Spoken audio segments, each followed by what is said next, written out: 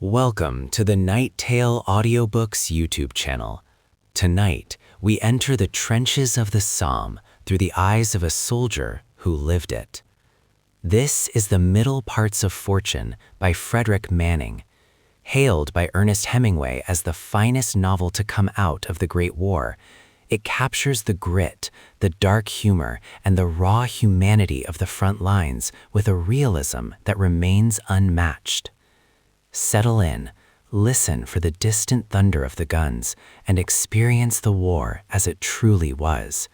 The march begins now. On Fortune's cap we are not the very button, then you live about her waist, or in the middle of her favors. Faith, her private sweet. Shakespeare. Prefatory note.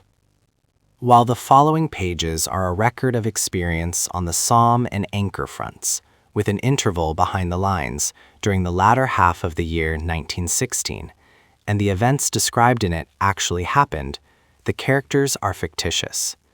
It is true that in recording the conversations of the men, I seemed at times to hear the voices of ghosts.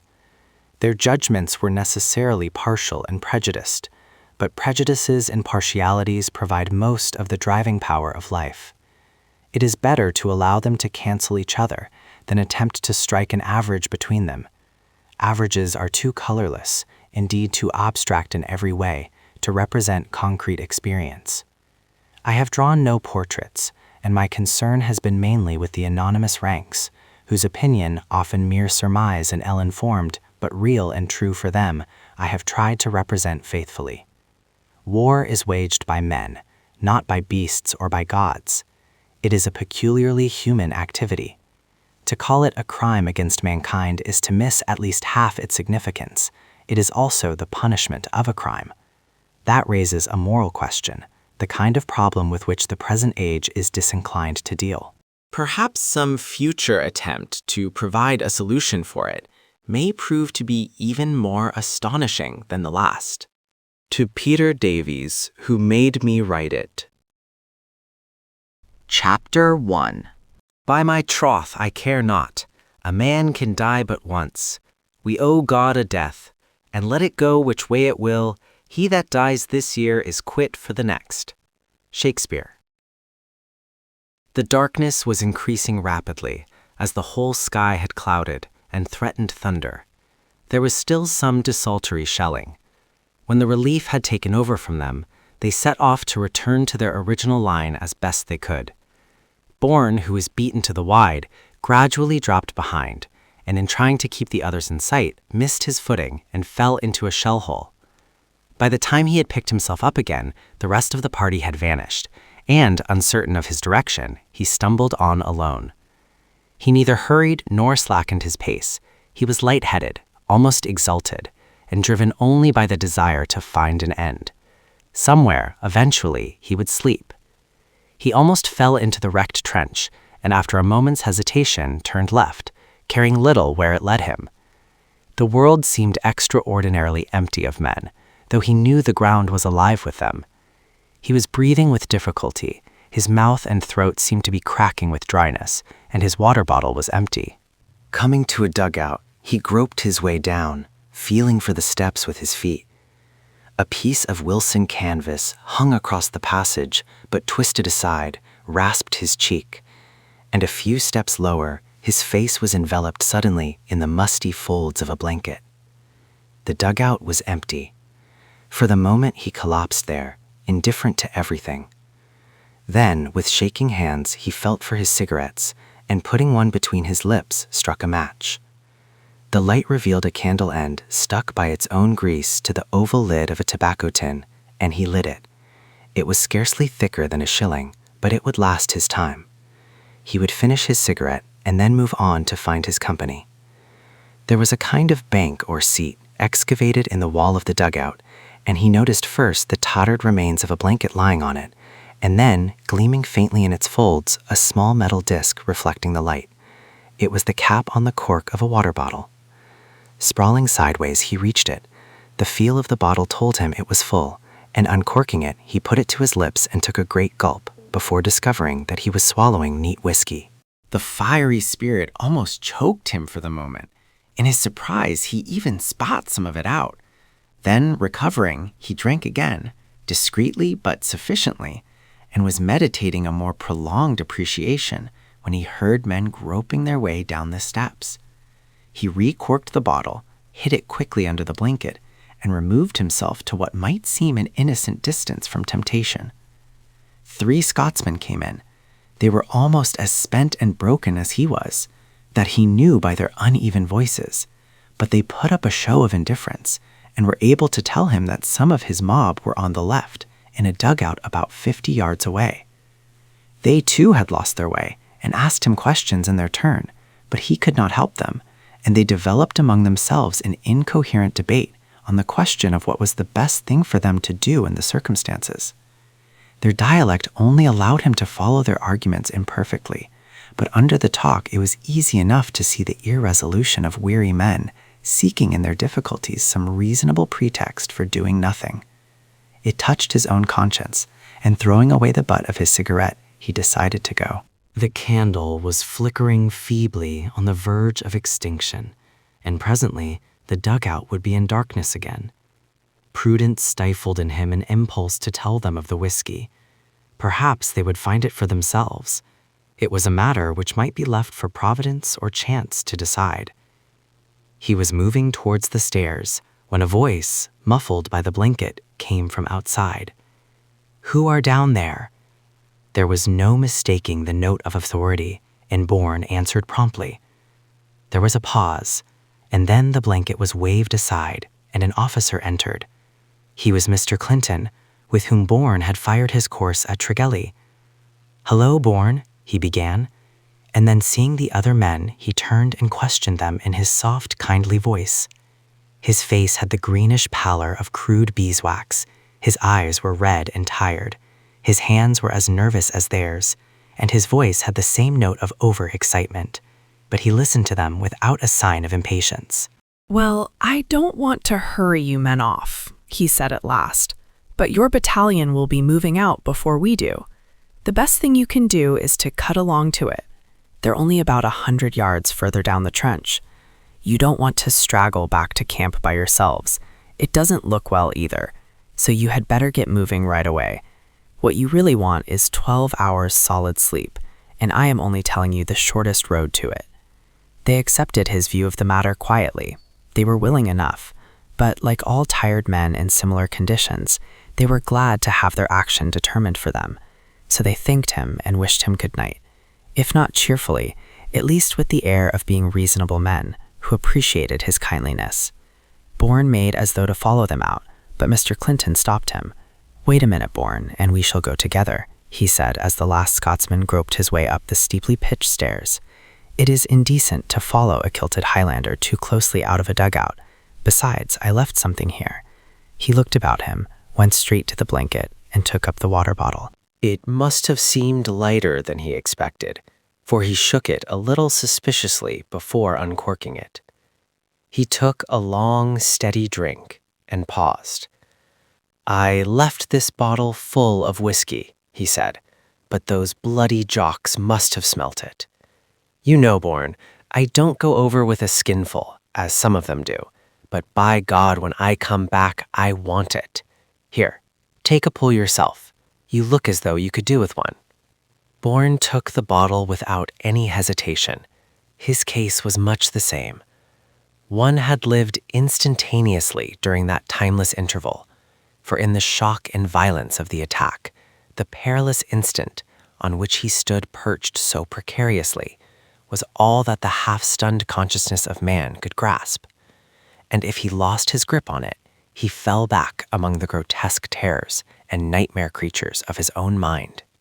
Afterwards, when the strain had been finally released in the physical exhaustion which followed, there was a collapse in which one's emotional nature was no longer under control.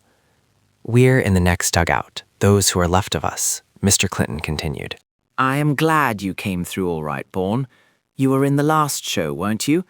It seems to me the old Hun has brought up a lot more stuff and doesn't mean to shift if he can help it.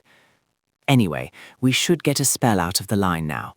I don't believe there are more than 100 of us left." A quickening in his speech showed that the whiskey was beginning to play on frayed nerves. It had steadied Bourne for the time being. The flame of the candle gave one leap and went out. Mr. Clinton switched on his torch and shoved the water bottle into the pocket of his raincoat. "Come on," he said, making for the steps. "You and I are two of the lucky ones, Bourne. We've come through without a scratch. And if our luck holds, we'll keep moving out of one bloody misery into another, until we break, see? Until we break." Bourne felt a kind of suffocation in his throat. There was nothing weak or complaining in Mr. Clinton's voice. It was full of angry soreness. He switched off the light as he came to the Wilson canvas. "Don't talk so bloody wet," Bourne said to him through the darkness. "You'll never break." The officer gave no sign of having heard the sympathetic but indecorous rebuke. They moved along the battered trench silently. The sky flickered with the flash of guns, and an occasional star shell flooded their path with light. As one fell slowly, Bourne saw a dead man in field gray propped up in a corner of a traverse. Probably he had surrendered, wounded, and reached the trench only to die there. He looked indifferently at this piece of wreckage. The gray face was senseless and empty. As they turned the corner, they were challenged by a sentry over the dugout.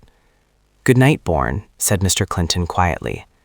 "Good night, sir," said Bourne, saluting, and he exchanged a few words with the sentry. "Wish to Christ they'd get a move on," said the sentry as Bourne turned to go down. The dugout was full of men, and all the drawn, pitiless faces turned to see who it was as he entered, and after that flicker of interest relapsed into apathy and stupor again.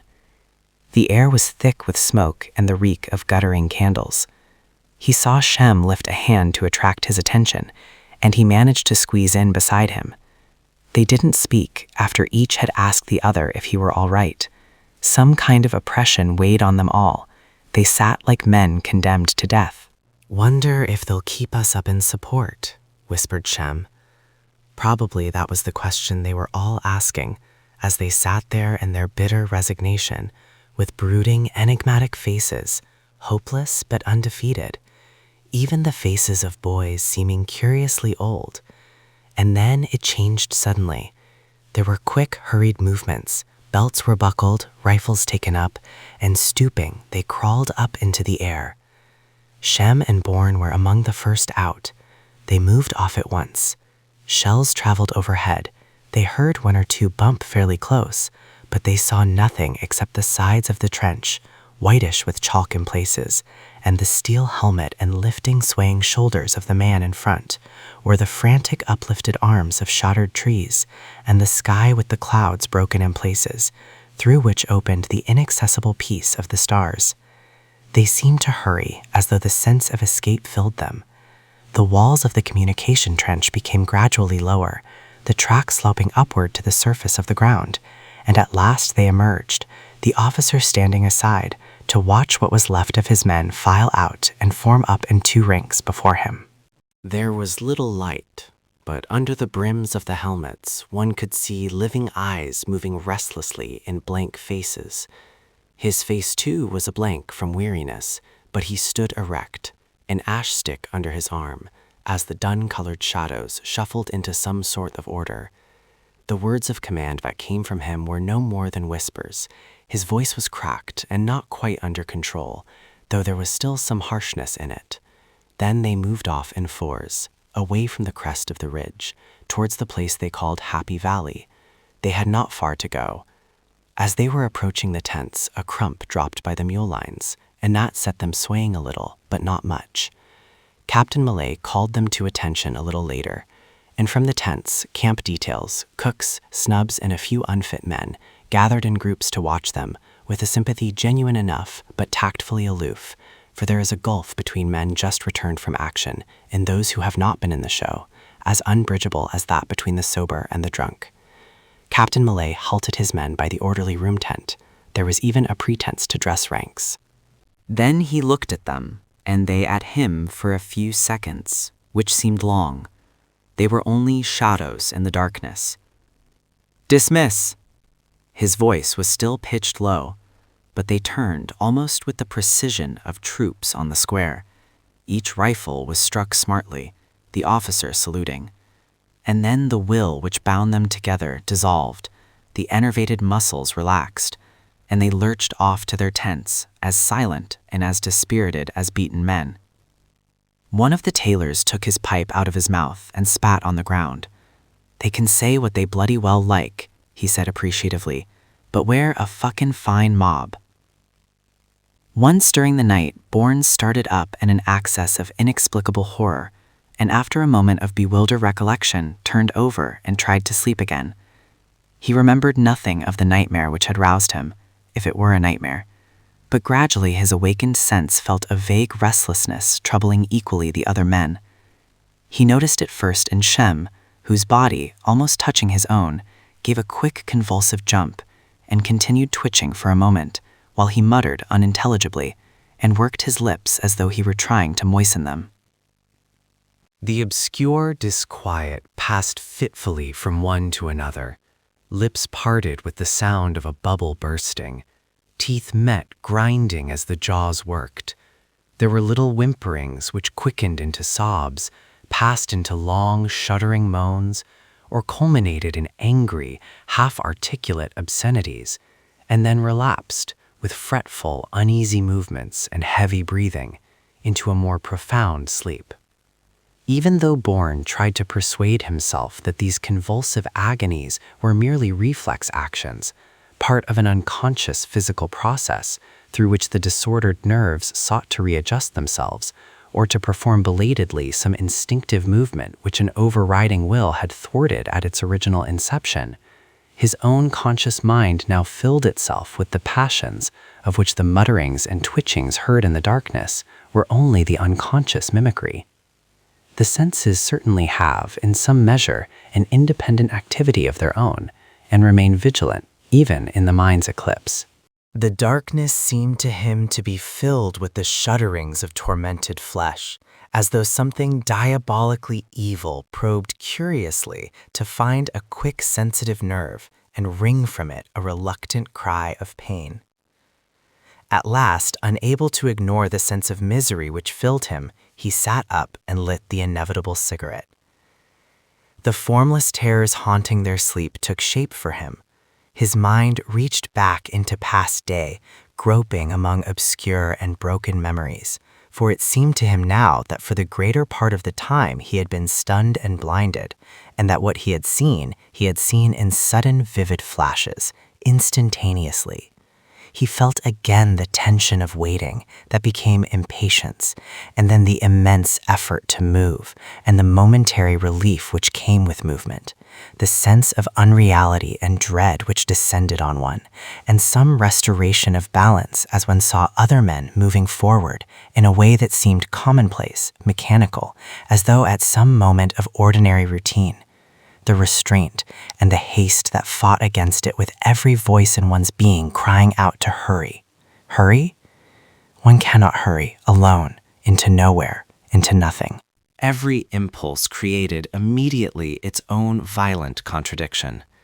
The confusion and tumult in his own mind was inseparable from the senseless fury about him, each reinforcing the other. He saw great chunks of the German line blown up as the artillery blasted away for them. Clouds of dust and smoke screened their advance, but the Huns searched for them scrupulously. The air was alive with the rush and flutter of wings. It was ripped by screaming shells, hissing like tons of molten metal plunging suddenly into water. There was the blast and concussion of their explosion. Men smashed, obliterated in sudden eruptions of earth, rent and strewn in bloody fragments. Shells that were like hellcats humped and spitting. Little sounds unpleasantly close, like the plucking of tense strings, and something tangling his feet, tearing at his trousers and pâtés as he stumbled over it. And then a face suddenly, an inconceivably distorted face, which raved and sobbed at him as he fell with it into a shell hole. He saw with astonishment the bare arse of a Scotsman who had gone into action wearing only a kilt apron, and then they righted themselves and looked at each other, bewildered and humiliated. There followed a moment of perfect lucidity while they took a breather, and he found himself, though unwounded, wondering with an insane prudence where the nearest dressing station was. Other men came up. 2 more Gordons joined them, and then Mr. Holliday, who flung himself on top of them and, keeping his head well down, called them a lot of bloody skulkers. He had a slight wound in the forearm. They made a rush forward again, the dust and smoke clearing a little, and they heard the elastic twang of Mills bombs as they reached an empty trench, very narrow where shelling had not wrecked or leveled it. Mr. Holliday was hit again, in the knee, before they reached the trench, and Bourne felt something pluck the front of his tunic at the same time. They pulled Mr. Holliday into the trench and left him with one of the Gordons who had also been hit. Men were converging there, and he went forward with some of his own company again. From the moment he had thrown himself into the Scotsman, something had changed in him. The conflict and tumult of his mind had gone. His mind itself seemed to have gone, to have contracted and hardened within him.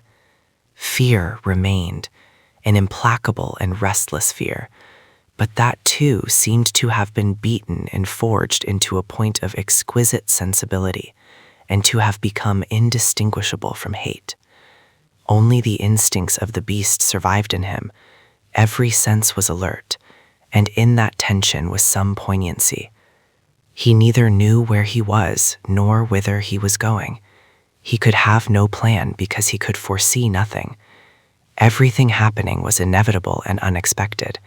He was an act in a whole chain of acts, and though his movements had to conform to those of others, spontaneously, as part of some infinitely flexible plan, which he could not comprehend very clearly even in regard to its immediate object, he could rely on no one but himself. They worked round a point still held by machine guns, through a rather intricate system of trenches linking up shell craters. The trenches were little more than bolt holes, through which the machine gunners, after they had held up the advancing infantry as long as possible, might hope to escape to some other appointed position further back and resume their work, thus gaining time for the troops behind to recover from the effect of the bombardment and emerge from their hiding places. They were singularly brave men, these Prussian machine gunners, but the extreme of heroism, alike in foe or friend, is indistinguishable from despair. Bourne found himself playing again a game of his childhood, though not now among rocks from which reverberated heat quivered in weighty films, but in made fissures too chalky and unweathered for adequate concealment. One has not, perhaps, at 30 years the same zest in the game as one had at 13, but the sense of danger brought into play a latent experience which had become a kind of instinct with him, and he moved in those tortuous ways with the furtive cunning of a stoat or weasel. Stooping low at an angle in the trench, he saw the next comparatively straight length empty, and when the man behind was close to him, ran forward, still stooping. The advancing line hung up at one point, inevitably tended to surround it, and it was suddenly abandoned by the few men holding it. Bourne, running, checked as a running Hun rounded the further angle precipitately, saw him prop, shrink back into a defensive posture, and fired without lifting the butt of his rifle quite level with his right breast. The man fell, shot in the face, and someone screamed at Bourne to go on. The body choked the narrow angle, and when he put his foot on it, squirmed or moved, making him check again, fortunately, as a bomb exploded a couple of yards round the corner. He turned, dismayed, on the man behind him. But behind the bomber he saw the grim bulk of Captain Mallet and his strangely exultant face, and Bourne, incapable of articulate speech, could only wave a hand to indicate the way he divined the Huns to have gone. Captain Mallet swung himself above ground, and the men following overflowed the narrow channel of the trench. But the 2 waves which had swept round the machine gun post were now on the point of meeting. Men bunched together, and there were some casualties among them before they went to ground again. Captain Mallet gave him a word in passing, and Bourne, looking at him with dull, uncomprehending eyes, lagged a little to let others intervene between them. He had found himself immediately afterwards next to Company Sergeant Major Glasspool, who nodded to him swiftly and appreciatively, and then Bourne understood. He was doing the right thing. In that last rush, he had gone on and got into the lead, somehow, for a brief moment, but he realized himself that he had only gone on because he had been unable to stand still. The sense of being one in a crowd did not give him the same confidence as at the start. The present stage seemed to call for a little more personal freedom. Presently, just because they were together, they would rush something in a hurry instead of stalking it. Two men of another regiment who had presumably got lost broke back momentarily demoralized, and Sergeant Major Glasspool confronted them. "Where the bloody hell do you reckon you're going?" He rapped out the question with the staccato of a machine gun. Facing their hysterical disorder, he was the living embodiment of a threat. "We were ordered back," one said, shamefaced and fearful. Yes, you take your fucking orders from Fritz. Glasspool, white-lipped and with heaving chest, shot sneeringly at them. They came to heel quietly enough, but all the rage and hatred in their hearts found an object in him now. He forgot them as soon as he found them in hand. "You're all right, chum," whispered Bourne to the one who had spoken. "Get among your own mob again as soon as there's a chance." The man only looked at him stonily. In the next rush forward, something struck Bourne's helmet, knocking it back over the nape of his neck so that the chin strap tore his ears. For the moment, he thought he had been knocked out. He had bitten his tongue, too, and his mouth was salt with blood. The blow had left a deep dent in the helmet, just fracturing the steel. He was still dazed and shaken when they reached some building ruins, which he seemed to remember. They were near the railway station. He wished he could sleep. He was heavy with it. But his restless memory made sleep seem something to be resisted as too like death. He closed his eyes and had a vision of men advancing under a rain of shells. They had seemed so toy-like, so trivial and ineffective when opposed to that overwhelming wrath, and yet they had moved forward mechanically as though they were hypnotized or fascinated by some superior will. That had been one of Bourne's most vivid impressions in action, a man close to him moving forward with the jerky motion a clockwork toy has when it is running down, and it had been vivid to him because of the relief with which he had turned to it and away from the confusion and tumult of his own mind. It had seemed impossible to relate that petty, commonplace, unheroic figure in ill-fitting khaki and a helmet like the barber's basin with which Don Quixote made shift on his adventures to the moral and spiritual conflict, almost superhuman in its agony, within him. Power is measured by the amount of resistance which it overcomes, and in the last resort, the moral power of men was greater than any purely material force which could be brought to bear on it.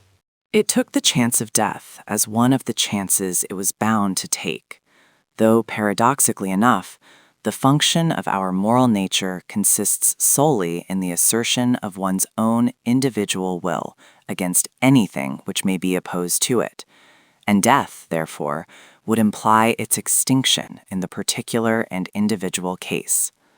The true inwardness of tragedy lies in the fact that its failure is only apparent, and as in the case of the martyr also, the moral conscience of man has made its own deliberate choice and asserted the freedom of its being. The sense of wasted effort is only true for meaner and more material natures.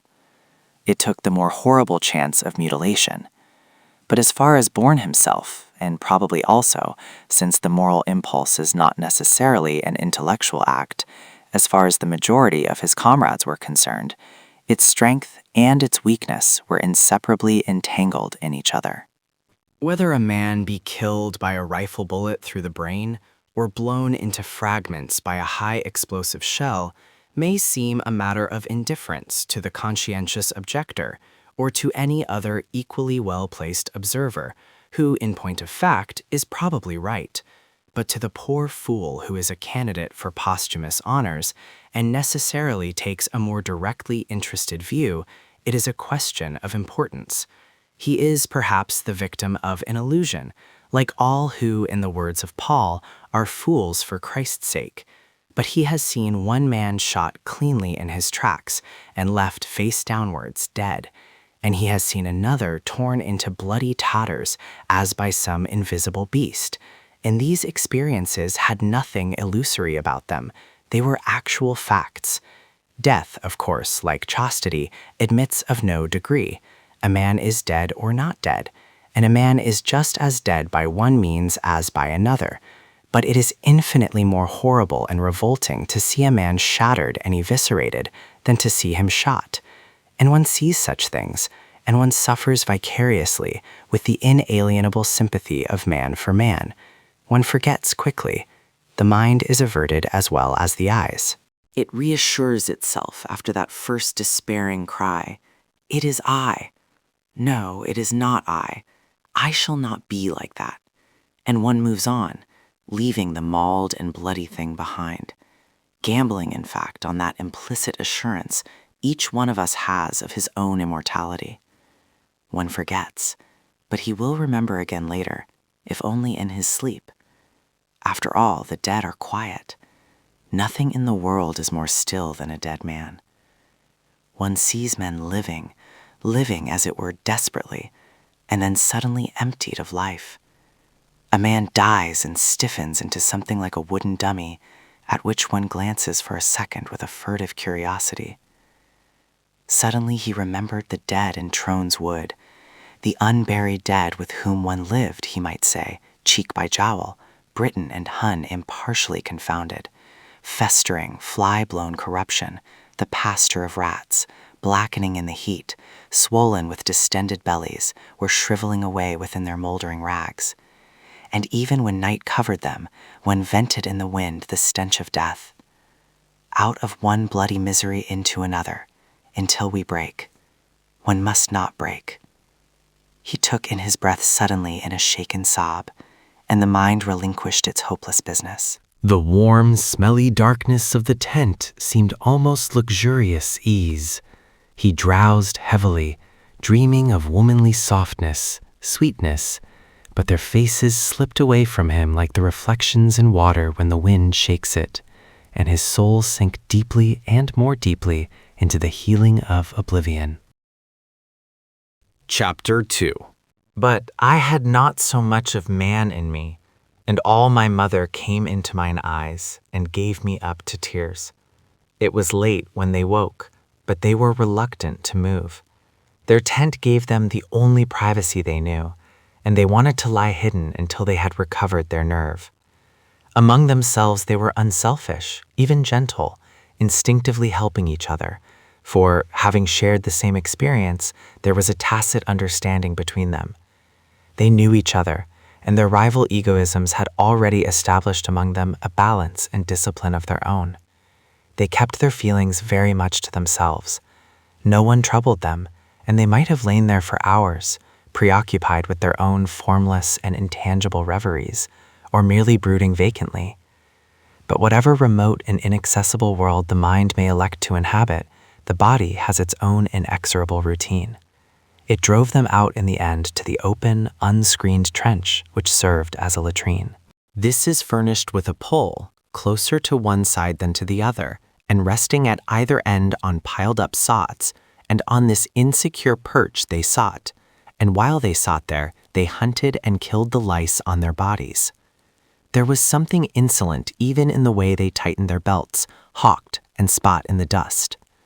They had been through it, and having been through it, they had lapsed a little lower than savages, into the mere brute. Life for them held nothing new in the matter of humiliation. Men of the new drafts wondered foolishly at their haggard and filthy appearance. Even the details kept a little aloof from them, as for men with whom it might be dangerous to meddle. And perhaps there was something in their sad, pitiless faces to evoke in others a kind of primitive awe.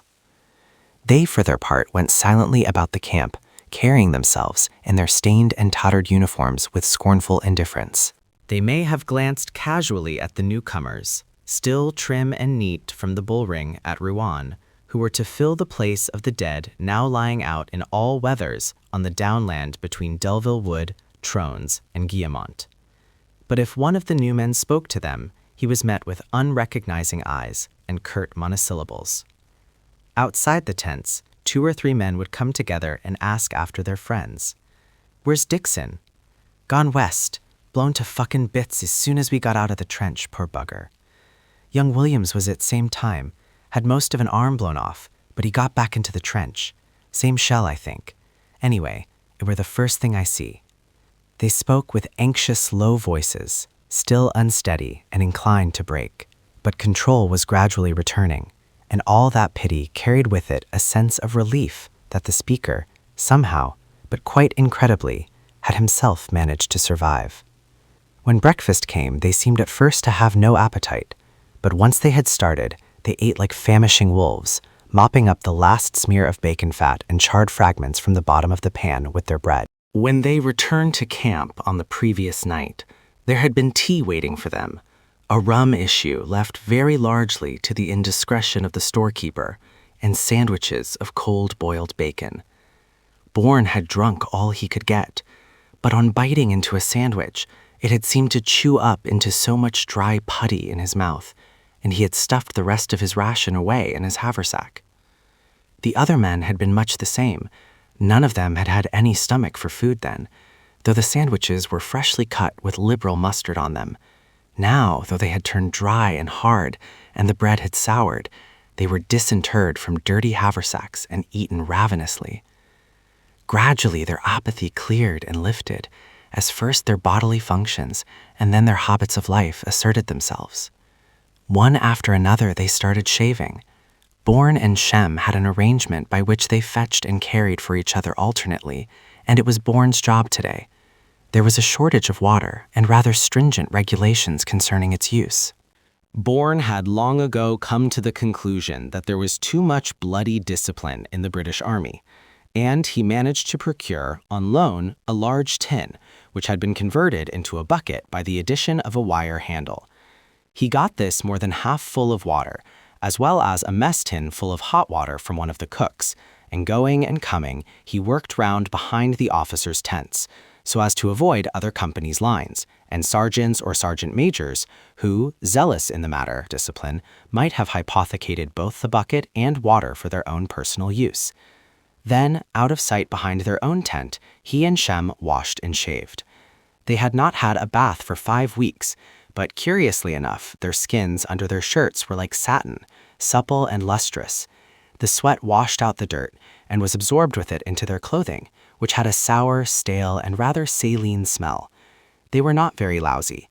They had achieved more of the semblance than the reality of cleanliness, and were drying themselves when Corporal Tozer, who knew their value, came round to the back of the tent and looked at the water, already grey and curdled with dirt and soap.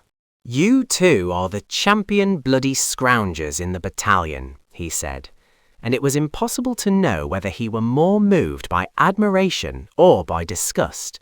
Shem, whose eyes were like the fish pools of Heshbon, turned on him an expression of mingled innocence and apprehension, but Bourne only looked on indifferently as the corporal, making a cup of his hand, skimmed off the curdled scum before dashing the dirty water over his own head and neck.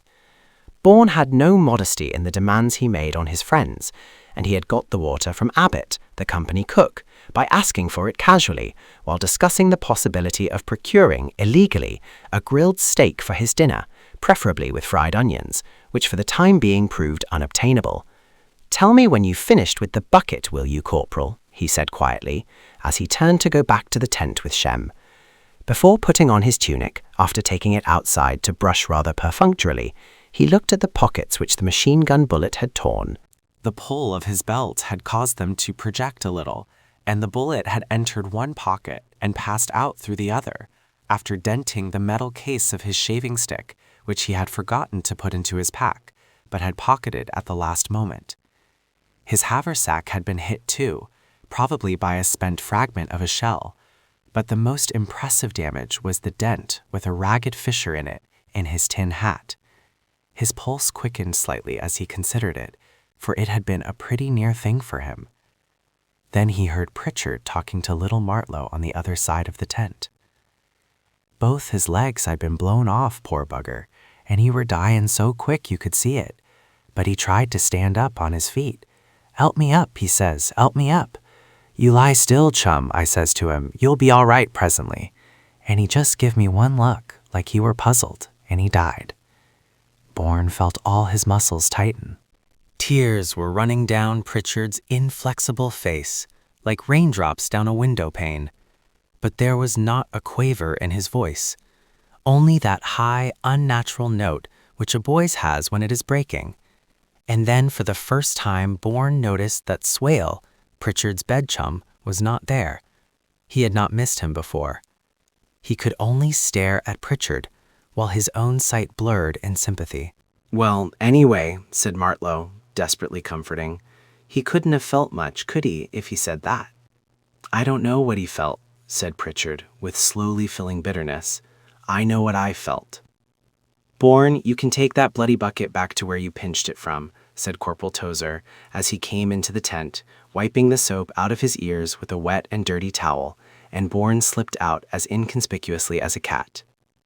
Still rubbing his neck and ears, Corporal Tozer caught sight of Pritchard's face, and noticed the constraint of the others. Then he remembered Swale. Get those blankets folded and put the tent to rights, he said quietly. You'd better open it up all round and let some air in. It stinks a bit in here. He picked up his tunic, put it on, and buttoned it slowly. Swale was a townie of yours, wasn't he, Pritchard? He said suddenly. A bloody plucky chap, and only a kid, too. I'm damned sorry about him. That's all right, Corporal, answered Pritchard evenly. Being sorry ain't going to do us'ns no manner of good. We've all the sorrow we can bear on our own, without troubling ourselves with that of other folk. We help each other all we can, and when we can't help the other man no more, we must just help ourselves. But I tell thee, Corporal, if I thought life was never going to be no different, I'd as lief be bloody well dead myself. He folded up his blanket neatly, as though he were folding up something he had finished with and would never use again. Then he looked up. I took his pay book and some letters out of his tunic pocket, but I left his identity disc for them as finds him. If our chaps hang on to what we got, there'll be some burying parties out. There's his pack, next mine. I suppose I'd better hand them letters in at the orderly room. There were a couple of smutty French photographs which I tore up. He were a decent enough lad, but boys are curious about such things. Don't mean no harm, but think 'em funny. 'Tis all in human nature. And I'll write a letter to his mother. Swales is decent folk, farming a bit of land, and I'm only a labouring man, but they always treated me fair when I worked for 'em. I suppose Captain Mallet will write to her, said Corporal Tozer. Captain'll write surely, said Pritchard. He's a gentleman, is Captain Mallet, and not one to neglect any little duties. We all knew Captain Mallet before the war started, and before he were a captain. But I'll write Mrs. Swale a letter myself. Captain Mallet, he must write hundreds of them letters, all the same way, 'cause there ain't no difference really, 'cept I knows the mother, same as I do. Have you a wife and children of your own? Corporal Tozer inquired, breaking away a little. I'd a little girl. She died when she were 4, the year before the war. The wife can look after herself, he added vindictively. I'm not worrying about her. The bugger were never any bloody good to me. He lapsed into a resentful silence, and the corporal was satisfied that his emotion had been diverted into other channels. The other men grinned a little as they shook the dried grass stems and dust off the ground sheets. When they had finished tidying the tent, they sat about smoking, without their tunics, for the day was hot and airless. The corporal stood outside with his eye on the officers' tents, watching for the appearance of Captain Mallet. Then by chance he saw Bourne talking to Evans, who had been the colonel's servant, and had been taken over in that capacity by the officer commanding them temporarily, who was a major from another regiment. Evans, who never in private referred to his new master otherwise than as that Scotch bastard, though he had nothing Scots about him but a kilt, was now idly swinging the bucket into which Bourne, Shem, and the corporal himself had washed more than the dust of battle. "He has some bloody-eyed pinching the commanding officer's bucket," was the corporal's only comment, turning his gaze towards the officers' tents again. Presently, Bourne stood beside him. "We're on the move, Corporal," he announced. "Who says we're on the move? Evans? He added the name as an afterthought so that Bourne might guess he knew where the bucket came from and not underrate either his powers of observation and inference or his more valuable quality of discretion. "Evans," explained Bourne indifferently. "Oh no, I was only giving him back his bucket. Evans never hears anything except the dirty stories the doctor tells the major in the mess. Abbott told me. He said the cookers were to be ready to move on to sandpits at 2 o'clock. We're on the move all right." "Them bloody cooks know what we're doing before the orderly room does," said Corporal Tozer dryly. "Well, if it's goodbye to the fucking Somme, I won't have a time putting the wind up some of these bloody conscripts. Seen him yet? Buggered up by a joyride in the train from Rouen to Mericourt, so they kept him fucking about the camp while they sent us over the bloody top. You and I, old son, in it up to the fucking neck we was. When they've had me at them for a fortnight, they'll be anxious to meet Fritz, they will. They'll be just about ready to kiss him." Suddenly, he shed his confidence as Captain Mallet emerged from one of the tents on the other side of the extemporized road, looking up at the sky as though he were chiefly concerned in estimating the weather prospects for the day. Then, rapidly surveying his company lines, he saw Sergeant Robinson and Corporal Tozer and waved them to him with a lift of his stick. Bourne turned and, going into the tent, sat down beside Shem. When he told them what he had heard from Abbott, there was a flicker of interest, though they were not surprised, for the fighting strength of the whole battalion was by now little more than that of a single company. They were to be taken out of the line, fed with new drafts, and then thrown in again. That was all, except that whenever the new drafts were mentioned, a certain amount of feeling was shown against them. Bourne began to be a little sorry for the new men, though some malicious imp in his mind was amused by the resentment they aroused. A draft had arrived the night before the attack, consisting of men enlisted under the Derby scheme, the first of that class to join the battalion, and there was some uncertainty concerning their temper and quality. The question had been whether it were better to distribute the men among the different companies immediately on the eve of the attack, or to leave them out and absorb them more slowly afterwards. Probably the commanding officer had preferred to rely entirely on men already experienced in battle, even though their numbers were rather depleted, and it might be argued very reasonably that his decision was right. At the same time, the new men suffered by it. They were friendless among strangers, without having been long enough together to form a coherent unit to themselves. Being rather soft, 30 hours in a troop train, tightly packed in sweltering heat, and then a longish march from Mericourt, the railhead, had left them deadbeat. Not being born on the ration strength, they had at first to make shift for their provisions as best they could, and because there was nothing for them to do, all sorts of futile and unnecessary fatigues were invented by those in authority for their especial benefit. They were bullied even by the details, and stood at the beck of any storekeeper. All this, of course, was in the best tradition of the British Army, but after swanking in a service company at some training camp in Blighty, cheek by jowl with some of these slightly obsolete heroes from Mons, it was a little disheartening to find themselves suddenly precipitated again to the level of a recruit. After all, Bourne reflected, when he had come as one of a draft, he had been made to suffer similarly, but he had gone immediately into a show, and that had made some difference. Presently, these men would be indistinguishable from the others and share their common experience. Corporal Tozer reappeared in the tent. "Parade for roll call at 11 o'clock, fatigue order." There was just a trace more importance than usual in his manner, and though it was barely discernible, Bourne noticed it and looked up with his incorrigible smile. "Got an extra stripe, Corporal?" he inquired. "Don't you worry about what I've got," said the corporal. "You be bloody careful what you get." Chapter 3. Is your Englishman so expert in his drinking? Why, he drinks you with facility, your Dane, dead drunk. He sweats not to overthrow your Almain. He gives your Hollander a vomit ere the next pottle can be filled. After dinner, they moved back about 2 miles to another camp at Sandpits. The invaluable and long-suffering draft had preceded them there to make straight the ways, but the men who composed it were ill-regarded, as there was not enough tent room for their own shelter, and they paired off, each pair trying to make a bivvy out of a couple of ground sheets fastened together by string passed through the eyelets and then slung on a horizontal pole suspended between two uprights. Their efforts might have been more successful if it had not been for a shortage of string and wood. There was more bustle and life in the new camp, and the men who had been in action moved about more freely. After roll call, a change had worked in them.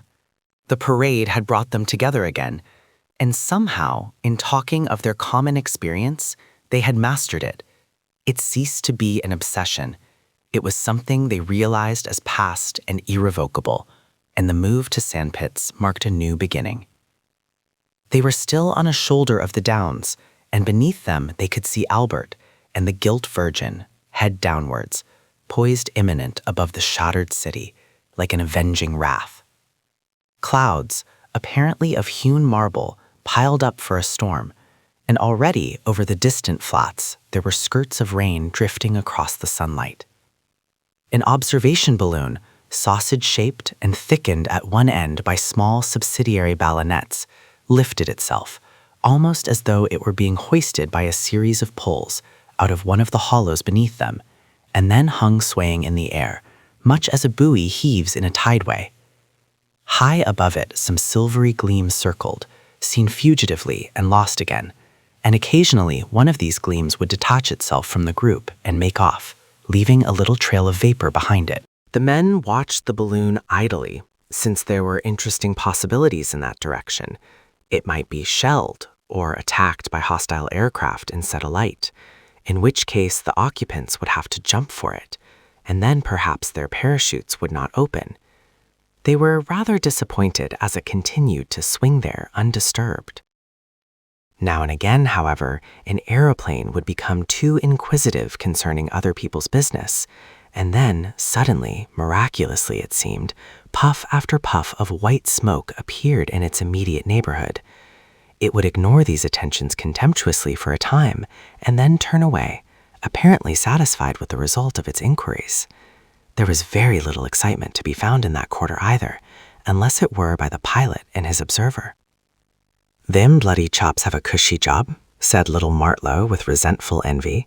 "Just fly over the line, take a peek at all Fritz, and as soon as a bit of shrapnel comes their way, fuck off home Jildy toot sweet."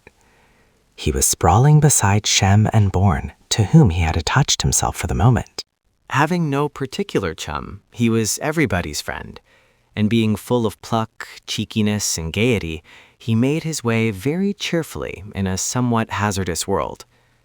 Shem was talking to him, but Bourne was occupied with other matters, and seemed to be interested in the movements of Regimental Sergeant Major Hope, who was at the other end of the camp.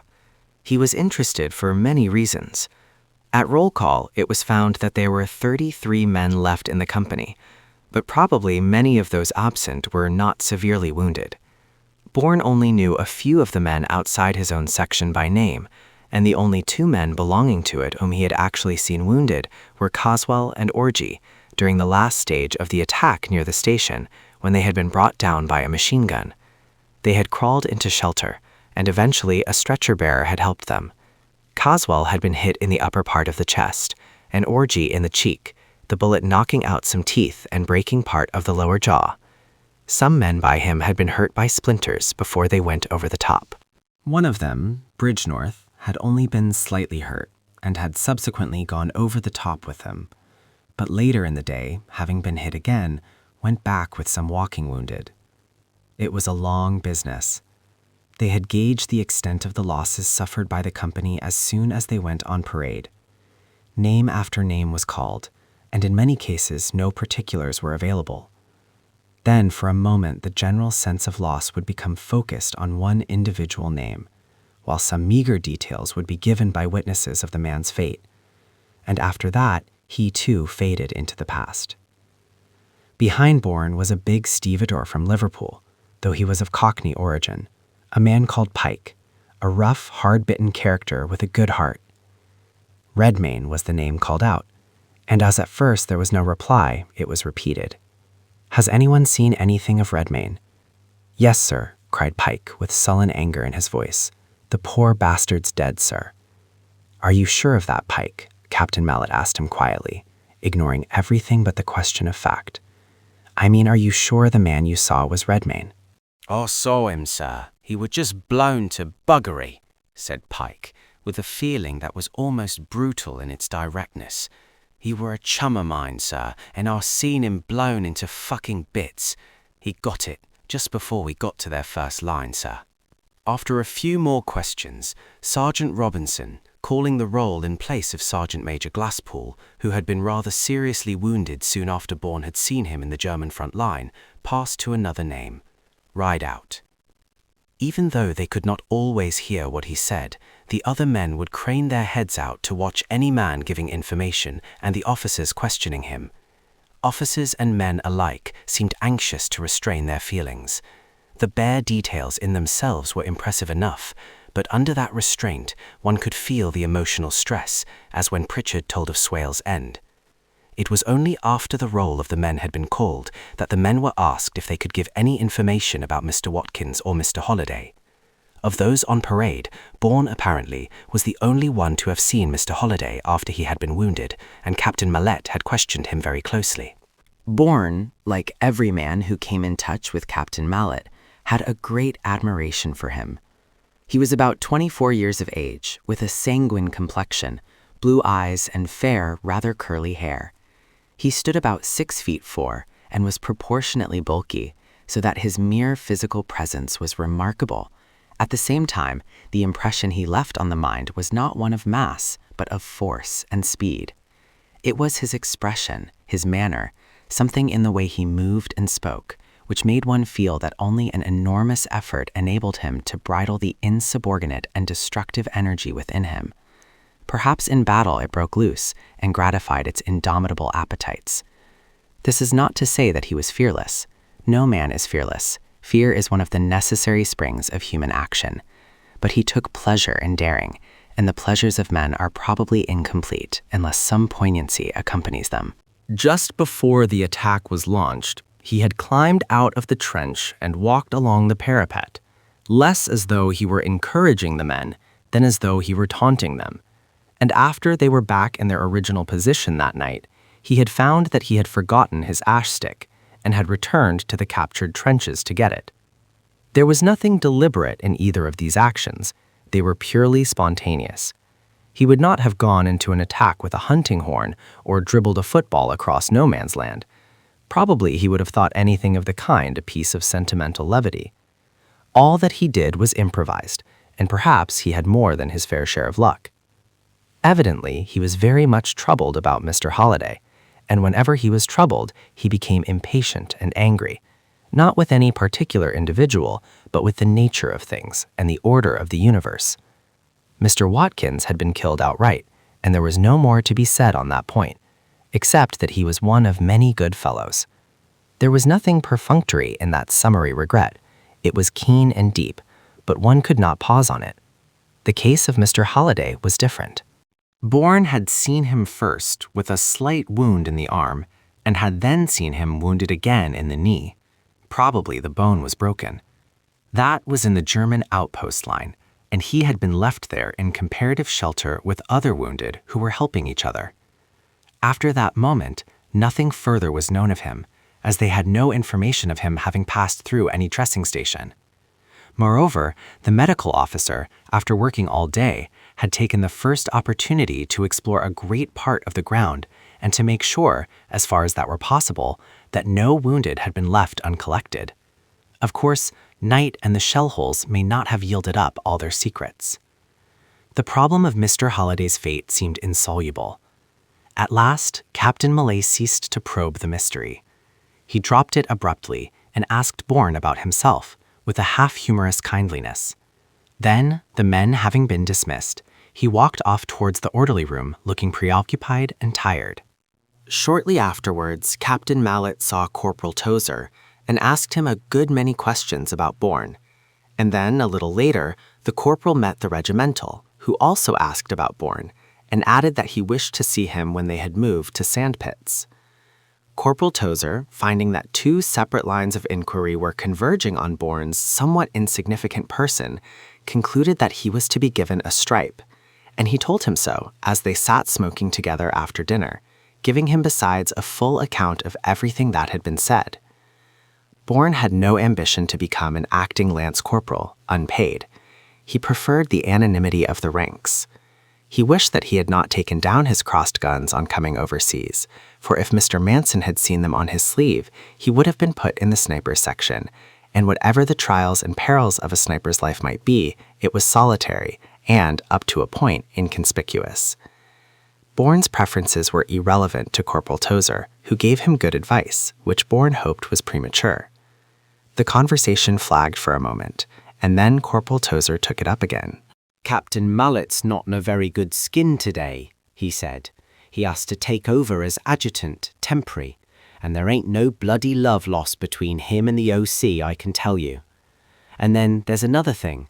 That bloody old colour sergeant in the orderly room, if he got half a chance of putting a knife into the regimental, he'd take it damn quick, see? Well, you know what Captain Mallet's like. Oh, I'm not saying anything against him. He knows a good man from a Baden, and you couldn't wish for a better officer. But he doesn't know how bloody bad some of the bad ones can be. When you come to think of it in that way, Captain Mallet ain't got no more sense than a kid at school. He's all right, said Bourne dispassionately. Anyway, he will always take his own line. Would he take his own line with the OC? Yes, he would too, and a nice bloody mess he'd make of it. The Major's only temporary himself, and what's a man like who's only temporary and wants his job pucker? Why, a bloody guardsman couldn't please the bugger. You take a corporal coming from the 1st Battalion, or from the 2nd, same as I did, and what's he think of this fucking mob, eh? Well, it's a damn sight worse when you get an officer from another regiment taking command of the battalion. He's been cribbing everything. He's asked brigade already to send him an officer competent to take over the duties of adjutant. Captain Mallet don't want the adjutant's job, but he don't want brigade to think he'll never make anything better than a good company officer, does he? The colour sergeant's just going to sit back and let him get on with it. He's due for his pension, and he's trying to work his ticket. Then there's the regimental.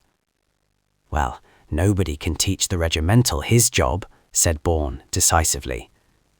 I'm not saying anything against him, said the corporal. He's a friend of yours, though I can't say I'm sweet on him myself. I don't mind a man being regimental, but he gives himself too many bloody airs, thinks himself more class than most of us, and tries to talk familiar to officers, as don't know enough to keep him in his place. I'm not worrying about him. But what's going to happen if E and the colour sergeant start scrapping in the orderly room? The thought of a scrap in the orderly room gladdened Bourne's jaded soul, and he had laughed softly to himself. The corporal got up, dusted bits of dead grass from his trousers, and they put their kit together for the move. Now, listening a little distractedly to Shem and Martlow while watching the approach of the regimental sergeant major, Bourne turned over these matters in his mind. He did not doubt for a moment that Tozer had told him all this so that he could drop a hint to the regimental if he thought fit, and Tozer was a decent man who wasn't trying to work off a grudge or make mischief. The position of affairs was very much as the corporal had described it, but Bourne saw it from a slightly different angle. He had it on the tip of his tongue more than once in the course of the conversation to tell the corporal that Major Blessington was a gentleman, and whatever his private feelings for Captain Mallet might be, would do nothing that was not honourable, but he had wisely refrained, for fear of seeming to imply that the corporal's standard of conduct in these matters was necessarily inferior because it was different. After all, honour in that connection is only an elaborate refinement of what are the decent instincts of the average man, and in the process of its refinement, perhaps there is a corresponding finesse thrown into the other scale as an offset. War, which tested and had wrecked already so many conventions, tested not so much the general truth of a proposition as its truth in relation to each and every individual case, and Bourne thought of many men, even men of rank with military antecedents, whose honour, as the war increased its scope, had become a fugitive and cloistered virtue, though it would probably renew its lustre again in more costermonger times. He did not blame them, only after considering all possible grounds for their absence, it left him perplexed. What he did blame in them was their readiness to judge others who had at least submitted to the test. It was rather as though they wished to make some vicarious atonement for their own lapse. But a man who has forgotten the obligations of loyalty should not set up as a judge. If this conventional notion of honor would not fit into the corporal's scheme of things, he himself could safely discard it. It may have been very well so long as it had been possible to consider the army as a class or a profession, but the war had made it a world. It was full of a diversity of God's creatures. Honor, with some, might be a grace, and with others duty and obligation, but self-interest, perhaps in varying measure, was common to them all.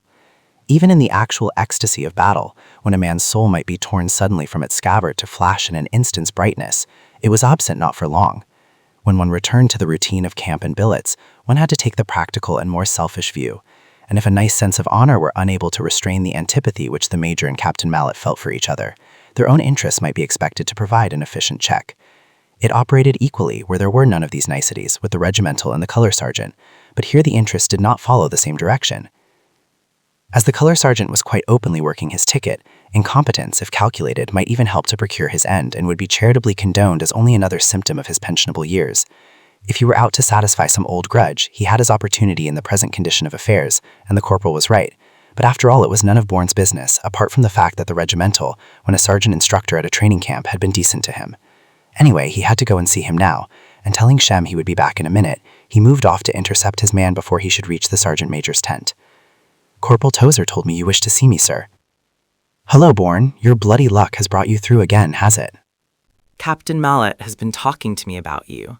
I think he means to tackle you about going in for a commission when we get behind the line. We are going back for a rest. It won't be any bloody rest for me, though. I have to do the work of the whole battalion. I thought you might come along to my tent tonight, though as a matter of fact I haven't a tent to myself in this bloody camp. Have to muck in with the company sergeant majors. However, you come along about 9 o'clock. There's some Bakshi rum. There'll be a rum ration in any case at 9 o'clock, so perhaps you had better come a bit later. I rather wanted to see you alone, sir. I don't like butting in where there are a lot of sergeant majors. They probably won't like it either, and to tell you the truth, I don't much care about leaving Corporal Tozer sitting in the tent. After all, I shall have to tell him where I'm going. Oh, that's all rot. I'll make it right with the sergeant majors. After all, I'm running this show, and I don't see why I shouldn't please myself once in a bloody while. You weren't so particular at Tregelli when you pinched a sergeant's greatcoat and came into the sergeant's mess of the 5th, 6th with us that Sunday. Where's the difference? Bring Tozer along with you. He's in orders for an extra stripe, and we can make the excuse that he has only come along to wet it. Sergeant Robinson is to be company sergeant major. Poor Glasspool was pretty badly damaged, I hear. Tell Sergeant Tozer I told you to bring him. You tell him, sir, and tell him to bring me. It will look much better that way, and he's an awfully decent chap. I don't want a commission, but I wanted to give you a tip on the quiet. I don't know yet whether it is worth bothering about, but how's that old color sergeant in the orderly room got any grudge against you? My good bloody man, every incompetent ass in the battalion has got a grudge against me. What's his trouble? Oh, I don't know enough to say. I have just put one or two things together. Probably I hear a good many things you don't, but if he hasn't any motive, then it is not worthwhile giving a thought to the matter. You leave the motive to me. What's the game? Well, they say that with the colonel and the adjutant both gone, and with the major not entirely pleased with Captain Mallet as adjutant, he may be able to find or make an opportunity. If I were in your place, well, I don't mind hearing your advice, even if I shouldn't take it. Don't anticipate him, and don't try to get in first. Let the orderly room do its own work, instead of trying to run the whole show yourself. And if you must quarrel with him, quarrel on a point of your own choosing, not on one of his. He's pretty cunning, and he has got you weighed up. So have you, apparently. I thought the bugger was being a little more oily than usual. Anyway, thanks for the tip. I shall tell Sergeant Tozer to bring you along with him. He walked off, and Bourne went back to Shem and Martlow. Several of the company sergeant majors and quartermaster sergeants were with the regimental when Sergeant Tozer, whose new rank sat a little stiffly on him as yet, came up on some routine duty, and the regimental used the opportunity to make them consenting parties to his invitation. I'm damned glad your promotion has gone through, Sergeant. Come along to us after the rum issue tonight and wet the stripe for luck. Bring Bourne with you if you like. None of you fellows mind if Sergeant Tozer brings Bourne along, do you? He's quite a decent chap, Plays the game, you know, so it won't matter for once in a way. That's all right then. Bring him along, Sergeant. Bourne and I became rather pally at Tregelli. Of course, at a musketry camp you all muck in together more or less. I was his instructor, and when he came out here and found I was regimental, you might have thought he'd never seen me before in his life. You may tell him privately, if you like, Sergeant, that Captain Millette wants him to go for a commission. Said he was a damned useful man. A little to his surprise, Sergeant Major Robinson indirectly supported him. I was going to ask you about Bourne, Major, he said. Thought there might be a chance to shift him into the signal section, where he'd find things a bit easier. He's pretty well buggered up, and it's not as though he were a slacker. However, if he's going for a commission... That's just the bloody difficulty, said the regimental. I'd bet a level dollar that when the captain asks him, Bourne will say he would rather stay as he is. Of course, if he did, one could shove him into SIGs whether he liked it or not. That's if we don't get enough trained signallers in the new drafts. You can't put an untrained man in if there are trained men waiting. After all, we don't get much chance of training men ourselves. Well, if I'd my way, said Sergeant Major Robinson obstinately, I'd let them bloody conscripts sweat a bit first. It's no damned good talking, answered the regimental. We've got to make the best of 'em. Once they're here, you can't make any difference between them and the older men. They've got to shake down together, and you know it as well as I do. A good many of them are boys, too, who couldn't have come sooner. Considering little Martlow and Evans, neither of whom were 17, the sergeant major remained unconvinced, but he recognized the expediency of the argument, and no more was said. Sergeant Tozer walked off, surprised and flattered, both by the invitation and the manner of it. His importance showed a definite increase. I don't want to go and butt in among a lot of sergeant majors, said Bourne petulantly, and his manner by no means implied that he considered sergeant majors to be the salt of the earth. Then, with apparent reluctance, he allowed himself to be persuaded, Shem intervening effectively. Take your cooker, said that astute counselor. It'll do as a mug, and then if you can scrounge any Bakshi rum for tea in the morning, the cover will keep it good. See, it fits quite tight. Army rum is potent stuff, especially when the supplies of tea and water have run out, and one drinks it neat out of a Dixie. They had just settled down comfortably, and the regimental was telling them some of his experiences with Bourne at Tregelli when Major Blessington returned from visiting friends in the neighborhood and was heard shouting outside the tent. The regimental buttoned himself into his tunic hurriedly, shoved on a cap, and went out. The others in the tent heard the commanding officer say, Sergeant Major, don't you think there's rather a lot of light showing from the camp? Oh, I don't mean from your tent. Then they heard the regimental, full of zeal and bursting with suppressed blasphemy. Put that light out! Put that light out! His voice showed he was moving about the camp. Put that bloody light out! Put 2 o' them fucking candles out, Thompson, and please the bugger, said Hales, quartermaster sergeant of B Company, who was one of the party in the sergeant major's tent, to the storekeeper. He's as fussy as 5 folks now he's out of the bloody line again. He don't stir up there no more'n a mouse. It don't make no differ to us. We can find the way to our mouths in the dark. Have you got a bit of cheese there, handy? I could fancy a bit of cheese. Major Blessington had retired to his tent, determined in his mind that now they were going behind the line, he would lick this sloppy mob into something like shape. That bugger takes me for a bloody lance-jack, said the regimental, hot and indignant, on his return. Who put out those candles? I told Thompson to put 2 of 'em out, said Hales, just to please the bastard. He can light 'em again now if you like. He expects me to go to Kip in the fucking dark, I suppose. Give me some more of that bloody rum, Thompson. I've been shouting myself hoarse. What was I saying? Oh yes, about how Bourne and I palled up at Tregelli. Well, there were these 2 bloody great Lancashire laddies firing their course there, and they were so thick you could never separate the buggers. But on the Saturday they went into Sandby for a spree and got properly pissed up there.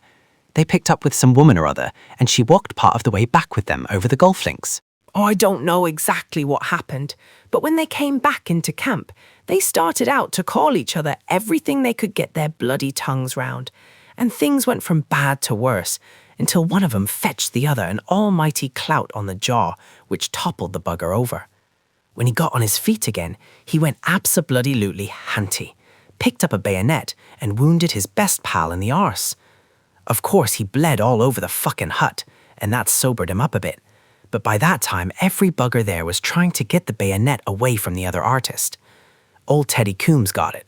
Do you remember old Teddy? Well, when the wounded man saw his best pal in the center of what looked like a rugby scrum, you know how all Lancashire men fight with their feet.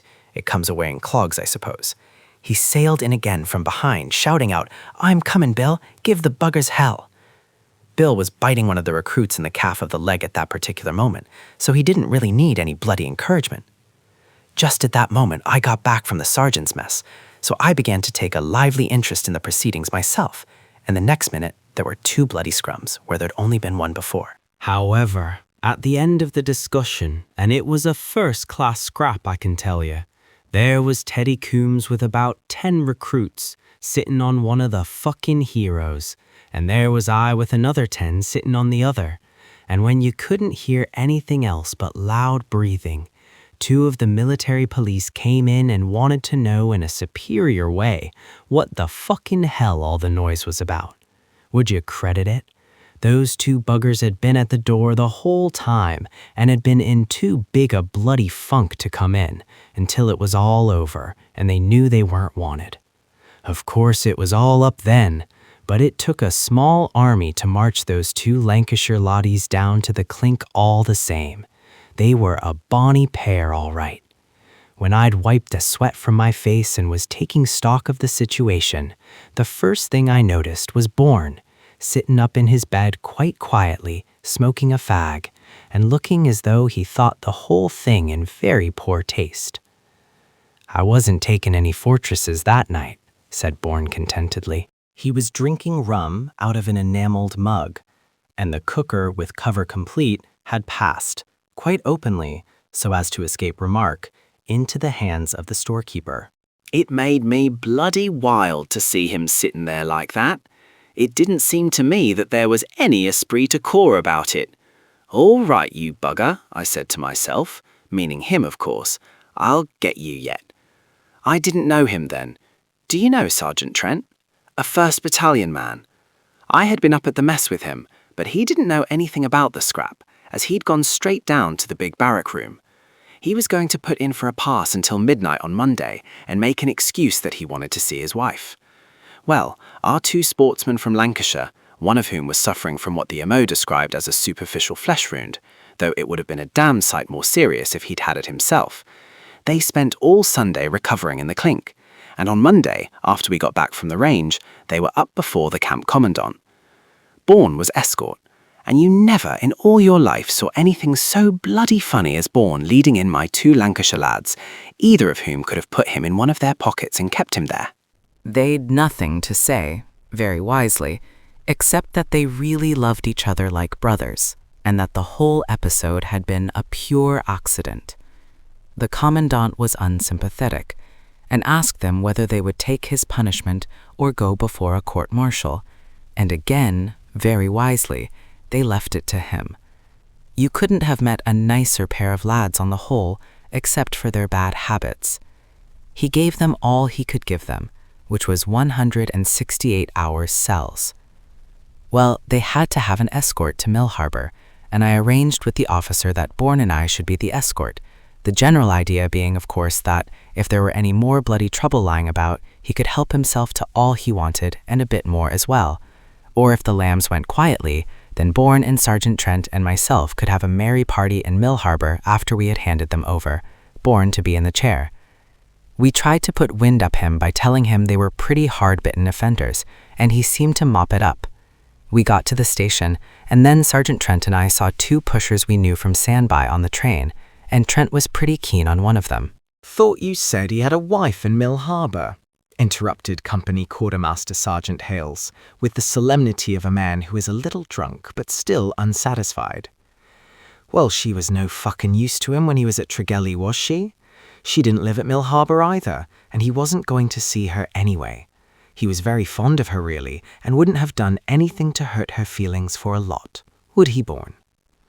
They were a most devoted couple, sir, said Bourne tersely. Well, Sergeant Trent and I got in with the 2 pushers, and left Bourne with the 2 prisoners. How did you get on with them, Bourne? Oh, we hit it off all right, sir, said Bourne indifferently. Of course, you had given me orders to treat them strictly. They were 2 able-bodied 6-footers, accustomed to chucking tons of coal about, and I stood a pretty poor chance if they chose to make a roughhouse of it. Besides, they had their kitbacks with them, as well as their rifles, and they could have brained me with either. Of course, I may have looked very pretty in belt and bayonet, but I was not exactly filled with confidence. My business was to establish a moral superiority over 2 members of the criminal classes. One of them turned to me as soon as the train started and said, "Can we smoke, chum?" I said no, like a fool, and they turned away quietly and looked out of the windows at the sea. Well, I was sorry for them, and I wanted to smoke myself, and if they couldn't smoke because they were prisoners, I couldn't either because I was on duty. You had told me I was to treat them strictly, but after all, sir, you had deserted from duty. I like your blasted cheek, exclaimed the regimental, surprised. But there was a general appreciation of the point, and Bourne continued tranquilly. So I had to take such practical measures as I thought best, and I took out my cigarette case and handed it to them. The man who had been wounded was not too well. I expect his behind was sore. I carried his kit back for him when we changed trains at Pembroke, and then again up the hill to the gate. You and Sergeant Trent didn't come on the scene again until I had landed my prisoners in the guardroom, and the sergeant wouldn't take them over from me because you had the ticket. In the interval, the prisoners and I had all become quite friendly. I wonder you didn't tell them to cut and run for it, said the regimental, ironically. After I handed over the prisoners, Sergeant Trent and I went into the mess and had a bottle of Bass each and gave Bourne one at the back door. Then the 3 of us went up to Sergeant Willis's bunk. We had some tea there and passed the time until the boozers had opened. We thought we had got Bourne weighed up, and he was only a bloody fool. He was a bloody masterpiece. As soon as we got into a boozer, we started mopping up the beer, and he had drink for drink of us, beer or stout. But then he said he was tired of long drinks, and suggested that we had better have some gin and bitters. We improved quite a lot on that, but it didn't seem to make any difference to Bourne, who said we ought to have a meal. We were down in the Hare and Hounds then, in the back parlor. He ordered some steak and onions, but we couldn't eat much, though he seemed pretty hungry. And when we sat down to the table, he said we had better make a party of it, and he ordered some champagne. Oh, he took charge all right, and did the thing properly. Said he wanted a sweet, and as they didn't have anything but tinned peaches, ordered those, and told us liqueur brandy was the proper stuff to drink with tinned peaches. There were 2 girls there. Sergeant Trent was a bit sweet on. Sergeant Trent be blowed, sir, interrupted Bourne. I don't know anything about the 2 girls in the train, but the girl at the pub was your affair. Only you didn't want it known because your affections were ostensibly engaged in another part of the town. After all, Sergeant Trent was a good friend of mine, and I can't... Have it your own way, then. It didn't matter a damn anyway, because as soon as they heard Bourne had been standing us gin and bitters and champagne and liqueur brandy, they were all over him. One sat on one arm of his chair and one on the other, and he fed them bits of peaches stuck on the end of a fork, treating them just as though they were a pair of pet dogs or 2 bloody parrots. And then he said in an absent-minded way that he didn't want to break up the party, but the last train went at 8:30, and it was 1:15 already, so that there was just time for a stirrup cup, as he called it, before we left. If any of you chaps go on the piss with Bourne and he offers you a stirrup cup, you can take it from me he has got you beat. He ordered brandy and soda for 5, and that made the girls lively too, as they had had a few before they came in. And now, he says, we really must say goodbye. It was bloody easy to say goodbye, but Sergeant Trent tried to get up, and then he sat down again, laughing in a silly way. We were both just silly drunk, And there was Bourne as smart and quick as Sergeant Shorley on parade, except that his cap was off and one of the girls had ruffled his hair a bit. We heard the bloody engine whistle and the train go, and there we were, with 10 or 11 bloody miles to walk back to Tregelli before Rouse Parade. Bourne was quite philosophic about it, said it would sober us all up. There was nothing like a good long walk to sweat it out of you, only we ought to allow plenty of time. Whenever I thought of it, I got wind up, and then I'd pretend it was a joke and laugh like hell. Sergeant Trent was the same. We were both just silly drunk. Well, Bourne said he must get a little air. He would go out for 10 minutes, and in the meantime, we were not to have anything to drink. Those two bitches didn't pay any attention to us, said we'd insulted them and were no gentlemen. But Bourne could do anything he liked with them, and he was just as polite as he could be. Well, he went out after whispering something to the two girls, who stayed with us, and in about 10 minutes or a quarter of an hour, he was back again. We had a few more drinks, but he didn't press us, only he drank drink for drink with us, that I'll swear. I seemed to see him sitting there, looking as though he doubted our ability to walk, and the next thing I knew was that I woke up, in bed with my boots on, in the big barrack room at Tregelli, and there was Sergeant Trent looking bloody awful in the next bed. We had moved down out of the hut on Monday morning before leaving for Mill Harbor, as another party left the camp that day. I didn't know how we had got back, but Corporal Burns told me that at about 12:30, Bourne had come in and asked him to come down to the wall and help carry us up. When the corporal came down, he saw on the other side of the wall a car and the driver and the two girls. They had batted us over the wall because one of the other regiments furnished the guard that night, so Bourne had stopped the car and made the driver switch off the lights some way back. Corporal Burns told me that he sat by the fire talking to him a bit and then got into kip much as usual. Corporal Burns was an odd chap, said Bourne in a disinterested way. Sometimes he would sit up most of the night, looking into the fire and brooding. I never knew why, but somebody said that he had deserted from another regiment because of some trouble, and that the authorities knew about it but sympathized with him and wouldn't take action. He had a proper guardsman's word of command. He was a nice chap. I remember he was sitting over the fire when I came in, and after we had put you on your bed, I said to him that he looked as though he could do with a drink. He had some sugar, so we boiled some water and had a glass of hot rum before we turned in. Yes, said the regimental, there was this bugger recommending plenty of hot tea in the morning to flush out our kidneys, and he had the greater part of a bottle of rum hidden in his kit. Sergeant Trent and I both drank tea, and we were both bloody sick. But about 10 minutes before Rouse Parade, he gave us each a bottle of beer, which he had brought back from Mill Harbor, and that just bought us through. He told us sweetly he was orderly man and was not going on Rouse Parade. Mr. Clinton took us out for a run, and when we came back, we were sick again. Bourne always knew someone likely to be useful in emergencies, and we asked him to go up to the canteen manager and try and scrounge some more beer. But he said we must eat something first. He would see what could be done after breakfast. Well, we went across to the cookhouse and tried to ram food down, but it didn't do. And then Bourne, he always came into the cookhouse instead of the mess room too, appeared behind us suddenly with a medicine bottle and poured a good double tot of rum into our tea. I couldn't speak, but Trent looked up at him with tears of gratitude and said under his breath, "You're a bloody miracle." He didn't have any himself. I was firing at 400, 500, and 600 yards that morning, Bourne explained. I took the same bottle down to the range with me, and when the detail before mine was firing, I got behind a sandhill to take a small swig to steady myself. Just as I got the bottle out, Mr. Clinton came round and saw it. He was firing too, you remember. "Bourne, what have you got in that bottle?" he said. "Oil, sir," I replied. "That's the very thing I want," he said. Well, sir, I said, here's a piece of 4x2 ready. And wait a bit, sir, here's a clean piece as well. Thanks awfully, Bourne, he said. And when he had sauntered off, I drank that rum so quickly I nearly swallowed the bottle with it. I fired quite well, got 17 at 400, 18 at 500, and 17 at 6.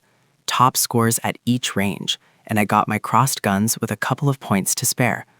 Well, sir, I think I had better go to Kip. We had all better go to Kip, but you can have another tot of rum before you go. Now, you all know what I think about Bourne. He has never asked a favor of me, and when Sergeant Trankt and I took him out, meaning to get him canned up and generally make a fool of him, he drank us both to a standstill. You didn't leave us there, Bourne, to get out of the mess we had made for ourselves as best we could while you went back by train. You got us back with considerable difficulty, and you put us safely into Kip, and you had the laugh on us, and you forgot it. Well, I think you are a bloody good sport. Good night, Bourne. Good night, Sergeant. Thanks awfully, sir, said the embarrassed Bourne. Good night, sir. Good night, all. As he was going, the storekeeper handed him his cooker casually. Thanks. Good night, Thompson. See you tomorrow at Mialt. Mind that tent rope, Sergeant. Here, give me your arm. You know, Bourne of chap, said the sergeant, who was a little unsteady in speech as well as in gait, but very solemn. That was a lie you told that officer. I'm afraid it was, Sergeant. It touches my conscience sometimes, and I pinched some of his whiskey too up the line the other night. I wouldn't have believed it of you, Bourne. I really wouldn't have believed it of you if you hadn't told me yourself. Bourne managed to deposit the sergeant in his place without making any undue disturbance in the tent. Then he undressed, pulled up his blanket, and smoked another cigarette. It was a lie, he admitted cynically to himself. But not being exactly a free agent in the army, he wondered how far the moral problem was involved. Every man had a minimum of self-will, and when an external discipline encroached on it, there was no saying what might happen as a result. When he had finished his cigarette, he turned over and slept without a dream. Chapter 4. And now their pride and mettle is asleep. Shakespeare. The next day, they moved back to the sordid squalor of Méault, where they spent 2 nights housed in stables, and the draft ceased to have a separate existence, being absorbed by the various companies. There was a kit inspection, at which Bourne's tin hot was condemned, the fact being entered in a notebook by Sergeant Major Robinson. And that piece of ritual concluded the matter for the time being, the company quartermaster sergeant having no surplus tin hots at his disposal. At Méault, they were still within the bottle area, and there was nothing for them to do. Shem, Bourne, and Martlow idled about, looking at the interminable train of motor lorries, which passed through day and night without ceasing, and so densely packed that it was difficult to cross the narrow street between them. Little Martlow had a grievance. In the attack, he had annexed the field glasses of 2 German officers, who, being dead, had no further use for them. At Happy Valley, seeing him needlessly decorated with the loot of bottle, the commanding officer had said to him peremptorily, "Hand over those glasses to me, my boy. I shall see that they are forwarded to the proper quarter." His action may have been correct from the official point of view, but to little Martlow, it was an unjustifiable interference with the rights of private ownership. "And now the bastard's wearing the best pair slung round his own bloody neck. Wouldn't you've thought the cunt would have give me 20 francs for him anyway?" "Your language is deplorable, Martlow," said Bourne in ironical reproof, "quite apart from the fact that you are speaking of your commanding officer. Did you learn all these choice phrases in the army?" "Not much," said little Martlow derisively. "All I learnt in the army was me drill and care of bloody arms. I knew all the fucking patter before I joined." Shem grinned maliciously at Bourne, who could never offer any serious resistance to Martlow's rosy-cheeked impudence. Bourne had seen the boy blubbering like the child he really was as they went over the top a couple of days earlier, but unaware that he was blubbering and possessed at the same time by a more primitive fury than filled the souls of grown men. It was unsafe to give oneself the airs of riper experience with a boy of Martlow's breed. Probably life to him had always been a kind of warfare, and his precocity at times could be disconcerting. "Voulez-vous m'embrasser, mademoiselle?" he cried provocatively to a bovine female, who replied only with a look of virtuous indignation. Well, thank God we're going back to decent billets where there'll be some chance of a bon time. They marched from Méault to Maricourt, and on the way an enemy plane swooped out of the blue and dropped 2 bombs, which, exploding on the hard macadam, sent gravel and road metal flying in all directions. In spite of their casualties, the men were very steady, and though there was no cover, they moved quietly off the unenclosed road onto soft, wet turf, which would stifle to some extent the effect of any more bombs. Some of our own planes at once attacked the Hun and drove him off. A running fight ensued, but it was apparently indecisive. Evidently, the enemy was challenging our temporary supremacy in the air with a new type of machine, for in the earlier stages of the battle, he had not been very troublesome. Bourne had been set to pulling a Lewis gun cart, a job which he liked because it enabled him to get rid of his pack, which was carried on the cart itself. There were a couple of men behind to hold the cart back with a length of rope when going downhill. Passing through Ville, the men behind, in fooling with the rope, let the cart run forward, and one of the iron rests in front tore open the back of Bourne's left boot and the flesh of his heel as well.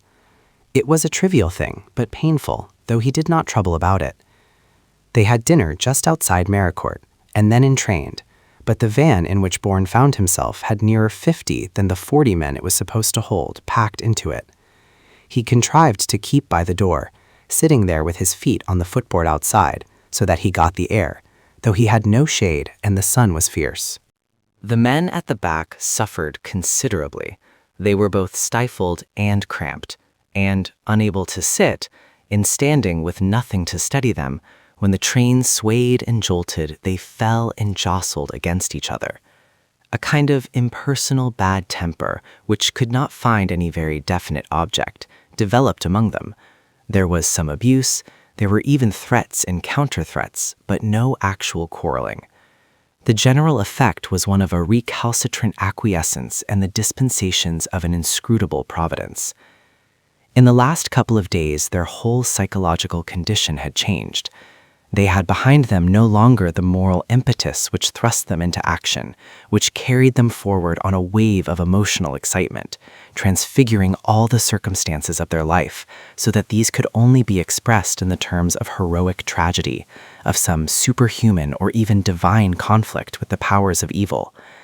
All that tempest of excitement was spent, and they were now mere derelicts in a wrecked and dilapidated world, with sore and angry nerves sharpening their tempers, or shutting them up in a morose and sullen humor from which it was difficult to move them. Bourne often found himself looking at his companions as it were from a remote distance, and then it sometimes seemed to him that they had very little reason or sense of responsibility, apart from that which the business imposed on them. He was not supercilious in this. He was merely wondering how far what he felt himself was similar or equivalent to what they felt. It is a little curious to reflect that while each man is a mystery to himself, he is an open book to others. The reason being, perhaps, that he sees in himself the perplexities and torment of the mental processes out of which action issues, and they see in him only the simple and indivisible act itself. While he imagined that the other men were probably a little less reflective and less reasonable than he was himself, he frankly envied them the wanton and violent instincts which seemed to guide them, or at least carry them, so successfully through this hazardous adventure. It was a piece of naivete on his part. They had accepted him, and he had mucked in with them quite satisfactorily. But there was a question which every man put to another at their first acquaintance. What did you do in civil life? It was a question full of significance, not only because it recognized implicitly the endless variety of types to which military discipline had given an apparent uniformity, but because it implied also that for the time being, civil life had been obliterated, at least as far as they were concerned. It existed only precariously and in a very attenuated form, somewhere in the rear of the embattled armies. But for all practical purposes, it was not worth a moment's consideration.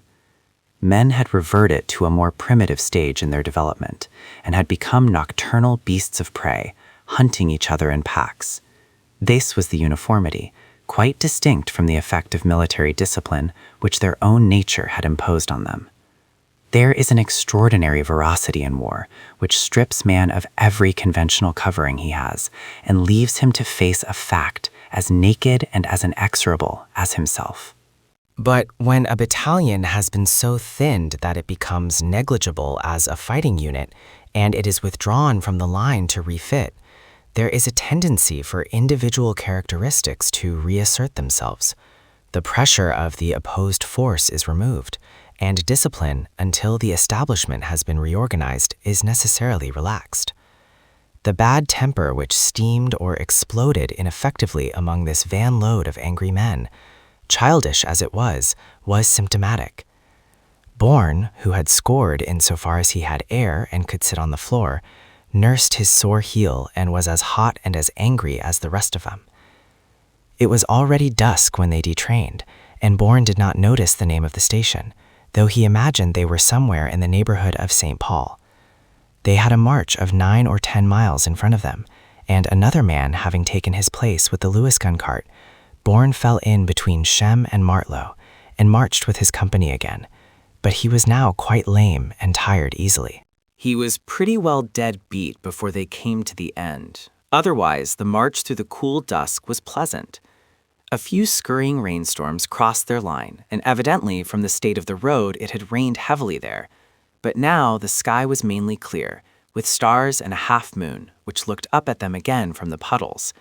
And there were long, straight lines of poplars, which stood on either side of them, erect, like notes of exclamation.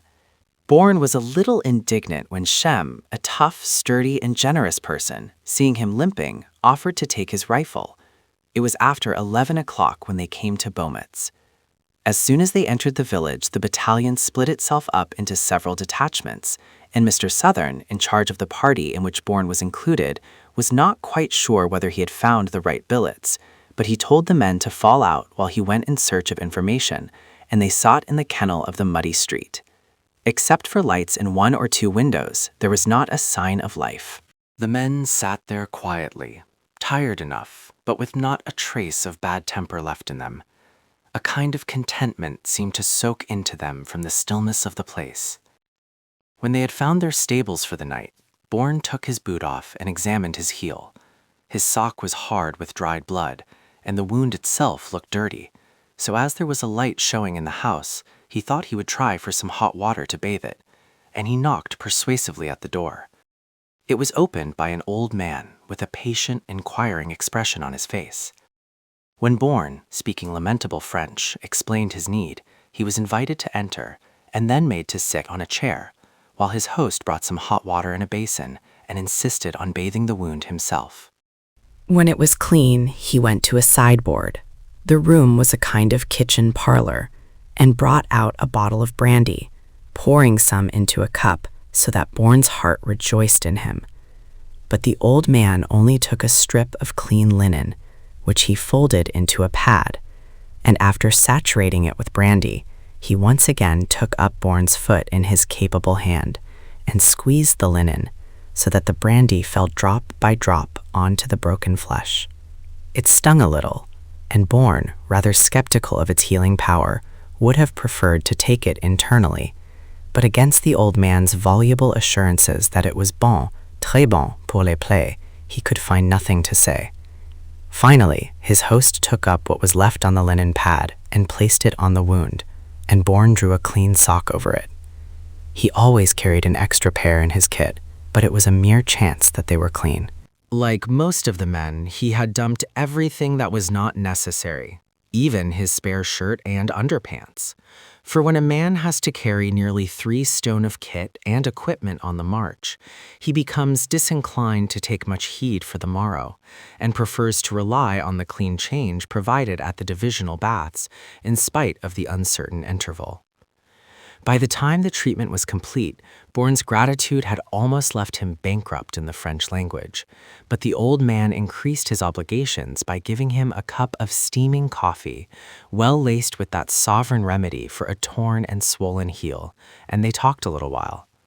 He could not persuade his host to take any payment, but he accepted a few cigarettes, which he broke up and smoked in his pipe. He was alone in the house, Bourne dothered, and he had a son who was at the front. His only other relation was a brother who was a professor of English at a provincial university. These 2 facts seemed to establish a degree of kindred and affinity between them, and when Bourne left to sleep in his stable, he was invited to come in again in the morning.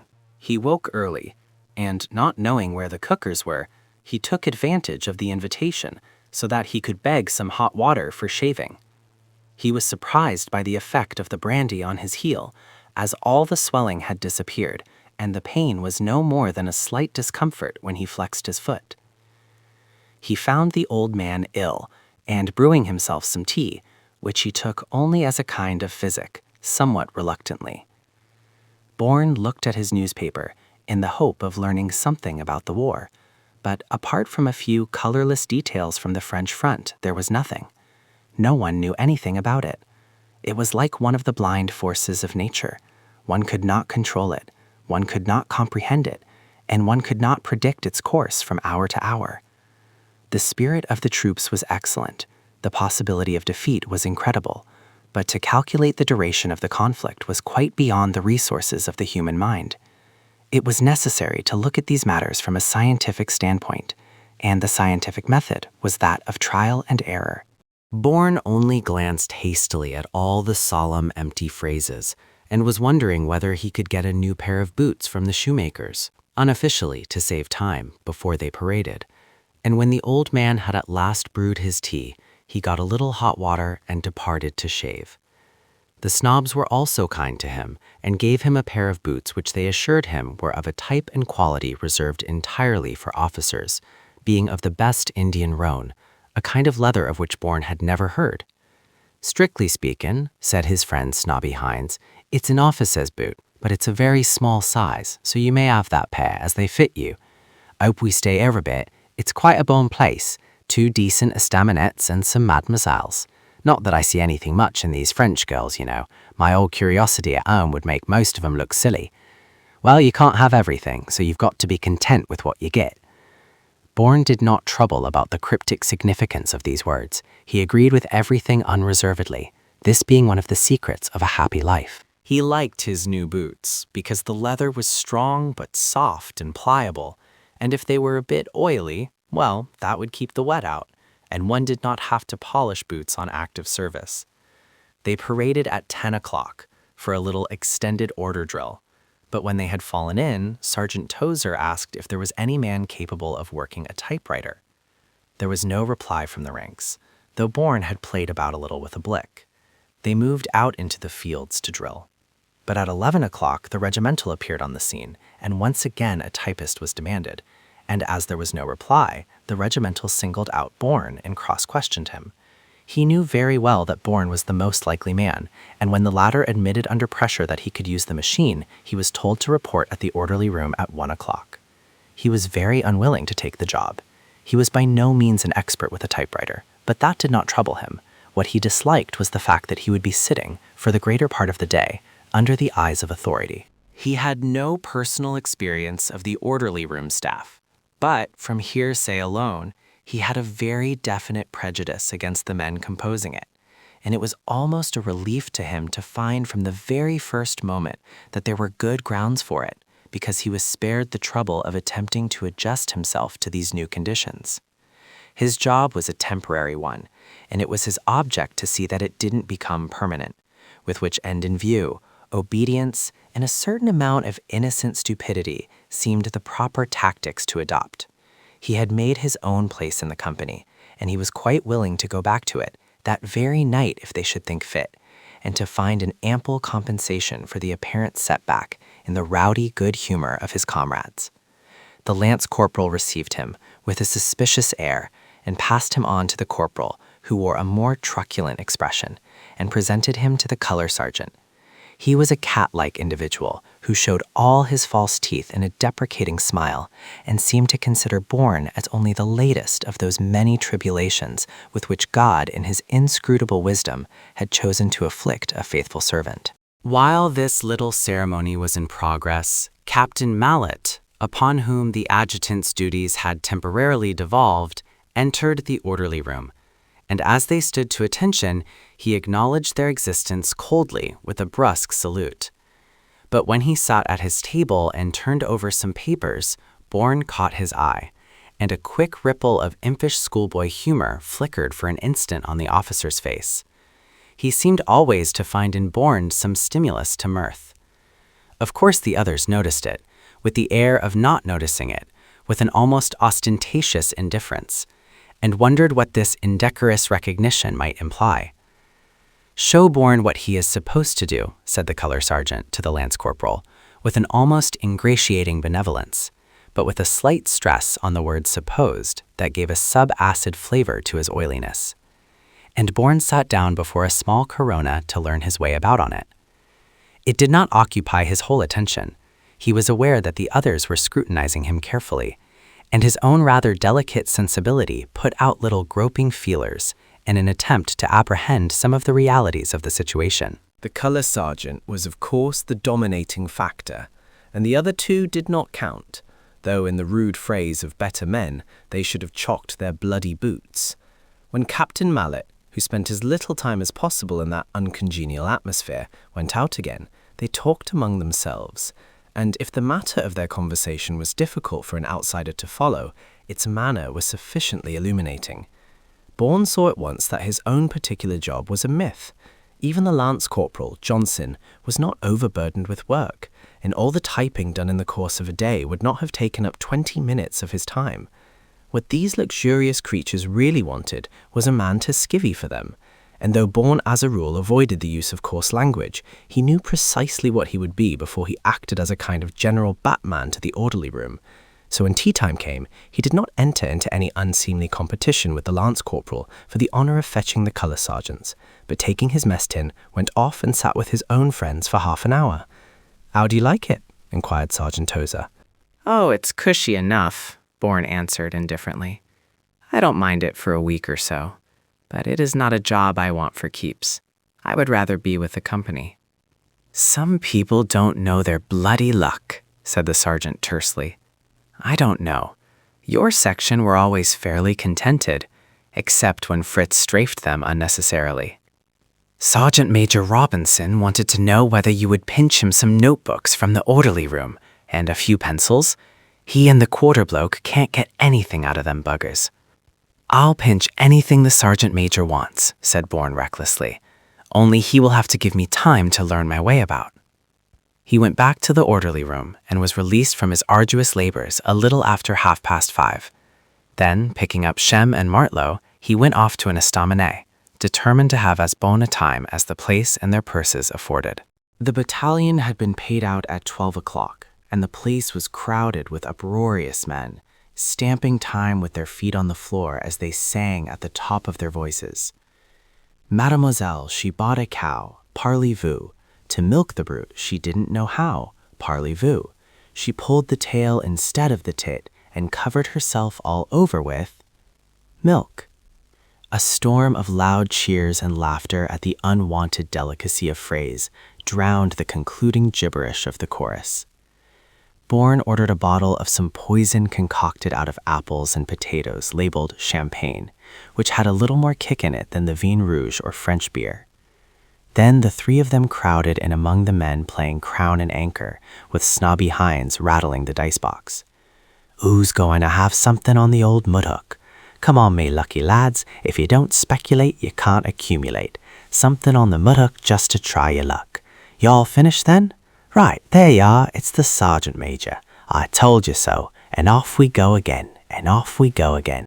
Bourne struck a vein of luck, and as he had crushed in next to Thompson, the storekeeper, he gave him 10 francs for services rendered at sandpits. He lost that in a few minutes, and Bourne gave him another 10, which went the same way. As Bourne's generosity seemed to dry up, Thompson asked him for the loan of 5, and that vanished with an equal rapidity. Shem won a little, and Martlow lost, but lost cannily, buttoning up his purse when he found the dice running against him. But Bourne had a bit more than his share of luck, and as the disconsolate Thompson still hung about the altars of fortune, on which he had sacrificed already more than double his pay, Bourne gave him 5 francs, and told him to go and try his luck with wine or women, as he might do better at another game. Thompson took his advice, and turned away disillusioned from an unsympathetic world. And then, oddly enough, for a little while Bourne lost, but he played on, and his luck turned again. He got up having won about 75 francs, and they had another bottle of champagne before setting off through the darkness to their billets. The old man still had a light in his kitchen, and Bourne decided to pay him a visit and inquire after his health. Bourne had a briar pipe in a leather purse, which a friend in England had sent him, though he never smoked a pipe, and he took it with him and presented it to his host as a tribute of gratitude. The old man was surprised and delighted.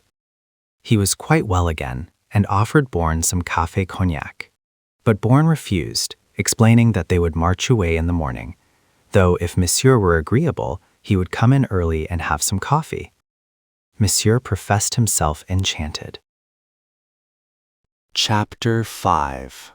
I begin to find an idle and fond bondage in the oppression of aged tyranny, who sways not as it hath power, but as it is suffered. Shakespeare. For the next few days they were continually on the move, and Bourne did nothing for the orderly room but help to stow and unstow a few tin deed boxes, eating, marching, and sleeping with his company. Captain Mallock had gone on leave unexpectedly, and Captain Havelock became adjutant in his place.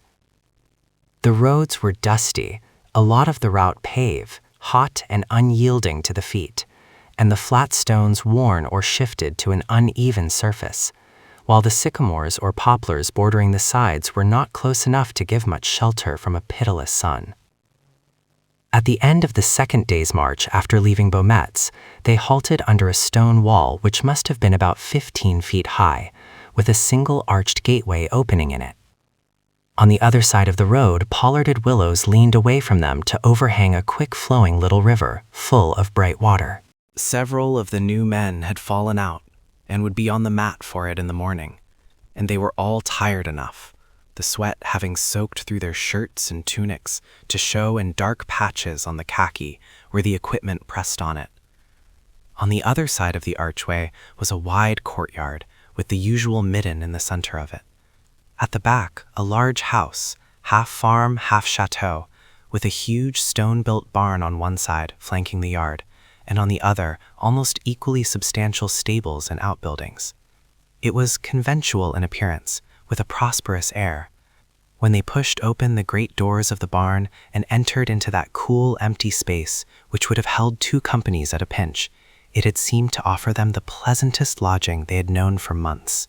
It was as lofty as a church, the roof upheld by unwrought beams and rafters, the walls pierced with narrow slits for light and air, and the floor thick littered with fine, dry straw. Some panicky fowls flew up into their faces and then fled precipitately as they took possession. They slipped off their equipment and wet tunics and unrolled their pâtés before sprawling at ease. Cushy place this, said Shem contentedly. Wonder what the village is like. It would be all right if we were billeted here for a week. That is, unless we're going on to some decent town. Some bloody thing's biting my legs, said Martlow after a few minutes. Mine too, said Bourne. What the hell? I'm alive with the buggers, said Pritchard angrily. Men were scratching and cursing furiously, for the straw swarmed with hen fleas, which seemed to bite them in 100 different places at one and the same time. Compared with these minute black insects of a lively and vindictive disposition, lice were merely caressing in their attentions, and the amount of profane blasphemy which broke from the surprised and discomfited men was of an unusual fervor. For the moment they were routed, scratching themselves savagely with dirty fingernails, and then gradually the bites decreased, and they seemed, with the exception of an occasional nip, to have become immune, hen fleas apparently preferring a more delicate pasture. They caught 1 or 2 with considerable difficulty and examined them curiously. After all, they were not so repulsive as the crawling, white, crab-like lice which lived and bred, hatching in swarms on the hairy parts of one's body. These were mere raiding pleasure-seekers, and when the first onset had spent its force, the fitful skirmishes which succeeded it were endurable. Old soldiers say that one should never take off boots and socks after a march until one has cooled down and the swelling in legs and feet has vanished. Bathing hot swollen feet only makes them tender. They rested until tea was ready, and in the distribution of rations they were lucky, a loaf of bread among 4 and a tin of butter and a pot of jam among 6. Shem, Bourne, and Martlow ate, smoked, and then, taking towels and soap, followed the river until they found some seclusion, and there they stripped and bathed. They did not know that bathing had been forbidden, and even after they had dressed themselves partly again, they sat on the bank with their feet on the gravel bottom, letting the water ripple over them. One of the regimental police found them there and rapped out an adjectival comment on their personal characters, antecedents, and future prospects, which left nothing for the imagination to complete. As they showed an admirable restraint under the point and emphasis of his remarks, he contented himself with heading them back to billets, with a warning that the village was out of bounds, and then took his own way along the forbidden road in search of pleasure, like a man privileged above his kind. "They don't care a fuck how us'uns live," said little Martlow bitterly. "We're just umped and bumped and buggered about all over fucking France, while them as made the war sit at home wagging their bloody chins and saying what they'd have done if they were 20 years younger. Wish to Christ they was, and us'uns might get some leaf and go home and see our own folk once in a while." "Too bloody true," Shem agreed. 5 bloody weeks on the Somme without a bath and 13 men to a loaf. And when they take you back for a rest, you can't wash your feet in a river or go into a village to buy bread? They like rubbing it in all right. "What are you chewing the fat about?" asked Bourne. You've had a bathe and you're not paying for it. Can't you take an ordinary telling off without starting to grouse about it? You don't want to drink someone else's bathwater in your morning tea, do you? I'm going over to the house to inspect the inhabitants. There's a mademoiselle there, Martlow, just about your mark. You please yourself, said Martlow. I'm not going. I don't like the look of the family.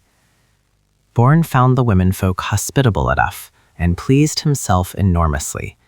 He bought a couple of glasses of wine from Madame, who asked him not to tell the other men, as there were too many of them. Snatches of soldiers' choruses came from the barn across the yard, and Madame was full of praise of the English, their courage, their contentment. She asked Bourne if he sang, and he laughed, lifting up his voice. Dans le jardin de mon père, lilas sont fleuris. She seemed astonished by that, and beamed at him, her red face bright with sweat. Auprès de ma blonde, qu'il fait bon, fait bon, fait bon. Auprès de ma blonde, qu'il fait bon dormir. But he knew no more than a few lines of it. She knew it well enough, and told him it was not proper, at which he cocked his head aside and looked at her knowingly, and then, satisfied that he had turned that flank, gave his attention to the girl, who ignored it discreetly. She was not really pretty, but she had all the bloom and venusti of youth, with those hazel eyes which seem almost golden when they take the light under dark lashes. 2 oldish men came in and looked at Bourne with grave suspicion, while Madame and the girl bustled to get their evening meal. Every time either of these ladies approached him, Bourne, with an excessive politeness, rose from his chair, and this seemed to increase the suspicion of the younger man. Asseyez-vous, monsieur, he said with a tranquil sarcasm. Elles ne sont pas immortelles. C'est dommage, monsieur, Bourne replied, apt enough for all his clumsy French, and Madame beamed at him again. But the discouragement the men offered to his presence there was too strong for him, and he took up his cap, thanking her for her kindness, bowing respectfully to Mademoiselle, and finally saluting the 2 hobereaux so punctiliously that they were constrained to rise and acknowledge his elaborate courtesy. As he crossed the courtyard in the half-dark, he laughed softly to himself, and then whistled the air of Auprès de ma blonde loud enough for them to hear in the lighted room. No one could tell what luck tomorrow might bring. The girl had moved him a little. She had awakened in him that sense of privation, which affected more or less consciously all these segregated males, so that they swung between the extremes of a sticky sentimentalism and a rank obscenity, the same mind warping as it were both ways, in the attempt to throw off the obsession, which was less desire than a sheer physical hunger and could not feed itself on dreams. In the shuddering revulsion from death, one turns instinctively to love as an act which seems to affirm the completeness of being. In the trenches, the sense of this privation vanished, but it pressed on men whenever they moved back again to the borders of civilized life, which is after all only the organization of man's appetites for food or for women, the two fundamental necessities of his nature. In the trenches, his efforts were directed to securing an end which perhaps has a poor claim on his attention, for in comparison with the business of keeping himself alive, the pursuit of women or even of food may seem to rank only as the rather trivial diversion of a man's leisure moments, and in the actual agony of battle, these lesser cupidities have no place at all, and women cease to exist so completely that they are not even irrelevant. Afterwards, yes.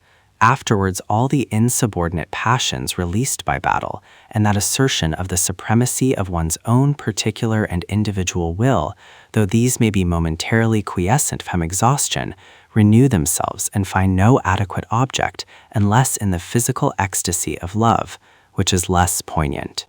Unfortunately, they moved off again next morning, and the girl, standing with her own people in the yard, watched them go, as though she regretted vaguely the waste of good men. About the middle of the day, something in the countryside seemed familiar, and the reminiscence teased their memory to make it more definite, until they came upon a signpost which told them they were marching in the direction of Noël-les-Mines, and reminiscence became anticipation. Bethought of a town where decent conditions still prevailed, and where they might have a bon time, put new heart into them, and the marching column broke into cheerful song. They had put, at least partially, their own words to the air of songs sufficiently sentimental. Oh, they've called them up from Westchurch, and they've called them up from when, and they'll call up all the women when they fucked up all the men. After which, the adjuration to keep the home fires burning seemed rather banal. Entering Noël-les-Mines, they were exuberant, but after they had passed the lane leading from the main street to the camp, the chorus of song became less confident. When the great slag heap and the level crossing had been left behind them, they reconciled themselves to the less joyful but still tolerable prospect of Mazengarbe. Then Mazengarbe, with its brick-built brewery, fell behind them too. "We're going into the bloody line again," shouted Minton, who was marching just ahead of Bourne. "Well, it's cushy enough up this part of the line now," said Pritchard resignedly.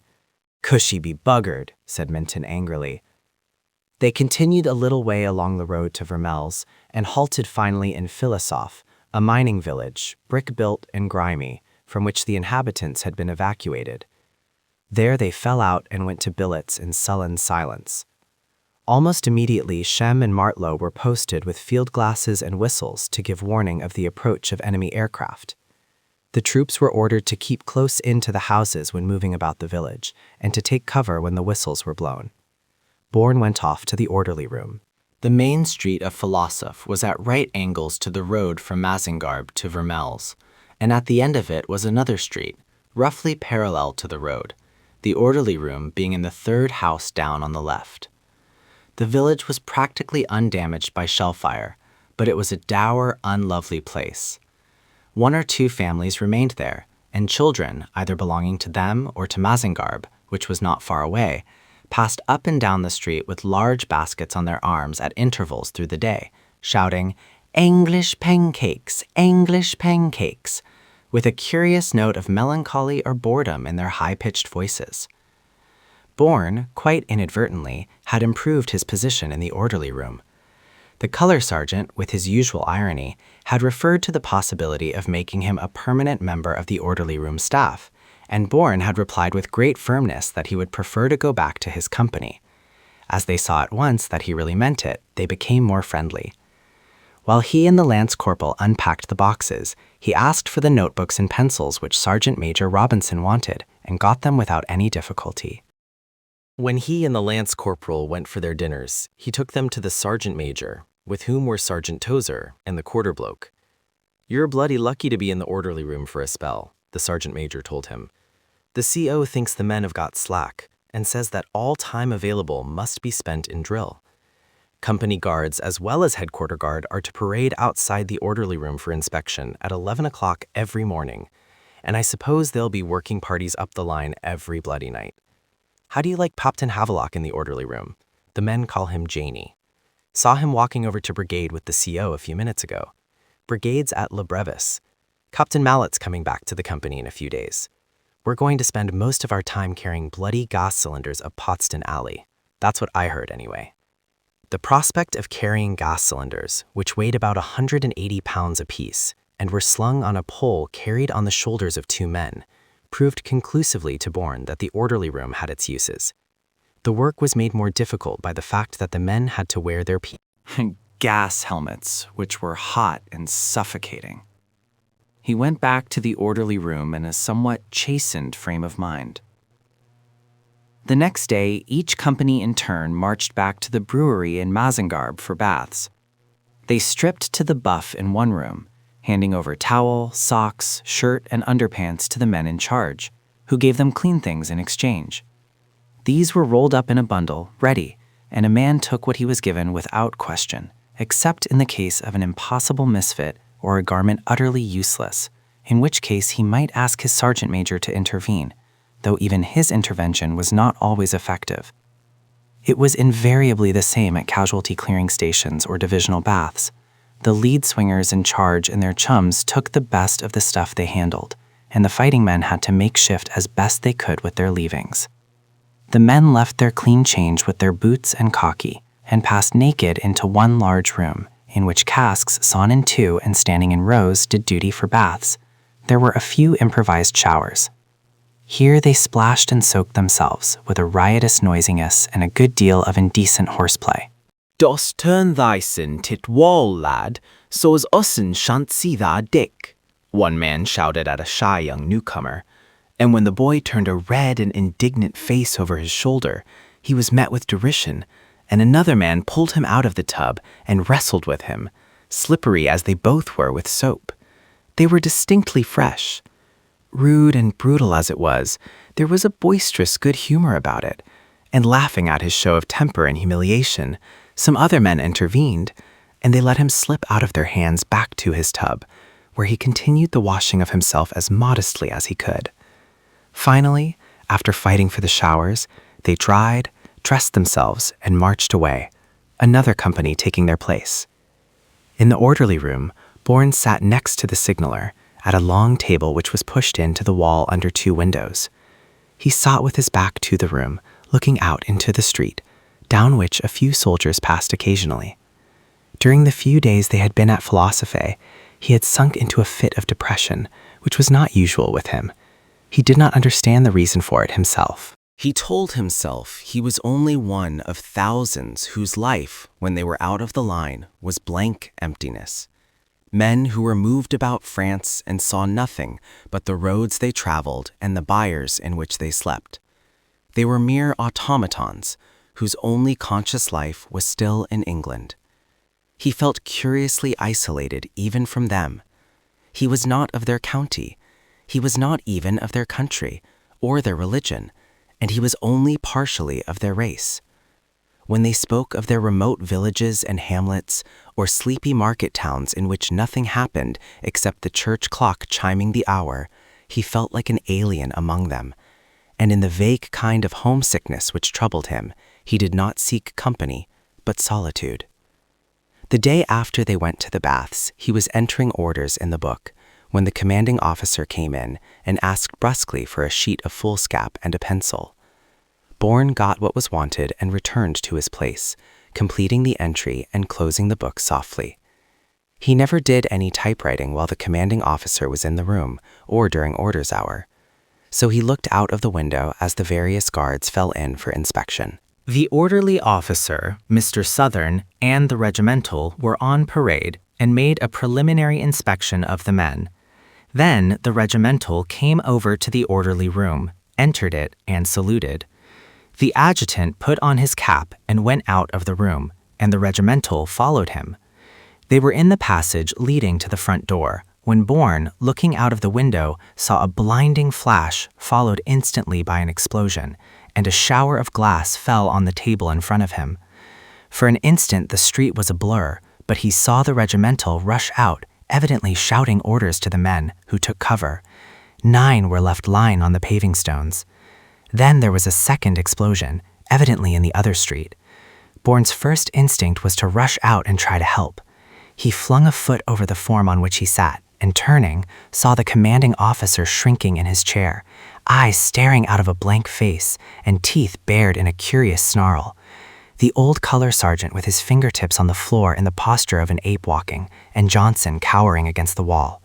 Reynolds was standing up to it, cool, still, as though he listened. "Sit still," whispered the signaler to Bourne warningly. But as the corporal went to the door, Bourne followed him. "Can we help?" he said quietly. "No," said the corporal sternly. "The stretcher bearers are there already. You shouldn't have left your place. Come outside with me, now." They went into the street, and the adjutant and orderly officer brushed by them into the orderly room. It was extraordinarily still again, and the last of the wounded was being carried away by the stretcher bearers. The CO, with Captain Havelock and the orderly officer, came out again and disappeared round the corner into the main street, so that Bourne and the corporal were the only two left on the scene.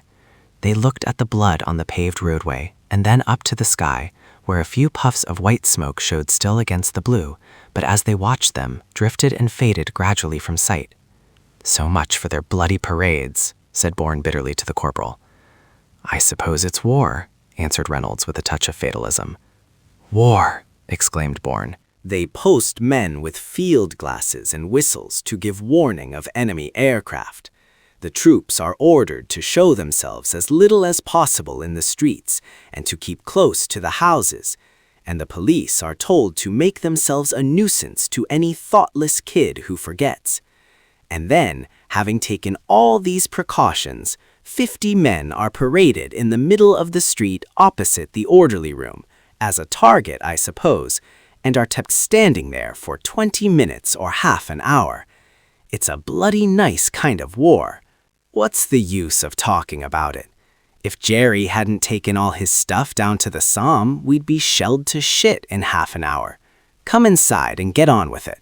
The color sergeant glanced at them enigmatically as they came into the room, and Bourne, without speaking, began to clear away the litter of broken glass from the table and floor, stacking the larger pieces in a heap. The lance corporal came to his help, and when they had taken up all they could manage with their hands, Bourne swept up the splinters. Then he sat down to his typing. Every now and again, the instrument in front of the signaler would take out a message in Morse, and the signaler would take it down on a slip, which he passed to Johnson, who handed it to the color sergeant. Bourne, typing orders, heard broken fragments of conversation behind him, and sometimes the signaler speaking softly with a hand up to his mouth into the transmitter. It was meaningless to him, for he was not thinking of it. Surprise, quiet place, not a sound, artillery on the Somme, all so quiet and still. Swank, that's what it is. I'm too old for this. Not a bomb, anti-aircraft battery. It was a bomb, all right. Says 2 shells didn't explode. Major, what? Yes, thought he'd get under the table. Does put wind up. Quite a cushy part. Aeroplanes. It was all so much senseless babble to him.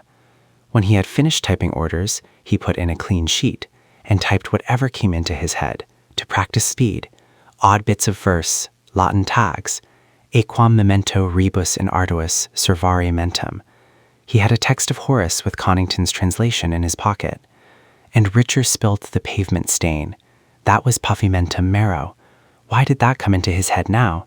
Richer spilth was ill-sounding anyway, and stain on top of it made an ugly line. Well, it didn't matter. It was all experience, and gave him some mechanical occupation to fill in time. He kept on striking the keys. Then air at Pontiff's supper ran.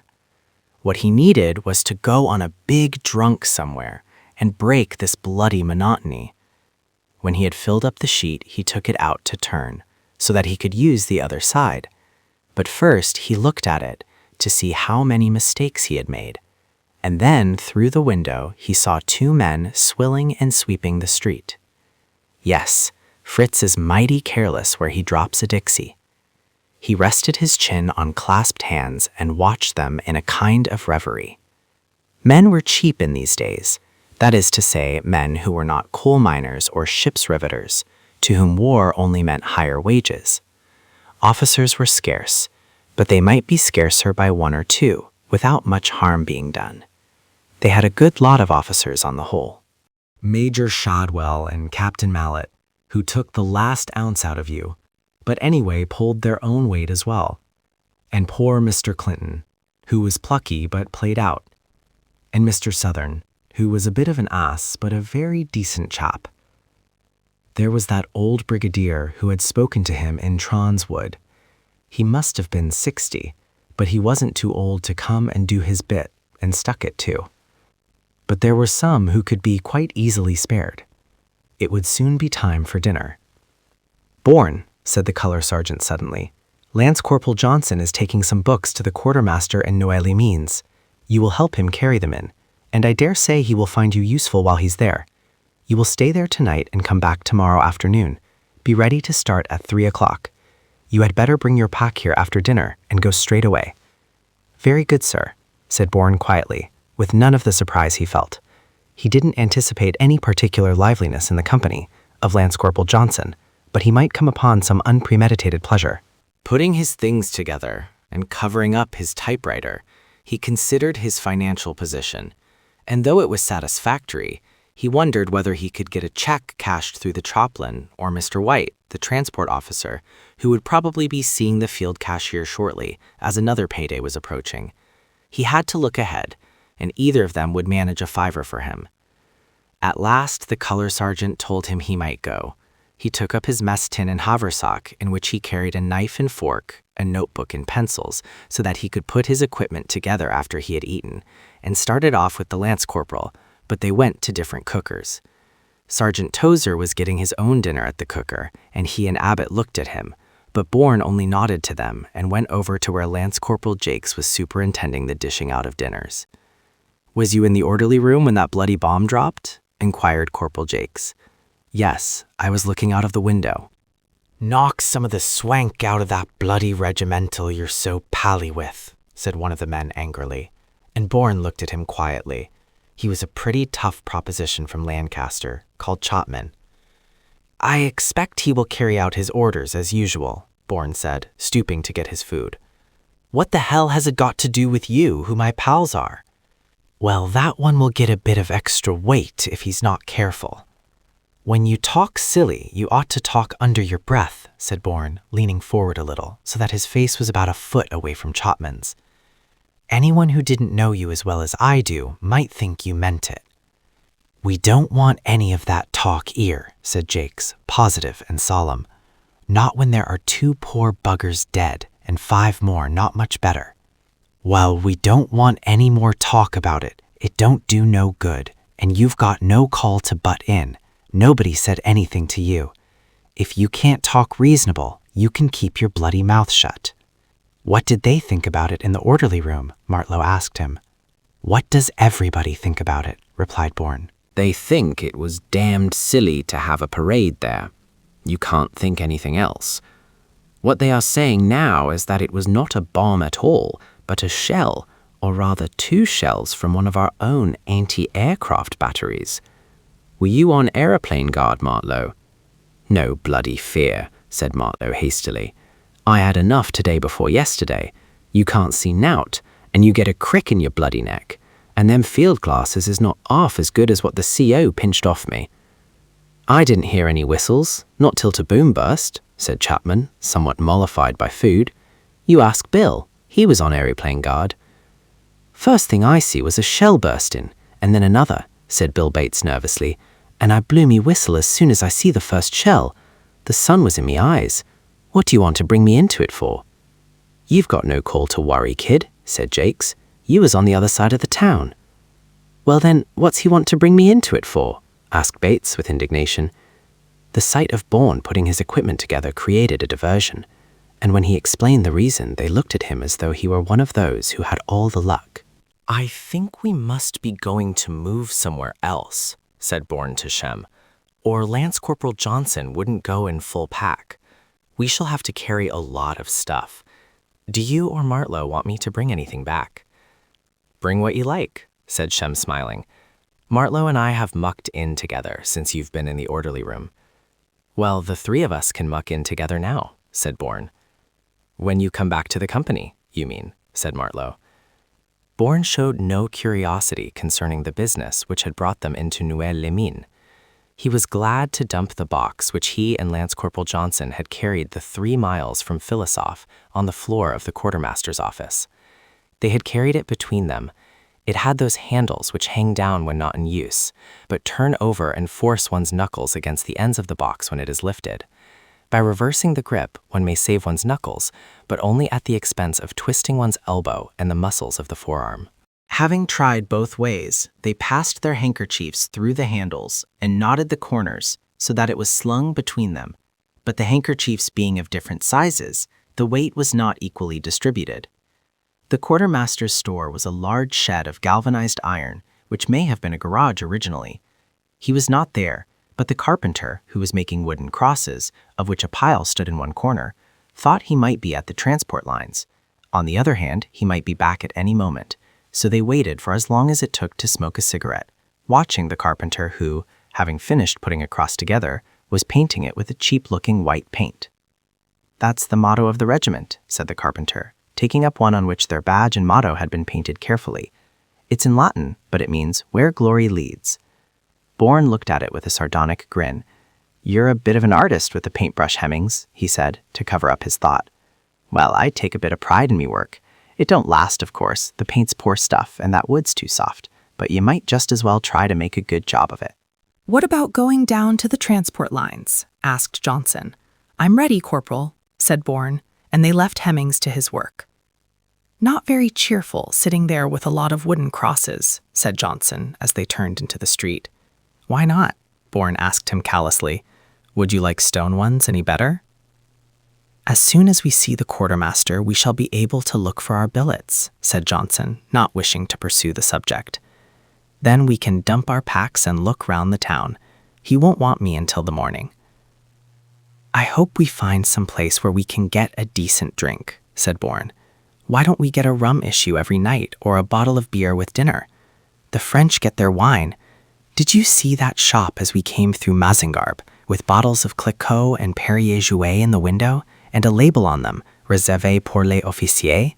Bloody cheek. Half of them don't know whether they are drinking champagne or cider." "And we have to be content with that filthy stuff they sell us in the estaminets." "I don't know anything about wine," said Johnson primly.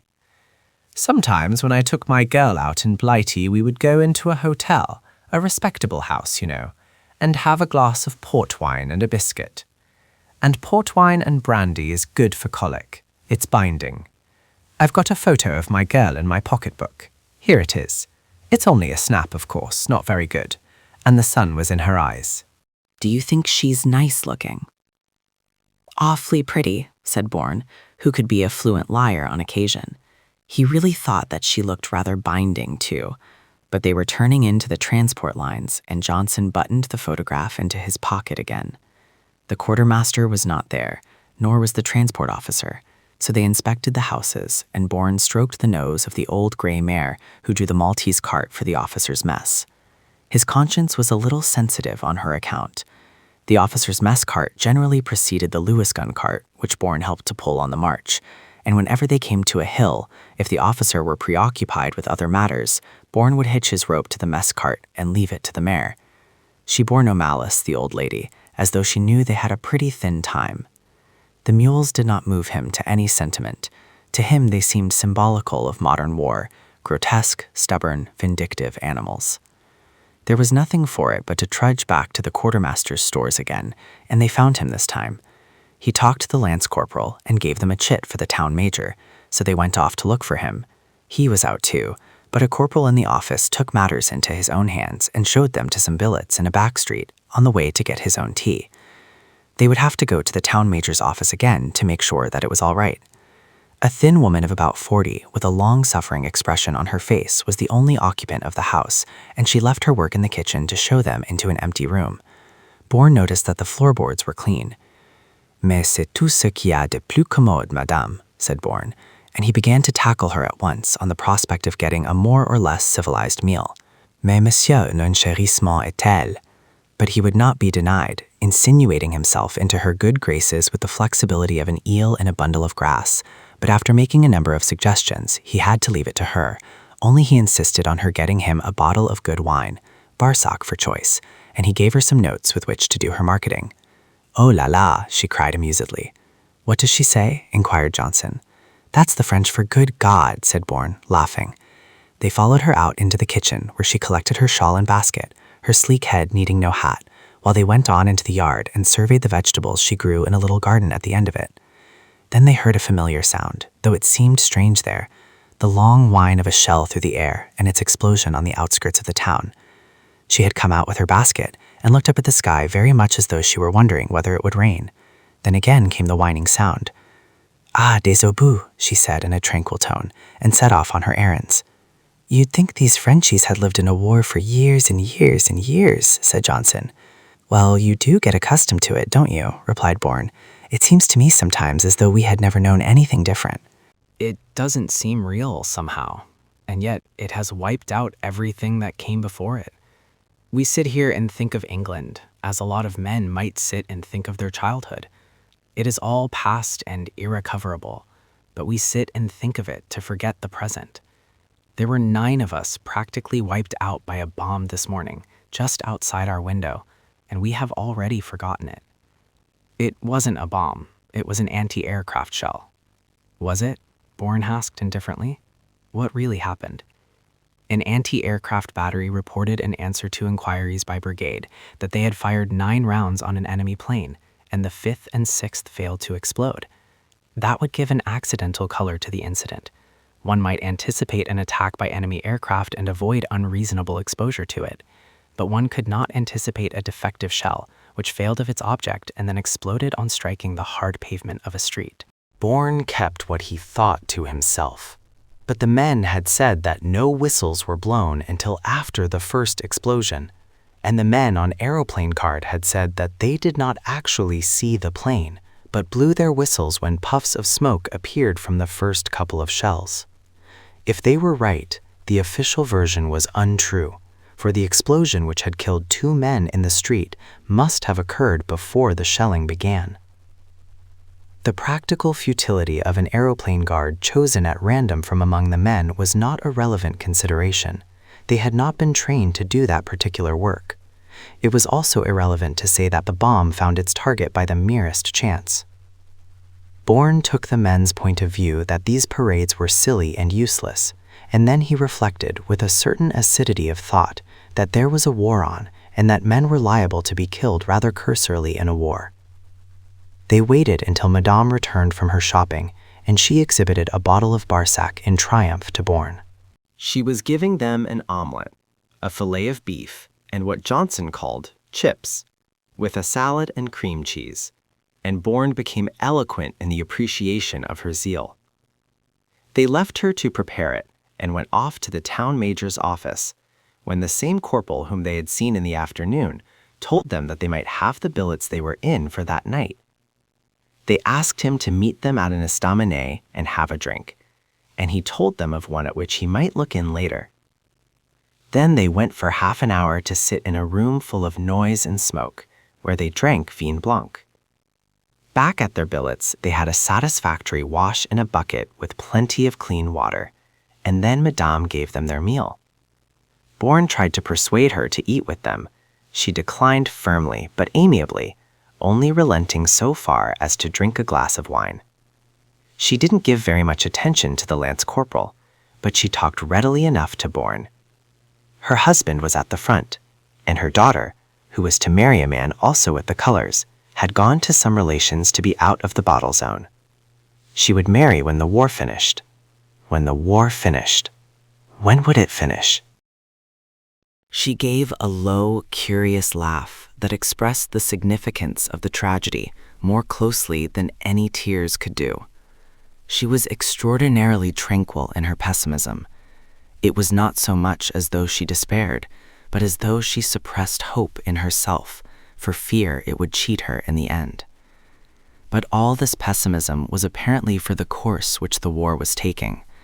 She was perfectly clear that the Hun had to be defeated. The world for her was ruined, and that was irreparable, but justice must be done.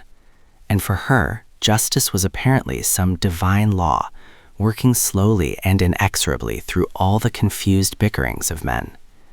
She interested him because though she was a comparatively uneducated woman, her thought was clear, logical, and hard. He tried to speak hopefully to her, wondering whether he were not only trying to speak hopefully to himself. She admitted that the Hun was stopped, and England's strength was increasing. Maintenant elle est très bien montée, as she put it, though perhaps her manner implied that it was a tardy atonement for years of culpable negligence. There was in her some trace of that spirit which he had noticed among the older men in the ranks, a spirit which had ceased to hope for itself, and yet was undefeated. He finished the wine, of which Johnson had only drunk a couple of glasses, while she cleared away the plates and dishes. Then she called him into the room in which he and the lance corporal were to sleep, and he found she had left there a pile of 8 blankets, which were legally perhaps the property of the French Republic, as they were all horizon blue in color. One apiece was enough to cover them, and by folding 3 for each bed, they could sleep on softness. Bourne had long ago ceased to trouble about where or when he slept, but her kindness touched him, and he thanked her so warmly that perhaps she was touched too. A little thing meant a lot in these days. He no longer wanted to go out on the spree. He had had a decent meal and some good wine, and he would have been quite content to sit where he was until it were time to sleep. But Johnson had arranged to meet the corporal, and he had better go. After all, there was little chance of any indecorous behavior with Johnson. They found the estaminet full of troops, and the corporal, who had been talking to a few men, came across to them. He was evidently at home in the place, for as soon as they had taken possession of a table, one of the 2 girls who were serving drinks came for their order, and he pulled her towards him familiarly, seating her on his knee, slipping his hand round her waist upwards under her arm so that he could feel her left breast, caressing it with inquisitive fingers, while she squealed and wriggled to make him more adventurous. Bourne felt the contagion of the place take hold of him and course in his veins like a subtle flame. It was as though there were some enormous carnal appetite loose among them, feeding on them as fire on its fuel. From all sides came the noise of loud, unsteady talk, senseless arguments suddenly uplifted to the pitch of quarreling, and swept aside again by a torrent of hard, almost mirthless laughter, while through it all drifted irrelevantly the sound of raucous voices with the quality of a handsaw singing, "And the old folks at home, they will sit all night and listen, in the evening, by the moonlight, by the moonlight." There was just that waft of nostalgia through the riot of beastly noise which rose to drown it, and Bourne found the girl looking at him as the corporal fondled her, with her insolent and furtive eyes. She exasperated him, so that he almost felt the lust of cruelty which such women provoke in some men, and she saw it. "What the hell are we going to drink?" he asked with abrupt impatience, and the corporal shifting in his chair, the girl rose, straightened her skirts, and then, lifting both arms to smooth her hair with her hands, came round the table and stood beside Bourne, purring, with the composed perversity of a cat. He did not want the bloody woman, he said angrily to himself, and ignoring her, he discussed drinks with the corporal, who had no ideas beyond the cheap champagne which Bourne only drank when he could get nothing else. They would not give him any café cognac there, but she suggested the privacy of an adjoining apartment. "Very well. You drink the champagne if you like it," said Bourne, sending the girl away with the order. He got up and pushed his way over to the bar, from where Madame, hot and tightly buttoned, and Monsieur surveyed their barbaric customers as from a position of legal, if not moral, superiority. Bourne tackled Monsieur, and after some hesitation, the man left the bar and returned with a half bottle of white wine and the assurance that it was good. He paid for it, they drew the cork for him, gave him a clean glass, and he took it back to the table with him. "I don't want to go into any back parlors for the sake of some cognac in my coffee. If you would rather have some of this, Corporal." But the corporal preferred the champagne which the girl brought, and Bourne paid for it, throwing in a small tip. He did not drink much of his wine, though it was tolerable. He did not want to drink, and he knew that the place would soon close for the night. Johnson and the corporal had plenty to say to each other, and he only needed to join in the conversation out of civility now and again. So he sat there quietly smoking and drinking a little wine until it was time to leave.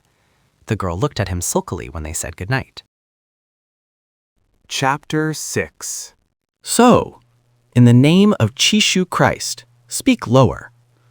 It is the greatest admiration in the universal world when the true and ancient prerogatives and laws of the wars is not kept. There is no tittle-tattle nor pibble-pobble in Pompey's camp. I warrant you, you shall find the ceremonies of the wars, and the cares of it, and the forms of it, and the sobriety of it, and the modesty of it, to be otherwise. Shakespeare. Lance Corporal Johnson went off to the quartermaster by himself next morning, telling Bourne that there was no need for him to come, but to be ready to start for battalion headquarters at noon. Bourne went out to buy some food to take back to Somme and Martlow. He found a decent-looking shop in the main street, but the first thing to take his eye in the window was a notice in English saying that the sale of bread to troops was prohibited until after midday. He went in and was allowed to buy a small cake, a couple of tins of sardines, and a jar of cherry jam. The difficulty was to find something which would make a change for them and was easily carried. He couldn't very well buy a ham or a tin of biscuits.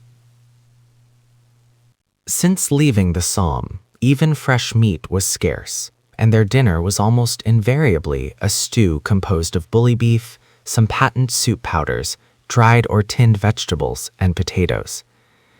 There were some pastries in the shop, but these could not be stowed in his pack like the cake and the cherry jam. The tins of sardines he could carry in the side pockets of his tunic.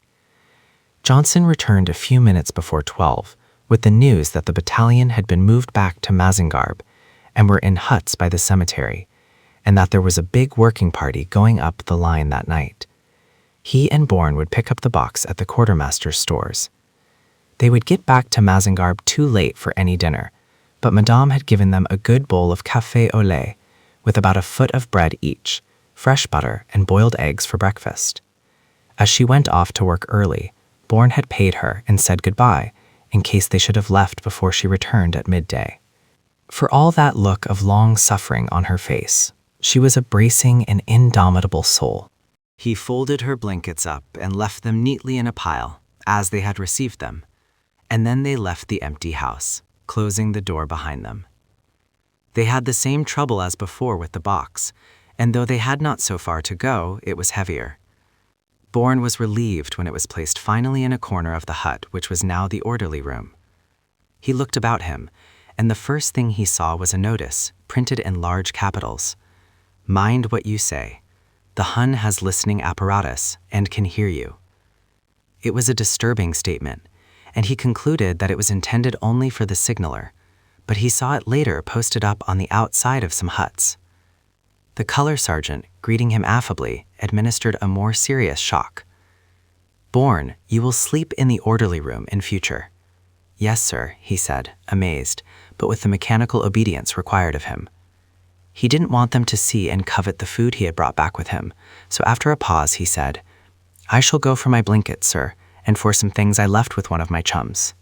The color sergeant nodded, and he went out with his pack still on his shoulders, and talked to Somme and Martlow for a little while before they went on parade. You'll never come back, said Somme in a matter-of-fact way.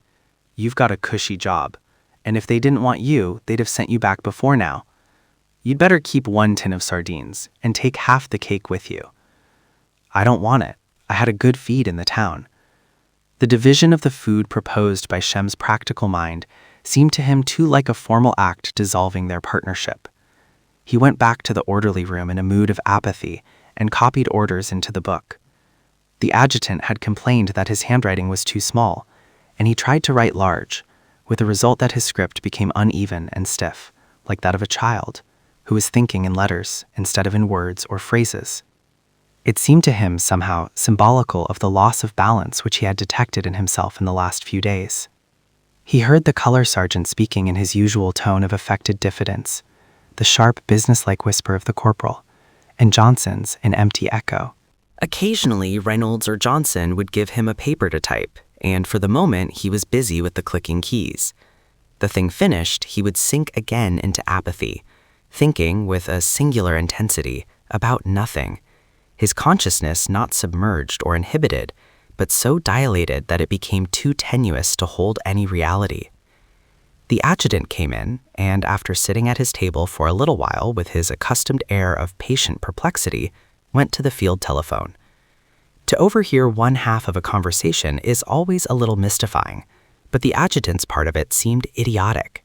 Yes, he was Pepper, and apparently he received, and in some cases repeated, instructions concerning a rat hunt, and these were all about rats and poles which would be found at Potsdam Dump, and salt. Bourne came back from the emptiness of his interior conscience to take a little interest in the matter. Pepper and salt were code words for 2 battalions in the brigade, and when the adjutant went back to his place, Bourne scribbled on a scrap of paper the question, "What are rats?"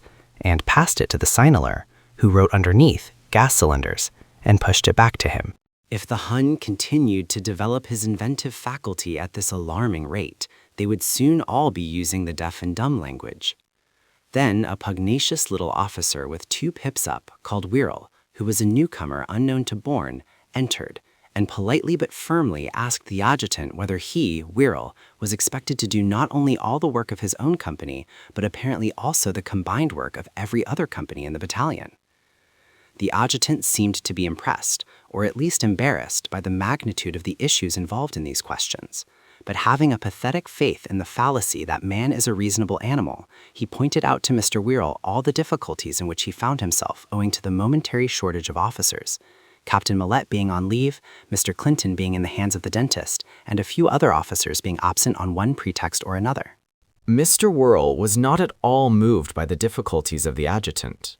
In fact, he seemed disposed to increase them by every means available to him, unless he were treated with a minimum of consideration. If Mr. Clinton happened to be suffering from a decayed tooth, he himself was at present a martyr to an ingrowing toenail. The adjutant held that these rival disabilities fell within different categories, the care of the feet, with all ranks, being an entirely personal responsibility. Mr. Wirral's sense of injustice only became more acute at this complete lack of sympathy, while the adjutant stiffened in his chair. The malicious imp in Bourne's heart laughed again for a moment. If Captain Mallet had been in the adjutant's place, the interview might have lasted a minute, but scarcely longer, and under the gaze of his intolerant eyes, Mr. Wirral would not have proceeded to argument, for with Captain Mallet, the immediate necessity was all that counted, and if he were ever driven to repeat an order, his voice and expression almost converted it into a threat of personal violence. Bourne had no feeling against the adjutant. He rather admired the conscientious and painstaking way in which he stuck to his work, but his manner was more likely to gain the approval of his superiors than to command the obedience of those who worked under him. Mr. Wirral was told in the end that, as he had but lately returned from England to the front, it was only right that he should take some of the burden from the shoulders of officers who had been overworked for months. That closed the discussion, and he retired after saluting the adjutant with an air of marked hostility. Then the color sergeant went over to the adjutant's table and, bending down, had a few minutes' whispered conversation with him. Scenes of this kind always interested Bourne. The tension excited him, but he thought it rather humiliating that they should occur in the presence of the orderly room staff. Old Tomlinson, Reynolds, and even Lance Corporal Johnson knew all that there was to know about every officer in the battalion. He and the signaler knew too much. Except on 1 or 2 occasions, Bourne always left the room during orders hour, but the others remained, and after the delinquencies of the men had been dealt with, an officer was occasionally sent for and asked to explain his conduct in certain circumstances. This should have been done quite privately. If an officer wished to complain to the adjutant, as in the case of Mr. Wirral, there was no reason why the orderly room staff should have witnessed the incident. The Army organization is supposed to work with the impersonal and remorseless action of a machine, but this action is not single and indivisible. A human agency is always intervening, so that sometimes what is only the inexorable functioning of the machine takes on the character of a duel between opposed personalities, and while the mechanical action, having attained its object, ends, the other is more lasting. Under all this monotonous routine of duty, which made war seem a dull and sordid business, there was the sense of encompassing danger, a sense which perhaps grew stronger under the efforts of the will to subdue it. Men acting together in constant peril of their lives demand at least that the chances shall be evenly divided among them. They could be generous and accept additional burdens without complaint, if there were real need.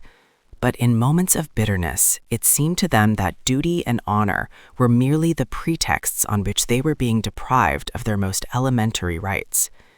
Even on carrying parties and in the mere routine work of ordinary trench life in quiet sectors, men were killed in rather a casual and indiscriminate way. Though he was by no means inclined to help carry a gas cylinder on a pole while watching the working party fall in on the road that night, Bourne felt rather out of it. He felt as though he were swinging the lead. For his breakfast now, he went straight to the cooker's, and unless it were raining, he ate it there, talking to Abbott, while sitting in the shelter of a thin, straggling hedge. He had in his pocket a small tin of toffee, which had come in a parcel from England. He offered some to Abbott. "Thank ye," said Abbott, "but I ain't very partial to sweet stuff. There's Williams there. He's always hungry for toffees. He don't drink and he don't smoke, and unless he goes after the women, I don't know what he does do. You might give him a few. Hey, Williams, here's some toffee for you." Williams was a little Welshman, headquarter company cook, with a face like a Phoenician, etched all over with fine lines, but with none of the deeper wrinkles, a curiously impassive face, which had aged early, as he could not have been 50. He came at once, in his greasy, smoke-blackened suit, wiping his hands on a cloth. "It's a long time since I had any decent toffee," he said, with a curious hunger in his black eyes. "I believe he'd sell himself for a tin of toffee," said Abbott with a grin. "Here you are, then. Take the lot," said Bourne. "I have some more inside, and I don't care about them, but some friends of mine are always sending out a tin. I shall bring you out some." "I'd be glad of them," said William simply. He was a man of few words, a rare quality in a Welshman. "How did the carrying party get on last night?" Bourne inquired. You know, as each party get back, the officer in charge comes into the orderly room with a slip of paper, I think. I was half asleep and didn't pay much attention. And sometimes a runner comes in too and leaves a paper on the table, and the old color sergeant is cribbing like hell this morning about it. They disturbed the sleep of a hard-working man. "You were a color sergeant when he went on reserve," said Abbott. "You knew him, didn't you, Williams?" The men were pretty tired when they got back about 2 this morning, after the move and parades and one thing and another, and wearing them bloody gas helmets the whole time. Parade again at 10 today, and another big carrying party tonight. No sense working men day and night. "Well, they'll have to send us back into the trenches for a rest soon, I suppose," said Bourne, and asked Abbott for some hot water to rinse out his mess tin, polished his knife and fork by rubbing them in the earth, and went back to the orderly room. He arrived at the crisis of a scene. The adjutant, Captain Havelock, was at his table, looking irritable and rather nervous. At one side was the color sergeant, shaking with fury as he spoke, and opposite the adjutant was the regimental, perfectly cool and with a slightly supercilious smile on his face. Corporal Reynolds impatiently waved Bourne out of the room again. He didn't hear what the adjutant said, but he heard the regimental's voice, rather cool, almost insolent in reply. "Of course, sir, if you will not support your regimental sergeant major, there is nothing more to be said." Bourne went right down the steps into the road so as to be out of earshot, and he remembered Tozer's words about the regimental and the color sergeant scrapping in the orderly room.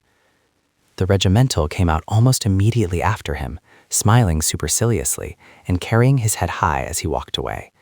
He didn't see Bourne, who decided to wait a few minutes and give things time to settle down again before going back to his work.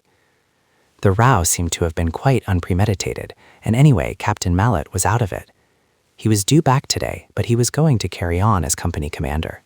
Major Blessington seemed to like Captain Havelock. It was true he treated him in rather a casual way, but it was all to the good that he should like him. It was a pity Major Shadwell and Captain Mallet could not run the battalion between them. Bourne had never seen much of Major Shadwell, but he was the same type as Captain Mallet, only older, quieter, with more of iron and less of fire in his nature. Men said that he had changed a lot since coming out to France. He had been lively and full of humor. Now he was rather taciturn, with a severe and inflexible expression. The men liked him. Captain Mallet appealed more to the imagination, but they had more trust in Major Shadwell. He knew it too, apparently, because Bourne remembered talking to the Padre, who told him how the Major had said to him immediately after a show on the Somme, with a great effort to restrain himself, "It's bloody murder, Padre, but by God, there's nothing like commanding men." That was after Colonel Woodcote had been wounded. Since he had gone and the old adjutant, Captain Everall, things had not been the same. The old lot had all kept together, and the men knew them, or knew of them, even before the war. But Major Shadwell and Captain Mallet were the only two left of the old lot. Regular officers, as a rule, didn't understand the new armies. They had the model of the old professional army always in their mind's eye, and they talked of the fire discipline of the old army and the rate of fire they were able to maintain in repelling counterattacks, saying that reliance on bombs had ruined musketry. They forgot how the war had changed since 1915, ignoring artillery developments. And it never occurred to them that if one Lewis gun could do the work of 10 men, it was rather foolish not to prefer it, since it offered a smaller target. The majority of them, though there were brilliant exceptions, did not understand that the kind of discipline they wished to apply to these improvised armies was only a brake on their impetus. Then again, as a rule, the regular officers did not get on with the temporary officers of the new army, but the regular army, perfect as it was a very small affair. Things were now on a different scale, and in these new conditions, the regular officer was as much an amateur as his temporary comrades. After a few minutes, Bourne went back to his place, and the orderly room was calm again. Captain Mallet returned to duty that afternoon, and on the following day he was one of the principals in another scene. When Brigade ordered the battalion to provide a working party for that night, it was discovered that in the states supplied to Brigade by the orderly room, the strength of companies returned was not the fighting strength, but the ration strength, and the demands made by Brigade, on the basis of the figures supplied, could only be met by taking every available man, even to the company's cooks. The MO was one of the first to complain with regard to his orderlies, and various specialist officers followed him. One of the penalties of infallibility is that it cannot remedy its mistakes because it cannot admit having made them, and Captain Havelock was embarrassed but inflexible. Then Captain Mallet arrived on the scene, quite ready to fight anything and principle be damned. "Do you intend, sir, to take my cooks?" The adjutant saw no other way. "I am not going to allow my men to suffer because of some damned incompetence in the orderly room. Do you understand that if the cooks go up the line on this working party, the men will not even have any hot tea when they come back, at about 3 in the morning, exhausted?" The adjutant tried to assert himself, but the angry officer would not let him speak. "You haven't got the moral courage to stand up for your own men, or to admit your silly blunder. Well, I shall tell you what I shall do. I shall order my horse and take 2 orderlies and go up to inspect trenches. I shall see you are 2 men short anyway, and fuck Brigade." He brought his fist down on the table, turned on his heel without saluting, and went out. The adjutant and the color sergeant looked at each other as though they thought this kind of behavior was not quite nice, and then there was a hurried consultation. There was never any doubt that Captain Mallet would be as good as his word, and the outcome of this incident was that 2 cooks were left behind to make tea for the whole battalion. On the following day, the MO saw the commanding officer in the orderly room and said the men did not have enough rest. They should not be expected to parade all day and to work all night as well. He put the matter very quietly, but Major Blessington treated him in an offhand way. "Very well, sir. If any man reports sick to me, I shall excuse him duty," said the MO, and he saluted, leaving Major Blessington to the contemplation of his fingernails. Nobody had much sympathy for the adjutant, but he was bound by the nature of his office to be the mere reflection and echo of the commanding officer, and with all his faults and defects of manner, he was doing his best to master his job. His duties were often unpleasant. A couple of days later, he sent for Mr. Clinton, who so far had not gone up the line once since they had been in the sector. The adjutant had to tell him that he would not accept any further excuses, and that he had been detailed to take up a party that night. Mr. Clinton took what amounted to a telling off very well, and the adjutant had said what he had to say, quite definitely, but in a friendly and reasonable way. There was nothing in the interview at all. It was a mere matter of routine. But as Mr. Clinton went out, Bourne noticed an acid smile on the color sergeant's face, and he experienced a feeling of humiliation in himself. Clinton was such a good fellow. He had been through some of the worst shows on the Somme, and he had never spared himself, and there was that swine grinning at him. He heard the working party come back in the small hours of the morning, and as usual there were slips to be left on the table. People came in and went out again, and the only light was from the moon shining through the windows. They woke the lance corporal, and eventually he sat up, as another man entered, and Bourne heard a whispered conversation. "They got Mr. Clinton all right. One of them sausages came over and blew most of his guts out. No, he's not dead. They gave him morphia and took him away on a stretcher. Well, if he's not dead yet, he pretty soon will be." "Who's that?" said Corporal Reynolds, sitting up. Mr. Clinton, Corporal. His number's up all right. It fair made me sick to see him. He was conscious too. He said he knew he was going to get it up here. He knew it. Bourne did not move. He lay absolutely still in his blankets, with an emotion so tense that he thought something would snap in him. Chapter 7. 'Tis no matter if I do halt. I have the wars for my colour, and my pension shall seem the more reasonable. Shakespeare. The color sergeant had succeeded in working his ticket. It had gone through, as they phrased it, and he was leaving for home that night. He enhanced his own pleasure by expatiating on the many years of usefulness which still lay in front of his subordinates, a prospect which did not move them in the same way, and his purring satisfaction seemed to make it more difficult for them to find suitable words in which to express their regret at his departure. Congratulations on his release came more readily from their tongues. Bourne said nothing at all. As far as he was concerned in the matter, he was glad the old hypocrite was going. But he couldn't think of anything except the fate of poor Clinton, who had always been so decent to him. He wanted to see Sergeant Tozer and hear what had happened. "I hoped that before I left," said the color sergeant, dripping with the unction of benevolence, "I should see Johnson a corporal, and Bourne with a stripe." Bourne, who never believed a word the old man said, looked up at him with startled surprise, which the other probably mistook for credulity, as he continued to purr pleasantly while lacing up his boots. Bourne, having made up his own bed and swept the floor, went outside to wash and shave, and after coming back for his tunic, crossed the road and found Sergeant Tozer. "I'm damned sorry about it myself," said the sergeant. "It was one of them sausages. They put wind up me, them things do. You can see the buggers in the air, but you can't always know where they're going to land. All our stuff had to be carried up to the fire trench, you see, and put in position there, ready. After each pair of men had dumped their load, they turned down a short bit of slit trench and waited in the trench behind where I was.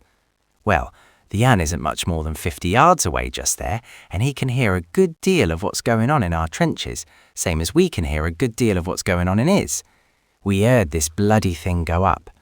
2 of our chaps had just dumped their load and turned into the slit, and the officer who was taking over the stuff went into a small dugout then to get a chit. We could see the damn thing coming. Mr. Clinton and a couple of their sentries were the only people in the bay, and he got it proper, he did. Fair made me sick when we was putting him on a stretcher, and all he said before they gave him morphia and took him away was, 'I knew I'd get it here, I knew.' He kept on saying it. One of the men on the fire step was hurt too, but they said it was only a nice blighty one. Funny thing, don't you think, him saying he knew he'd get it here?" "I don't know," answered Bourne. "Most of us have premonitions of the kind now and again, but they don't always prove right." "I've got a kind of fancy I'm going to come through it all," said the sergeant. "Do you know what I couldn't help thinking about Mr. Clinton? Well, he looked as though, now he knew, it didn't matter. It was all right. Of course, you could see he was in pain until they gave him the morphia, and he moaned a bit, and you could see he was trying not to moan. I don't know what it was, but his face had changed somehow. It didn't have that kind of sulky, worried look anymore. He knew his number was up all right. It was rotten bad luck, after coming through the Somme without a scratch," said Bourne. "I'm awfully sorry about him. Every time I was with him, something funny would happen, and he was such a good sort. And he was always decent to the men, didn't lose his temper because he had got wind up or was beaten to the wide. He seemed to humor them and master them at the same time. He had such a clear, low voice. Did you ever notice it? He didn't have to shout to make himself heard." "Oh, the men all liked him," agreed the sergeant. "You can't fool the men." You will get an officer, sometimes full of shout and swank, and he'll put him through it and strafe him, and the walk-off parade feeling that he has put the fear of God into him. Well, he hasn't. He thinks they respect him, and all they think is that he wears a Sam Brown belt, and they wear one waist, Webb, ditto. Men don't mind a bit of chatter. He were a nice chap, were Mr. Clinton, and we all liked him. You know, to my way of thinking, some of us'uns have a damn sight more religion than some of the parsons who preach at us. We're willing to take a chance, we are. Human nature's human nature, and you may be right or you may be wrong, but if you bloody well think you're right, you may as well get on with it. What does it matter if you're killed? You've got to die someday. You've got to chance your arm in this life, and a damn sight more than your arm too sometimes. Some folk talk a lot about war being such a bloody waste, but I'm not so sure it's such a bloody waste after all. They think it's all about nothing, I suppose. Take some of the men coming out now. I don't mean the kids, but some of the older men who wouldn't join up till they was pushed. Those are the kind of chaps who talk about what a bloody waste of life war is. They say there oughtn't to be no war, as though that helped matters. But when you send 'em over the top with a rifle and a bayonet and a few bombs and they find a big backgun in front of them, they don't care a fuck about wasting the other bugger's life, do they? Not a bit of it. It's their own bloody skins they think about then. That's what they call their principle. For them snivelling conchies at home, it'd fight like rats if they was cornered. It's human nature. You can make nearly any bloody coward fight if you tease him into the right humour. But what about us? Who has the better principle? Do they think we came out for 7 bloody bob a week? I'm not troubling about my bloody conscience. I've got some self-respect, I have. Bourne appreciated Sergeant Tozer's point of view because he understood the implications his words were intended to convey, even when he seemed to wander from the point. Life was a hazard enveloped in mystery, and war quickened the sense of both in men. The soldier also, as well as the saint, might write his tractate De Contemptu Mundi, and differ from him only in the angle and spirit from which he surveyed the same bleak reality. He could not stay any longer, but went back to the orderly room until within a few minutes of commanding officer's orders, when as usual he went out, and finding a cool place, sat by himself and smoked. He spoke scarcely a word to anyone except the signaller, who would whisper occasionally or scribble something on a piece of paper and push it along the table for him to read. The only person in whom he took any interest was the adjutant. When he had come in for the first time that day, Bourne had been going out with forms for one of the company offices, and they had met in the doorway. Bourne stood to attention on one side of the door as he passed in, and he noticed the look of weariness and anxiety on the officer's face. He felt a great deal of sympathy for him. Now and again through the day he glanced in his direction to find him sitting there in his place, doing nothing, his chin in his left hand, his eyes fixed, and his young, rather handsome face filled with the trouble and perplexity of his thoughts. They all knew what his thoughts were. The color sergeant would interrupt him occasionally on some matter of routine, and he would turn to it with a look of wearied resignation, and having settled it, fall to fidgeting with his papers for a few moments, and then relapse again into his melancholy brooding. It is so easy to settle these questions of routine. He was even oblivious of the fact that the color sergeant had made a separate peace with the enemy, and when reminded with modest delicacy of the fact, he had only looked at him with some embarrassment and said, "Oh yes, Sergeant Major," for that was Tomlinson's present rank, the old color sergeant being merely reminiscent of the rank abolished earlier with which he had retired from the pre-war army. "What time do you leave?" "I relinquish my duties at 6 o'clock tonight, sir." "Well," said the adjutant desperately, "you will be glad to have a rest, won't you?"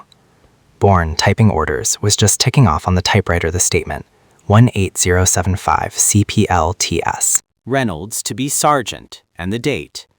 And then, a little later, the notice of Sergeant Reynolds' appointment as orderly room sergeant. He felt the hurt which the adjutant's preoccupation had given to the old man's vanity. Presently the chaplain came in, and immediately Captain Havelock got up and went out with him. Bourne remembered he wanted to ask the padre to cash a check. And then, quite suddenly, he heard that curiously tinny old voice, which always reminded him of an emasculated tomcat behind him.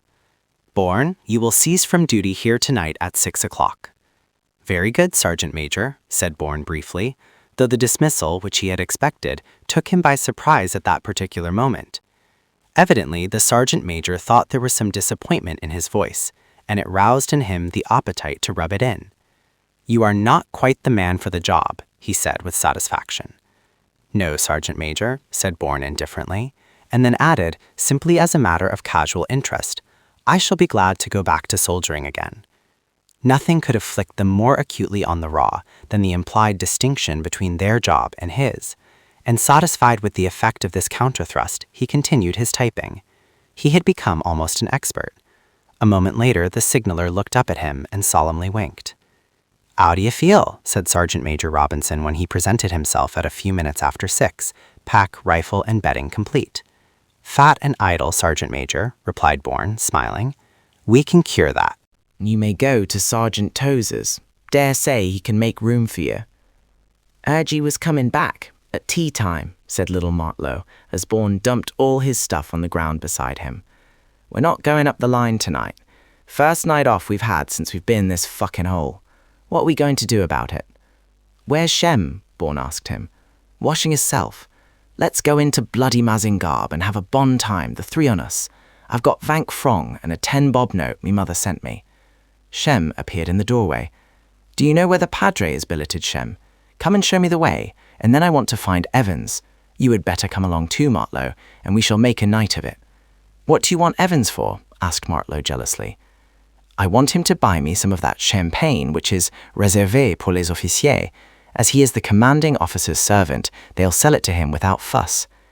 Ask Sergeant Tozer to come, said Shem. He has been pretty well fed up lately.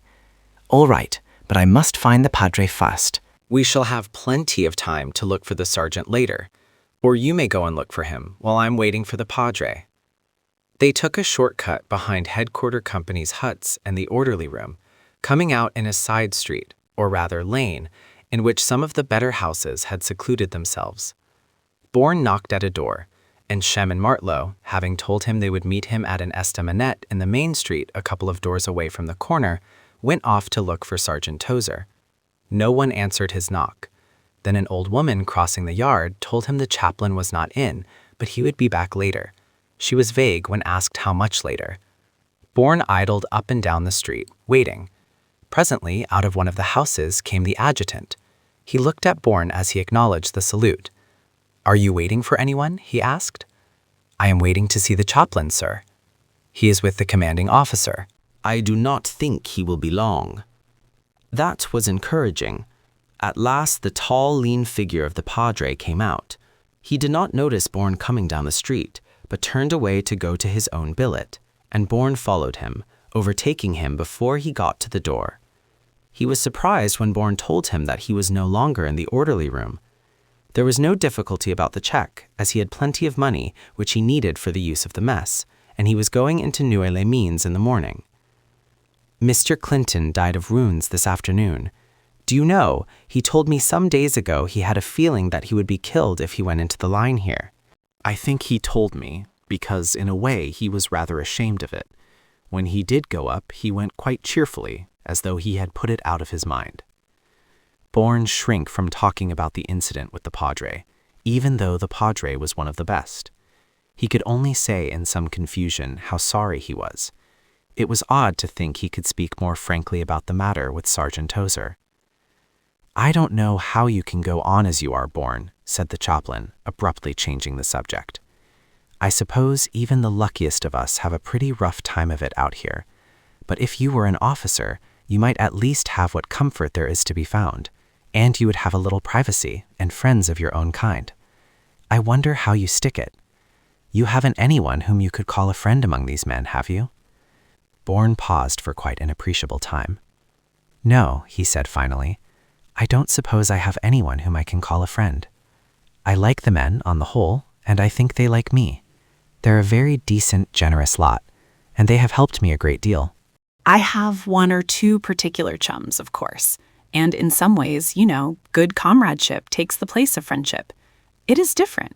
It has its own loyalties and affections, and I am not so sure that it does not rise on occasion to an intensity of feeling which friendship never touches. It may be less in itself, I don't know, but its opportunity is greater. Friendship implies rather more stable conditions, don't you think? You have time to choose. Here, you can't choose, or only to a very limited extent. I didn't think heroism was such a common thing. Oh, it has its degrees, of course. When young Evans heard the colonel had been left on the wire, he ran back to do what he could for him. Of course, he owed a good deal to the colonel, who thought it a shame to send out a mere boy, and took him on as servant to try and give him a chance. That is rather a special case, but I have seen a man risking himself for another more than once. I don't say that they would all do it. It seems to be a spontaneous and irreflective action, like the kind of start forward you make instinctively when you see a child playing in a street turn and run suddenly almost under a car. At one moment, a particular man may be nothing at all to you, and the next minute you will go through hell for him. No, it is not friendship. The man doesn't matter so much. It's a kind of impersonal emotion, a kind of enthusiasm, in the old sense of the word. Of course, one is keyed up, a bit overwrought. We help each other. What is one man's fate today may be another's tomorrow. We are all in it up to the neck together, and we know it. Yes, but you know, Bourne, you get the same feeling between officers and between officers and men. Look at Captain Mallet and the men, for instance. I don't know about officers, sir, said Bourne, suddenly reticent. The men think a great deal of Captain Mallet. I am only talking about my own experience in the ranks. It is a hard life, but it has its compensations. The other men have been awfully decent to me. As they say, we all muck in together.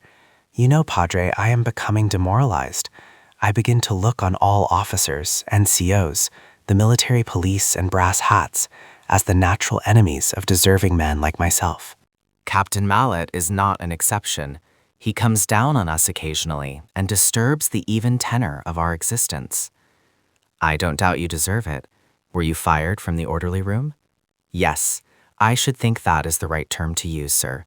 I was taken into the orderly room on the understanding that I should be there for 10 days, while Grace was undergoing medical treatment. I have completed my 10 days, and Grace is still swinging the lead. The post is now vacant. It was not really my milieu. Between ourselves, Padre, there's not enough work in the orderly room for 3 men, let alone 4. 3 are necessary when we are in the line, but they are now doing the sensible thing and running it with 2 until they can pick up a properly qualified clerk. Well, I don't think you ought to stay as you are. I don't think it is the right place for you. You might be more useful in some other way. However, I have got to do some work now. Come in and see me again some night, though I think we shall be on the move again very soon. Do you know that man Miller? Miller, who deserted just before the July show, sir? I don't know him. I know of him. Well, he has been arrested down at Rouen. How he ever got so far, I can't imagine. He found a woman there who sheltered him until his money was finished and then handed him over to the police. I can't help wishing either that he had got clean away or that something had happened to him. It's a beastly business. Good night. I'm awfully sorry that you should be troubled about it, sir. It won't be very pleasant for any of us. I hope I haven't kept you, and I am really very much obliged about the check. Good night, sir. Good night, Bourne, and look me up again sometime. Good night. As he hurried down the twilight street, Bourne thought it certainly seemed more than likely that a firing party would be detailed for the purpose of ending the career of Lance Corporal Miller. And on the whole, he was more sorry for the firing party than for the prisoner. He had always thought that Miller should have spelled his name Muller because he had a high square head like a Hun. It was a beastly business, all right. When Miller disappeared just before the attack, many of the men said he must have gone over to the Hun lines and given himself up to the enemy. They were better and summary in their judgment on him. The fact that he had deserted his commanding officer, which would be the phrase used to describe his offense on the charge sheet, was as nothing compared to the fact that he had deserted them. They were to go through it while he saved his skin. It was about as bad as it could be, and if one were to ask any man who had been through that spell of fighting what ought to be done in the case of Miller, there could only have been one answer: shoot the bugger. But if that same man were detailed as one of the firing party, his feelings would be modified considerably. Suddenly, Bourne wondered what he himself would do if he were detailed for the job. He tried to put that involuntary question he had asked himself aside, and he found it was impossible. He was one of those men who must try to cross a bridge before coming to it. It would be his duty. His conscience would not be too nice when there was a collective responsibility, but these justifications seemed unreal. The interval between the actual cowardice of Miller and the suppressed fear which even brave men felt before a battle seemed rather a short one at first sight. But after all, the others went into action. If they broke down under the test, at least they had tried, and one might have some sympathy for them. Others broke momentarily and recovered again, like the two men whom Sergeant Major Glasspool had brought to their senses. It might even be necessary to shoot fugitives for the sake of preventing panic. All these cases were in a different class and might be considered with sympathy. If he were on the firing party, he would have to make the best of it. He took the same chance as the rest of them, none of whom would care for the job of an executioner. He had forgotten to see Evans, but it would have been too late even if he had remembered, for Evans would be occupied in attending to the wants of the major. He found Shem and Martlow at the corner, but no Sergeant Tozer. They had not been able to find him, so he told them to wait where they were, while he went into a small restaurant where he had eaten once before. Presently, he emerged again with a girl of about 17, and to the astonishment of Shem and Martlow, turned with her away from them up the street. He was walking quite affectionately, his hand on her arm. "It's a bugger, ain't it?" exclaimed Martlow. "Wish I knew some bloody French."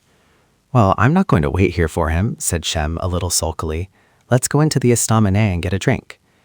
They waited until he was out of sight round the bend in the street, and noticed that an older woman came to the restaurant door and looked after the couple a little anxiously. "He hasn't been the same not since he has been in the orderly room," said Martlow. "All right, let's go in and get a drink." They went into the estaminet and drank some vin rouge and grenadine, while they told each other what they really thought about Bourne and the defects in his character, defects which had recently become more marked. In about 20 minutes, Bourne reappeared, smiling, and asked if they were ready. "Where have you been?" they both asked him in one indignant breath. "What is the matter with you?" said Bourne, surprised. "I have been to get Sergeant Tozer, of course." "He is waiting in the restaurant." "We thought you had cleared off with the girl," said Shem, a little awkwardly, "and left us on our own." "Evidently your ideas want bucking up again," said Bourne. "It was about time I came back." "I didn't think you would become soft-witted in 10 days. He was not offended by their sulkiness. If he were a little hurt at first, he put it aside and ragged them into a good humor. Sergeant Tozer was glad he was back again, and liked the quiet little eating house, one could scarcely call it a restaurant, better than the big noisy room in the estaminet. They could only get an omelette and pommes frites in the way of food, but presently Madame and her daughter, who both waited on them, crowned the table with a couple of bottles of Clicquot. Madame went straight back to her kitchen, but Bourne started to protest to the girl. She tried to reason with him apparently, but he would not listen to her, and at length, a little reluctantly, she went to a drawer in a dresser and brought out a card with a piece of faded green cord, by which he suspended it on the corks of the 2 bottles. On it was printed boldly, in letters all the same size, "Réservé pour les officiers." Madame, returning with the food, promptly removed it. Someone might see it, she protested. The military police were very troublesome. At last, to pacify her, Bourne put the card in his pocket, saying he would keep it as a souvenir of the war. They ate and drank in great good humor after that, and little Martlow followed the movements of the girl who waited on them with round eyes of admiration. No one else came in that night. They had the room to themselves, and they finished their wine at their leisure. Then Bourne crossed to the kitchen door and asked for the bill, which brought forth Madame and the daughter to him. He laughed as he went into their minute and detailed statements and gave them money. Then quite impudently he kissed them both, the old woman first and the daughter afterwards. "What did you want to kiss the old woman for?" said Martlow as soon as they were in the street. "So that I could kiss the girl afterwards," said Bourne, laughing in the darkness. They turned to the corner and came again to the huts. As Sergeant Tozer wanted to go into the company office for a minute, Bourne waited for him outside, and the other 2 went on by themselves. "Don't let us go back to Kip yet, Sergeant," said Bourne when the other returned. "Let us go a little way behind the huts and sit down and smoke and talk." "It is such a ripping night. Look at that slag heap over there, cutting the skyline like the Rock of Gibraltar. There's another toward Sains. The wine has enlivened without exciting me." "It has gone a bit to my head, too," said the sergeant. "To say it has gone to my head would be incorrect," observed Bourne. "It has set my blood alight. It has warmed all my 5 senses simultaneously. I feel like a human being again. To tell you the plain, honest truth, Sergeant, though I didn't want to stay in the orderly room, when old Tomlinson came up to me in his cat-like way and told me to go back to my company, I felt a bit hipped by it. My vanity was hurt, and he seemed to get a kind of satisfaction out of it. But as you would put it, I've been in a bad skin ever since we left Sandpits. You could have worked it so that they'd have let you stay in the orderly room if you had wanted to stay there, said the sergeant. I didn't want to stay there, answered Bourne impatiently. It bored me stiff, and I would rather be dog-tired than bored. I like being with the company. I like the swank of it, even if it's as empty as a drum. I like the swank of a drum. But if I had stayed in the orderly room much longer, I should have become a lead swinger too. I might have asked the color sergeant or the adjutant to send me back, but I didn't because I wanted to dodge carrying gas cylinders. I was swinging the lead as it was. Of course, I don't mind swinging the lead a bit in the company, especially when I think I have earned a bit of a rest. It's a game, as they say. Well, don't you come any of those games on me, said the sergeant, with a note of warning in his voice. That young Shem is the most artful bugger I know. He got on a working party here when we wanted every man we could get. He got off with his boots, I think. They was worn out, and we didn't have another pair to fit the bugger. He has got such short, broad feet. He got off with his eyes, said Bourne, laughing. When an officer looks up and meets Shem's eyes, he always thinks he may conceivably be telling the truth. I can't work it like Shem. Anyway, that is all in the game, so long as you don't overdo it. Do you think I'm windy?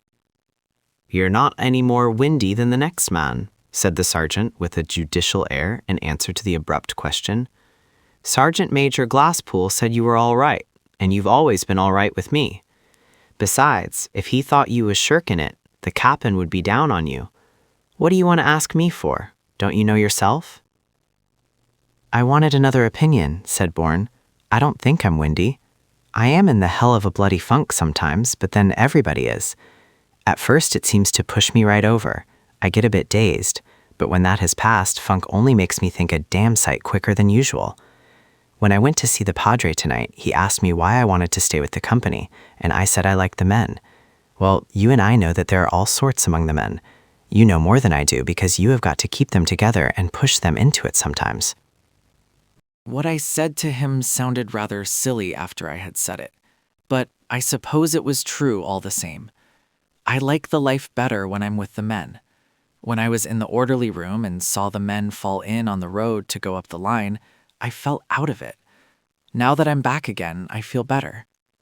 Well, we'd better go to Kip, said the sergeant. I'm glad you're back if that's what you want. All the same, you was damn lucky. I haven't had enough sleep for a week. It's clouding over now. We'll get some rain before morning. Chapter 8.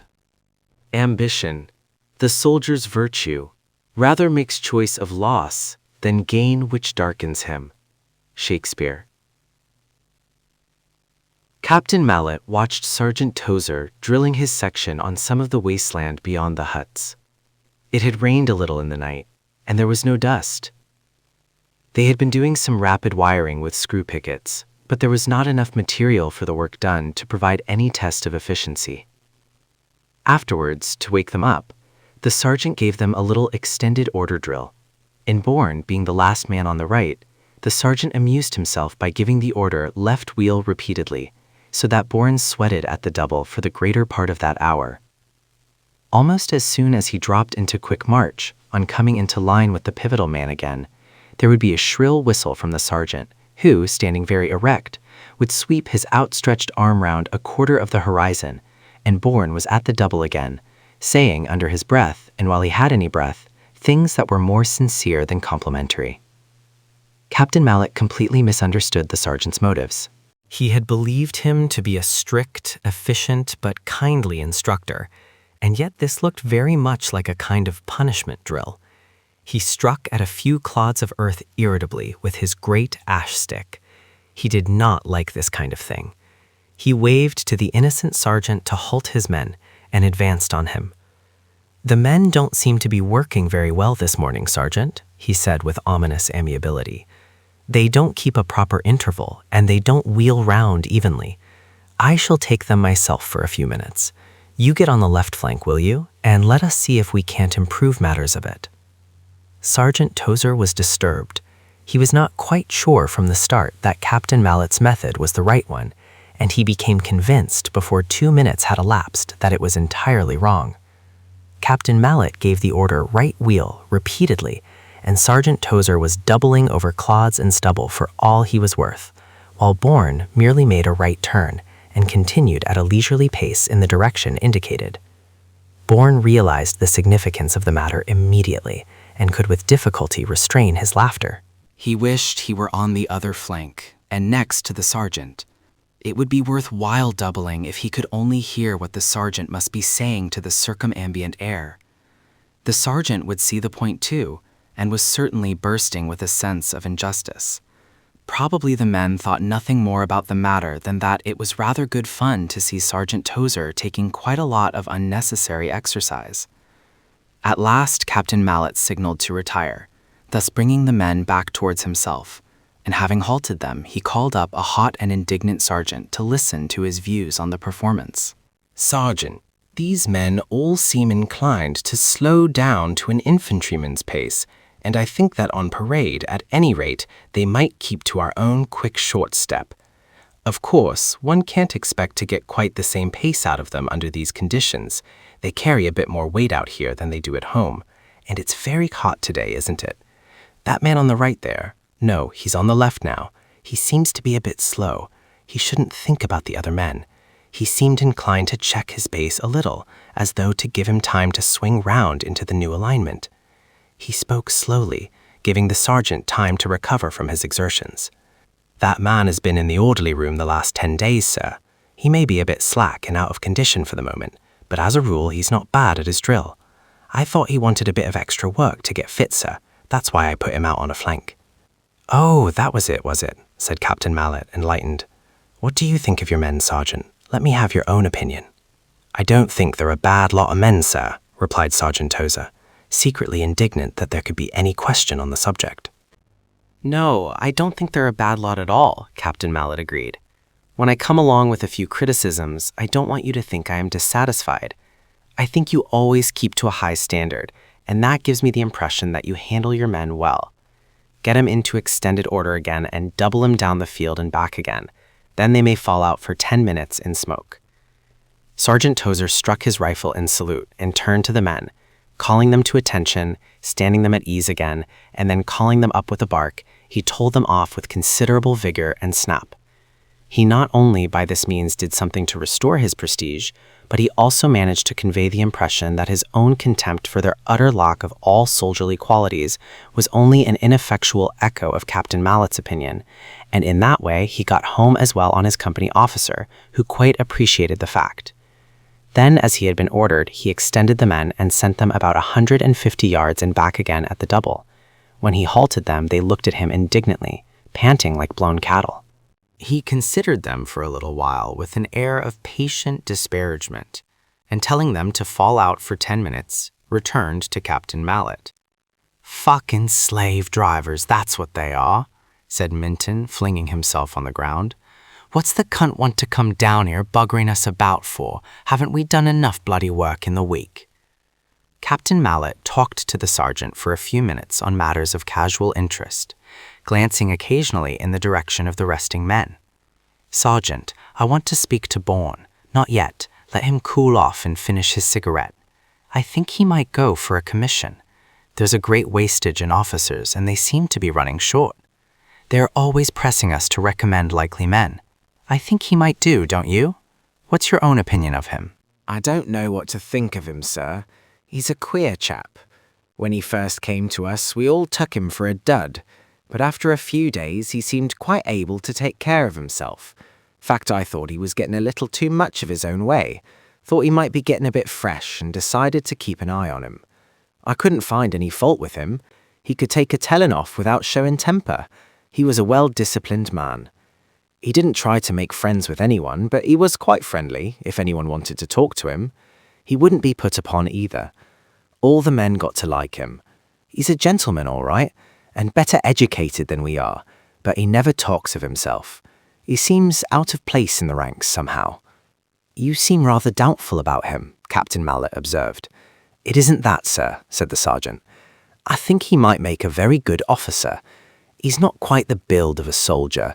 Bit light, sir, but he's pretty smart. Only he says he don't want to leave the company, sir. Well, a man can't shirk his responsibilities in that way. He might have stayed in the orderly room if he had liked. I was rather interested to see what he would do, and I was rather glad he didn't stay there. Did he say anything to you about it? Well, only between ourselves, sir, said the sergeant discreetly. Not for the use of the young, eh? I see. Well, bring him up to me, and I shall have a talk with him. The sergeant saluted, took a few steps towards the men, and then shouted Bourne's name. Captain Mallet saw his man get up, after the momentary hesitation of surprise, dust the grass and dry earth from his trousers, pick up his rifle, and double towards them. Yes, he was a bit light. Pity he hadn't a bit more stamina. It counts for such a lot. And he acknowledged Bourne's salute. So you've given up the crown and the glory, Bourne, he said, humoring him with an easy smile. I don't know about the crown and the glory, sir. I was dumped. I am under the impression that you probably asked for it. You didn't go out of your way to make friends, did you? Why did you stay there so long if you didn't like it? I wanted to dodge work for a bit, sir. I don't think that is a very creditable proceeding, said Captain Mallet, and noticed the uneasy resentment flickering in Bourne's face. I like to get out of a man all he is worth. I work 'em until they drop. Isn't that what they say? Then if the medical officer thinks they're past work, they can get a slocker's job among the details. It's usually rather a dirty, greasy, lousy kind of job, but I suppose they do some necessary work. Anyway, they have done some by the time I have finished with them, if they never do any more. Of course, I do my best to find out in what way a man can be most useful, but it's often a case of hit or miss. One hasn't time. He paused and looked at Bourne, who remained quite impassive under his gaze. As a matter of fact, continued Captain Mallet, I thought you deserved a bit of a rest. I think you do pretty well as a rule. As far as your work with the company is concerned, I haven't any fault to find with you. You're not windy, at least you keep your head. But you haven't the build. Sir, after all, I am a good deal heftier than some of the boys. Now you know I'm right, said Captain Mallet firmly. These boys, as you call them, train on. Most of them will fill out and make two of you. You are as fit as you ever will be, and you're quite fit now, in the pink, I should say. But all these men are hardened to all kinds of manual labor, which you can't do. I bet you were never in proper training until you joined the army. You won't train on. You're much more likely to train off. If you crock up, you will only be a damned nuisance. You are out of place where you are. I believe you have a certain amount of influence over the men about you. I don't mean that you try to influence them, but quite naturally they think you know a bit more than they do, and they are likely to be swayed by your opinion. Well, that's all wrong. You've no business in your position to have any influence over the men. Oh yes, you get some stout fellow with bags of courage, and the other men look up to him. That is different. I don't say they don't admire your pluck. In fact, I believe they do. But that isn't what influences them. It is something else. You ought to go in for a commission. I would much rather stay with the company, sir. It isn't a question of what you would much rather do, said Captain Mallet, a little irritably. It is a question of what you ought to do. You have no right to shirk your responsibilities in the matter. I said that to Sergeant Tozer when he said he thought you would rather stay with the company. Well, I say it to you, too, and I mean it. Well, sir, said Bourne firmly, may I say what I think? What is it? Asked Captain Mallet, looking at his boot and hitting it impatiently with his ash stick. I was asked if I would take a commission when I first enlisted. That was at Mill Harbor, sir, and when the adjutant spoke to me, I told him that I had absolutely no experience of men, not even the kind of experience that a public schoolboy gets from being one of a large community. I didn't want to shirk my responsibilities, but I told him I thought it would be better if I got a little experience of men and of soldiering before trying for a commission. He hadn't thought of it in that way, but he agreed immediately he saw the point. Well, now I think we were both wrong. Experience in the ranks doesn't help one a bit. I have only taken on the color of the ranks. It would be very difficult for me now to look at war or to consider the men from the point of view which an officer is bound to take." "Oh, you can forget all that," said Captain Mallet cheerfully. "If you take my advice, I shall get the matter underway at once, but I won't press you for an answer today, in case you want time to think things over. I am sure it is the wisest thing you can do in the circumstances." "There's only one other thing, sir. I don't want to be a trouble to you, but it looks as though they were getting us ready for another show. I don't want to slip away before the show. I would rather take my chance and go afterwards." "Very well, Bourne," said Captain Mallet after hesitating, perplexed for a second or two. "Have it your own way. Only I can't promise you that you will remain in the company the whole time. It won't make much difference. You won't miss the show. You may go now." He looked after him curiously as he went back to the men, and then he turned to Sergeant Tozer. "You are right, Sergeant. He's a queer chap. You can carry on with some drill now, but I shouldn't bustle the men anymore. They have had a fairly hard time the last few days, and we move away tomorrow. You needn't make things easy for Bourne, you know. In fact, it would be better if you put him through it a bit. He looks at a question upside down and inside out, and then in the long run, he does just what an ordinary, sensible man would do. Keep him at it." The other men were rather curious to know why Bourne had been sent for, and Martlow, with his irrepressible curiosity, asked him, but Bourne refused to say anything, and the sergeant's order to fall in again prevented further questions. They had an easy hour. When they went back to the huts for their midday meal, he was still silent and preoccupied. The men took it that he had been told off for something, very likely for his failure to give satisfaction in the orderly room, and a martyr to authority always moved their profounder sympathies, though when he was out of hearing they agreed that if a man tried to be too clever, he was bound to come a mucker. Shem, who knew him, after a suspicious and furtive scrutiny, left him alone, and Sergeant Tozer also held aloof, somewhat reluctantly, as the interview at which he had assisted in the morning had embarrassed him a little. However, he was quite clear in his own mind on one point. He wasn't going to bustle Bourne about just to please the company commander, so long as he went on quietly with his work. If a man thought he were being treated unjustly, it made him restive. Then he became really troublesome and ended on the mat. There was no sense in it. Bourne ate very little, and then went off to smoke alone. He had the faculty of withdrawing right into himself, his consciousness shrinking into its inmost recesses, contracting to a mere point, while the bodily part of him followed its ordinary train of habit unconsciously, like an automaton. He did not resent anything that Captain Mallet had said to him. He felt a kind of vague, impersonal resentment against enveloping circumstances. That was all. When one was in the ranks, one lived in a world of men, full of flexible movement and human interest. When one became an officer, one became part of an inflexible and inhuman machine. And though he thought that the war as a moral effort was magnificent, he felt that as a mechanical operation, it left a great deal to be desired. They paraded again at 2, and at 3 there was a kit inspection, during which Bourne's tin hut was condemned for the second time. Mr. Marsden, who had come back to them after having been slightly wounded on the Somme, was the first to examine the hut, and then Mr. Southern remembered that it had been condemned at Mialt. He reminded the sergeant major of the fact, and turned to Bourne again. "Did you see the quartermaster sergeant about it?" he asked Bourne. Bourne had a very vivid recollection of his interview with the quartermaster sergeant, a bad old devil like the color sergeant, only violent as well because he drank. He had gone, too, pensioned off, and had reached by this time the summit of his ambition in the proprietorship of a pub. "Yes, sir," Bourne replied mechanically. "What did he say?" continued Mr. Southern inquisitively. "He told me to go to Buggery, sir," replied Bourne very quietly. Sergeant Major Robinson and Sergeant Tozer as well were scandalized that Bourne should divulge even part of a conversation so obviously intended to be confidential. The officers seemed to be only a little surprised by his candor. "What do you mean, talking like that?" said the sergeant major severely. "He only meant he didn't have any." Bourne thought that the quartermaster sergeant's words might be interpreted in various ways, but in the face of the sergeant major's righteous indignation, he didn't feel called on to supply any alternative glosses, so he stood to attention rigidly while he was told off by Mr. Marsden, Mr. Southern, and the sergeant major in succession. The sergeant major thought it necessary to say to Mr. Marsden that Quartermaster Sergeant Leake had gone home. "He was no good, sir. He was too old, and it made him irritable like," he remarked with reasonable indulgence. See that this man has a new steel helmet by tonight, said Mr. Marsden imperiously. There are none here, sir, protested the sergeant major.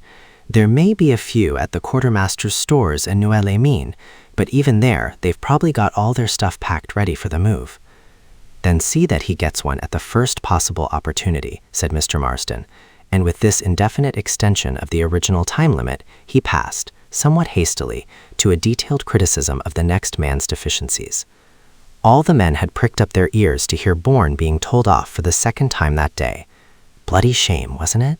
Once the buggers get their knives into you, you can't go right. No pleasing them. Well, you've got to tell the truth, haven't you?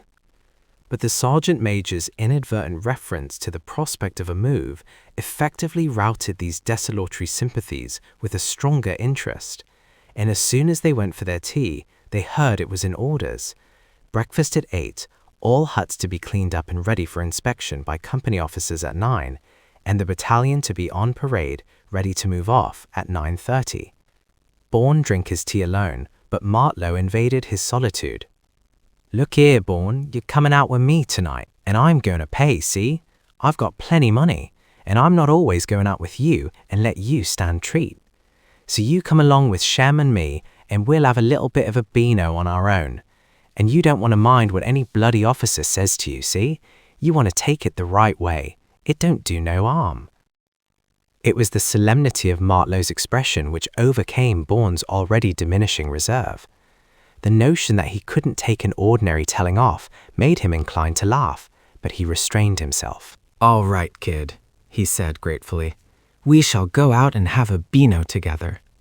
And I stand treat, said Martlow, immensely pleased. But then a sudden doubt clouded the youthful brow. I won't have enough money to get real champagne, he said, facing the difficulty frankly. But the other stuff's just as good, only it don't make you so drunk. And after all, we don't want to get pissed up with a long day's march in front of us tomorrow, do we? Oh, I only like champagne occasionally, said Bourne in a casual way. As a rule, I like beer or vin blanc better. Beer here's bloody, said Martlow. All right, I'll go and tell Shem. He's lying down outside. Bourne wasn't alone for long in the hut. He was putting away his mess tin and knife when Sergeant Tozer came in and noted the symptoms of recovery. Coming down the village with me tonight? He inquired briefly. Martlow has just asked me to go out with him, Sergeant. Otherwise I should. I think he wants to return the compliment, you know, but thanks all the same. He's a decent kid, said the sergeant. I was going to ask him and Shem to come too, but I'll leave it to some other night. It might look as though I were butting in. Have you told him anything about what Captain Mallet said to you? No, I'm not going to say anything about it until it's more or less settled. Quite right. They think Captain Mallet gave you a telling off. Well, how would you describe it? He's a good officer, is Captain Mallet, and he's a nice gentleman too, but he may be wrong in a lot of things. I thought there was a lot in what he said to you, because I've often thought like that about you myself. You've got a pull over us in some ways. Well, you've got a pull over me in other ways. Yes, but that don't even things out. It makes 'em worse. I thought there was something in what you said to the captain, only you didn't say all that you were thinking. How the hell can you ever say all that you were thinking to an officer without being bloody rude? Said Bourne indignantly. The sergeant enjoyed the humor of it. You weren't polite about the quarter bloke to Mr. Marsden. That was a different thing. It's so damn silly. A private is ordered to complete some deficiency in his kit, and he goes to the quarter bloke for it and gets nothing but abuse for his trouble. What can he say to the quarter bloke? At the next kit inspection, he gets ticked off by the officer for not doing something that the officer knows bloody well he can't do. You have never heard me grouse about anything to the men, have you? Very well. I may tell you that there are precious few mistakes made in the army that are not ultimately laid on the shoulders of the men. A fool of a clerk in the orderly room sends in the wrong state to brigade, and the men can do without their tea when they come back from a working party, wet and tired at 4 o'clock in the morning, having had nothing since 5. Yes, Captain Mallet put that right, and he was the only company officer I know with guts enough to do it. Some general streaks off in a car at about 40 miles an hour to go on a binge in Amiens. An unfortunate sentry spots his pennon just in time to turn out the guard to present arms to a cloud of dust. The general comes back with a fat head next morning and reports them for slackness, with the result that there's a parade of guard mounting, and Jerry comes over and bombs the lot. They're not exceptional cases, and you know as well as I do, the same sort of stupidities happen every day. I only hope to God Jerry salutes the swine someday with a 5.9 or something equally effective. The war might be a damned sight more tolerable if it weren't for the bloody army.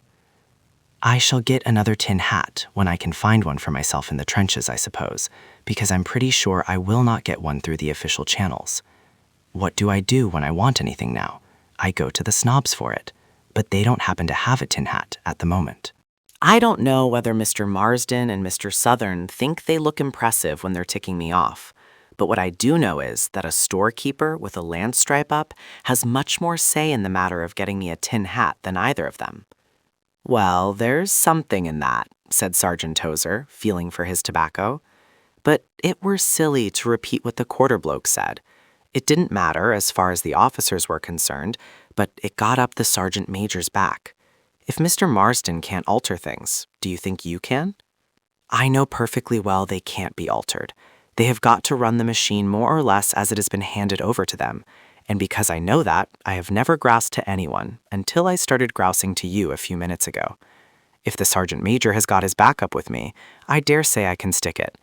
The last time I heard from him was when he asked me to pinch him some notebooks and pencils out of the orderly room. But don't worry, I shall forget it. I have given you a rough notion of my reason for not wanting to take a commission, but if it's up to me to take one, there's no option, is there? I mustn't shirk my responsibilities. You're all right, said Sergeant Tozer, and paused to light his pipe very deliberately. Only you'll have to watch your step, you know. There are too many people interested in you at present for you to play the fool in safety. Bourne said nothing, but lit another cigarette, and they smoked in quiet.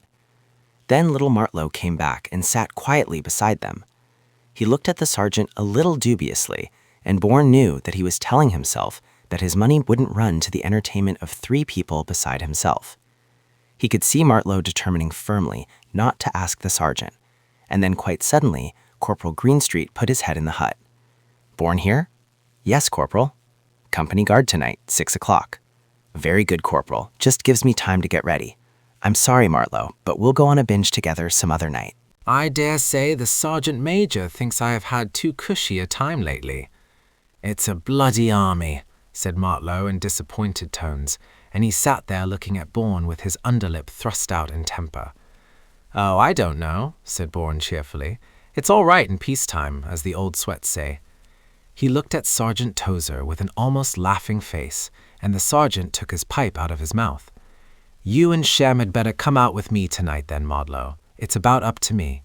We can have some eggs and chips, and then go and take a peek at a couple of estaminets. It'll pass the time. You might be able to bring Bourne back some vin blanc. That's a damned good plan, Martlow. Cut along and tell Shem. He don't seem keen on it, said the sergeant, as Martlow went reluctantly. He's disappointed about his own show. Otherwise he would be bucked by it. It is awfully decent of you, Sergeant.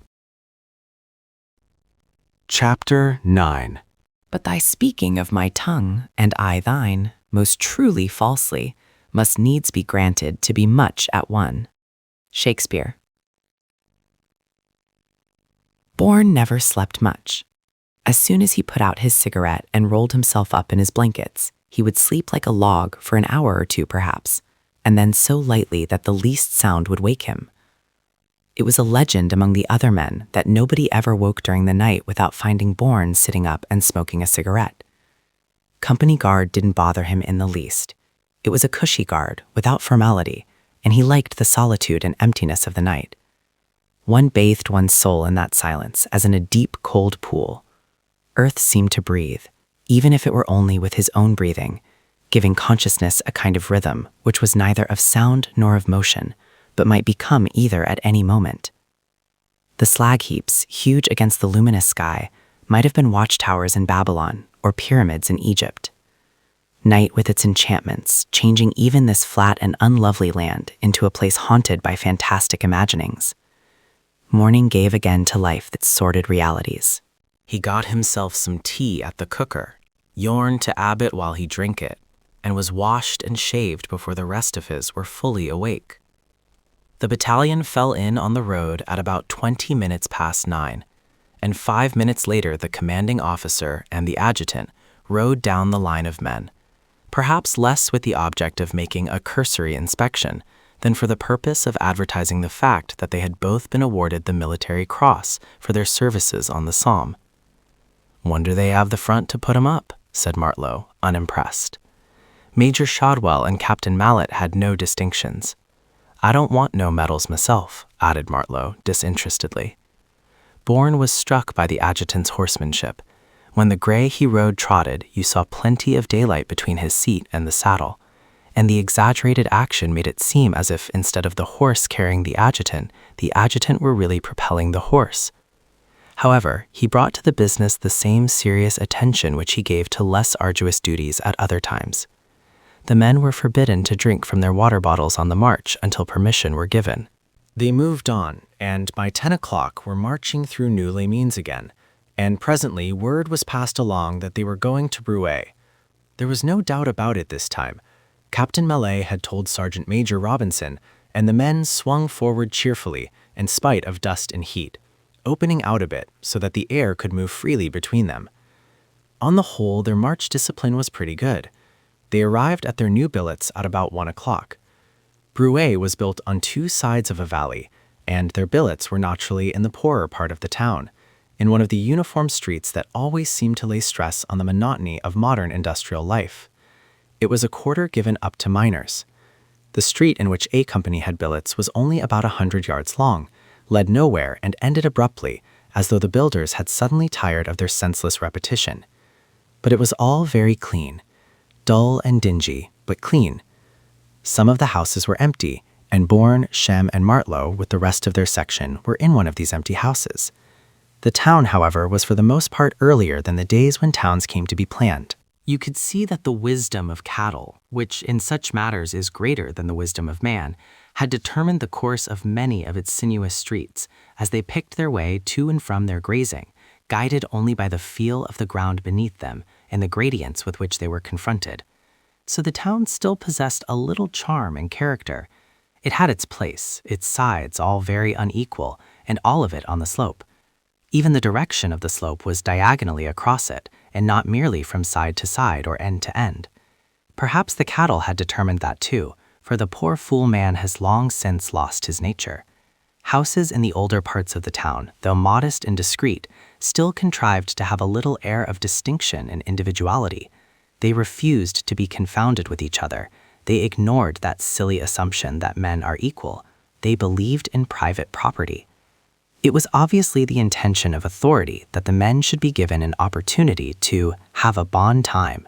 They were to be paid at 2 o'clock and then were free to amuse themselves.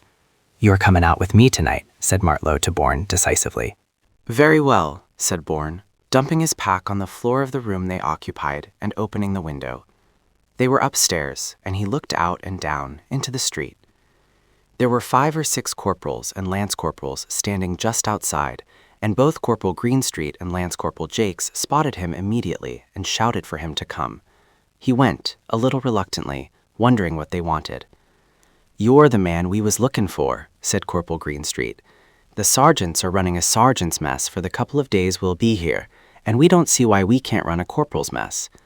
"Well, run one, Corporal," said Bourne disinterestedly. "There's nothing in King's regs against it, so far as I know." "Well, we can't run it ourselves. That's where you come in. You know the lingo a bit, and you always seem able to get round the old women. A corporal don't get a sergeant's pay, you know, but we want to do it as well as we can. There'll be 8 of us. Jakes, Evans, and Marshall are in billets here, and we could have the mess here if she'd do the cooking." "You have a talk to her." "This is all very well," said Bourne reasonably, "but now we're in a decent town, I want to have a good time myself. I've just told Martlow I should go out with him tonight." "Well, I've got him down for company guard tonight." "Have you, Corporal? Well, you just take him off company guard, or there's absolutely nothing doing.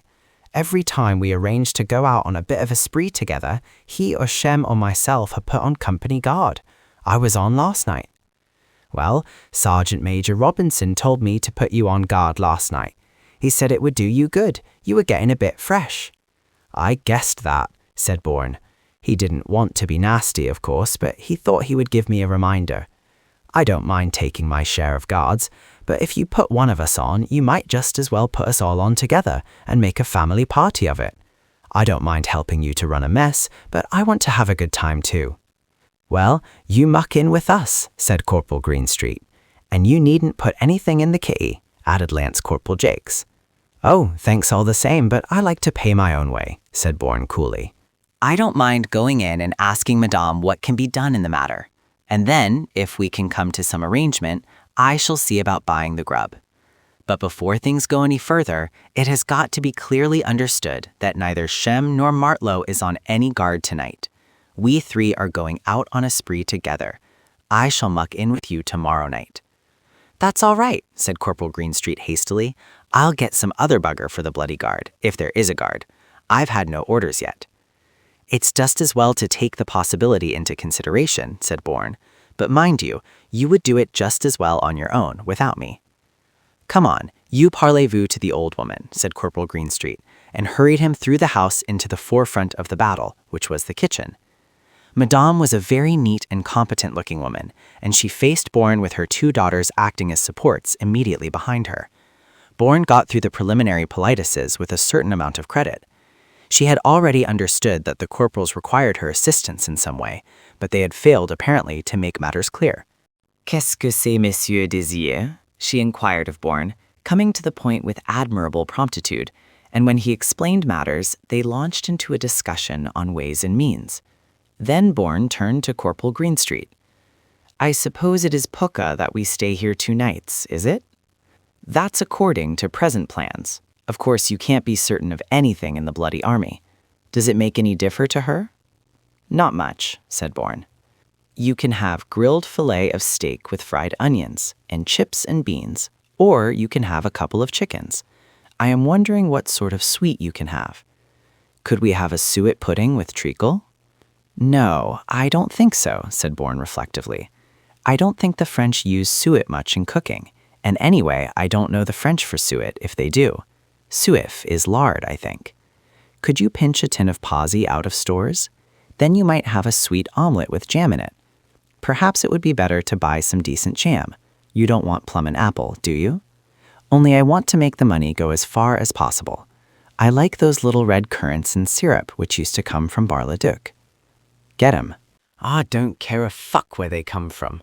We don't want any bloody plum and apple when we can get better. And don't you worry about the money. Not in reason, anyway. They've only let us come here for a couple of days to have a bon time before they send us up into the shit again. Might just as well get all we can while we can.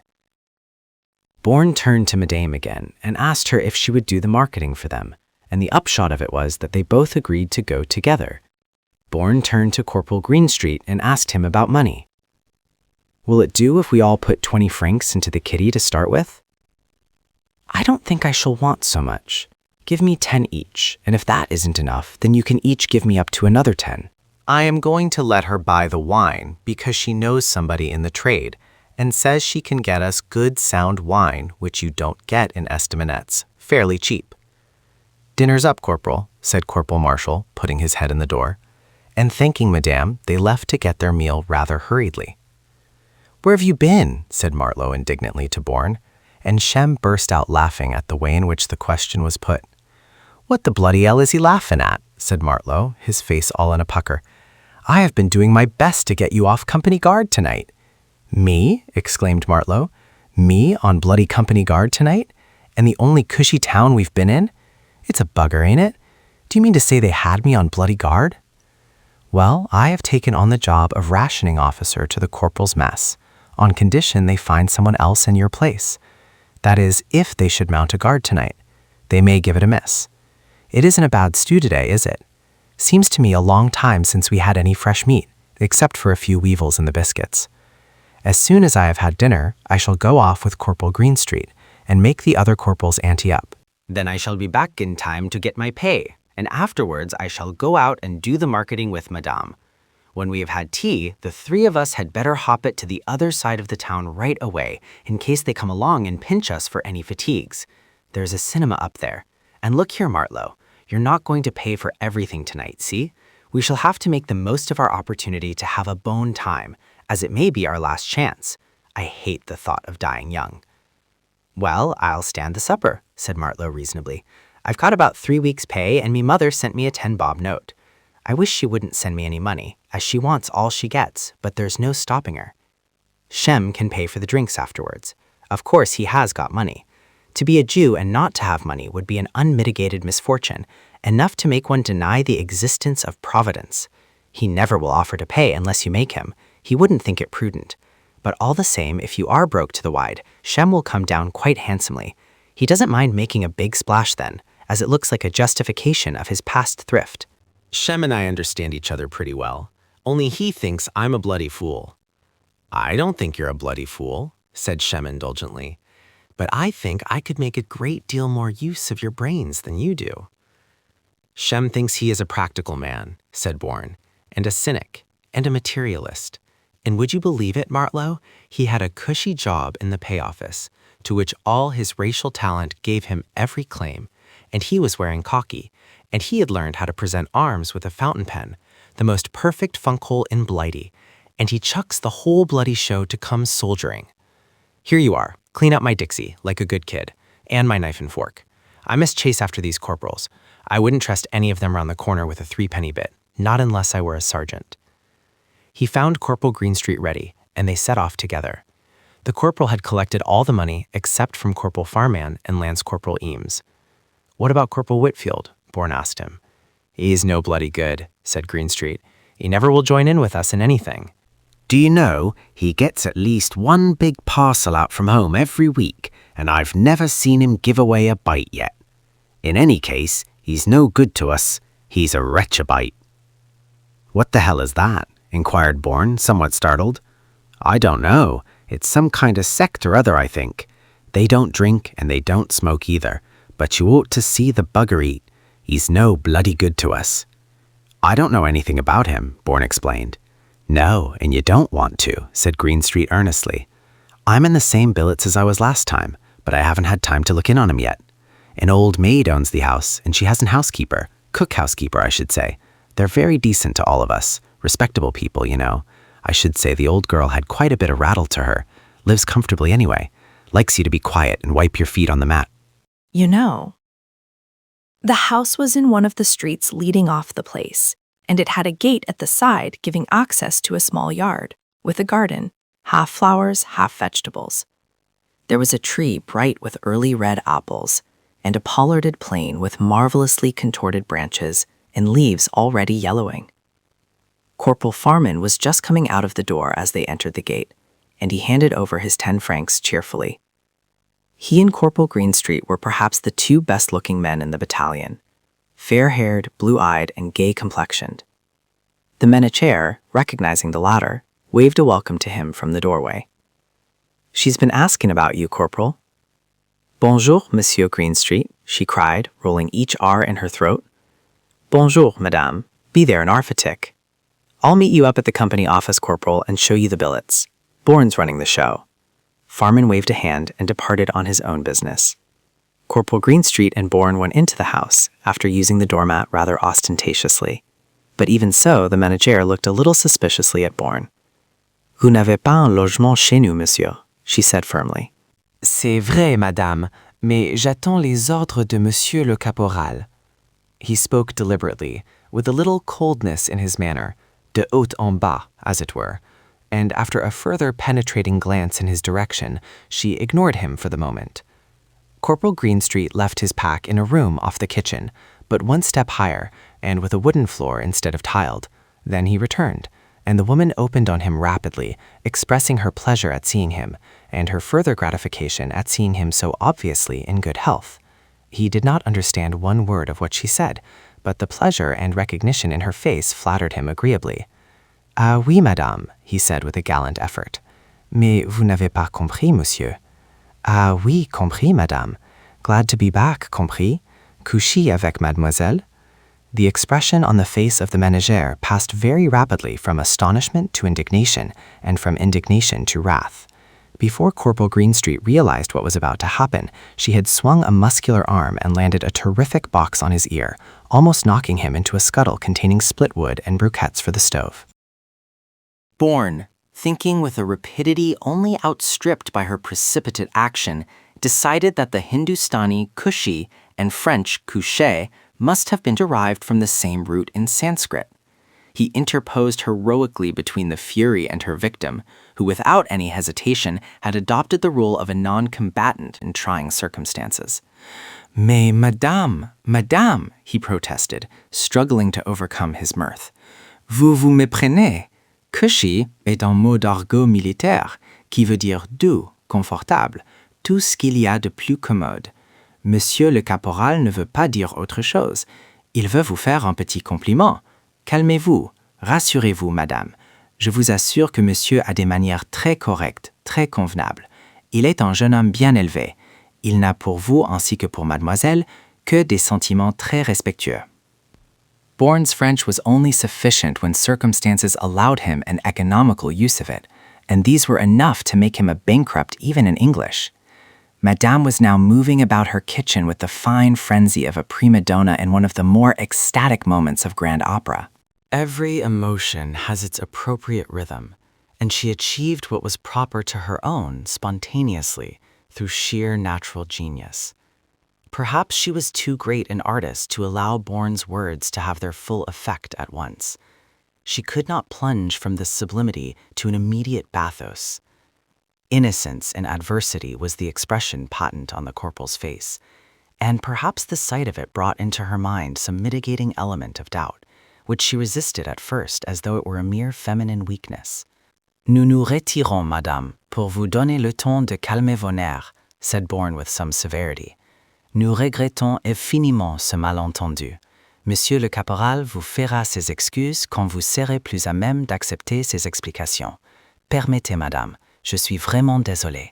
He swept the corporal out of the house and into the street, and finding a secluded corner, collapsed. What the fucking hell is it all about? The odd but exasperated corporal inquired. I'll go into the house and only get as far as how do you do when she hands me out this bloody packet. You'll get a thick ear yourself if you don't stop laughing. Bourne, when he had recovered sufficiently, explained that the housekeeper had understood him to express his intention of going to bed with her mistress. What? Do you mean it? Why, the old girl's about 60. Bourne whistled the air of Mademoiselle from Armentières, leaving the corporal to draw his own conclusions from it. Look here, said Corporal Greenstreet with sudden ferocity. If you tell any of them other buggers what has happened, I'll— Oh, don't be a bloody fool, said Bourne, suddenly firing up too. If there's one thing that fills me with contempt, it is being asked not to tell. Do you think I have got no more sense than a kid or an old woman? You would look well with that tin can tied to your tail, wouldn't you? We had better get moving. They will have started to pay out by now. Wish to God I knew a bit of French, said the corporal earnestly. I wish to God you wouldn't mix the little you do know with Hindustani, said Bourne. The whole company were in the street, waiting to be paid. They formed in little groups, and men would pass from one group to another, or two groups would merge together, or one would suddenly split up completely, distributing its members among the others. Their movements were restless, impatient, and apparently without object. Corporal Greenstreet, finding Lance Corporal Eames, collected his subscription to the mess, and then handed over the whole 80 francs to Bourne. Presently, a couple of men brought a table and an army blanket out of one of the houses. The table was placed on the footpath parallel to the street, and the blanket was spread over it. One of the men went back into the house and returned with 2 chairs, followed by Quartermaster Sergeant James, who detailed the same 2 men as witnesses. Almost immediately afterwards, Captain Mallet appeared with a new subaltern, a Mr. Finch, who was not yet 20, though he had already been in action with another battalion and had been slightly wounded. The quartermaster sergeant called the company, now grouped in a semicircle in front of the table, to attention, saluted, and Captain Mallet, acknowledging the salute, told them to stand easy. There was a moment's pause, and then one of the witnesses brought a 3rd chair for the quartermaster sergeant, who sat on Captain Mallet's left. The three then proceeded to count the notes and arrange them in bundles, while the men in front shifted from one foot to another and whispered to each other. The sergeant major, who had been to the orderly room, returned and saluted Captain Mallet. He was the first man to be paid, and then the quartermaster sergeant, and Sergeant Galleon, and Sergeant Tozer. The others were paid in alphabetical order, and as each man's name was called, he came forward, saluted, and was ordered to take off his cap, so that the officer could see whether his hair had been properly cut. Men had a strong objection to their hair being cropped close. They had been inclined to compromise by having it machined at the back and sides, and leaving on the crown of the head a growth like Absalom's, concealing it under the cap. In the case of a head wound, this thick hair, matted with dried blood, which always became gluey, made the dressing of the wound much more difficult for the doctor and his orderlies, delaying other equally urgent cases. In consequence, all men were ordered to remove their caps before receiving their pay, and if a man's hair were not cropped, it was only credited to him, and there were formal difficulties in the way of any attempt to recover arrears. Bourne had always liked his hair very short. He objected to growing a mustache which collected bits of carrot and meat from the eternal stew. He thought it inconsistent in the Army Council to make men grow hair one place and shave it in another, as though they were French poodles. He had once, when they were discussing the matter in the tent, told the men that they should be made to shave all over, as then they would not provide so many nurseries for lice. They thought the suggestion indecent. "Don't be a bloody fool," Menton had objected. "Fancy a man 'avin' to let his trousers down before he gets his pay." "But the commanding officer wants to put us all in kilts," Bourne had replied in a reasonable tone, and Major Blessington's avowed preference for a kilted regiment had always been a ground of resentment. His name being early on the list and his head almost shaven, he was soon free, and he left immediately to take Madame marketing. She had insisted that he should be present, so that he would know exactly how much everything cost. After Corporal Greenstreet's involuntary collision with the housekeeper, Bourne had become a little anxious as to the possibility of any misunderstanding with this other, more tractable but equally muscular lady with whom he had to deal. However, when he presented himself in her kitchen, he found that she had changed her mind and had decided that the elder of her two daughters should take her place. She explained that she had other work to do in the house. The daughter was waiting, demurely clothed in black, which perhaps enhanced her complexion, but seemed in any case to be the uniform dress of nubile maidens in France. She carried a large basket, but wore no hat, content with the incomplete sleekness of her black hair, which was rolled up just above the nape of her neck. It was something about her neck, the back of her small head, and the way her little ears were set, flat against her bright hair, which attracted Bourne's appraising eyes. She knew, because she put up a hand to smooth or to caress it, and a question came into her eyes quickly and was gone again, like a rabbit appearing and disappearing in the mouth of a burrow. Apart from the firm but delicate modeling of the back of her head and neck, and her rather large eyes, at once curious and timid, she had little beauty. Her forehead was low and rather narrow, her nose flattish, and her mouth too large, with broad lips, scarcely curving even when she smiled. She had good small teeth. Bourne had always treated women with a little air of ceremony, whatever kind of women they might be. The case of the girl at Noué-les-Mines was exceptional, but she was of the type who tried to stimulate desire as by an irritant, and he had too sensitive a skin. All the same, he had reproached himself a little on her account, for after all, it was her vocation in life. Now he professed that he was entirely in the hands of Madame. He did not think it necessary that he should go, but if she wished it, it would be a great pleasure to accompany Mademoiselle. Madame was flattered by his confidence, but thought it right that he should go. Perhaps she had less confidence in him than he in her, or was it only that she was interested where he was indifferent?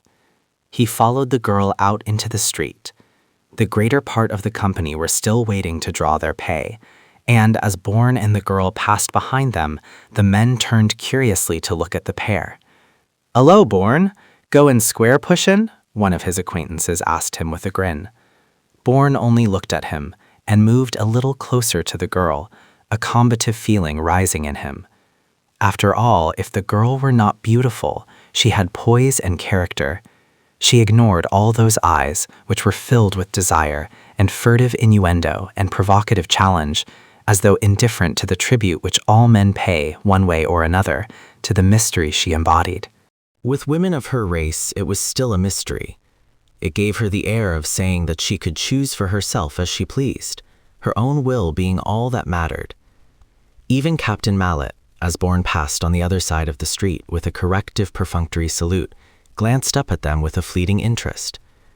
"So that's the way he spends his money, is it?" he murmured, half to himself and half to the quartermaster sergeant, though the two witnesses, all ears and attention, naturally overheard him.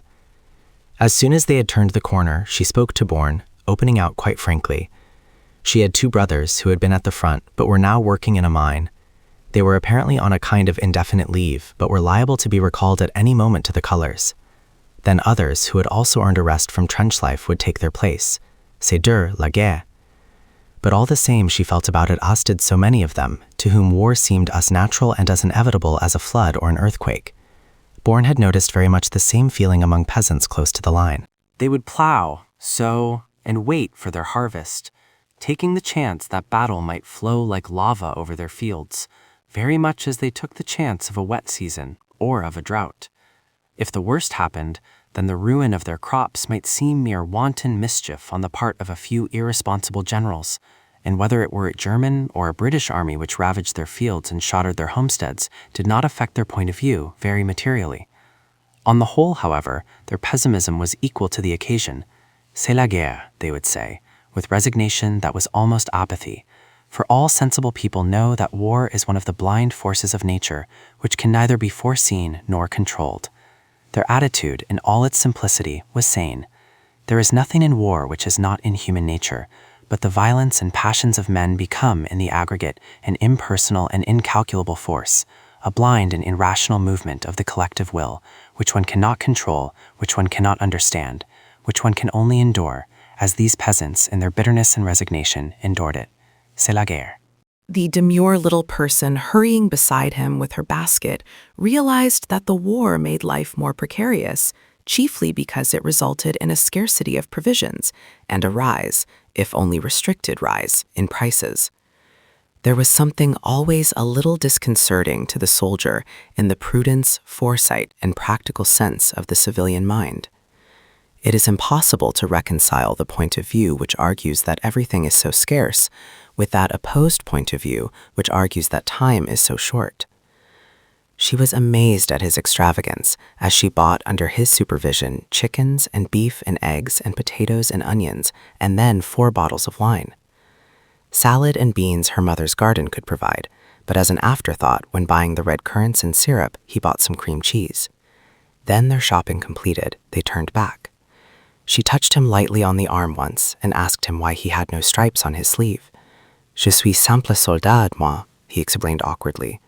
Mais pourquoi? And then, noticing his expression, she turned away from the subject with what was no more than the shadow of a shrug. Women must be always stimulating some man's ambition. He followed her movement as she half turned away from him, almost with suffering in his eyes. He wanted to kiss that adorable neck, just where the black hair was lifted from it, leaving uncaught a frail mesh that was almost golden in the light. Then that pathetic face, almost monkey-like, with its lustrous velvet eyes, turned to him, and touching his sleeve again, she told him that he could, if he would, do her a great service, but it must be kept a profound secret. He asked her what it was, startled a little by her manner. She had a friend, an English soldier, who had been billeted on them for 10 days, not very long ago, and she gave the name of his regiment.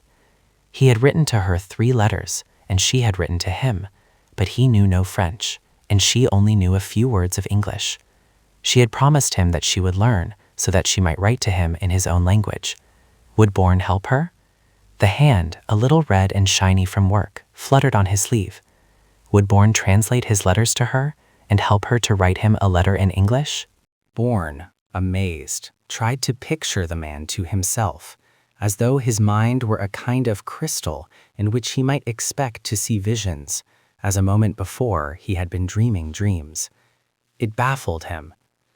Restez, monsieur, restez un moment, she said, placing her basket on the footpath, and then, putting a hand into her blouse and hunching her shoulders a little as she forced it slightly but perceptibly between her breasts and corset, she drew out a letter, an authentic letter stamped with the postmark of the Field Service Post Office BEF, and with the name of the officer who had censored it scrawled across the lower left-hand corner of the envelope.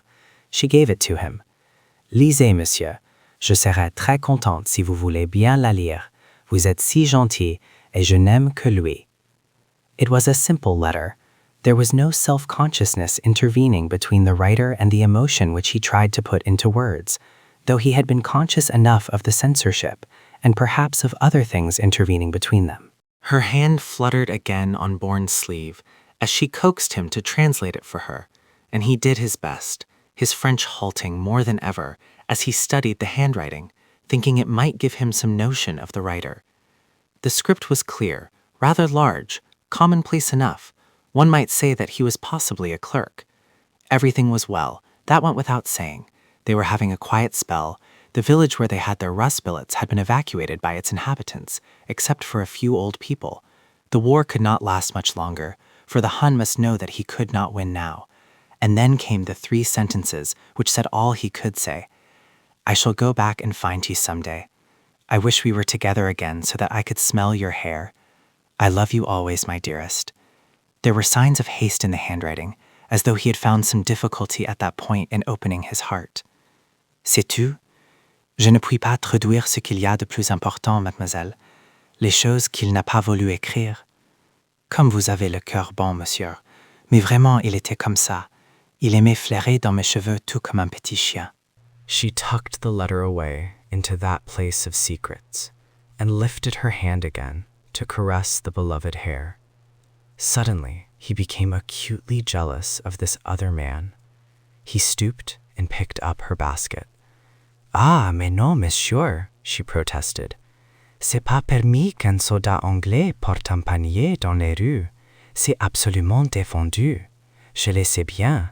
Il m'a dit toujours que c'était défendu. Had he, thought Bourne, and tightened his grip on the handle of it. Je porterai le panier, mademoiselle, he said quietly. Mais pourquoi? She asked anxiously. Parce qu'apparemment, mademoiselle, c'est mon métier, he said with an ironic appreciation of the fact. She looked at him with troubled eyes. Vous voulez bien m'aider à écrire cette petite lettre, monsieur? Mademoiselle, je ferai tout ce que je puis pour vous servir. She suddenly relapsed into anxious silence. Chapter 10. Do you pity him? No, he deserves no pity. Wilt thou love such a woman? What, to make thee an instrument and play false strains upon thee? Not to be endured. Well, go your way to her, for I see love hath made thee a tame snake, and say this to her, that if she love me, I charge her to love thee. If she will not, I will never have her unless thou entreat for her. If you be a true lover, hence, and not a word, for here comes more company.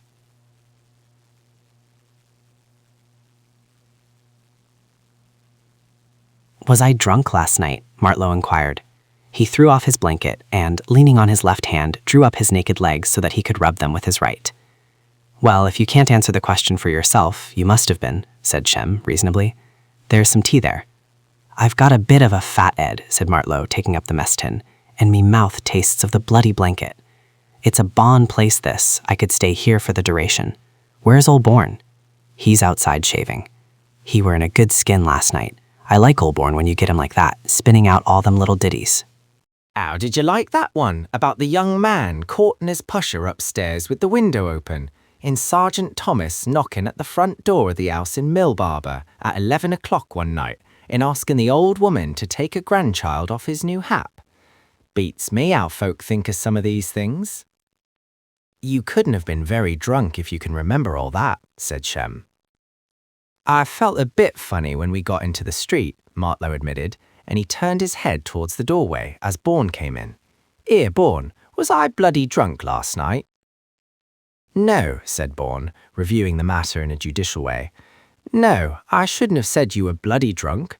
You walked better going uphill than going down, and you looked as though you were keeping your mouth shut tight for fear you might spill something.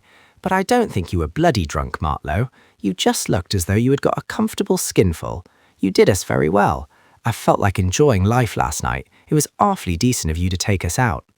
"That's all right," said Martlow. "I don't mind having a fat lead in the morning if I've had a real good do the night before.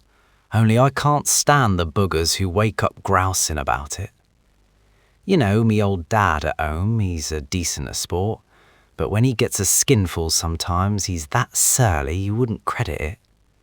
He's keeper to Mr. Squall, he is, and one day after a shoot me mother had a good dinner for him, a real nice piece of beef it were, and he went into the plough at Squelsby with some of the other keepers, and they all started mopping up a few drinks there and chewing the fat about what kind of sport they'd had and what bloody poor shots some of the guns were. Well, me mother didn't want the beef spoiling in the oven, and at last she cut him off some and put it on a plate with another plate over it and put it back in the oven, leaving the door open so as it would keep lot. And we all had our own dinners, me mother and me sister, who was in gentleman's service. She were with Mr. Squell too then, and me 2 brothers. They're out in Salonika now with the Cheshires. And after we'd all had our dinner, and it were real nice beef, wi' a bit of Yorkshire pudding and cauliflower and taters, me sister's young man calls to walk back wi' her, and me elder brother Dick, he goes off to meet his pusher, and then me brother Tom slips out. He didn't have a girl then, but he used to follow 'em up and hide behind a hedge to hear 'em telling the tale. He got the hell of a leather in for it one night. Well, I stayed behind to help me mother wash up and put the things away, and she were getting a bit up the pole then, and she'd go to the oven and take the plate out and look at it and put it back again, and she'd give me a clout over the lead for something I hadn't done, and at last she looked at the plate and the meat were all getting dried up, so she put it on the rack and said she wouldn't give a damn if he never came back. She left the cloth on the table and his knife and fork, and she got the lamp and sat down to darn stockings by the fire. She had one of them china eggs for darning, and I used to think that if you tied it up in the toe of a stocking, what a bloody great crack on the lead you could give someone with it. She wouldn't let me go out, made me get a book and sit opposite her. I only wanted to get out of the way, I did. Then he comes in and chucks his hat down on a chair and tries to stand his stick up in a corner where it won't stand up, and then he has to pick it up again, and he starts blasting and buggering and all, and she says nowt. She goes on with her danning and only cocks an eye at him over her specs, and he goes out into the scullery and washes herself, and then, when he sat down at the table, she gets up and puts the plate in front of him and says nowt, but just sits down and goes on danning. And you hear him cutting up the meat, and then suddenly he chucks his knife and fork on the table and says, "This meat's neither hot nor cold." And then she gets up and goes round to him with her hands on her hips. "If you had come in sooner," she says, "it would have been hot, and if you'd stayed out later, it would have been cold. And such as it is, you can take it or leave it. I don't care if it's your last." So he gets up then, he ain't got no more to say, and she goes back to her darning, and he goes outside to look at the new moon from the corner of the house and see if it were going to be a wet month or a dry. He were wonderful good really at foretelling weather. Some folk lave a gift that way. Bourne was rolling his puttees on by this time. "I should say, Martlow, that your father had been crossed in love," he said gently. "Well, me mother were," said Martlow grinning. "They get on well enough together because they're accustomed to each other's ways. Me mother always says you've got to be patient with folk, and folk ain't got no patience now. If any of us said anything about me father, she'd gie us a clout on the side of the head, quick too. But she had to be father and mother both to us. Keeper-in's a funny sort of game, but my dad's a good old sport. He'd give you anything he'd got, and he's a lot better nor he were. That's because she wouldn't give in to him. Charlie, she'd say to me, you do what's right and don't let no man get master on you. That's my motto in life. And another is, if you've got a fat head, you've earned it. Quite a cheerful philosophy, said Bourne, who had a great admiration for the impartial candour with which Martlow looked back on family life. Probably he took after his mother. In any case, he would seem to have been nurtured in a stern school. Some of these buggers what come out here now, observed Martlow, have never done anything they didn't want to do in their lives before, and now they're up against something real nasty, they don't half make a song about it. They think they're fucking heroes just because they're here. He had shifted his blue-grey shirt round to one side, and with his legs apart was searching the lower part of his belly for lice, when Corporal Marshall came into the room. "'Ere, why don't you get dressed?" the corporal asked him. "Time you was up, me lad. You don't want to sit there showing the whole bloody world all you've got." "All right, Corporal," said Martlow cheerfully. "I'm just hunting up a few of me bosom friends, you know. Wish I could see all I've got myself. They take a hell of a lot of finding." Wonder what all the buggers will do when peace comes. He rapidly assumed his trousers and socks, and then, after lacing up his boots, took up his towel and went out to wash, leaving even Shem laughing. "That was a bloody good supper we had last night, Bourne," said the corporal. "Sergeant Major Robinson came in the middle of it, and you've never seen a man look more surprised in your natural. He was quite wild about it, said the bloody corporals did themselves better than the officers' mess. He did, straight. And it were true, too. We were real sorry you weren't there. If you have all the trouble, you might as well have some of the fun. You'll come in tonight, won't you?" "Oh, that's all right, Corporal," said Bourne. "I went into the house last night when I got back, just to ask Madame how you had liked it. She's a nice woman, and she had all the trouble.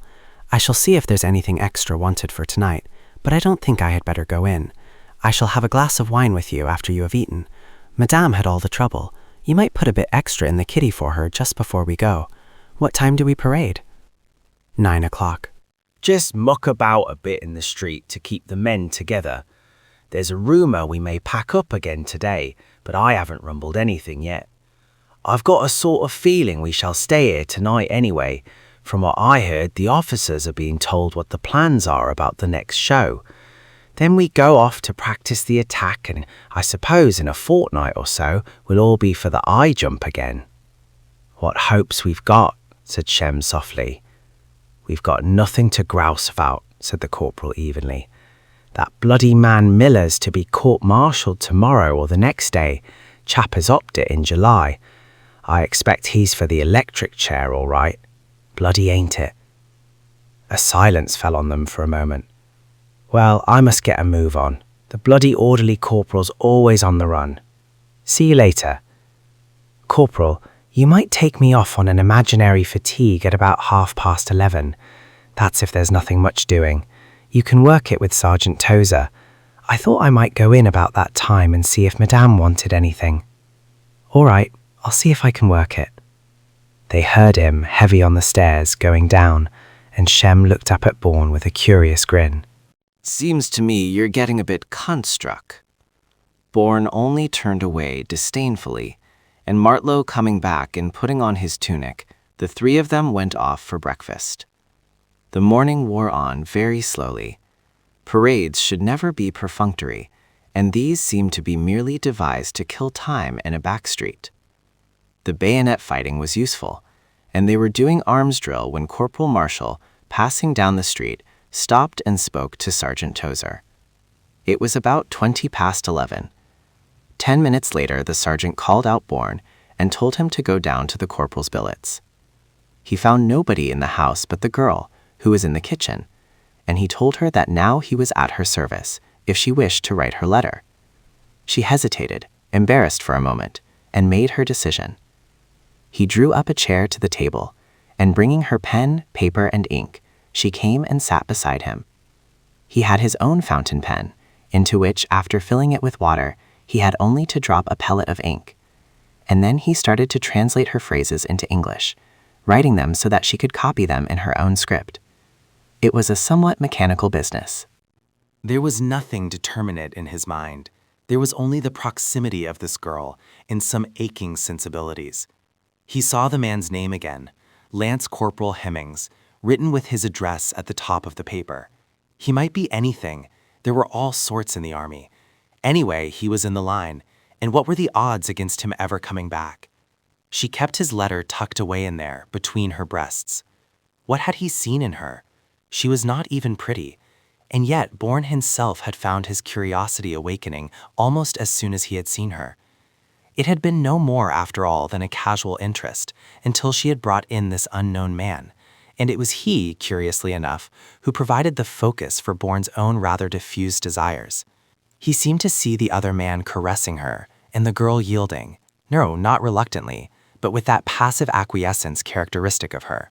And then, imaginatively, his own desires became involved with those of the other man, even as a sense of antagonism increased in him. She possessed herself of this other man so completely, and to Bourne, he was only a shadow. The fact that he was only a shadow made an enormous difference. If he had been Corporal Greenstreet, or indeed anyone actually present there, then his value and the value of their several relations to each other and to her would have dropped perceptibly in the scale. These were not merely sentimental considerations. They corresponded to an actual reality which weighed in varying measure on all of them. He was in the line, and within another few days, Bourne himself would be in the line too. Perhaps neither of them would ever come back.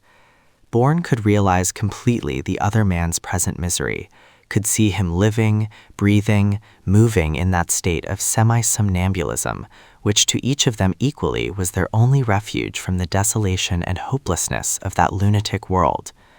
In fact, the relation in which he stood to this unknown man was in some ways closer and more direct than that in which he stood to the girl beside him. She knew nothing of their subterranean, furtive, twilight life, the limbo through which, with their obliterated humanity, they moved as so many unhoused ghosts, or the aching hunger in those hands that reached, groping tentatively out of their emptiness, to seek some hope or stay. Yesterday or tomorrow might hold it for them, for men hope for things remembered, for a past irrevocably lost. Why did she talk to him of this other man? He knew so much better than she did. He realized him now so completely in his own mind that they might be one and the same man.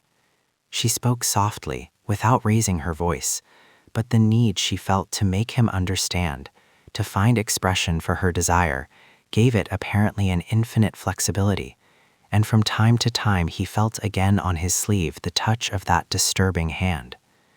The dead words there on the paper before him, those graven and rigid symbols, could never again kindle with the movement and persuasion of her living voice. They too were the mere traces of something that had passed. Some kind of warmth seemed to come from her and flow over the surface of his skin with little pricklings of fire, and to lay hold of his veins, glowing there, until the lit blood rose and sang in his head. Je t'aime, chérie. Je t'aime éperdument. Je n'aime que toi. She almost chanted it, and suddenly his arm was round her shoulder and his mouth was shut fast down there behind her ear, where the hair swept upwards from the firm white neck. She collapsed astonishingly under his touch, neither towards him nor away from him. She seemed to go to nothing in her chair. She pushed him away with her right hand, firmly, quickly. He shifting his chair away too, and then put up a hand to his brow. He was sweating lightly. The other hand went into his pocket. He stood up, feeling criminal, and looked at her. Vous m'aimez? There was a kind of rage in his suffocated voice, and she turned her face to him, looking at him with eyes in which was neither anger nor fear, but only the surprise of recognition. It was as though she had not known him before, but now she remembered. He sat again, turned sideways towards her, and put his hands over her hands, lying clasped in front of her on the table. They remained still, impassive. Vous m'aimez, c'est vrai? There were light steps in the hall. They heard someone heave a sigh of relief. Oh la la! And Madame came from the passage into the kitchen. She put her basket on the dresser and turned to them. Bonjour, monsieur, she said almost gaily. Bonjour, madame. She looked at the paper, pens and ink on the table, and a smile of amused comprehension came into her eyes. She lifted her hands and let them fall again with a gesture of despairing humor. C'est fini maintenant? Oui, madame, said Bourne tranquilly. C'est fini. He did not rise from his chair immediately. A point of some delicacy restrained him. What's he want to go back and have a glass of wine with the corporals for? Martlow asked. Why don't he stay and have another bon night with us? You can get all the bloody wine you want here. Shem laughed.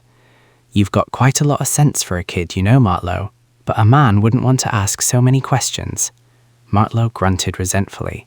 Some of these mademoiselles are too bloody artful for anyone. You want to watch your step, Wham, I can tell you. The battalion was to move from Bruay at 2 o'clock, and about midday, Bourne went to find Corporal Greenstreet at his billet.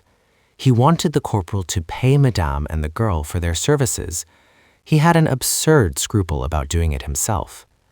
Altogether, the corporals had given him 120 francs, and their expenses, with some extra wine the night before, had been just under 90. Give her the bloody lot, said the corporal. She did us all well. You give it to her, said Bourne. Give her 20 and give the girl 10. It's all in the family, said the corporal.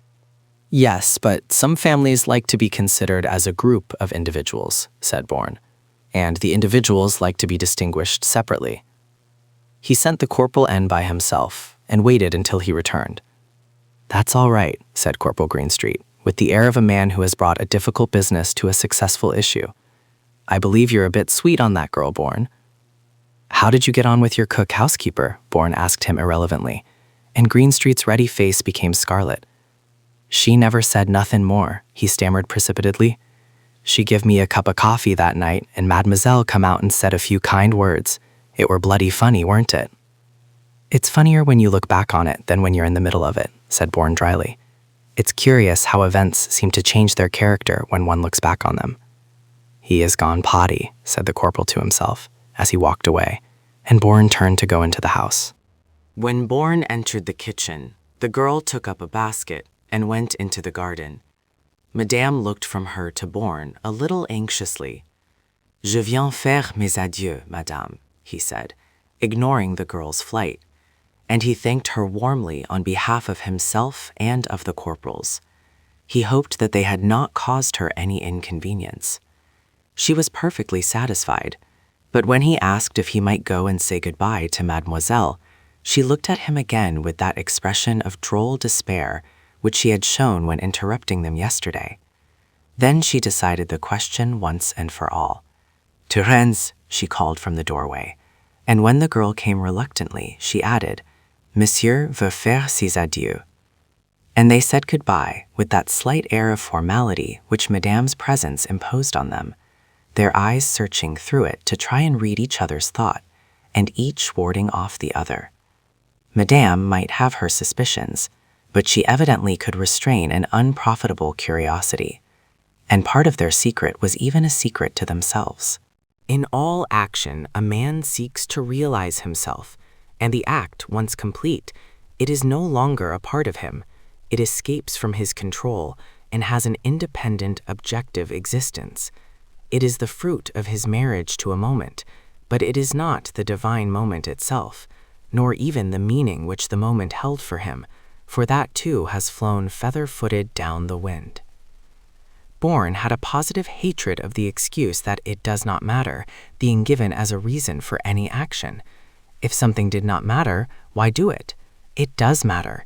It matters enormously, but not necessarily to others, and the reasons why it matters to you are probably inexplicable even to yourself. One need not confuse them with the consequences one has to shoulder as a result, and one cannot shift the burden with a whimper for sympathy. He fell in with his pack slung, and with Martlow and a couple of others helped to pull the Lewis gun cart. As usual, the old grey mare, Rosina Tay, as he called her, was just ahead, and they took the road towards Bethune.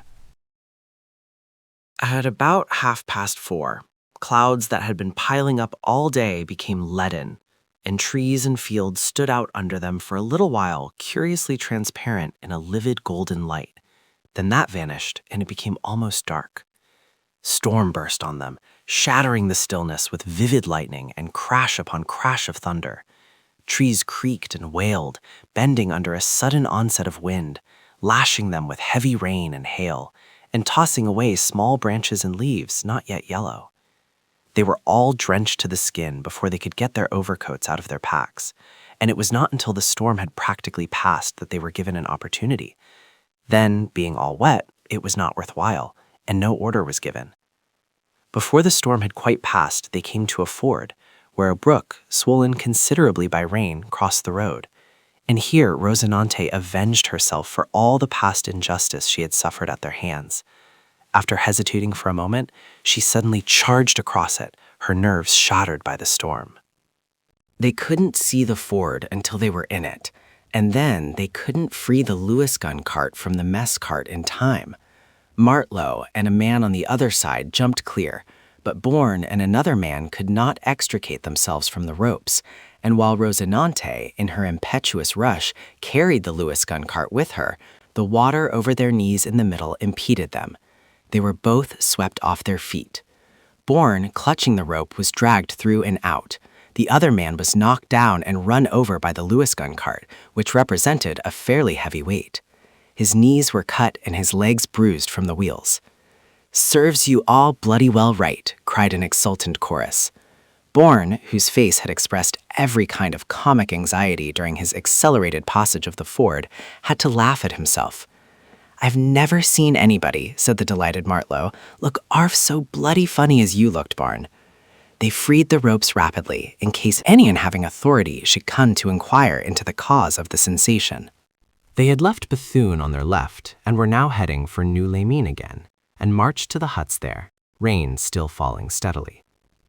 Before they were dismissed, they were ordered to strip to the buff immediately afterwards and take their clothes to the drying room, keeping only their overcoats and their boots. Overcoats are scarcely a sufficient covering for man's nakedness. The cloth caps had to be dried, though the cap badges were distrustfully removed by their owners first. And for a time one saw men wearing nothing but an overcoat, a tin hat and boots, moving about fetching wood and coal to make fires in the huts. They were given, perhaps as an additional aid to warmth, cocoa instead of tea. After an hour or so, their clothes were returned to them dry, and then, during a lull in the rain, Bourne, Shem, and Martlow went to the nearest estaminet for a drink, but were only out for 20 minutes, returning glad to go to bed. The next day it rained, except for a slight intermission after their dinner, all day. The rain cleared away that night, and they marched all the following day and the day after, chasing skylines. There were occasional showers, but only enough to lay the dust a little. On the evening of the second day, the company were billeted in a village apart from the rest of the battalion, which was at Recklingham. Vinkley, Bourne thought, was the name. He was at a farm on the outskirts of the village, where there were only 2 old men, a thin, bent old woman whom life had long since ceased to surprise, and a boy. When they had settled in, Corporal Marshall came up to Bourne and said, anxiously but unofficially, that he wanted his help. "That Lance Corporal Miller is my prisoner, and I'm responsible for him. He's not to be shot anyway. Captain Mallet and the chaplain worked tooth and nail to get him off, and the sentence will be promulgated later, so they've given the bugger to me to mind. He ought to be with the police, but he's under a kind of open arrest, on parole you might say. I don't trust him." Bourne gave the other man, standing a few yards away, a brief glance, and decided he didn't trust him either. He had a weak, mean, and cunning face, but there was something so abject in his humiliation that one felt for him the kind of pity which can scarcely tolerate its own object. It might be I, one felt involuntarily, and the thought made one almost merciless towards the man who carried with him the contagion of fear. "What will you do if he tries to do a bunk again?" Bourne asked. "Shoot the bugger," said Marshall, whitening to the lips. "By God, if he tries that game on me, I won't give him a dog's chance." "All right," said Bourne in a quiet, matter-of-fact voice. "Don't get windy. I can't take any of your responsibility, but I shall see he doesn't let you down if I can help it, Corporal. He had better sleep between us, because I wake easily.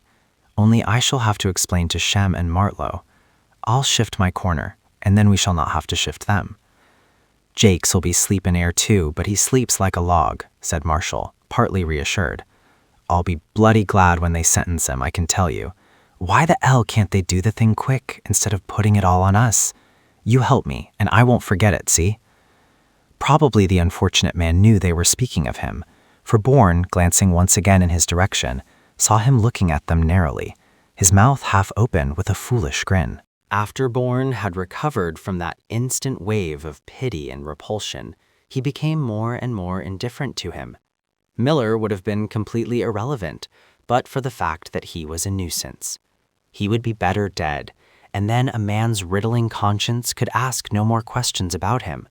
One felt even a little impatient at the thought of a court-martial and a firing party, senseless parades clothed in the forms of law.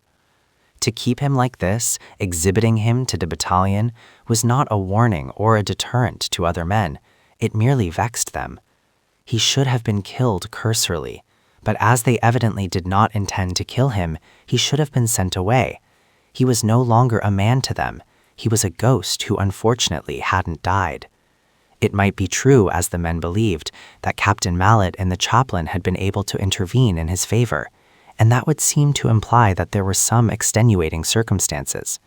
There was no one who grudged him a reprieve, but naturally enough they were reserved about him.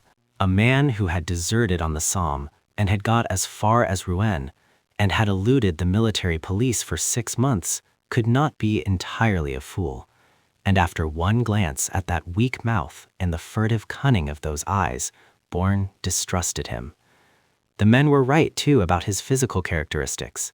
He had the look of a Hun. One turned away from the question. Bourne, lying next to him that night and tired after the long day, fell asleep almost at once. When he woke a few hours later, the prisoner was sleeping quietly beside him, and then Bourne himself slept again. In the morning, the prisoner was still there.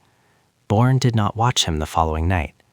At 2 o'clock, when they paraded in the open space in front of the village inn, Bourne, Shem, and Martlow were told to fall out, and when the rest of the company moved off, Sergeant Major Robinson told them that they were to go to the signal section for instruction. He talked to Bourne alone, sending the other two to get their equipment. I'm rather sorry you're going, but they're short of signalers. You made me wild the other day talking like that to an officer. I knew you couldn't help not having a proper hat, but you shouldn't have said anything. You ought to put in for a commission, as Captain Mallet told you. Well, I'm going to put in for one. Why do they want to send me to the SIGs? It seems to be the principle of the army, to find out something you can't do and make you do it. I heard the adjutant said you seemed to have some sense. He mentioned you, and as they wanted 3 men, I told the captain Shem were pretty quick-witted and Martlow young enough to learn. That was decent of you, Sergeant Major. I'm sorry I made you wild the other day. I didn't have any intention of making you wild. I thought it time I kicked a bit. You ought to have shown more sense. I know you don't want to leave the company. I don't mind now, Sergeant Major. I'm sorry to go, for many reasons, but I don't feel the same way about it now. I decided the other day that I should take Captain Mallet's advice. I haven't any wish to be an officer, but if I were to stay any longer in the ranks, I should become a slacker. He's quite right. Well, you had better buzz off and get your pack, said the Sergeant Major. I suppose as soon as you put in for a commission, you will come back for a bit as a lance corporal. Did you know Major Bessington was leaving to go to his own battalion tonight? Major Shadwell will be in command until the new colonel comes tomorrow or the next day. No, I didn't know. Well, goodbye for the present, Bourne. Goodbye, Sergeant Major, and thank you.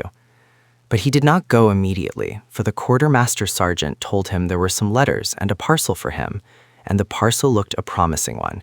He got them. Which is the way to Recklingham, Sergeant Major?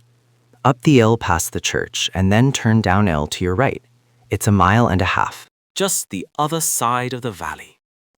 He went back to his billet for his pack, and then with Shem and Martlow set off on their new career. I have led my ragamuffins where they are peppered. There's not 3 of my 150 left alive, and they are for the town's end to beg during life.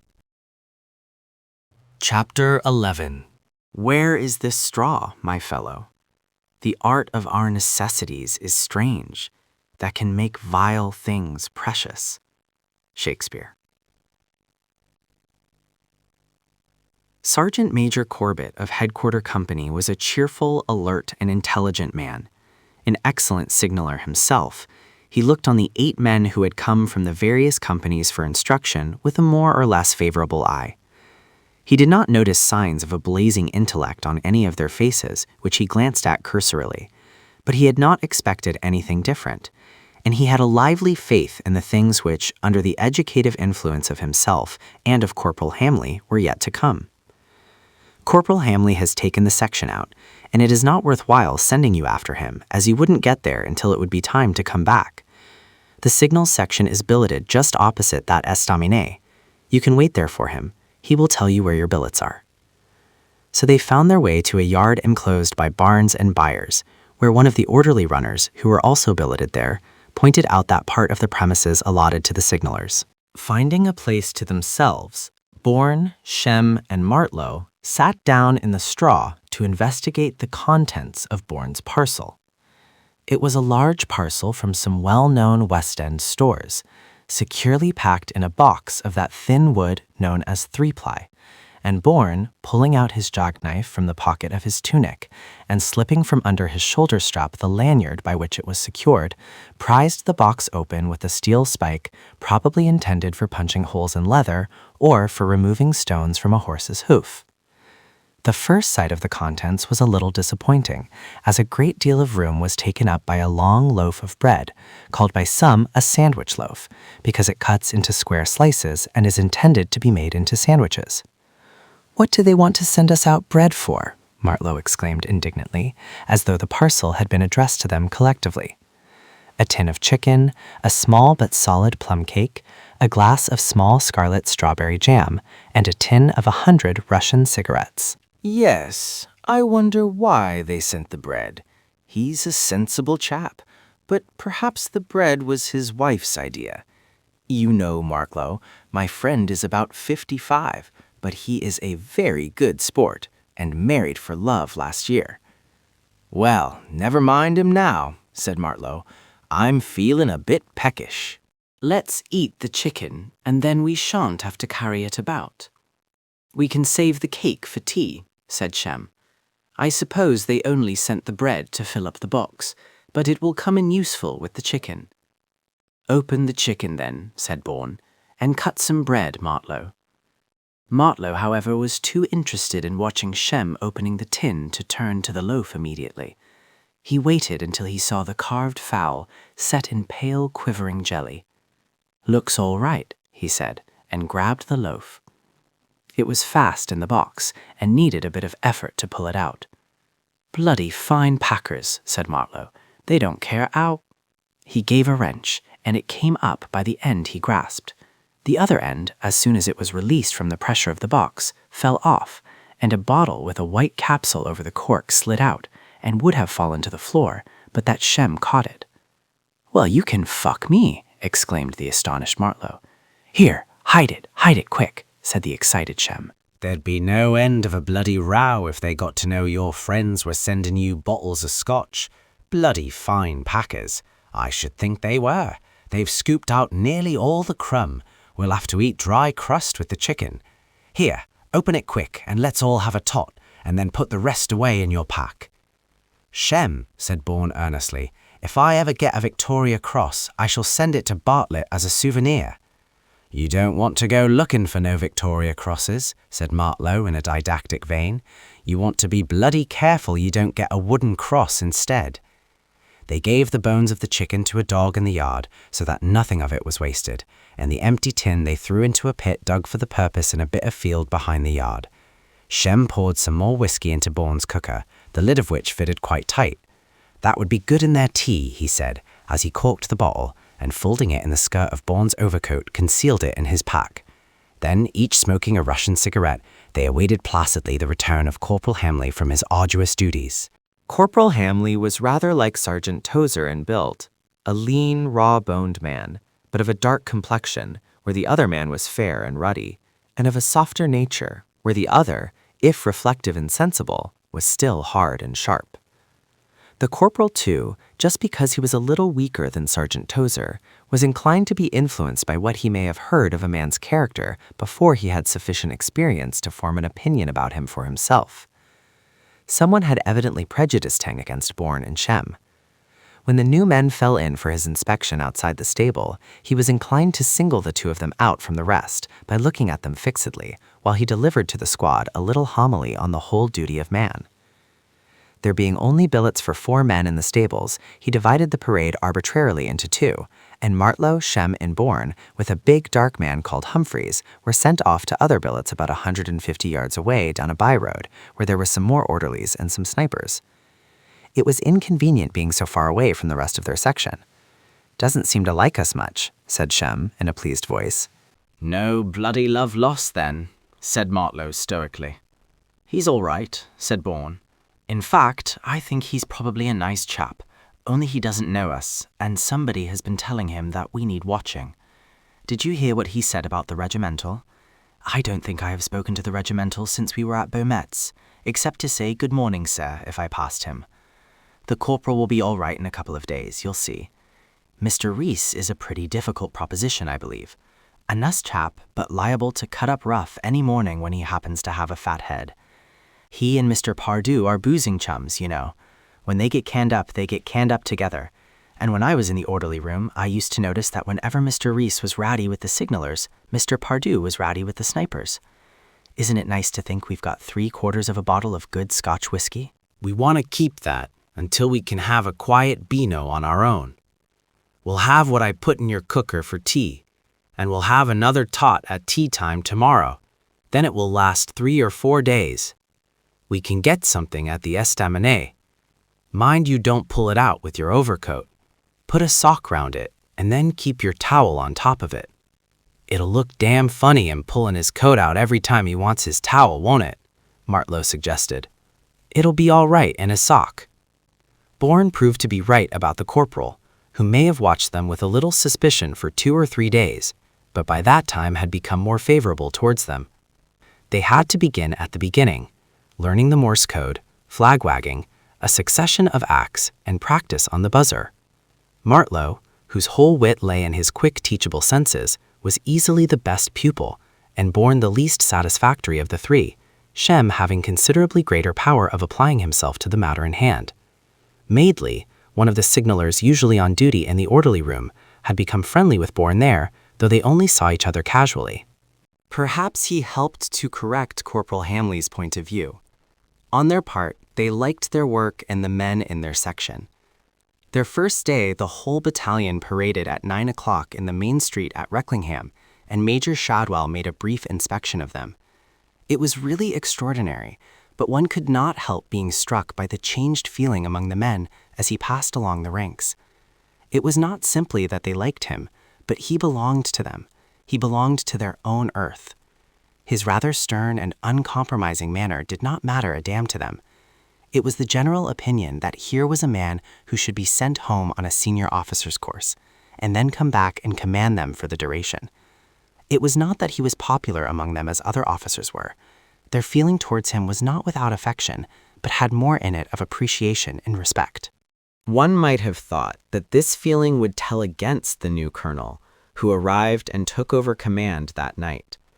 But when Colonel Barden inspected them in the morning, he moved along the ranks with an air of quiet efficiency, with a great deal of reserve, as though past experience had told him that, if he were inspecting these silent, rigid men, they also were inspecting him, with a penetration and a power of judgment equal to his own.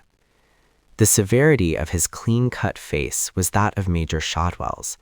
He was shorter in stature, but compactly built, well-balanced and alert, with gray-blue eyes that were keen and quick in sizing up his men. That seemed to be his whole object, to find out the kind of men he had to command. And the answer to his question was for his own private mind. There was nothing of the romantic swagger and arrogance to which, in the past couple of months, they had become accustomed and indifferent. Bourne always had the illusion that his own senses stretched right along the line of men on either side of him. When one is standing to attention, one is still erect, with eyes looking straight in front of one. But as the footsteps of authority come closer and closer, one seems to apprehend something of the reality before it is visible. Then into one's field of vision, at first vague and indeterminate, then suddenly in sharp definition, comes a face, cold and unrecognizing, but keen and searching in its scrutiny, and it blurs again and is gone. For those brief seconds, one feels one's breath being drawn in through one's nostrils and filling the cavity of one's chest, and then its expiration, and once again the indraft of air.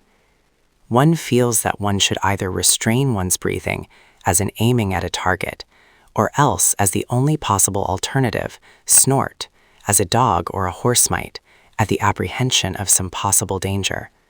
Those were Bourne's feelings, anyway, when he first met the scrutiny of those incisive eyes.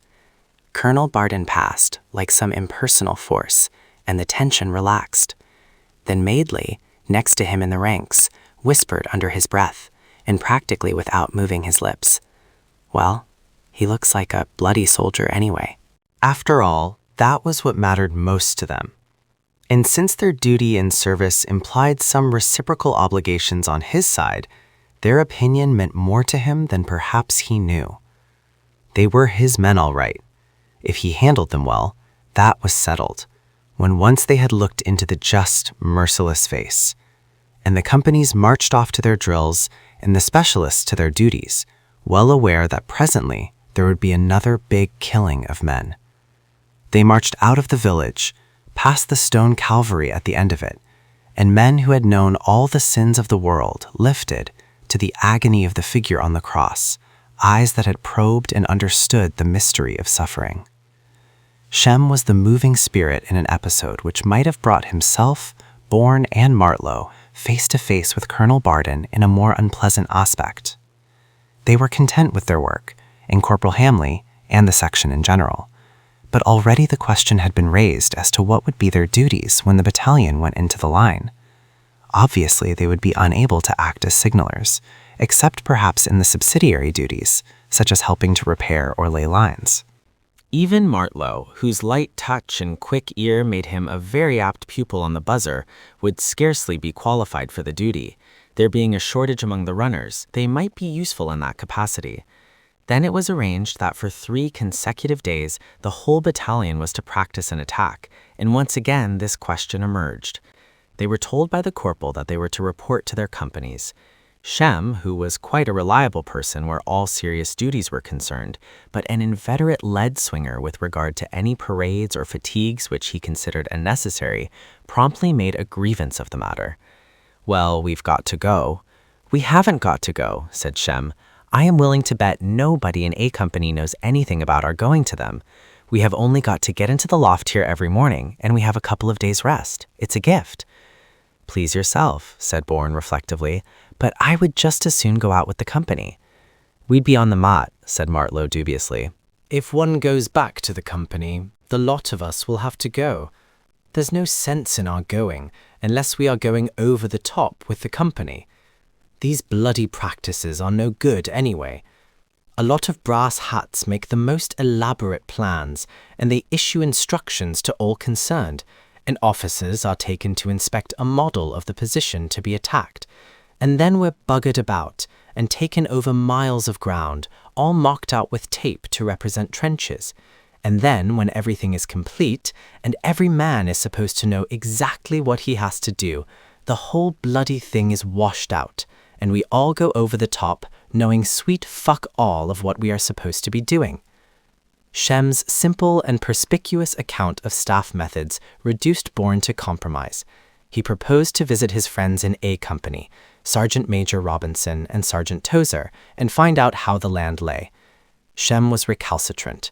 "You will only give the show away," he said obstinately. He refused to walk up to A Company's billets with Bourne, who went with Martlow eventually. "I don't mind being on the mat if it's worth it," said Martlow reflectively. "It isn't," said Bourne. However, old Shem wants it, and we have to hang together. The Sergeant Major and Quartermaster Sergeant Dean were surprised when Bourne put his head in at the door and asked if there were any parcels for him. "Do you want a parcel every bloody day?" inquired the quarter bloke. "You got a good one 2 days ago, didn't you?" "I expected a small parcel of cigarettes," said Bourne innocently. "I've got a few good ones left, but I'm running out of gospers. Try one of these, Sergeant Major. Mr. Reese forgot his cigarette case yesterday. We were about 1.5 miles the other side of Recklingham, flag-wagging, and when we had an easy, he asked me for a cigarette. If, mind you, if it were a decent one. Like a fool, I gave him one of these, and he has forgotten his cigarette case all day today. I can't keep the officers in cigarettes. I want some gospers. They're good enough for the troops." "You've got an eye, you have," said the sergeant major, lighting one as Bourne offered the case to the quarter bloke. "How do you like the cigs?" inquired the latter, lighting his. "Oh, it's cushy enough," said Bourne indifferently. "I was always content with the company." Apparently, they don't know what they're going to do with us when we go into the line. I suppose we shall know more or less tomorrow, as when we go over the top, we shall presumably go over with the section with which we practice. They say we may be used as orderlies. "You can't say, really," said Sergeant Major Robinson, "because they generally muck everything up at the last minute. Seems to me all these practices are just so much eyewash for the staff, and if anything goes wrong, they can say it's not for want of preparation. Anyway, whether you go with the runners or with the SIGs tomorrow, you'll have an easier time than we'll have. I'm the bugger who has most of the work to do in these stunts. When you get your commission, Bourne, don't you ever let your sergeant major down. Don't you ever forget that he does all the bloody work." The reference to the possibility of a commission infuriated Bourne. The sergeant major had forgotten the presence of Martlow, sitting quietly on a box by the doorway, and now looking at Bourne with the round eyes of astonishment. "Why don't they send us back to the company for the attack?" he exclaimed, with an impatience which was impatience at the sergeant major's blundering indiscretion and an attempt to cover it. "Oh, you're a bloody fool," said the sergeant major. "You've got a cushy job with the SIGs until you go home, and you don't want to go asking for trouble. When you have the chance of an easy, you take it. You won't find being a second loot as cushy a job as you think. And if you want to make a good officer, don't you be too ready to tick off your company sergeant major when any little thing goes wrong. You just remember all the work he does and all his responsibilities, see?" "Well, I have not put in for a commission yet, Sergeant Major," said Bourne, trying to affect an indifference under Martlow's eyes. "What's in orders? May I have a look?" He glanced at the couple of typewritten sheets as if to hide his embarrassment. "Them's Part 2 orders you're looking at. Part 1's the first page." He glanced through them quickly. The sergeant major could not teach him anything about orders. Then he put them back on the table. "Well, we shall have to move back. If a parcel should come for me, I suppose the post corporal will bring it along. Good night, Sergeant Major." "Good night, sir." He and Martlow went out into the twilight. "Shall we get a drink here, or wait until we get back to Recklingham?" he asked Martlow. "Wait," said the other briefly. They stepped out in silence for a little while, and then Martlow turned his face up sideways to him. "Bourne, are you going to be an officer?" The question itself seemed to divide them sharply from each other. There was something cool, remote, and even difficult in the tone in which it was asked. It was as though the boy had asked him if he were going over to surrender to the Hun. "Yes," he answered a little harshly, accepting bitterly all the implications in the question. They were approaching the church and came suddenly through the shadows on the old curé in his soutane and broad-brimmed hat. Bourne drew himself up a little and saluted him. The old man took his hat right off and bowed, standing uncovered, in something like an attitude of prayer while they passed. And even though he had noticed before the kind of reverence which some French priests put into their courtesy towards a soldier, the trivial incident filled Bourne with a sense of trouble. He thought he had heard somewhere that it was unlucky to meet a priest in the dusk, and as the thought flitted through his mind, he had the sensation of gooseflesh all up his spine. He was a reticent and undemonstrative man, but after a few more steps through the silent shadows, he put his arm round Martlow's neck, his hand resting on his shoulder. "I don't want it. I've got to go," he said. "We're all right as we are, the three on us, aren't we?" said Martlow, with a curious bitterness like anger. "That's the worst of the bloody army. As soon as you get a bit pally with a chap, some it happens." Well, it has got to be, said Bourne. I am not going before the show comes off anyway. The three of us shall be together, and then, well, it's not much use looking ahead, is it? They did not say much more for the rest of the way, but picked up Shem and then went into the estaminet in Recklingham for a drink. Shem laughed scornfully when they told him that the company did not apparently expect them to report in the morning. "What did I tell you?" he said, and Bourne, in a sulky way, told him he had better go and buy some provisions. "We'll get our bread and cheese ration," he added. In the morning, they drew a bread and cheese ration with the rest of headquarter company, and then secreted themselves in a loft over their billets. Through some slats and a ventilating window at the gable end, they could just see the front of the house, and presently the military policeman billeted there came out with his stick in his hand and proceeded briskly about his duty. They knew his times, more or less, but what they failed to appreciate for the moment was the fact that today's stunt rather disturbed the normal routine of duty, making his movements less definitely calculable. Bourne had lost the schoolboy spirit of truancy, which was still predominant in Shem and Martlow, and he was rather bored. The whole joy of disobedience is in the sense that one has chosen freely for oneself, and Bourne had not chosen freely. He had fallen in with Shem's plan. On the other hand, though he was equally involved with them now, he was not primarily responsible for it, and was free to criticize it from an almost disinterested point of view. There was a certain amount of pleasure in that, as it brought him into opposition with Shem, and naturally enough, he liked to maintain a kind of moral or immoral ascendancy over his ally. He was bound, of course, to do his best to secure the success of Shem's plan, and if it failed, he was certain to suffer equally with its author. But among themselves he could always disclaim responsibility, except insofar as an amiable weakness of character, by vitiating his better judgment, had engaged him in it. These considerations were all that gave him a kind of zest in the exploit.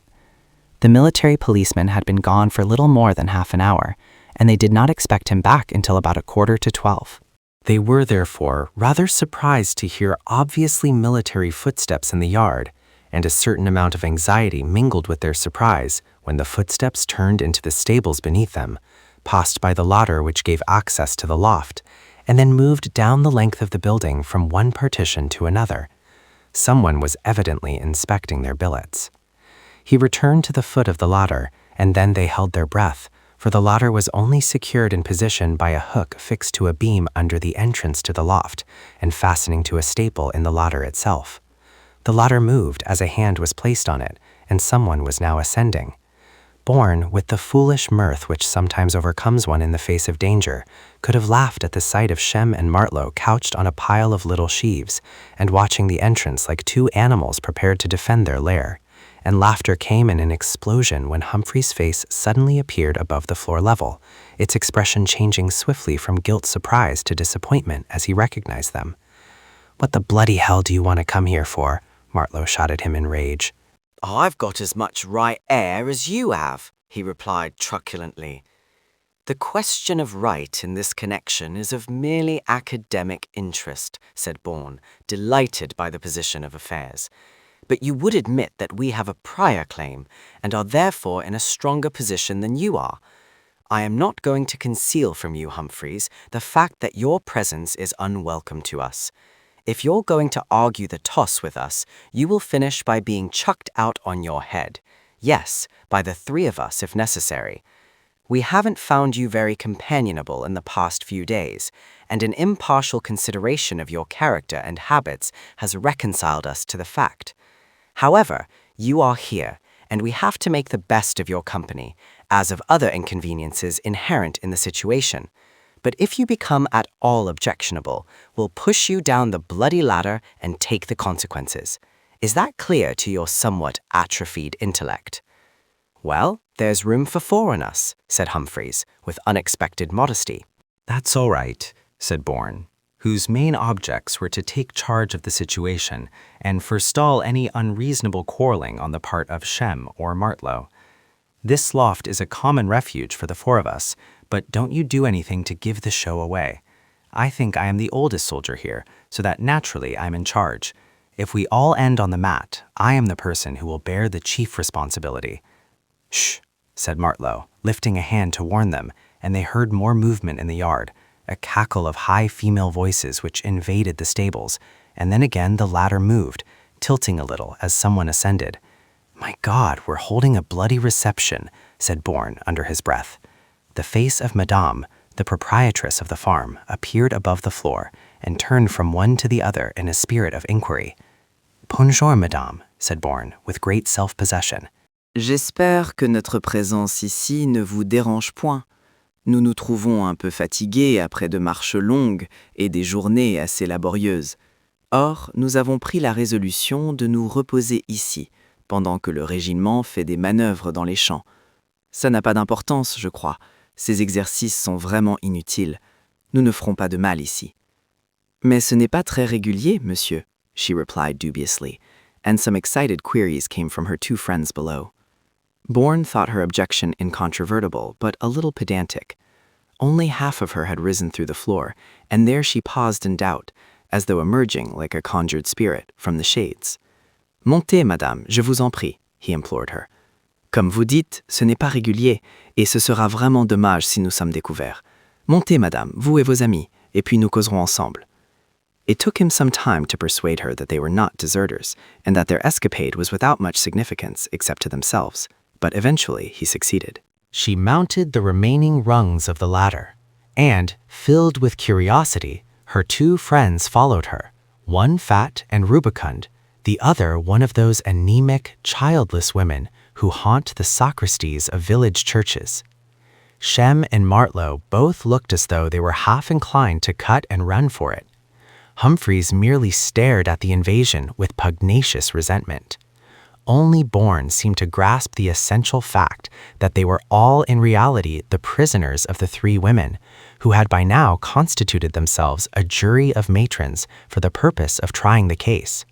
He had to play the part of advocate, not only in his own cause, but in that of these accomplices, who from sheer stupidity did nothing to ingratiate themselves with their judges. For God's sake, smile, he said desperately, and Martlow at least responded by breaking into a broad grin, which gave them a less criminal appearance. Women are notoriously influenced by a man's facial expression and flatter themselves that their response to it is some subtle power of intuition. They have in reality about as much intuition as an egg. Bourne's too elaborate manner and Martlow's grinning humor were saving graces in the present situation, and the women discussed their right course of action in what they thought was a reasonable spirit. They had to be humored, and considering their entire lack of charm, Bourne hoped that none of them might prove to have a romantic nature. Madame, seated on the floor, took up a sheaf and stripped the ears from it, threshing off those which did not come away as she pulled it through her hand, into a cloth spread on the floor. Shem, Martlow, and Bourne had been standing clear of the sheaves since she had arrived, but Humphreys was sitting on a pile. She made up her mind, after consultation with her sister Fates, and having finished her threshing, stood and delivered judgment. They could not stay in the loft. It was malsain, she declared, as the grain stored there was her vivres for the winter. On the other hand, she would not betray them to the police. She thought they would be sufficiently safe from arrest in the further stable, and then, turning on Humphreys, she told him to get up. Bourne told him what she said, but he would not move, and he was rude. Even though she did not understand what he said, his manner was rude enough to be unmistakable, and reading in it a defiance of her authority, she advanced on him, and before Bourne could interpose, had slapped him, first on one cheek, and then with the other hand on the other, while she told him what she thought of him. She did not raise her voice. She stood over him like a cat swearing at a dog, in a low, hissing invective, and ready to claw him if he showed the least sign of fight. Humphreys, of course, though he was a stupid, surly fellow, would not have retaliated against a woman, but he looked as though he were almost suffocated with anger. Bourne interposed again, as in the case of Corporal Greenstreet, but this time he did not try to soothe the angry woman. He turned on the angry man. "You're the bloody fool who is going to get us all in the mush," he said, in a rage quite equal to their own.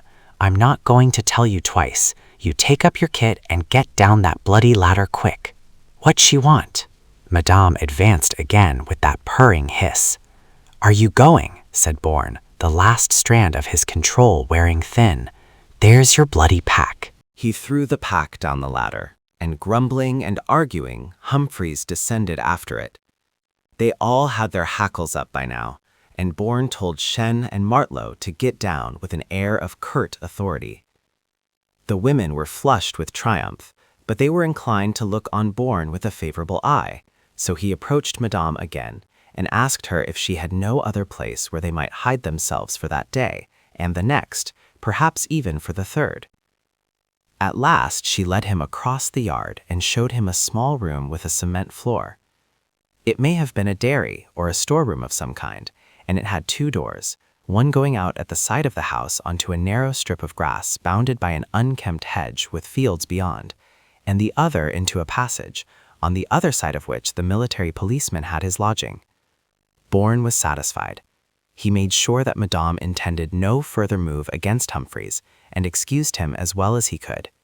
She would not have Humphreys in the house, but said he might remain where he was. Then Bourne went back to the stables, and telling Humphreys that he would probably be all right where he was, that he could please himself whether he stayed there or not, but that if he went back to the loft, Madame would almost certainly inform the policeman who was billeted there. He took Shem and Martlow to the house with him. Then he asked Madame to let them have some coffee, and paid her for it. With the coffee, they drank a little of the fast-dwindling but carefully hoarded whiskey. They heard the military policeman return at 12 o'clock. They could keep track of his movements more easily now, and aired themselves outside the house when he went out in the afternoon. They were glad when the battalion returned at 4 o'clock, and they could slip out and mingle with the men. The second day was pleasanter, as they took more chances, getting out into the fields, and Bourne, after stalking the policeman until he saw him well on the road to Vinkley, turned back and bought a bottle of wine at one of the estaminets to eke out their whiskey, of which they only had a tot each left. On that errand he ran into Evans, now servant to the new colonel. "Looking for trouble?" Evans inquired, grinning. Bourne gave him a drink, and learned that the battalion would carry out the same practice the next day, unless it rained, but as there were no facilities for drying the men's clothes, they wouldn't risk a wetting. The next day, after the battalion had moved out, a storm broke, and the men were brought back. The 3 absentees had a certain amount of difficulty in getting back to the signal section unobserved. They had to get wet first, and Martlow became a little too wet by standing under a spout which took the water off the roof. They had been absent from parade for 3 consecutive days, and had not found much pleasure in ill-doing. The same afternoon they were taken to some pit-head baths at a mine 3 miles away, and the next morning the justice of fate, which is a little indiscriminating as to the pretexts on which it acts, descended on them. They were the last to fall in on parade, and Mr. Rees had a fat head. They were not really late, and other sections were still falling in, but the officer ordered Corporal Hamley to take their names, and they went before Captain Thompson at 11:30. Bourne merely pointed out that they occupied different billets from the rest of the section, and some distance away, but he did not attempt to justify himself. It was wisdom on his part. Captain Thompson, after cautioning them strictly, dismissed the charge. Martlow seemed aggrieved at the injustice of this disciplinary act, but Bourne laughed at him. "If we got 28 days first field punishment for something we had not done, we should still have deserved it," he said. "I suppose that kind of balance is always evened out in the end." Immediately after dinner, a thrill of excitement passed rapidly from company to company. All parades were canceled, billets were to be cleaned up, and the battalion was to be ready to march at 5:30. It was some time since they had marched by night. For once, too, they had some definite details. They were to march to St. Paul and entrain there for the front. It was very curious to see how the news affected them. Friends grouped themselves together and talked of it from their individual points of view. But the extraordinary thing was the common impulse moving them, which gathered in strength until any individual reluctances and anxieties were swept away by it. A kind of enthusiasm, quiet and restrained, because aware of all it hazarded, swept over them like fire or flood. Even those who feared made the pretense of bravery. The mere act of mimicry opened the way for the contagion, and another will was substituted for their own, so that ultimately they too gave themselves to it. They might fail or break, they might shrink back at the last in an agony of fear, but this overpowering impulse for the time being swept them on towards its own indeterminate ends, as one common impulse might move in a swarm of angry bees. The light was failing rapidly as they fell in, and they moved off in silence, marching to attention. A company would join up with them at the crossroads, marching to meet them from Finkley. They noticed that their new colonel had a good word of command, which carried well without breaking in the effort. Shortly after A Company had joined them, they had the order to march at ease, and then to march easy. A few minutes later, Bourne again saw the old cure of Finkley. He was standing by the roadside, watching them pass, his head uncovered and bowed, and his characteristic attitude of humility, which seemed at once beautiful and ominous. Bourne felt a kind of melancholy, a kind of homesickness, stilling the excitement which had filled him a little while ago. He watched the color draining out of earth, leaving all its contours vague and gray, except where the shadowy woods and downs took a sharper outline against a sky as luminous and green as water flowing over limestone. Some stars, pallid as yet, hung in it. He had the feeling that he had relinquished everything. It was not that silly feeling of sacrifice, the sense of being a vicarious atonement for the failure of others, the wind with which some men puff out in idle vanity. Memory drifted up onto the verge of his thought a phrase, La résignation, c'est la défaite de l'âme. But it was not quite that, for there was no sense of defeat. He had ceased in some curious way to have any self-consciousness at all. It was as though his mind were brimmed up with a peace that still trembled a little on its surface, as though a breath would suffice to spill it, though he had the certainty in his heart that presently it would become still and mirror only the emptiness of the night. The rhythm of all those tramping feet, slurring the stresses slightly, held him in its curious hypnosis. He was aware of it all only as one might be aware of a dream. The men sang to keep up cheerful hearts. Here we are, here we are, here we are again, Pat and Mac and Tommy and Jack and Joe, never mind the weather, now then all together.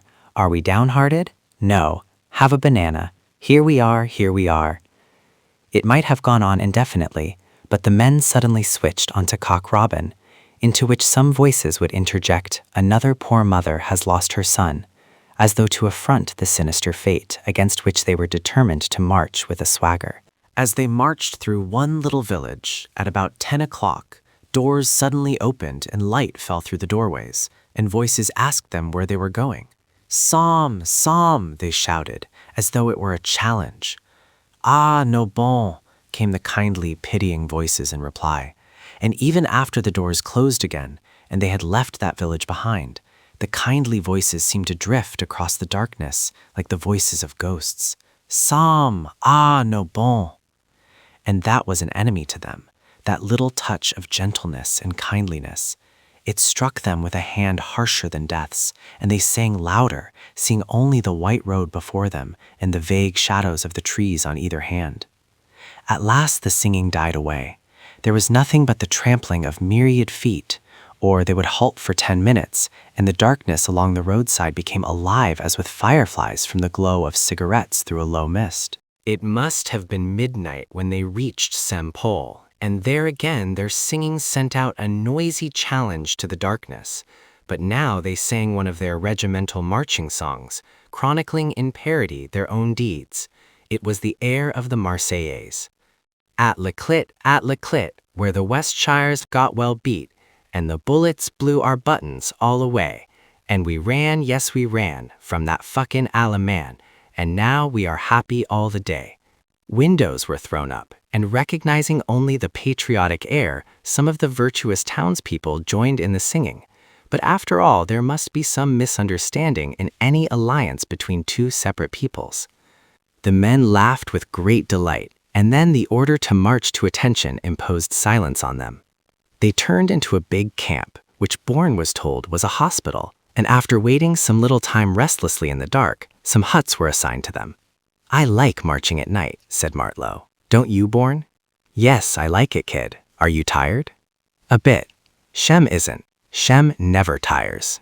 They laid themselves down, as they were to get a few hours' sleep, and Bourne, dropping off between the two of them, wondered what was the spiritual thing in them which lived and seemed even to grow stronger in the midst of beastliness. Chapter 12.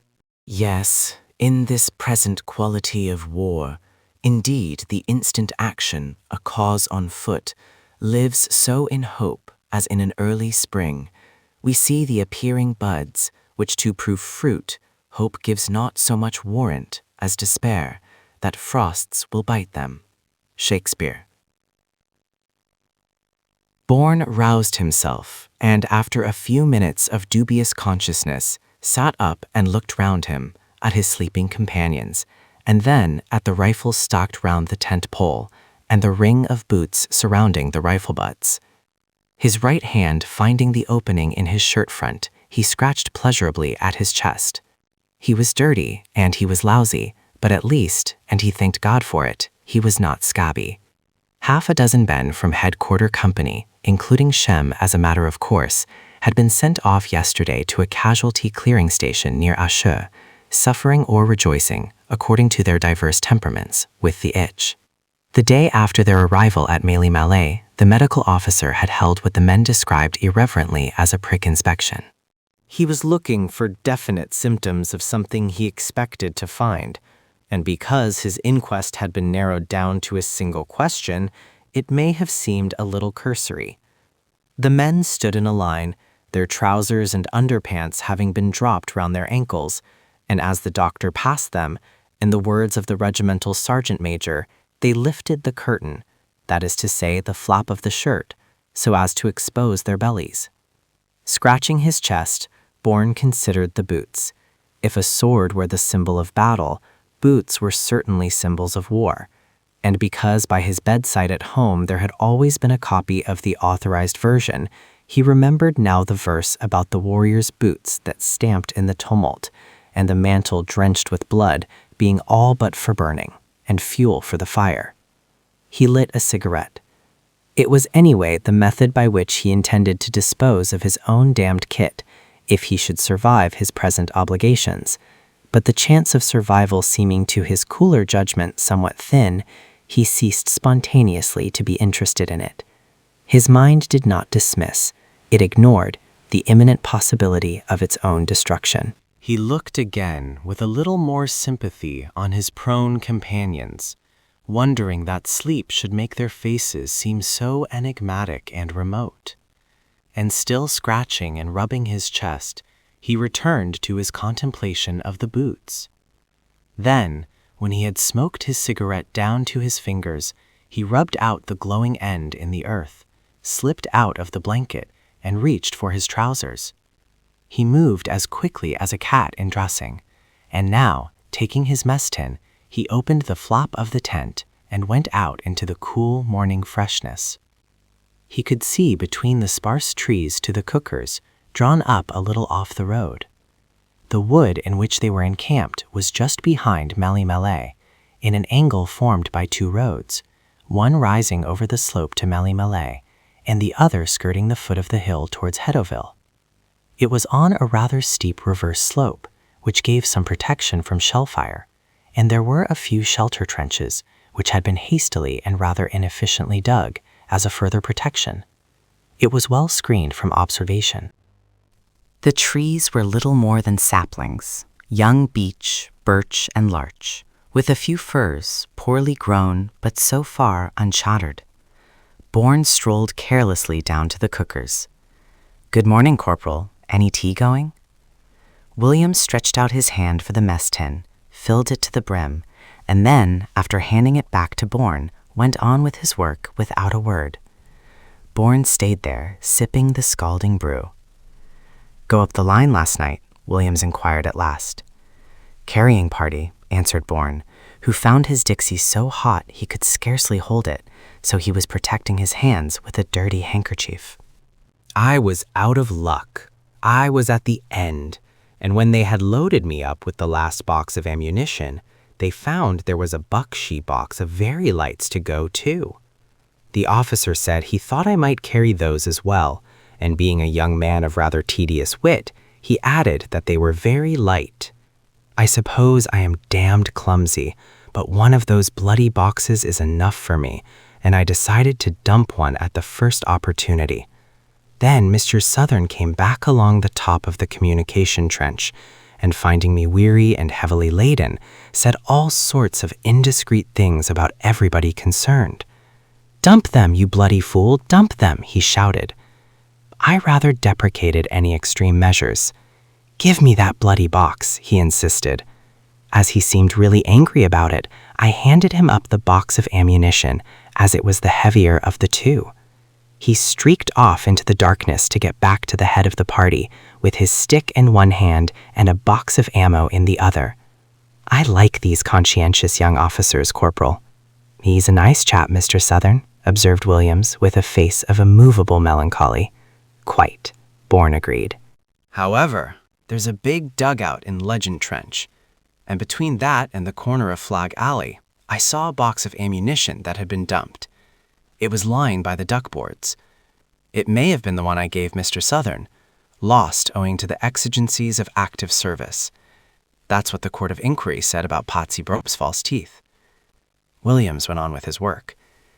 "It won't be long before you lads are for it again," he said in his quiet way.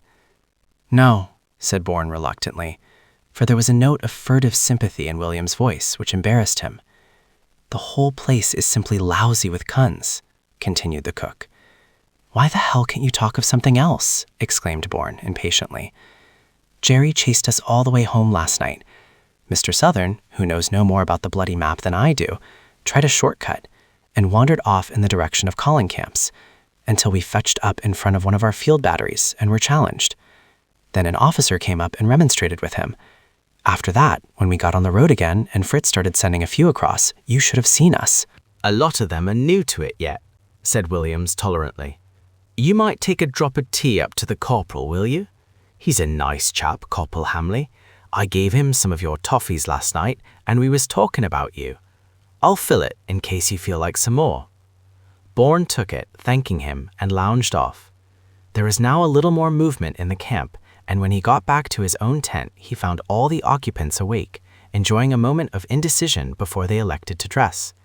He poured some tea into Corporal Hamley's tin, and then gave some to Martlow, and there is about a third left. "Who wants tea?" he said. "I do," said Weeper Smart, and in his blue shirt with cuffs unbuttoned and white legs sprawled out behind him, he lunged awkwardly across the tent, holding out his Dixie with one hand. Smart was an extraordinary individual, with the clumsy agility of one of the greater apes, though the carriage of his head rather suggested the vulture, for the neck projected from wide, sloping shoulders, rounded to a stoop, the narrow forehead above arched eyebrows, and the chin under loose, pendulous lips, both receded abruptly, and the large, fleshy beak, jutting forward between protruding blue eyes, seemed to weigh down the whole face. His skin was an unhealthy white, except at the top of the nose and about the nostrils, where it had a shiny redness, as though he suffered from an incurable cold. It was rather pimply. An almost complete beardlessness made the lack of pigmentation more marked, and even the fine, sandy hair of his head grew thinly. It would have been the face of an imbecile, but for the expression of unmitigated misery in it, or it would have been a tragic face if it had possessed any element of nobility, but it was merely abject, a mask of passive suffering, at once pitiful and repulsive. It was inevitable that men, living day by day with such a spectacle of woe, should learn in self-defense to deride it, and it was this sheer necessity which had impelled some cruel wit of the camp to fling at him the name of Weeper, and make that forlorn and cadaverous figure the butt of an endless jest. He gulped his tea, and his watery eyes turned towards Bourne with a cunning malevolence. What I say is that if any of us'ns tried scrounging round the cookers, we'd be for it." Bourne looked at him with a slightly contemptuous tolerance, gathered his shaving tackle together, flung his dirty towel over his shoulder, and set off again in the direction of the cookers to scrounge for some hot water. He could do without the necessities of life more easily than without some small comforts.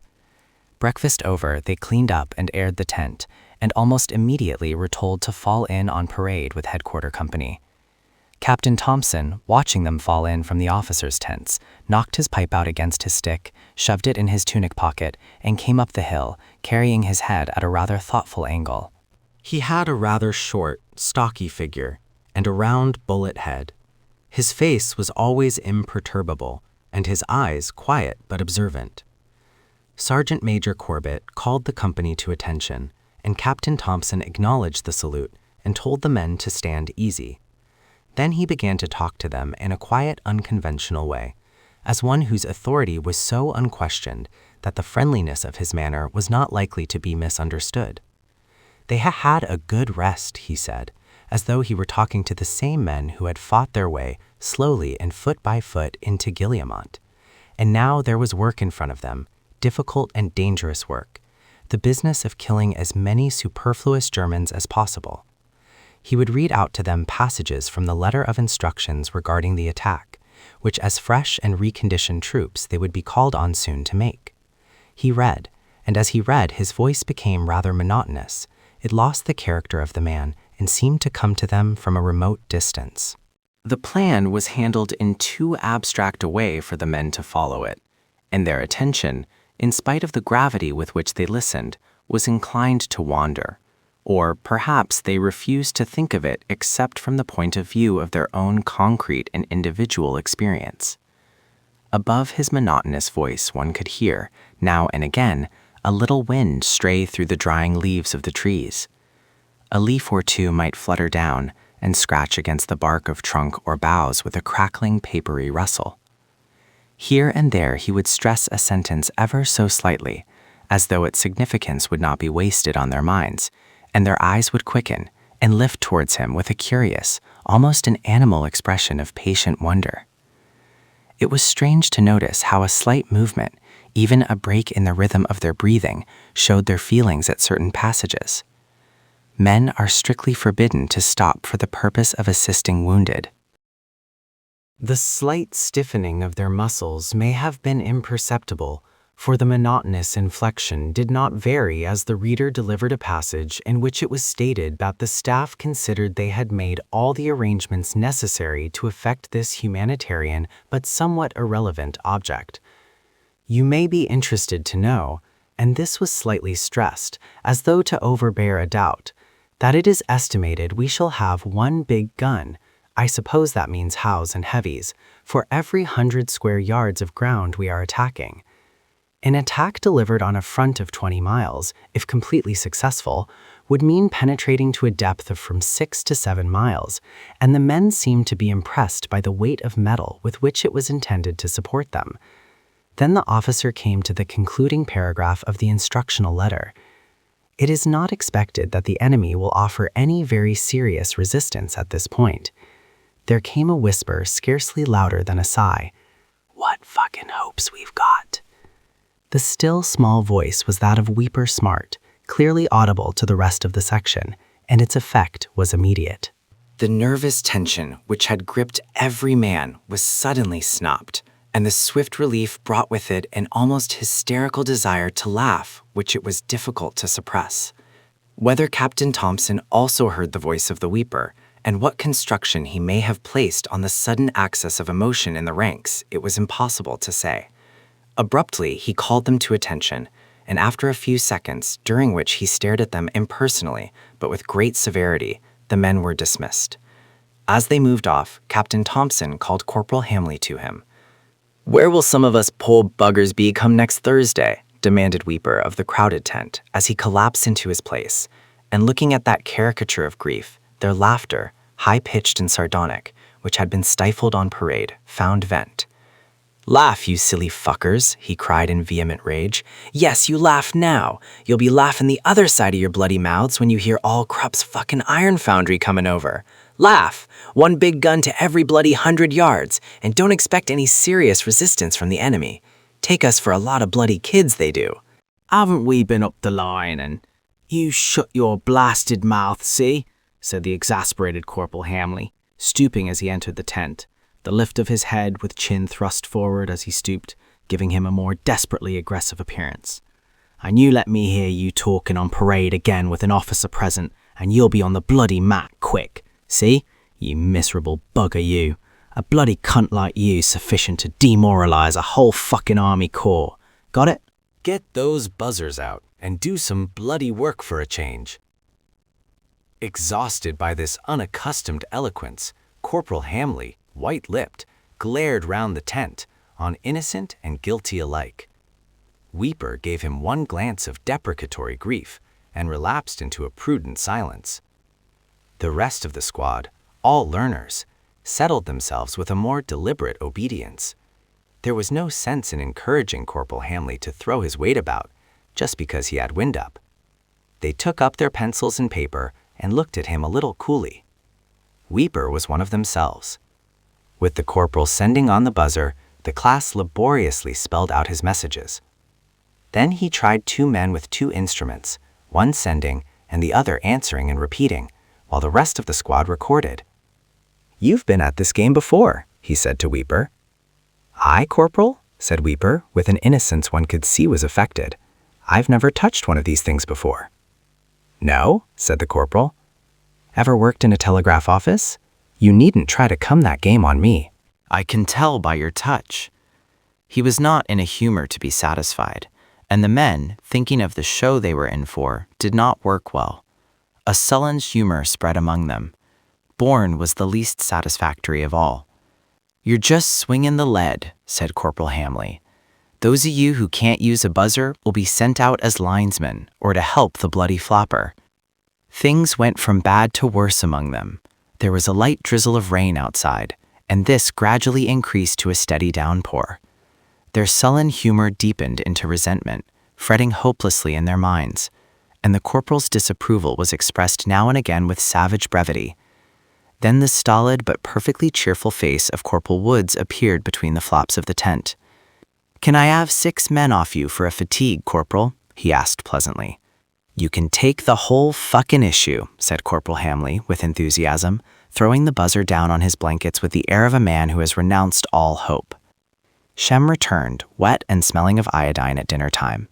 All that day it rained, and they kept to the tents, but their exasperation wore off, and the spirit of pessimism which had filled them became quiet, reflective, even serene, but without ceasing to be pessimism. Mr. Rees paid them a visit and said that, taking into account the interruption of their training by other duties, their progress had been fairly satisfactory. He too picked out Weeper Smart as an expert telegraphist, and Martlow as the aptest pupil in the class. As for the other new men, it would be some time before they were fully qualified for their duties. At 2:45, he told the corporal that they might pack up for the day. If the weather had cleared, they would have gone out with flags, but they had been on the buzzer all the morning, and in the monotony of repeating the same practice, hour after hour, men lose interest and learn nothing. From outside came the dense, unbroken murmur of the rain, which sometimes dwindled to a whispering rustle, through which one could hear heavy drops falling at curiously regular intervals from the trees onto the tent, or a bough laden with wet would sag slowly downward, to spill all it held in a sudden shower, and then lift up for more. These lulls were only momentary, and then the rain would increase in volume again until it became a low roar in which all lesser sounds were drowned. There was little wind. Mr. Rees told them they might smoke, and stayed to talk with them for a little while. They all liked him, in spite of the erratic and hasty temper which left them a little uncertain as to what to make of him. From time to time, without putting aside anything of his prestige and authority over them, he would try to get in touch with them and learn what they were thinking. Only a very great man can talk on equal terms with those in the lower ranks of life. He was neither sufficiently imaginative nor sufficiently flexible in character to succeed. He would unpack a mind rich in a curious lumber of chivalrous commonplaces, and give an air of unreality to values which for him and for them all in varying measure had the strength, if not altogether the substance, of fact. They did not really pause to weigh the truth or falsity of his opinions, which were simply without meaning for them. They only reflected that gentlefolk lived in circumstances very different from their own, and could afford strange luxuries. Probably only one thing he said interested them, and that was a casual remark, to the effect that if the bad weather continued, the attack might have to be abandoned. At that, the face of Weeper Smart became suddenly illumined by an ecstasy of hope. When at last Mr. Reese left them, they relaxed into ease with a sigh. Major Shadwell and Captain Mallet they could understand, because each was what every private soldier is, a man in arms against a world, a man fighting desperately for himself, and conscious that in the last resort he stood alone, for such self-reliance lies at the very heart of comradeship. Insofar as Mr. Reese had something of the same character, they respected him, but when he spoke to them of patriotism, sacrifice, and duty, he merely clouded and confused their vision. "Chaps," said Weeper suddenly, "for Christ's sake, let's pray for rain." "What good would that do?" said Pacey reasonably. "If they don't send us over the top here, they'll send us over somewhere else. It has got to be, and if it has got to be, the sooner it's over and done with, the better. If we die, and it won't trouble nobody. Leastways not for long it won't. And if we don't die now, we'd have to die some other time." "What do you want to talk about dying for?" said Martlow resentfully. "I'd rather kill some other fucker first. I want to have my fling before I die, I do." "If you want to pray, you had better pray for the war to stop," continued Pacey, "so as we can all go back to our own homes in peace. I'm a married man with 2 children, and I don't say I'm any better than the next man, but I've a bit of religion in me still, and I don't hold with saying such things in jest." "Aye," said Madeley bitterly, "and what good will all your praying do you? If there were any truth in religion, would there be a war? Would God let it go on?" "Some on us blame God for our own faults," said Pacey coolly, "and it were men what made the war. It's no manner of use us sitting here pitying ourselves and blaming God for our own fault. I've got nowt to say again Mr. Rees. He talks about liberty and fighting for your country and posterity and so on. But what I want to know is what all us'uns are fighting for." "We're fighting for all we've bloody got," said Madeley bluntly. "And that's sweet fuck all," said Weeper Smart. "I tell thee that all I want to do is to save me own bloody skin. And the first thing I do when I go into line is to find out where the bloody dressing stations are. And if I can get a nice blighty, chaps, when once me face is turned towards home, I'm laughing. You won't see me bloody arse for dust. I'm not proud, I tell thee straight. Them as thinks different can have all the bloody war they want, and me own share of it too." "Well, what the hell did you come out for?" asked Madeley. Weeper lifted up a large, spade-like hand with the solemnity of one making an affirmation. "That's where that's got me beat, lad," he admitted. "When I saw all them as didn't know any better'n we did joining up, and I went walking out with me girl on Sundays as usual, I just felt ashamed. And I put it away, and I put it away, until in the end it got me down. I knew what it'd be, but it got the better of me. And then, like a bloody fool, I went and joined up too. I were ashamed to be seen walking in the streets, I were. But I tell thee now, that if I were once out of these tugs and in civvies again, I wouldn't mind all the shame in the world. No, not if I had to slink through all the back streets and didn't dare put me nose into old vaults again.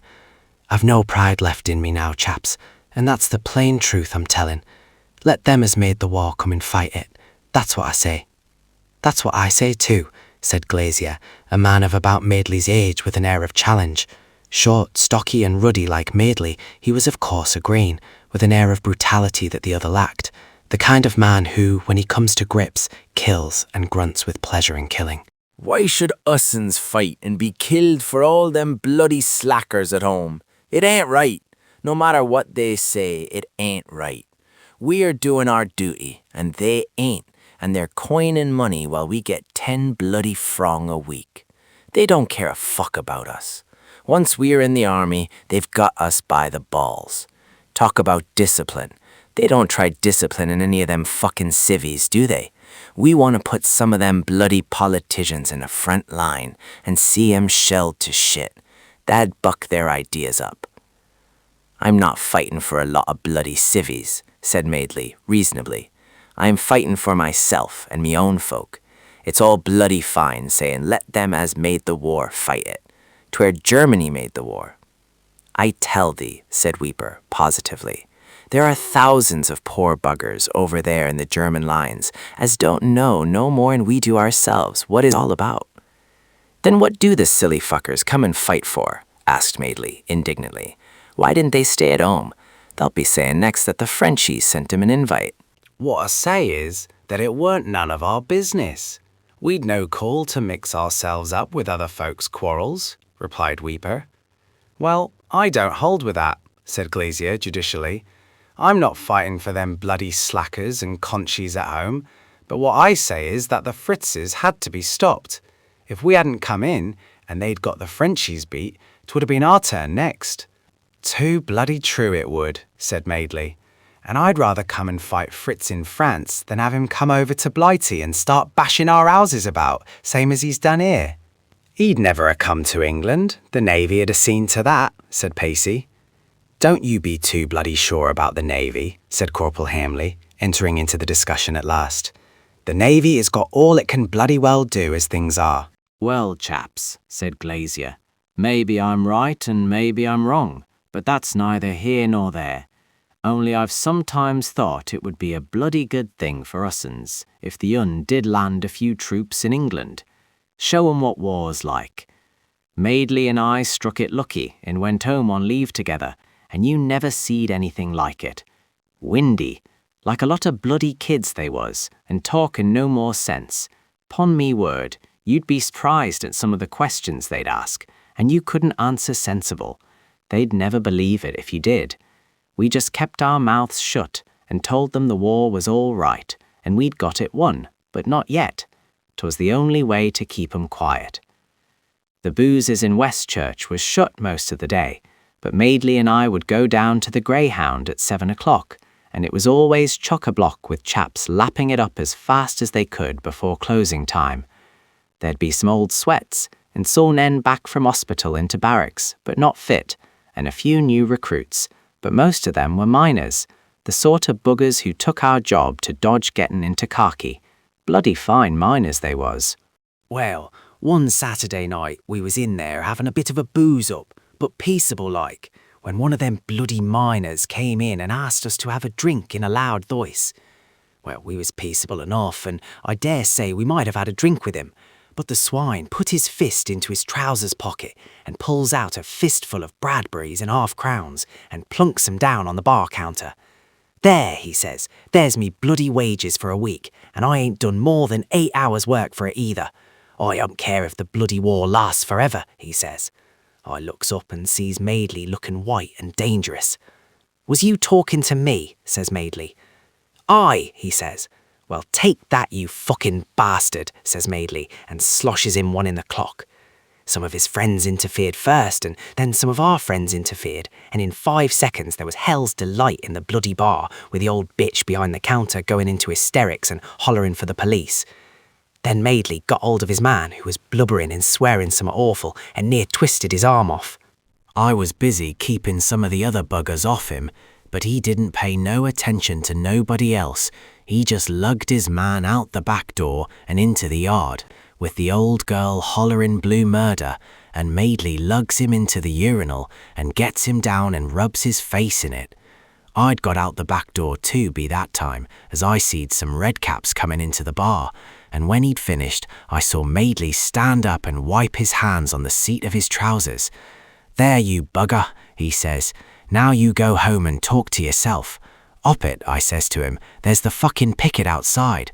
And we hopped it over some palings at the bottom of the yard. One of 'em came away, and I run a bloody great splinter into the palm of me hand. Then we just buggered off by some back streets to the Crown and had a couple of pints and went home peaceable. Look at old tear gas, Martlow cried. Thought you didn't like fighting, Weeper? Weeper's whole face was alight with excitement. I like a scrap as well as any man, so long as it don't go too far, said Weeper. I'd have given a lot to see thee go for that miner, Madeley. It's them chaps what are always on the make and don't care how they makes it as causes half the wars. Them's the bloody cowards. Is it all true, Madeley? Asked Corporal Hemley. It were summat like, but I misremember, said Madeley modestly. But it's all true what he says about folks at home, most of 'em. They don't care a fuck what happens to us'uns, so long as they can keep a whole skin. Say they be ready to make any sacrifice, but we're the bloody sacrifice. You never seed such a windy lot, and bloodthirsty ain't the word for it. They've all gone potty. You'd think your best friends wouldn't be satisfied till they'd seed your name on the roll of honour. I told one of 'em he knew a bloody sight more than I did about the war. The only person as had any sense was me mother. She only fussed about what I wanted to eat. She didn't want to know anything about the war, and it were only me she were afraid for. She didn't mind about aught else. Please God, you'll be home soon, she'd say, and please God, I will. And then they give you a bloody party, said Glazier. Maidley and I went to one. You should have seed some of the pushes. Girls of 17 painted worse nor any Gerties I'd ever knowed. One of 'em came on and sang a lot of songs with dirty meanings to 'em. I remember one she sang with another girl. I want a rag. She did and all too. When this bloody war's over, you'll go back to England and find naught there but a lot of conchas and bloody prostitutes. There's good and bad, said Pacey mildly. And if there's more bad than good, I don't know but the good don't wear better. But there's not sure in this world no more. No, and never has been, said Maidley pessimistically. There's not sure for us'ns anyway, said Weeper, relapsing. Didst hear what Captain Thompson read out this morning about stopping to help any poor bugger what was wounded? The bloody brass hat what wrote that letter has never been in any big show herself, that I dare swear. He's one of them buggers as is never nearer to the real thing than GHQ. You don't want to talk like that, said Corporal Hemley. You've had your orders. I don't mind telling they, Corporal, said Weeper, again lifting a large flat hand, as though by that gesture he stopped the mouths of all the world. I don't mind telling thee that if I see a chum of mine down, and I can do aught to help him, all the brass hats in the British Army, and there's a bloody sight too many of 'em, aren't going to stop me. I'll do what's right, and if I know aught about thee, thou'll do as I do. You don't want to talk about it anyway, said Corporal Hamley quietly. I'm not saying you're not right. I'd do what any other man 'ud do, but there's no need to make a song about it.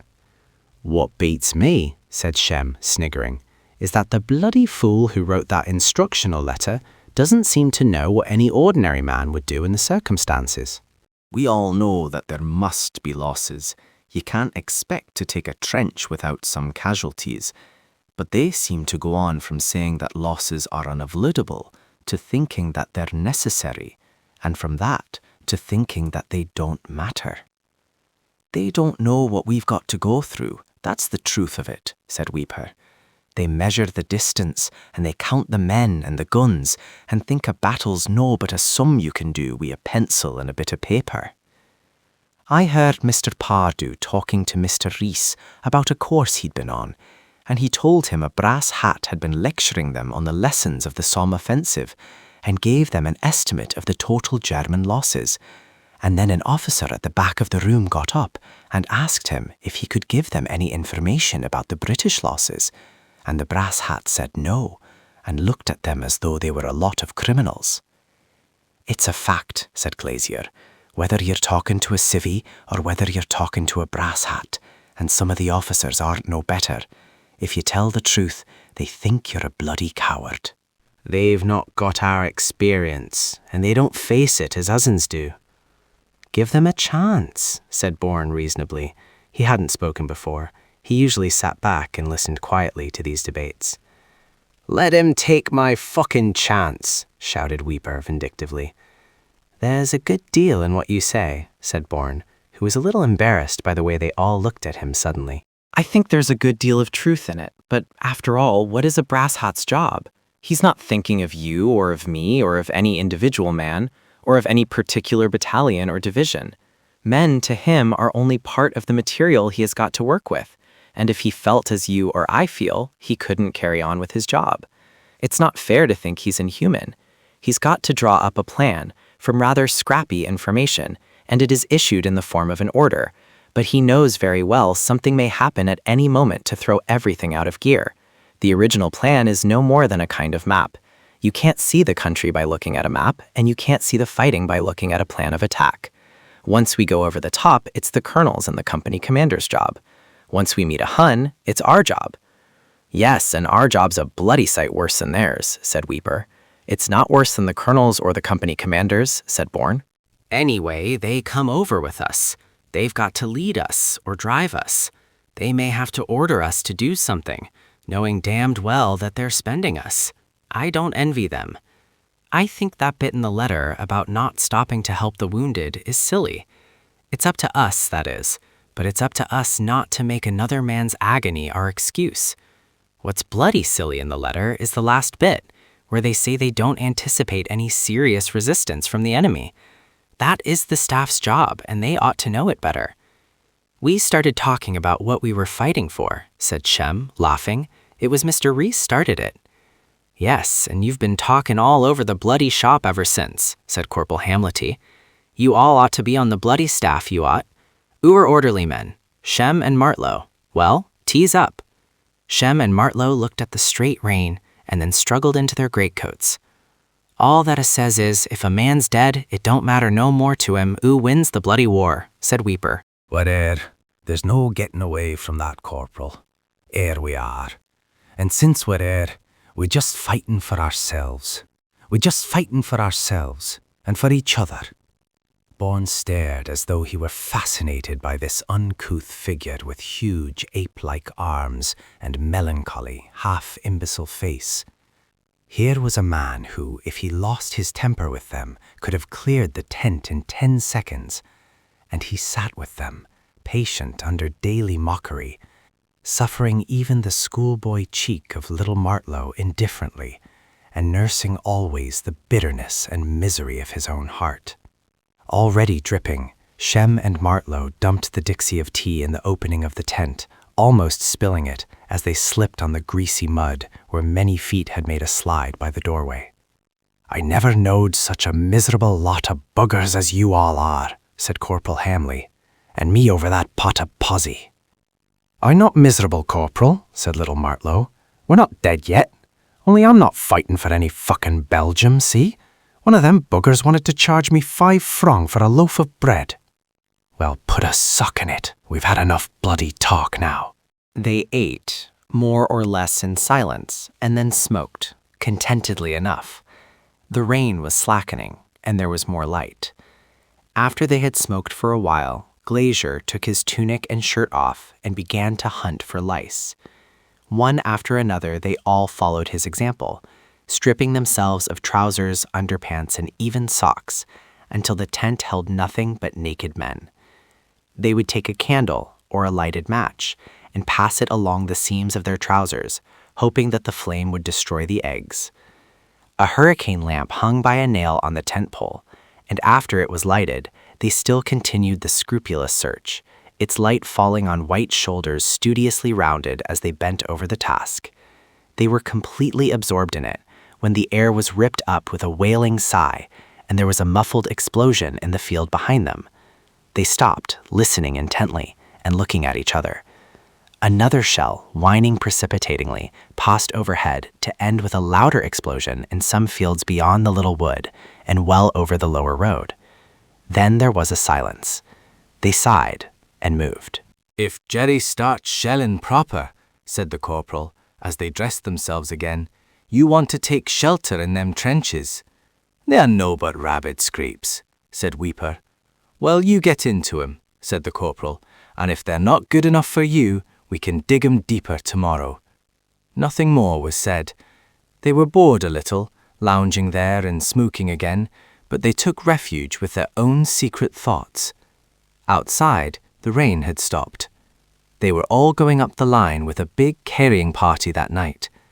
At about 6 o'clock, they heard from the road below a heavy lumbering and clanking, and they listened with ears cocked. Then they heard hurrying movements outside. What is it? Tanks! Tanks! They rushed out of their tent and joined, apparently with the whole camp, in a wild stampede through the trees to the road below. None of them as yet had seen a tank. It was only a Caterpillar tractor, which had come up to move a big gun to or from its lair. Officers hurried out to see what was the matter, and then returned disgusted to their tents. Sergeants and corporals cursed the men back to their own lines. As Bourne turned back with the others, he looked up to a clear patch of sky and saw the sharp crescent of the moon floating there like a boat. A bough threw a mesh of fine twigs over its silver, and at that loveliness he caught up his breath, almost in a sob. The caterpillar continued its muffled clanking along the road, and the wood filled with low voices as the men, laughing in the darkness, turned back up the slope to their dimly lighted tents. Bourne, who had lost Shem and Martlow in the downward rush, found himself beside Sergeant Morgan, the bombing surgeon, who for some little time past had nodded to him in a friendly way when they met, and then by degrees had come to know him better. He was a very decent, cheerful man. As they walked up the hill together, they came up with the regimental, to whom Bourne had scarcely spoken since they were at Baumet's. "Hello, Bourne, it's a bloody long time since I've seen anything of you. How do you like cigs? Come along to my tent for a while and have a yarn. I hear you are going in for a commission." Sergeant Morgan, saying good night, disappeared into the darkness between the trees, and Bourne followed the regimental to his tent, which was at the top of the wood, a little apart from the others. A hurricane lamp burned low in it, and there was no one else there but Barton, the regimental's batman, whom Bourne liked, knowing as he did that but for Barton's careful shepherding, the regimental might have been in serious trouble recently, on 1 or 2 occasions. They sat and talked of the prospects of the show for a few minutes, and the regimental told him that they were going out to practice it in the morning with the rest of the brigade, over some ground which had been taped out. A field day with the divisional general and most of his gilded staff. There would be a good deal of wind-up before it was over. "I'm laughing," said the regimental. "My job will be with the ammunition column." "You may get it in the neck there as well as anywhere else," said Bourne in a matter-of-fact way. Barton went off on his own private affairs, and the other two talked in a dissolute way, like men who have nothing much to say, but talk for the sake of company. "You don't seem to be in a very good skin tonight," said Bourne at last. "What's the matter? Has the colonel been getting wind up about the practice tomorrow?" "The colonel's a bloody soldier, and don't you forget it," said the regimental, with an honest appreciation. "I don't know what's the matter with me. I'm bloody well fed up with it." "You ought to take a pull on yourself," said Bourne, as though he were talking of the weather. "You have been inclined to run off the rails ever since we were at Mazingarbe." "That's all a bloody tale." "I didn't suppose it was all true," said Bourne quietly, "but you were canned up, and you never know what you're doing when you're canned. You've been right enough since we left Neuilly-Means, and you ought to keep right now. I should be sorry if you made a mess of things. There are some who would be pleased, and you give them an opening." "You're all right, Bourne. I don't mind what you say, but pack it up now.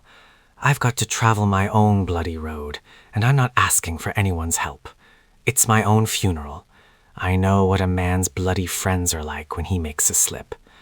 Oh, I don't mean you. You're all right, but you can't be of any bloody use one way or the other." "I know that," said Bourne shortly. "The trouble with you is that you get promotion, for instance, too easily. You're too contemptuous. The only thing you do damned well, you don't think worth doing." They dropped again into idle question and answer, and after a little while Bourne left him, as presently he had to fall in with the carrying party. They fell in under cover of the trees, just off the road, and Mr. Marsden was in charge. The mere fact that they were moving about in the dark gave an air of stealth to the business. The words of command were given, and the men numbered off with lowered voices. Then they swung out of the wood, turning right and right again as they struck the main road, which, in rising over the hill, curved round slightly towards the left. There was starlight and a young moon, sharp as a sickle, and into the clear night great concrete standards, which had carried electric power, rose at regular intervals. On the reverse slope they were intact, broad at the base, pierced so as not to offer too much resistance to the wind, and tapering as they rose, almost as obelisks. But the first to lift its peak above the crest of the hill had been damaged, and beyond that they had been all shattered by shell fire, only the truncated bases remaining. Melee began at the top of the hill. There was a branch road to Auchanvillers. The main road, running straight through the town, was in the direction of Serres, which the Hun held, and a third road on the left went off to calling camps. The town itself, though extensively damaged, had not been completely wrecked, but the few inhabitants who remained there were preparing reluctantly, under military compulsion, to leave. Just after entering the town, Mr. Marsden halted his men for a moment and spoke to the military policemen in control. Then they continued straight through, keeping to the Sayre Road. Once through Malliet, the ground fell away gradually, so gradually that the slope seemed almost flat. Most of the detail of the country, except for the shining road in front of them, was lost in darkness, or showed only as deeper shadow. They continued along the road a little way, and then turned off it to the left, across country now rough and derelict. A road running from calling camps converged towards the road they had just left, to meet it at a point known as the sugar refinery. And, just before striking that road, they came to the large dump called Euston, and halted there while Mr. Marsden went to find the dump officer. They were to carry up more ammunition.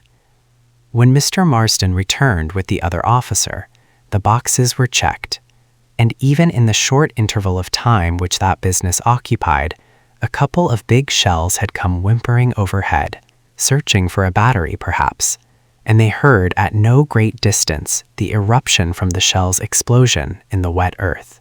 Lower down the road, Bourne could see a couple of ambulances drawn up, and from one, very faint, very momentary gleam of light, he divined rather than saw the entrance to a dugout which would be the dressing station. When the boxes were checked and each man loaded, they crossed the road, and Bourne, who had been over the same ground the night before, noticed a new feature a few yards away from the beginning of the communication trench called Southern Avenue, a large shell crater, the size of a good pond, but empty of water, except for a little seepage, which showed that it had only just been made. The sound of the big shells and the sight of the crater quickened their apprehension of danger without raising it to the point of fear. One sensibility seemed to grow finer, more acute, while at the same time it became somewhat distorted. In the distance, a star shell would rise, and as its light dilated, wavered, and failed, one saw against it the shattered trunks and boughs of trees, lunatic arms uplifted in imprecation, and as though petrified in a moment of shrieking agony. The communication trench was deep, and one looked up out of it to a now tranquil sky, against which the same stark boughs were partly visible. Then on the right appeared the ruins of a shattered farm, an empty corpse of a building. There was for Bourne an inexplicable fascination in that melancholy windscape. It was so still, so peaceful, and so extraordinarily tense. One heard a shell travel overhead, or the distant rattle of a machine gun, but these were merely interruptions of a silence which seemed to touch the heart with a finger of ice. It was only really broken when a man, stumbling on a defective or slippery duckboard, uttered under his breath a monosyllabic curse. Fuck. That reminder of man's proximity broke for a moment the dream, but otherwise one seemed to be traveling through some sterile landscape in the moon, or some soulless region on the shadowy confines of hell. Coming out of the communication trench, they turned to the right up Sackville Street, a breastwork only, giving one a sudden feeling of space and insecurity. And continuing, they came on a more intricate system: Flag Alley, Flag Switch, Legend, and Blenau. In Legend, there was a company in support, and they passed a sentry over a dugout and one or two men. Then again was a long, lifeless stretch.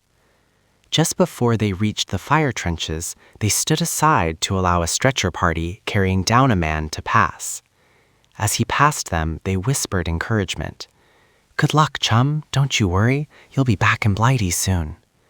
He may not have heard them. He lay very still. But Bourne, whose ironical spirit was sometimes sardonic, felt with an irresistible conviction that their words were a ritual formula, devised to avert, somehow, a like fate from themselves. Even so, it showed how closely men were bound together by some impalpable tie. They passed men on the fire step, men as fixed as statues when that ghastly light fell trembling on them from the sky, and one or two sprawled on the step, their backs propped against the side of the bay, snatching a little fitful sleep, their tin hats tilted over their faces, and boots, puttees, and trousers plastered thick with mud that caked like mortar. Sometimes their eyes met a face blank from the weariness that is indifference, and perhaps because at this point they only moved forward a few yards at a time, they would exchange a few whispers. "What's it like?" "Oh, he strafed a bit this afternoon, but it's cushy enough." Bourne had never heard any other reply to that question in all the hundreds of times he had heard it asked. A face of expressionless immobility with hard and scrutable eyes and that even monotonous whisper, "Oh, it's cushy enough." Presently, Corporal Hamley motioned him forward into the next fire bay. Shem followed him, and the others for the moment were barred. He saw Mr. Marston talking to an officer, and then he found that each man had to get out of the trench and dump his stuff where a depression made an area of dead ground. He climbed out and saw for a moment the rather loosely hung strands of wire between the pickets against the sky. There was a fairish depth of it. Almost as soon as he stood upright, a bullet sang by his head. It was as though something spat at him out of the darkness. In the deeper part of the hollow, an officer checked the boxes as they were dumped. As he returned to the trench, Shem got out with his box. Mr. Marston was still talking, in a low voice, to the other officer. There were only 3 or 4 more men behind, and then they would go back. Bourne passed out of the fire trench by a slit, running slantwise, to a trench in the rear, where the other men waited. Shem joined him, and another man. Then there was a loud, elastic twang as a shell exploded fairly close to them, and they heard stuff flying overhead. And another shell came, and another. One no sooner heard the hiss of the approaching shell than it exploded. The 2 last men, a little shaken, joined them.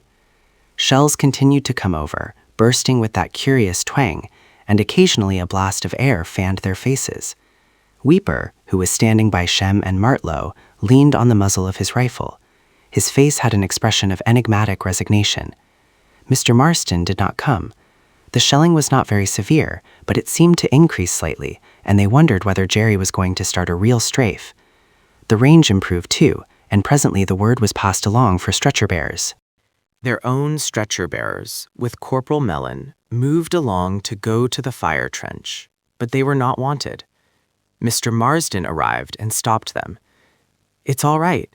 Their own bearers are there. We may want you ourselves later," he said encouragingly. They moved off, but even before they moved, the shelling slackened and then ceased. Bourne had noticed that 1 or 2 of the new men had seemed a bit windy, that is, restless and impatient, not really in a funk. Weeper's passive acquiescence in whatever fate might have in store impressed him more. He was a little surprised at himself. The zip of the bullet by his head had disconcerted him a little, and yet probably it was only a stray, and perhaps not so close as he imagined. They had a rum issue with their tea when they got back, and then a final cigarette before turning to sleep. Chapter 13. He alone, dealt on lieutenantry, and no practice had in the brave squares of war. Shakespeare.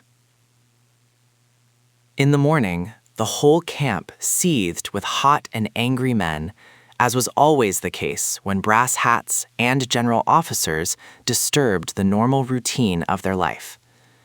Preparations for the rehearsal of the attack were complicated by the issue of orders that blankets were to be handed in and the camp cleaned up before the men paraded.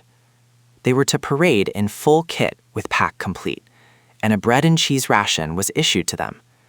The unnecessary bad temper continued until they fell in on the road, and the colonel came on parade, smiling slightly, as though he were well satisfied, and looked forward to an amusing day. The high, clear voice, which always seemed to carry without much effort, rang out, and the battalion moved off in the direction of Bertrancourt. After some miles, they turned off the road and continued over reaped fields, finally mounting a ridge and taking up a position with other battalions of their brigade. There the men were allowed to fall out and eat. They could see at once, more clearly than they had realized from the instructions read out to them, the way they were to be disposed, and started a general discussion on the rival advantages and disadvantages of going over as the first or second wave, a discussion which had no other effect than that of confirming each individual disputant in the opinion with which he had originally started. It proved indirectly, however, that there was a considerable fund of obstinacy, combativeness, and tenacity of purpose among them, and these were clearly assets of military value.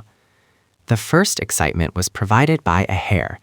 It was put up by some of the troops in front, who chivied it about in all directions, until doubling back it came straight through their own HQ company, almost running over Bourne's foot. He didn't move, pitying the poor hunted thing. They were in an angle of a field, along the boundaries of which ran a low fence of rabbit wire, and as it was headed into the corner, Martlow flung himself on it, caught it, and broke its neck scientifically with a blow from the edge of his hand.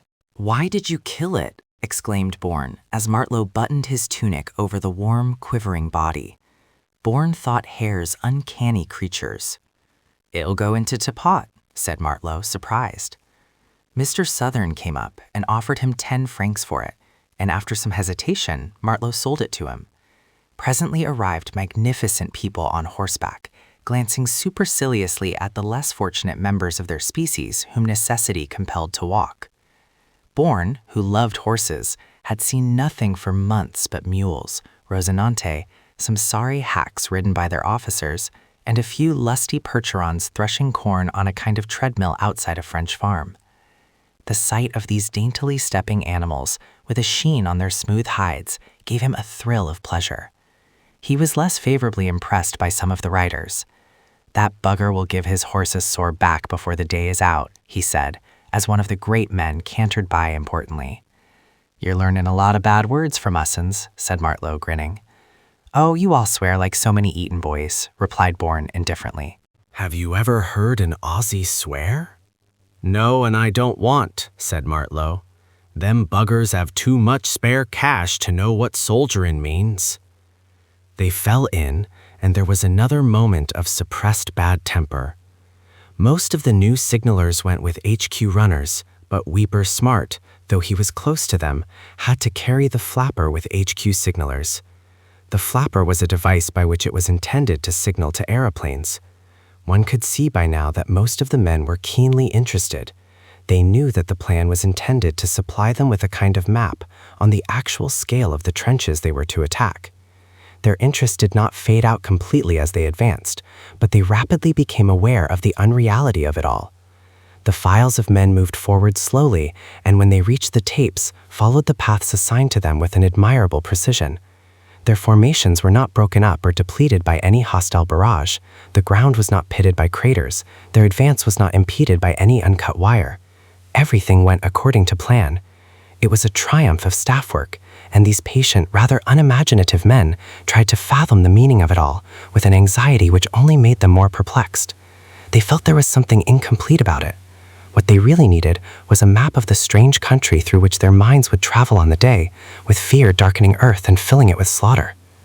Bourne, Shem, and Martlow, with the other orderlies, were following close behind the colonel, when the superb individual whose seat on a horse had seemed to Bourne to call for adverse comment, galloped up to them and reined in his mount. "What are all these men?" he asked the colonel, pointing almost at the embarrassed Bourne. "These are my orderlies, sir," answered the colonel, and Bourne, from the angle at which he stood, saw his cheekbone as he turned to the rider with an amiable smile. "You seem to have a great many of them," said godlike Agamemnon, with a supercilious coldness. They kept advancing slowly, and the horse was restive under his strange cargo. "I don't think more than our usual, sir," hazarded the colonel with a bland diffidence. Other important people on horseback, even the most important of them all, on a gray, arrived, and grouped themselves impressively as though for a portrait. There followed some discussion, first apparently as to the number of the colonel's runners, and then as to why they were not within the imaginary trenches as marked out by the tapes. The colonel remained imperturbable, only saying in a tone of mild protest that they would be in the trenches on the day, though there were some advantages in separating them from the other men at the moment. They were all moving forward at a foot's pace, and apparently the Olympian masters of their fate were willing to admit the validity of the colonel's argument when there was a sudden diversion. They were passing a small cottage, little more than a hovel, where 3 cows were tethered to pasture on some rough grass, and the tapes passed diagonally across a square patch of sown clover, dark and green in comparison with the drier herbage beside it. This was the track taken by a platoon of A Company under Mr. Southern, and as the first few men were crossing the clover, the door of the hovel was flung open and an infuriated woman appeared. "Ces champs sont à moi," she screamed, and this was the prelude to a withering fire of invective, which promised to be inexhaustible. It gave a slight tinge of reality to operations which were degenerating into a series of coordinated drill movements. The men of destiny looked at her and then at one another. It was a contingency which had not been foreseen by the staff, whose intention had been to represent, under ideal conditions, an attack on the village of Serres, several miles away, where this particular lady did not live. They felt, therefore, that they had been justified in ignoring her existence. She was evidently of a different opinion. She was a very stubborn piece of reality, as she stood there with her black skirt and red petticoat kilted up to her knees, her gray stockings, and her plowman's boots. She had a perfect genius for vituperation, which she directed against the men, the officers, and the état-major with a fine impartiality. The barrage was effective, and the men, with a thoroughly English respect for the rights of property, hesitated to commit any further trespass. "Send someone to speak to that woman," said the divisional general to a brigadier, and the brigadier passed on the order to the colonel, and the colonel to the adjutant, and the adjutant to Mr. Southern, who, remembering that Bourne had once interpreted his wishes to an old woman in Mealt when he wanted a broom, now thrust him into the forefront of the battle. That is what is called in the British Army the chain of responsibility, which means that all responsibility for the errors of their superior officers is borne eventually by private soldiers in the ranks. For a moment she turned all her hostility on Bourne, prepared to defend her title at the cost of her life, if need should arise. He told her that she would be paid in full for any damage done by the troops, but she replied, very reasonably for all her heat, that her clover was all the feed she had for her cows through the winter, and that mere payment for the clover would be inadequate compensation for the loss of her cows. Bourne knew her difficulties. It was difficult enough, through lack of transport, for these unfortunate peasants to bring up provisions for themselves. He suggested, desperately, to Mr. Southern and the adjutant, that the men should leave the tapes and return to them on the other side of the clover. The adjutant was equal to the situation, and as the rest of the men doubled round the patch to regain the tapes and their correct position on the other side, the general, with all his splendid satellites, moved discreetly away to another part of the field. One of the men shouted out something about les Allemands to the victorious lady, and she threw discretion to the winds. "Les Allemands sont très bons," she shrieked at him. An aeroplane suddenly appeared in the sky, and circling over them, signaled with the klaxon horn. The men moved slowly away from her beloved fields, and the tired woman went back into the hovel and slammed the door on a monstrous world. Bourne rejoined the runners. He saw the colonel in front of him, with shoulders still shaking, and they all proceeded slowly and irresistibly towards the capture of an imaginary Serres. When they had reached their final objective, there was a long pause, and the men, now thoroughly bored and disillusioned, leaned idly on their rifles, waiting. It was a victory for method. Presently there was another movement. Companies fell in on markers. The men seemed to wake out of a dream, and took a spontaneous interest in the proceedings, and the battalion moved off the field. The colonel had a horse waiting for him on the road, and about dusk they came to Bousse-les-Artois.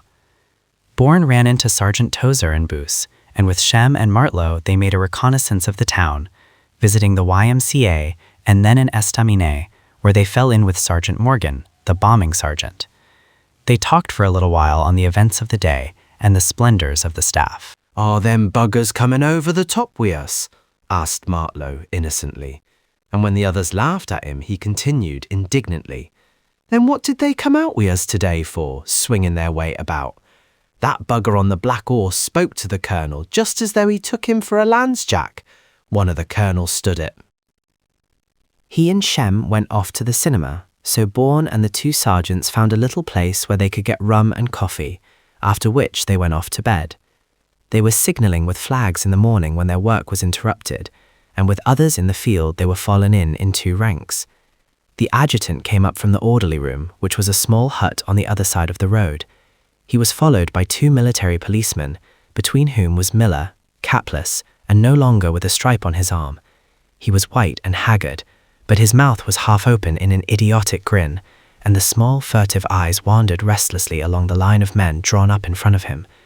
Bourne felt a strange emotion rising in him, which was not pity, but a revulsion from this degradation of a man, who was now only an abject outcast. In a clear, anxious voice, rather like that of a schoolboy reading a lesson, the adjutant read out a statement that Lance Corporal Miller had been found guilty of deserting his commanding officer and had been sentenced to be shot, the sentence being afterwards commuted to one of penal servitude for 20 years. The parade was dismissed again, and the miserable man was marched away to be exhibited to another company.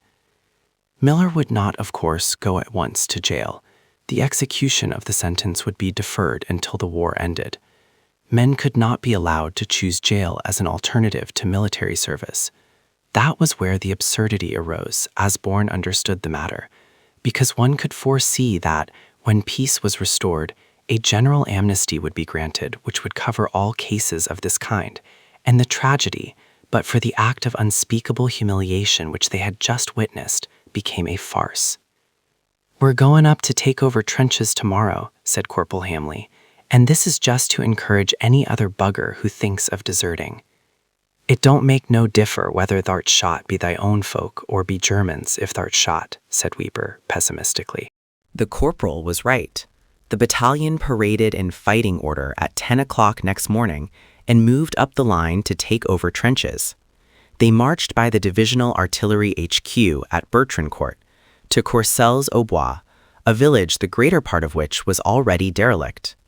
From there, a road ran up to Colin Camps, at the corner of which stood a military policeman as control beside a red board, the kind of wooden standard used by road menders as a danger signal, on which was painted in white letters, "Gas Alert On."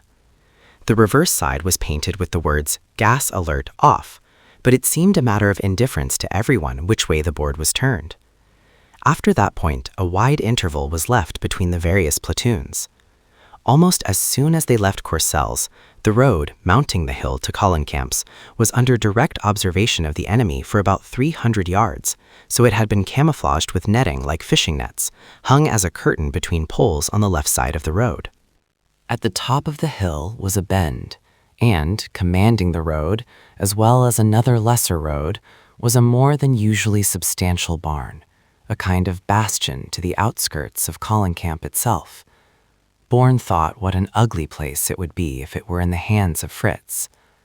They were moving in dead silence now, not that the Hun could overhear them, and the interval between the various platoons must have been about 100 yards.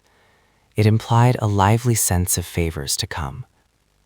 Passing the barn, there was a sharp bend first to the right, then to the left, and they entered the long, straight street of Colin Camp. Jerry had registered on the church tower, which had a large hole in it near the top, in the front of a house on which still hung forlornly a sign, Café de la Jeunesse, had been stoved in by another shell. There was not an undamaged house left, and some of the mud-built barns were collapsing as an effect of repeated explosions in their neighborhood. The street itself had suffered from heavy shelling, though some of the holes in the roadway had been filled in, when they did not allow of sufficient room for traffic to skirt them. The others had been converted into pools of very liquid mud. The same fine mud coated the whole surface of the roadway, and the mere pressure of one's foot was sufficient to set it oozing from the matrix in which the metalling was now somewhat loosely embedded. The street ended, and the houses with it, on meeting a road linking it with Meili-Meili on the right, and on the left continuing to the sugar refinery, where it joined the main road from Meili-Meili to Serre. They turned left, downhill, the road curving into the valley, and there was another military control, with a dugout under the road where he could shelter. From that point, the road, so long as it was on the slope of the hill, would be visible from the enemy lines. Visibility was poor today. There was a fine ground mist which made the distance vague. Even in the daylight, there was something beautiful and mysterious in that landscape. A line of woods, well away from the road, but gradually converging on it, though of no great depth, and shattered by shelling, curtained their movements once they were down the hill. Leaving the road and picking their way between gun pits and dugouts, they came again to Southern Avenue. The shell crater was now half full of water, but there was a new one about 20 yards away. Thence onward, they followed the route they had taken on working parties until they came to the big dugout in Legend Trench, which was battalion headquarters. There were 2 entrances and about 30 steps to the bottom. Part of it was screened off with blankets for the officers, and the rest was allotted to the men. There was a small recess near the stairs, in which the sergeant major or quartermaster sergeant could sit at a table improvised from a box, and where a few stores were kept. 4 or 5 candles stuck on tins lit it, and the air was foul and smoky. Shem, Bourne, and Martlow were sitting close to the door, 3 minutes after they had taken possession, when the sergeant major, after the adjutant had spoken to him, turned to them. You 3 men. You go back to culling camps, and in one of the first houses you come to, there's a runner's relay post. You'll find some Gordons there. You'll take over from them, see? Brigade messages will be handed to you, and you'll bring 'em on here. And our runners will take you messages, which you'll carry on to brigade at Courcelles. Got it? Well, get a move on. They got up, and as they were pulling in their belts, Weeper, who had been sitting next to Shem, looked up at Bourne with a snarling grin and said something about a cushy job and some people being always lucky. Bourne did not trouble to reply, thinking, after what he had seen of the road, that headquarters dugout in the support trenches would have satisfied him. Martlow, however, had to say something. "You have a good sleep, old Teargas, and then you'll feel better." They climbed out of the dugout and set off back to calling camps. They had a bread and cheese ration in their haversacks. One of them would have to draw their full rations later. "I wonder why Smart has got a set on me," said Bourne, reflectively. "'Cause you never take any notice of him when he starts grousing at you," said Martlow. "I believe you're right," said Shem, "but I'm a bit sorry for Weeper. He's always been an awfully good man up the line, at least they all say so in D Company. He hasn't got any friends, and he's so bloody miserable that he never will have any. You see, Bourne, you make friends with everybody, whether he's a cook or a shoemaker or a sergeant major or only Martlow and myself. Until you came along, well, I mucked in all right with the others, but I didn't have any particular chum, so I know what it feels." "Christ, look out," said Bourne, crouching, but his warning was unheard in the shrieking hiss and explosion which followed almost simultaneously. There was a huge eruption of mud, earth, and stones a few yards behind the trench. They waited, tense and white, spattered with mud. "Let's get out of this place," said Martlow in a shaken whisper, and as he spoke, another came over. They held their breath as it exploded, further away than the first. Bourne was looking at Martlow and saw that his underlip had fallen and was trembling a little. A third shell hissed for an appreciably longer time and exploded nearer to the dump. They waited, motionless. "It's bloody lucky that first shell wasn't closer, or we should have been buried," said Shem with a rather lopsided grin, after an interval. "Come on, kid," said Bourne to Martlow. "You never hear the one that gets you." "I'm not worrying," said Martlow quietly. "It must have been 20 yards off the trench," said Bourne, "but I'm not getting out to sea." "I think it would be better to use Railway Avenue. Fritz seems to have got Southern pretty well taped out, and I shouldn't like to be close to a big Dixie like that in Sackville Street."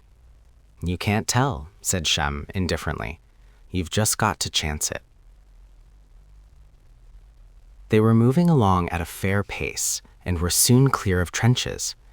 The mud along the level by the dump was greasy and slowed them down a bit, but on reaching the road it was easier going. Bourne asked the control where the relay post was, and they turned into the second yard on the right. There was not a sign of life there, and the houses on that side of the street had suffered more severely than on the other. Little of them was left. Most of the buildings abutting on the street were byres and stables, at least at that end of the town. The houses stood farther back, just on the crest of the slope. Not seeing anyone, they shouted, and from a stable came a reply, and a great wooden door opened. They found 3 Gordons there, very far from gay. They were, however, very decent civil men, and they looked as though they had earned a rest.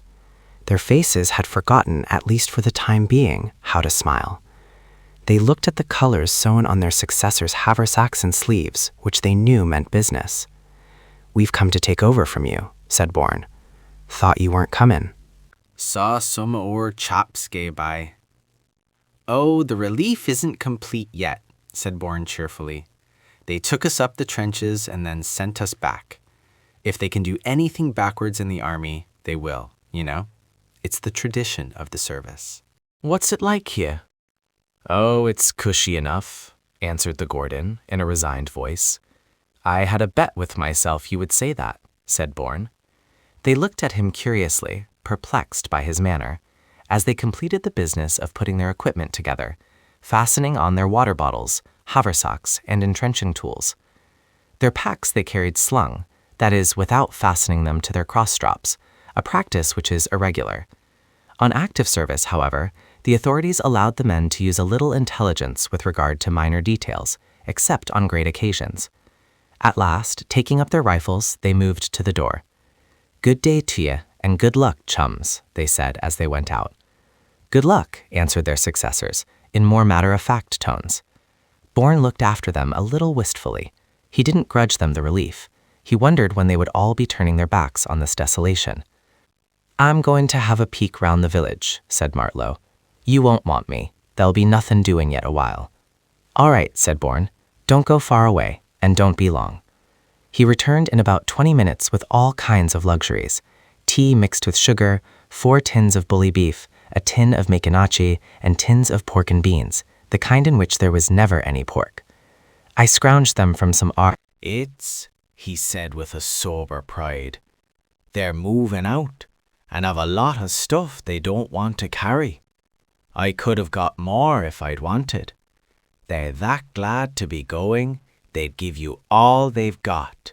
So it don't matter if we don't get no rations till night." "Good lad," said Bourne. "You are a champion scrounger, Martlow." He was thinking that the anxiety of the REs to get away did not indicate that it was a particularly cushy place. Shem had also been reconnoitering the position and announced that there was a decent cellar, with most of a house in ruins on top of it, only about 20 yards away. Martlow then decorated the door with a paper on which he had printed with an indelible pencil, "Relay Post" in block letters. "Well, we may as well have some tea and bully," said Shem.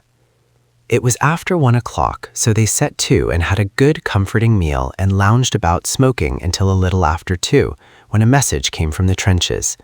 One of the regular runners brought it, with Pacey. It was a regulation that 2 runners should take a message together in case one might be wounded, but this was often disregarded owing to a shortage of runners. It was tacitly assumed that one of them would go at a time, so that in case of simultaneous messages both ways, the post would not be without a man on duty. Shem and Martlow took the message to Brigade HQ, just the other side of Courcelles, and Pacey and Hinken, the regular runner, sat and yarned with Bourne for a few minutes. "You look all right here, but Fritz has been bashing the place about, hasn't he?" said Pacey. Part of the mud wall had come away, leaving only lots. After a cigarette, Pacey and Hinken set off back to the trenches. Bourne sat in a kind of reverie for about half an hour until Shem and Martlow returned, and idle talk continued for a time. The whole air suddenly became alive, and crash after crash filled the town. They were stunned and petrified for a moment. More of the mud wall fell away, and there was a landslide of tiles. They cowered down as though they wanted to shrink away to nothing. It was heavy stuff coming over. One shell struck the Café de la Jeunesse, and another corner of it went flying in all directions. Loose tiles kept falling, and the walls rapidly became threadbare lath, merely from the effects of the concussion. Bourne felt himself shaking, but they couldn't stay there. "Get into that cellar," he shouted to them, and grabbing their rifles and water bottles which they had taken out, They moved out uncertainly. Bourne felt his breath coming heavily. Shells were bumping practically the whole length of the village. He didn't know what to do about the relay post, and though he felt an awful fool, he decided. "I'll be after you," he shouted, and running as a man runs into a rainstorm, he disappeared into the street. He turned the corner and continued downhill to the control's dugout. On the hillside just beyond the control's dugout, a man lay dead. His tin hut was blown some yards away, and the top of the head had been taken off, so that at a glance one saw some remnants of the scattered brains. Apparently the whole of Collincamps was going west. Clouds of smoke and dust rose from it. Bourne fell down the steps of the dugout. He couldn't say why he was there at first. "There's a man dead outside, Sergeant," he said dully. "What the bloody hell are you doing out in it?" Are you sure he's dead? Yes, Sergeant. Most of the head's gone. I'm at the relay post, runners. I thought I had better tell you that we had left the stable and gone into the cellar of the house. I'm going out to see to that man. They doubled out to him, and finding that he was really dead, shifted him off the road and went into the dugout again. I'm going back now, Sergeant. You had better wait a bit, said the sergeant in a kindlier voice. You know it's against regulations for you chaps to go alone. There ought to be a pair of you. I had better go back. I didn't know whether we ought to move, as I have not been on the job before. I'll go back to see how my chums are.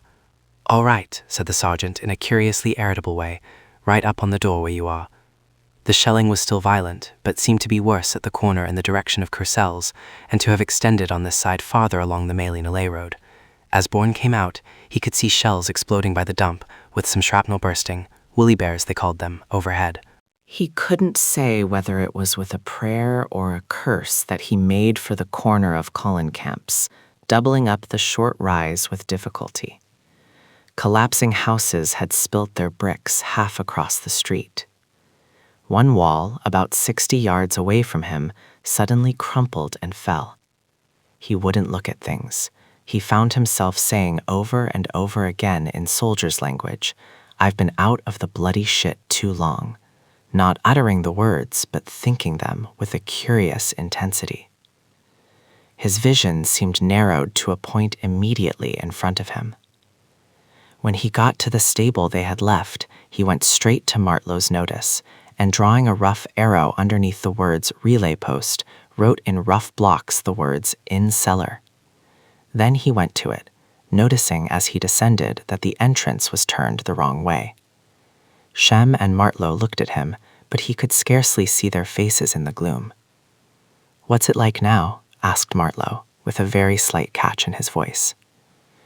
"Oh, it's cushy enough," said Bourne with desperate humor. Suddenly he felt inexpressibly tired. He bowed his head and sat gazing into nothing, emptied of all effort. The shells bumped for some time longer, slackened, and then ceased. Bourne had the sensation that the earth was left steaming. A drizzle of rain began, and increasing by degrees, filled the quiet with little trickling sounds.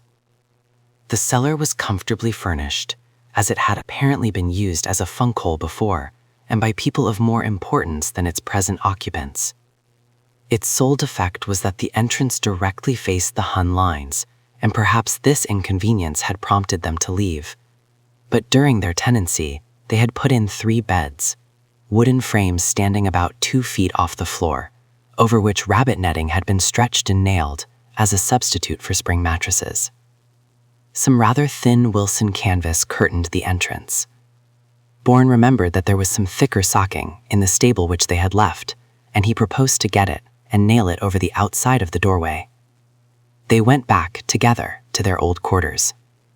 Little of the stable was left except its frame, some laths, and a few tiles still hanging precariously on the slots overhead, through which now the rain fell steadily. They wrenched some nails from the timbers, and Shem and Martlow fastened the extra sacking on the doorway of the cellar. Bourne wandered off by himself for a moment. He found that the premises included their own private latrine. He had been silent and preoccupied since coming back from the control, and had said nothing about the man killed on the hillside. He didn't want to talk.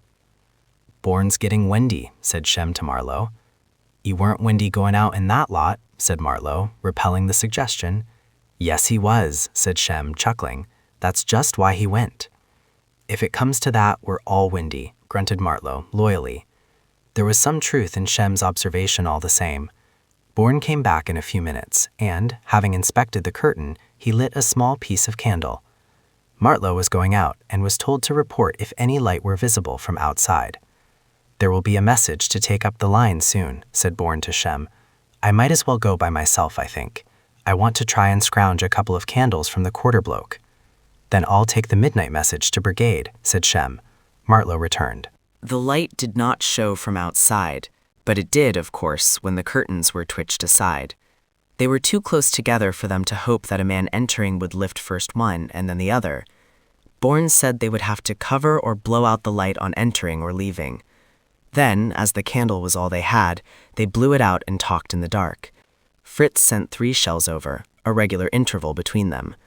Our own guns had been completely silent during the strafe. Now, however, after an appreciable pause, a trench mortar battery sent 3 back to the Hun, and then, after an interval to give emphasis and point to their reply, added another for luck. Bourne looked at his wristwatch and saw that it was a couple of minutes after 6. "That sounded like a regular stunt," he said.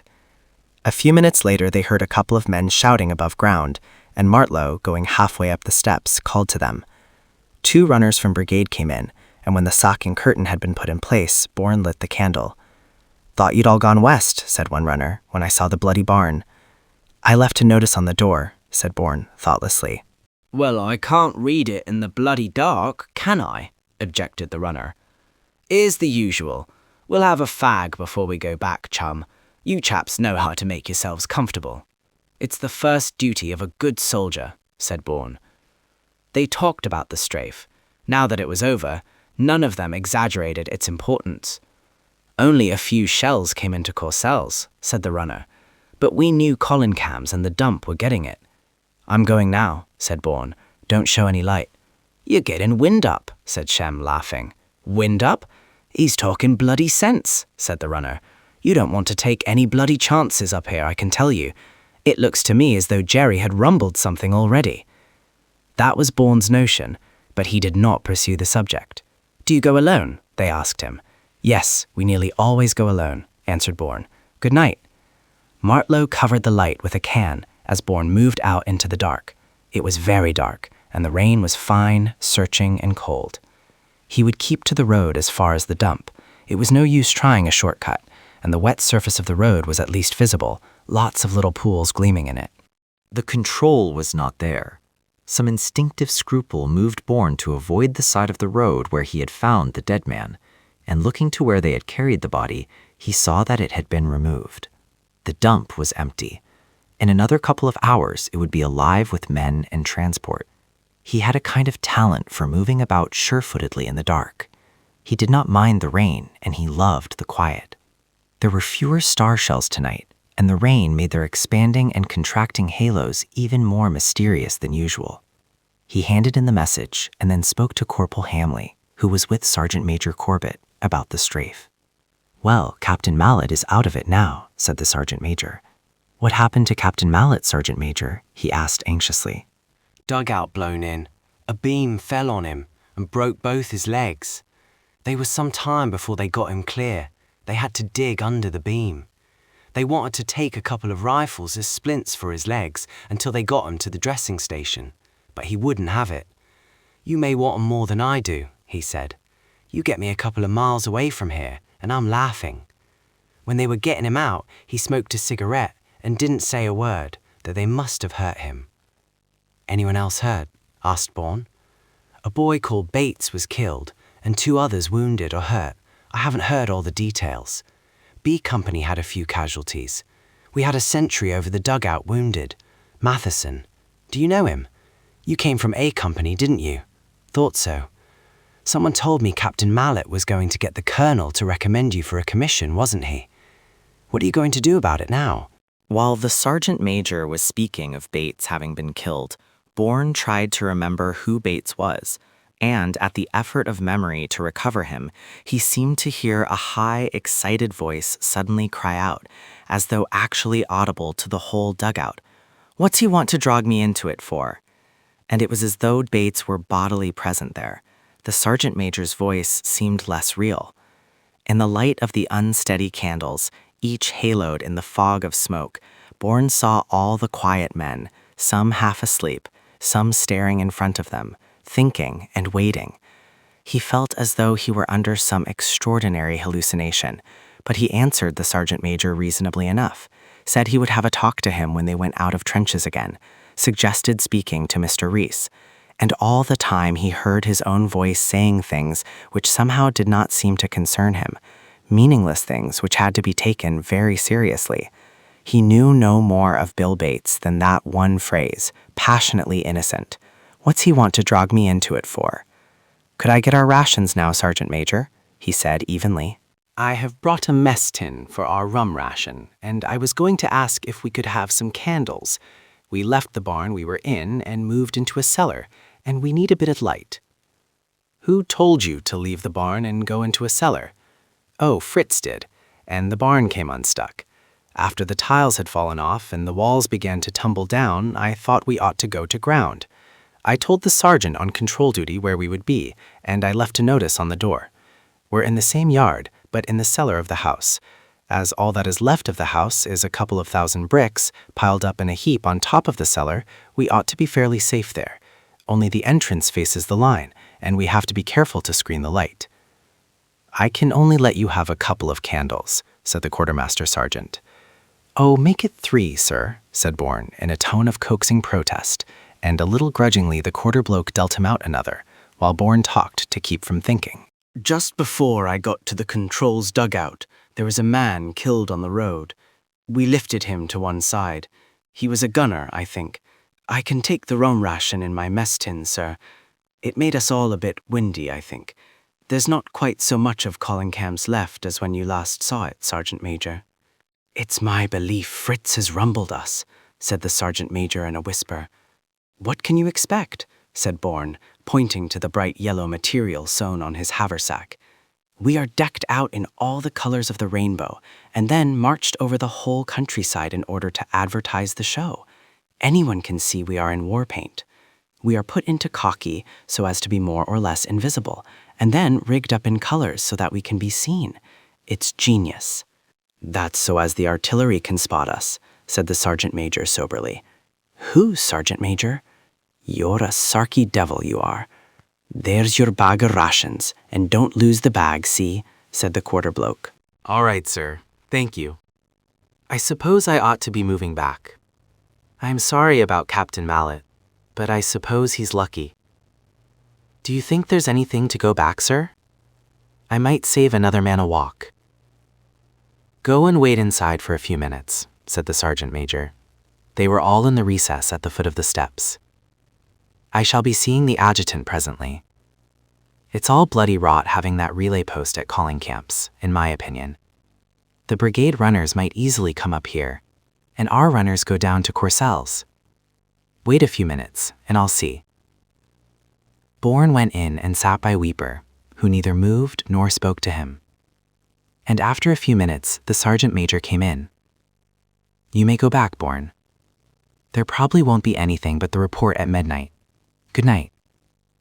Good night, Sergeant Major, he said, and taking up his rifle, climbed up the stairs into the rain and darkness again. When he got back to the cellar, he found that Martlow had brought in a stray terrier. The dog was obviously suffering from shell shock. He was trembling in a piteous way. And Martlow said that when he had caught him, he had tried to bite. The only domestic animal which Bourne had met among these deserted ruins had been a gaunt and savage cat, which, on seeing him, had cursed the whole human race and fled precipitately. They had supper and some hot tea with their rum, persuaded the dog to eat a little bully, and then lay smoking on their beds. They heard trains of limmers passing through the village. Bourne and Martlow curled up to sleep, and Shem waited for the night report to take it back to Courcelles. In the morning at 7 o'clock, Fritz sent over his 3 shells, and the trench mortar battery barked out the same reply as on the previous night. Fritz's shells had fallen very close. Martlow went out first, and then put his head through the doorway to announce that the latrine had been blown up. Where it had stood, there was nothing but a large hole. Well, what do you want, said Shem, a bloody bathroom? The dog had another fit of shivering when the shells came over, but it recovered later, and Martlow took it outside for a short walk. Exploring the ruins and native instinct got the better of the dog's recently acquired caution, and it disappeared out of history in hasty pursuit of a cat. "He were a good dog, that," said Martlow regretfully. Chapter 14. Between the acting of a fearful thing and the first motion, all the interim is like a phantasma or a hideous dream. Shakespeare. After 3 days in the trenches, the battalion was relieved and moved to Courcelles, where they were to remain for 1 night on their way to rest billets at Beauce. The village had been heavily shelled from time to time, but had not been damaged to quite the same extent as Colin Camp, which offered on the crest of the hill a more conspicuous target. Courcelles was uncovered at one end, but screened partially by rising ground on 2 sides. As Corporal Williams had said of Mally-Meillet, it was simply lousy with guns. There was visible evidence on every side that the local farmers had reaped a bountiful harvest. Bourne, carrying messages between Colin Camp and Courcelles, had noticed 3 haystacks in a picturesque group standing a little way back from the road. Then, one night, he saw a very faint gleam of light coming from inside one of them. It was a lucid explanation of the apparent fertility of the countryside. Monster guns, too, were secreted somehow in the courtyards of houses in the village itself. The Hun had his suspicions and would explore the possibilities of the situation rather too frequently with high explosive. Their own battalion did not line up or parade for meals. When breakfast or dinner was ready, a couple of orderly men would carry a dixie or a tea bucket from the cooker to some convenient place, and the men, coming promptly but rather casually for their share, took it away to eat in tents or billets. They came together and dispersed again in a moment. There was practically no crowding. Battalion headquarters in Courcelles was in a small chateau, which stood with its farm buildings on a little hill practically encircled by a road. On their first morning there, Bourne and Shem, coming from the barn in which they had slept to get their breakfast from the dixie a few yards away, could see some little distance beyond the road the men of a Scots battalion, which was brigaded with them, lined up with their mess tins waiting for breakfast. As Bourne and Shem were returning to their barn, leaving behind Martlow, who had followed them out, they heard a shell coming, and as they dived for cover, a terrific explosion. There was an instant stillness, and then from across the road shouts and cries. Again a shell whined overhead and exploded, and then a third. That was apparently the ration. The next moment, Martlow, with a white face, appeared in the doorway. "Them poor bloody jocks," he said in a slow, pitiful whisper. What the casualties were they did not know, though various rumors gave precise and different details. One shell did all the damage, the others exploding in an empty field. The sympathy they felt with the Scotsmen was very real. The same thing might so easily have happened to themselves. And as they talked about it, the feeling turned gradually into resentment against an authority which regulated, so strictly, every detail of their daily lives. The shell falling where it did at that particular time would probably have caused a certain number of casualties, even if the men had been moving about freely. But this kind of discipline, excusable enough when men have to be kept under control, as with a carrying party lined up at a dump, was unnecessary on this occasion. After all, the place was liable to be shelled at any moment, and for that reason alone, it was wiser to avoid assembling a large number of men at any one point. They remembered their own experience at Philosophe. Bloody swank. They don't care a fuck what happens to us'uns. They were angry and restive, as men are who expect that they may be ordered to make an attack at any time. That kind of feeling is not without value as a military asset, provided that behind the discipline against which it is a natural reaction, there is sufficient intelligence and foresight to avoid mistakes. It does a man no harm to know that he may be sacrificed with some definite object in view. It was the kind of hazard which many Lewis gunners faced continually, with great courage. But no man likes to think his life may be thrown away wantonly through stupidity or mere incompetence. Officers and men alike grew careless as they became accustomed to danger, and then an incident of this kind, an event almost inevitable, filled them with surprise. Whether it were justified or not, however, the sense of being at the disposal of some inscrutable power, using them for its own ends, and utterly indifferent to them as individuals, was perhaps the most tragic element in the men's present situation. It was not much use telling them that war was only the ultimate problem of all human life, stated barely, and pressing for an immediate solution. When each individual conscience cried out for its freedom, that implacable thing said, "Peace, peace, your freedom is only in me." Men recognized the truth intuitively, even with their reason checking at a fault. There was no man of them unaware of the mystery which encompassed him, for he was a part of it. He could neither separate himself entirely from it, nor identify himself with it completely. A man might rave against war, but war, from among its myriad faces, could always turn towards him one which was his own. All this resentment against officers, against authority, meant very little, even to the men themselves. It fell away from them in words. Later in the morning, Sergeant Major Corbett, speaking to Captain Thompson outside battalion headquarters, saw Bourne crossing the yard. He called him up and, turning to the officer, said bluntly, "Captain Mallet was going to send in this man's name for a commission while he was with A Company, sir."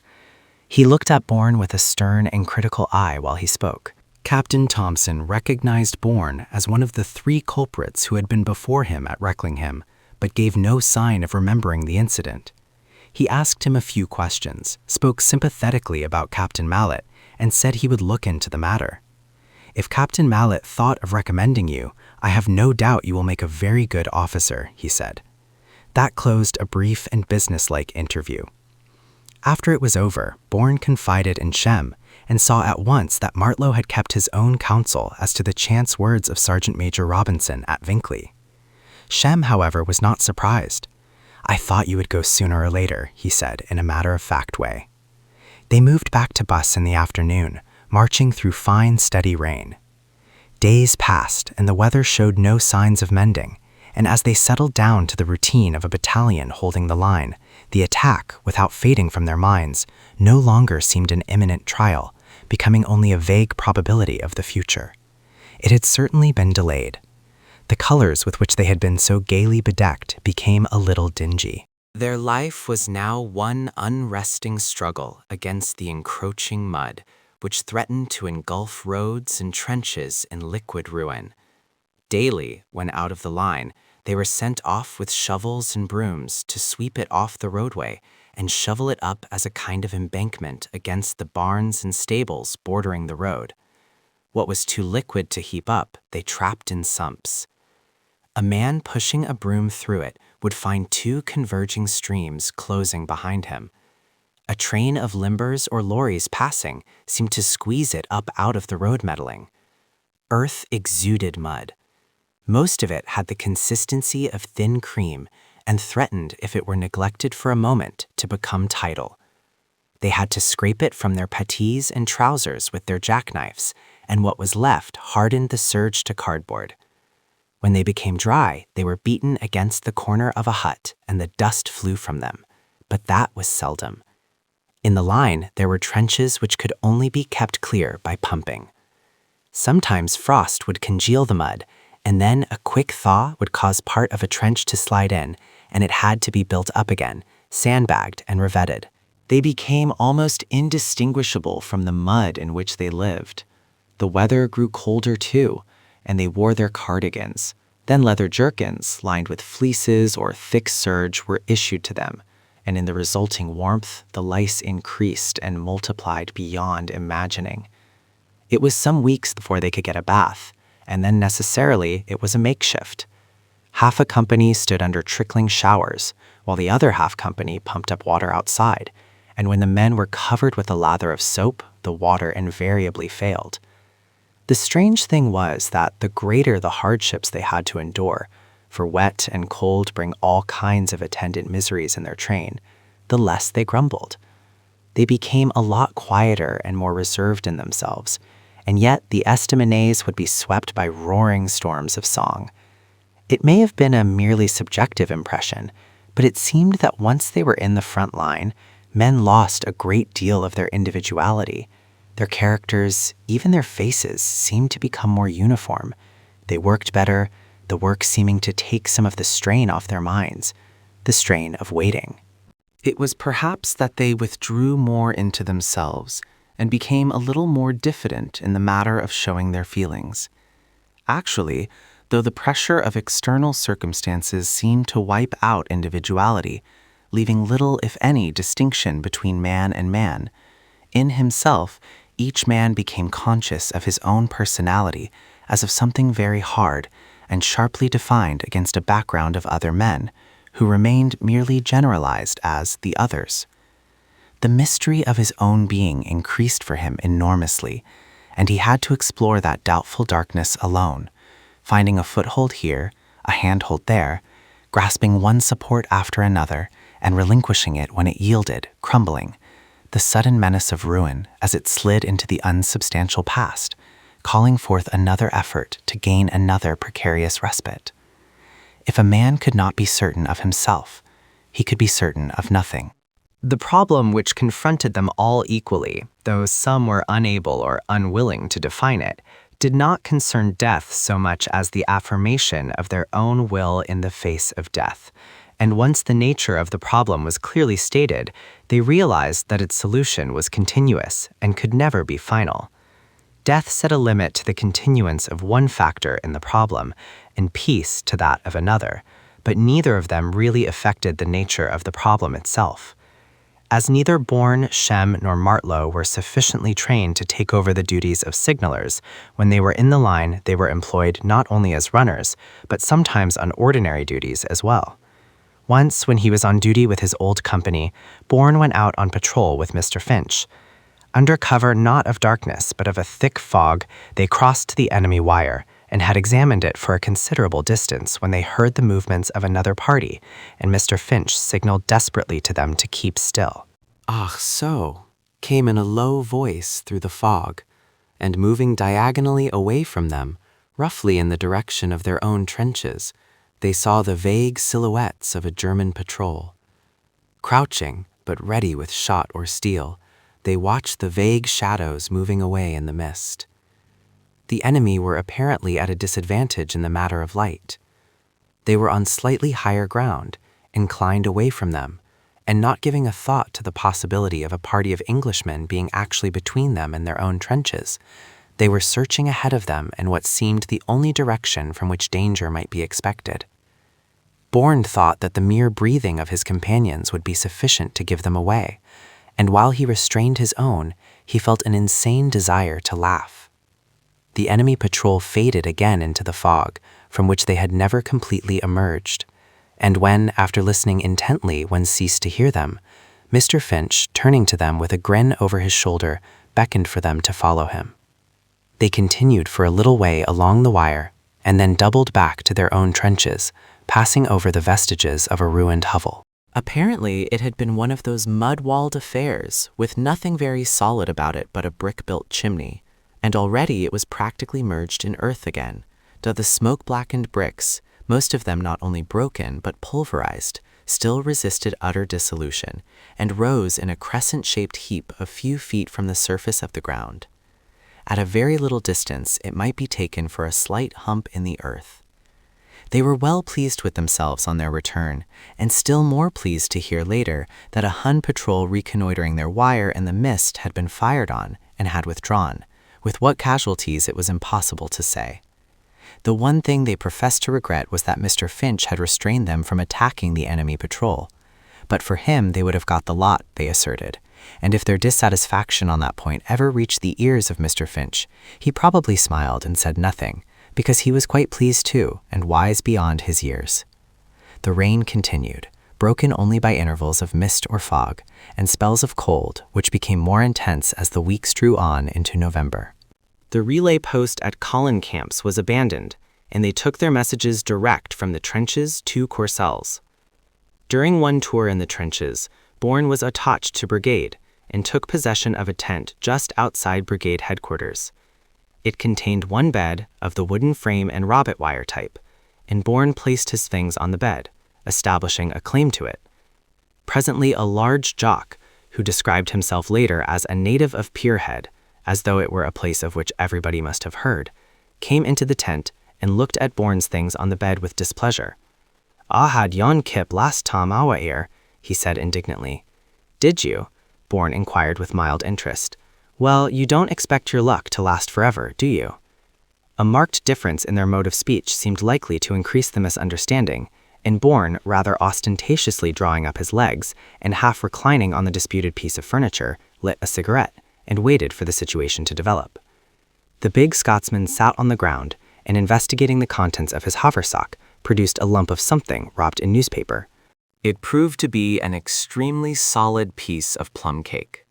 Cutting it in two, he returned half to the newspaper, which he put back into the haversack, and, dividing the other portion in two, he held one piece out to Bourne. "Thanks," said Bourne, taking it. One insuperable bar to conversation with a Scotsman is that it is impossible to persuade him that an Englishman speaks English, but Bourne gave him a cigarette, and they smoked in what was at least an amiable silence. Then another Scotsman arrived, and Bourne's responsibility ended. He met the man from Pierhead and the line that night. They were both taking back a midnight report to brigade, and, on leaving the trenches, made a shortcut skirting the eastern side of Colencamp's.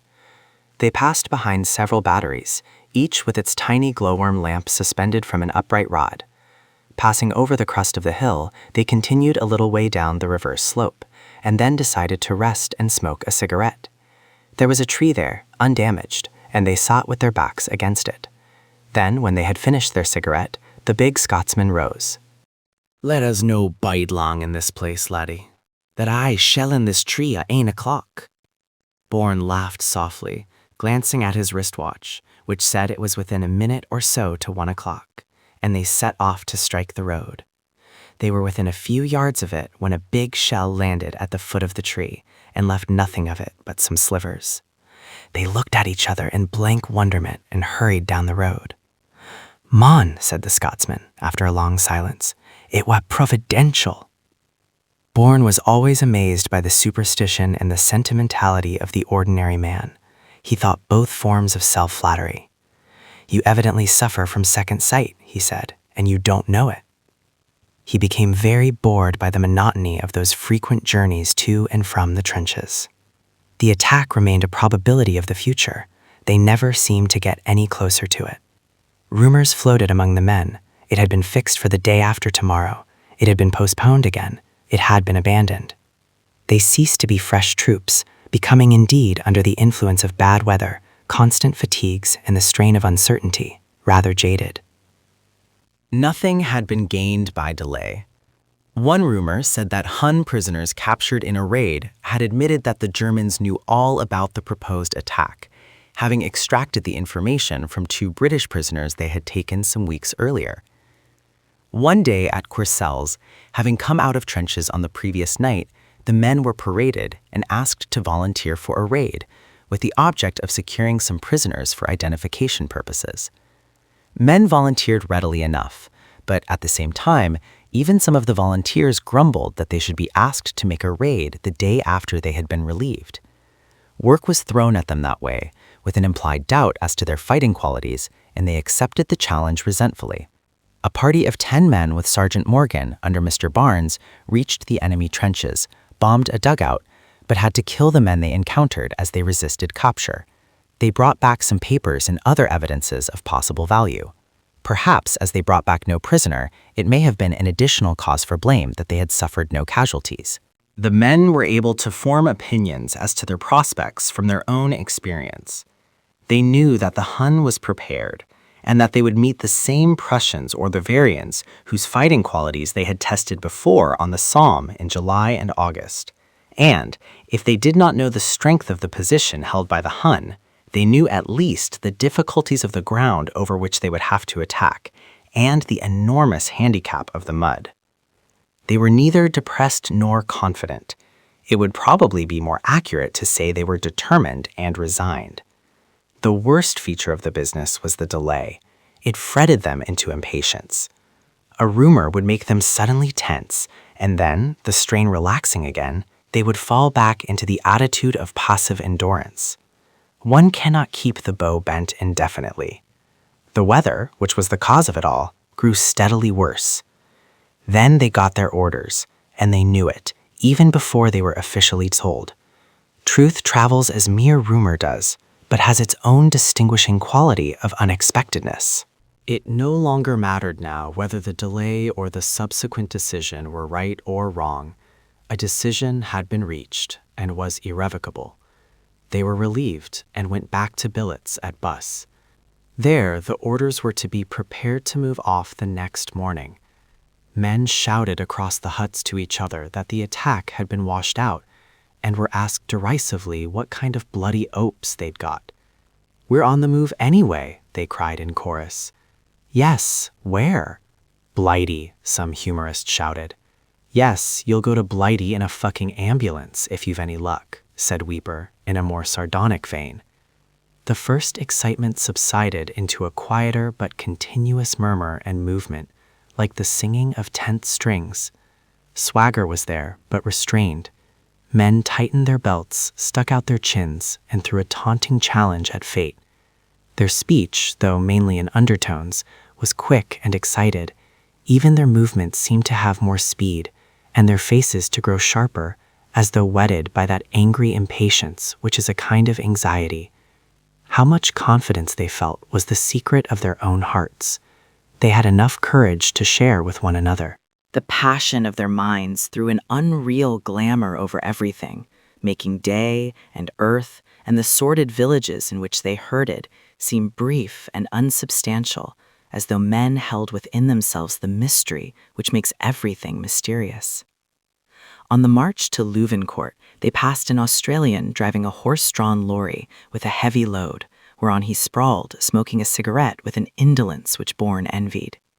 The colonel wheeled his grey and pursued him with a fire of invective practically the whole length of the column, to the man's obvious amazement, as he had never before been told off at such length and with such fluent vigor, in language to which no lady would take exception.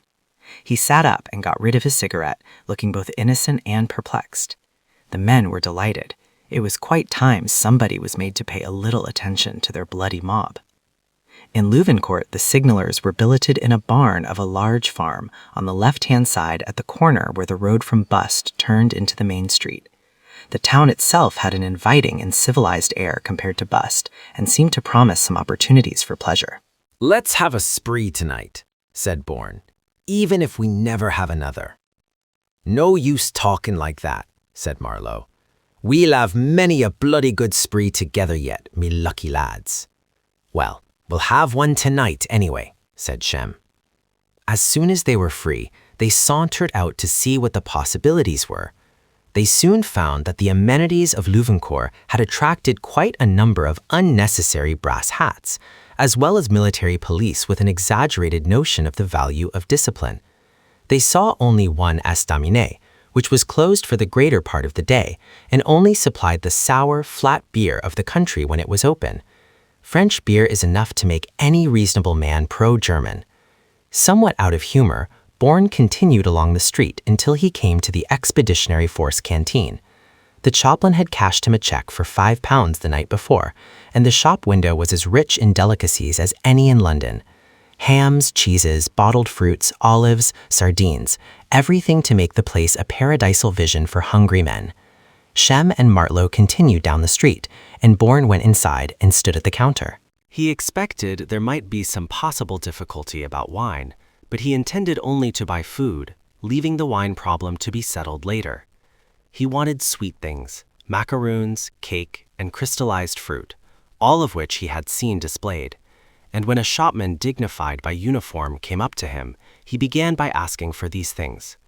The man merely asked him for a chit, and when Bourne replied that he had not got a chit, that he would pay cash, the other man turned away superciliously, saying that they only served officers. Bourne stood there immobile for a moment. Another attendant spoke to him in a friendly way and told him he could get cocoa and biscuits at a shed in the yard. "Money has been collected from the public to provide expeditionary force canteens for the men, and you say you only serve officers," he said in a white heat. "Well, it's not my fault," answered the other in a deprecating tone.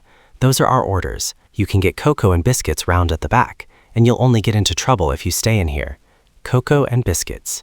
Bourne strode out of the shop in such a blind rage that he bumped into one of the lords of creation in the doorway and didn't stop to apologize. He described him afterwards, while his temper was still hot, as some bloody officer got up to look like Vesta Tilly, and it was a fair comparison, except insofar as the lady was concerned. The miracle of neatness turned a glance of offended dignity over his shoulder, hesitated, and then continued on his way, with an air of Christian forbearance under very trying provocation. Bourne strode off in the direction Shem and Martlow had taken, and almost collided with young Evans. "What the 'ell's the matter with you?" inquired that cheerful individual, looking with an astonished grin at Bourne's congested face. Bourne grabbed his left arm.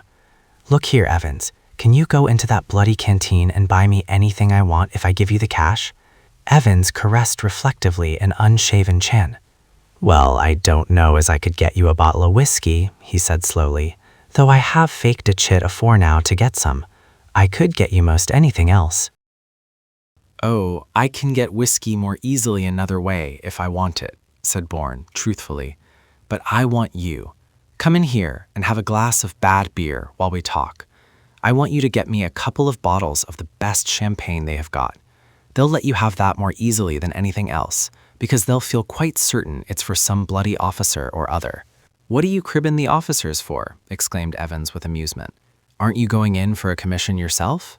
"If I were a colonel," said Bourne, "mind you, only a colonel, and a man like that bloody Lance Jack, who has never even smelt a dead horse in South Africa, turned one of my men out of a canteen, started for the benefit of the troops by public subscription, I would get the battalion together, and I would sock the whole bloody institution from basement to garret, even if I were to be broke for it." "I'll get you all you want without socking the bloody place," said Evans reasonably, though he could not stop laughing. "Look here, I've only come down to get some cleaning kit. I'll be down again later, and I'll work what you want all right. Don't you worry." Bourne gave him a list of things apart from the wine, and then handed him over some notes. "I don't want you to chance your arm for nothing," he said. "You keep 25 francs for yourself, and if you can come along to our billet at about 8:30 tonight, you can have anything we've got. I don't see why we shouldn't have a good time, even if we're not a lot of bum boys attached to the staff of some bloody general or other. There will only be Shem, Martlow, myself, and perhaps Corporal Hamley. He's not a bad chop, though he had a bit of a down on us at first. Are you going over the top? Too bloody true I am. I'd as lief go as stay behind in fucking detail camp." They finished the beer and went into the street, Bourne pointing out where his billet was. "I'll bring them things along between 1:30 and 2 o'clock, said Evans, "but I shan't be able to get down tonight. Look here, there'll be a lot of stuff to carry, with 2 bottles of wine and all. Couldn't you be outside the canteen at 1:30? "Shem and Martlow may go," said Bourne, with a return to heat. "I am not going near the bloody place again. If I see that Lance Jack outside, I'll make his face so that he won't be able to smile for a week. I don't want to get into the mush for bashing him only once, but if I could have an uninterrupted 3 minutes." Evans turned away, laughing. He could not wait longer, as he was already a bit behind time.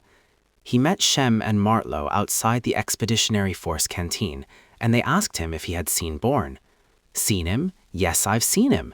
They oofed him out of the canteen, and he's gone completely off the handle about it. What I like about old Bourne is that when he does get up the pole, he goes abso-bloody-lutely fanty. He has been looking for you two. Where have you been?" "We went round the back and had some cocoa and biscuits," said Martlow innocently.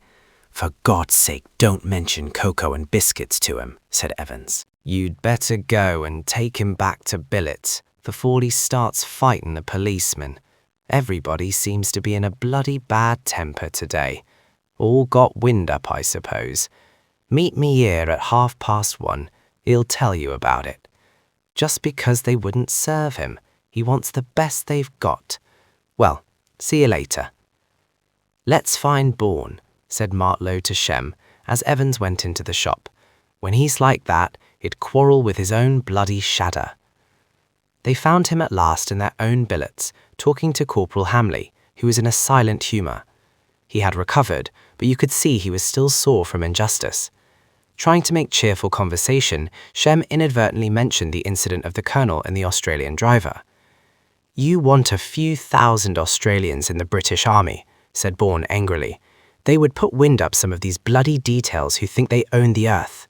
"What are you talking about? What details?" inquired Corporal Hamley, who knew nothing about the matter. "The whole bloody issue," said Bourne comprehensively. "Officers and other ranks." You can't put 800 fighting men into the line without having another 800 useless parasites behind them pinching the stores. He gave them a rapid and somewhat incoherent account of the episode which had ruffled him, and they could not quite make up their minds, either from what Evans had said or from his own account, how far the trouble in the canteen had gone. The arrival of the orderly corporal perturbed them still more. "Bourne here?" he asked, and then, seeing his man, added, "You're to go before Major Shadwell at 2 o'clock at his billet by the orderly room." "You'll take him up, Corporal." "What's the trouble about?" asked the corporal, alarmed at the possibility that one of his section might have disgraced himself. "Oh, there's no trouble," said Bourne with a weary impatience. "It is probably about my commission." His interview with Major Shadwell did him a lot of good. It was in plain, matter-of-fact conversation. The second in command apparently knew all he needed to know about him, merely asking him a few questions and then explaining the procedure. At the same time, he managed to put into what was only a matter of routine a touch of humanity. He was quiet, serious, yet approachable. He made only one reference to the attack, and that was indirectly, when he told Bourne that the colonel would see him after it was over. It seemed to reduce the attack to the right proportions, as being, after all, only a matter of routine too.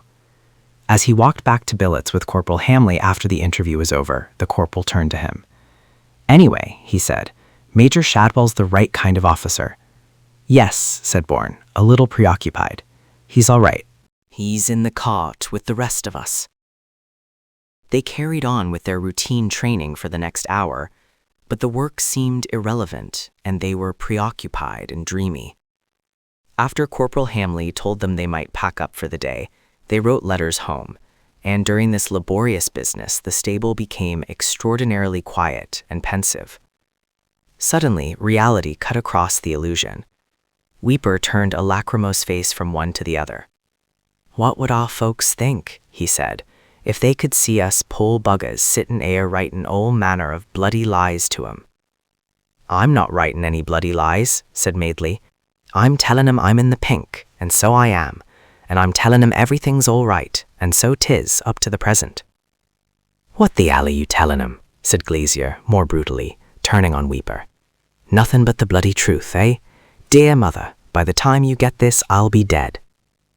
"If you do write the truth, they rub it out in the orderly room," said Martlow, "so you might just as well write cheerful." Me mother told me the first letters I sent home was all rubbed out wi' indelible pencil, so as she couldn't read anything except that it were raining and your loving son Babe. That's the silly name they give me when I were a kid. It's high time they sent you home again now to the bloody Veterans Corps, said Glazier, kindly enough. Bourne wrote 3 brief notes and then lounged back on his folded greatcoat and blankets. He could feel with his elbow the 2 bottles of wine and a tin of sausages and tomato sauce. The rest of the provisions had been distributed under Shem's or Martlow's kit. He was in much the same mood as the others were. One did not face the possibilities quite squarely until they were thrust on one, and yet one never lost completely the sense of them. Whatever kind of hope or imagining held for a moment the restless mind, one heard behind it the inexorable voice, "It must be, it must be," seeming to mark the dripping of time, drop by drop, out the leaky vessel of being. One by one they finished their letters and turned gradually to quiet conversation, the arrival of tea at last bringing with it instantly a general movement as much of relief as of appetite. After tea, Bourne told Shem he was going to ask Sergeant Tozer to come to their supper, and he set off to A Company's billets. The sergeant was not there when he arrived, so he waited, talking to Pritchard and Minton. Conversation with them was inclined to become monosyllabic at the best of times, for to them, speech was either an integral part of action, as it is to the dramatist, for instance, or it was an imperfect means of ventilating their grievances.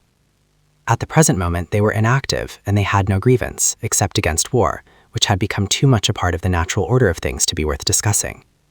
So Bourne leaned against the doorpost and waited. He saw Miller crossing the yard and looked curiously at that degenerate face. It had in it a cunning which might or might not be insane. He gave Bourne a meaningless grin and went into one of the stables. Minton and Pritchard glanced at him as he passed. "They ought to have shot that bugger," said Minton, indifferently. "He's either a bloody spy or a bloody coward, and he's no good to us either, Ray." The indifference of this judgment was its remarkable feature. Bourne found himself contrasting Miller with Weeper Smart, for no one could have had a greater horror and dread of war than Weeper had. It was a continuous misery to him, and yet he endured it. Living with him, one felt instinctively that in any emergency he would not let one down, that he had in him, curiously enough, an heroic strain. Martlow, who had been brought up to read people's characters, said of him that he would be just as bloody miserable in peacetime, and perhaps he was right. Bourne, contrasting the two men, had almost decided that Weeper's defect lay in being too imaginative, when it flashed on his mind that while his imagination tortured him with apprehensions, it was actually his strength. Yes, it was Weeper's imagination, not his will, which kept him going. Bourne did not know whether Madeley's or Glazier's tenacity ought to be described as will, but he was quite certain they had more will than Weeper had.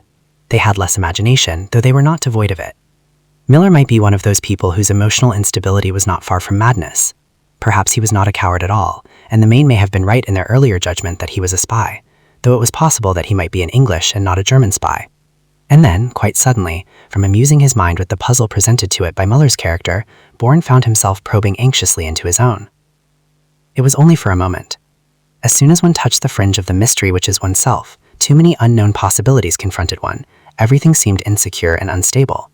He turned away from it with a restless impatience. He would not wait for Sergeant Tozer any longer, and turning out of the yard he came face to face with him. He refused Bourne's invitation.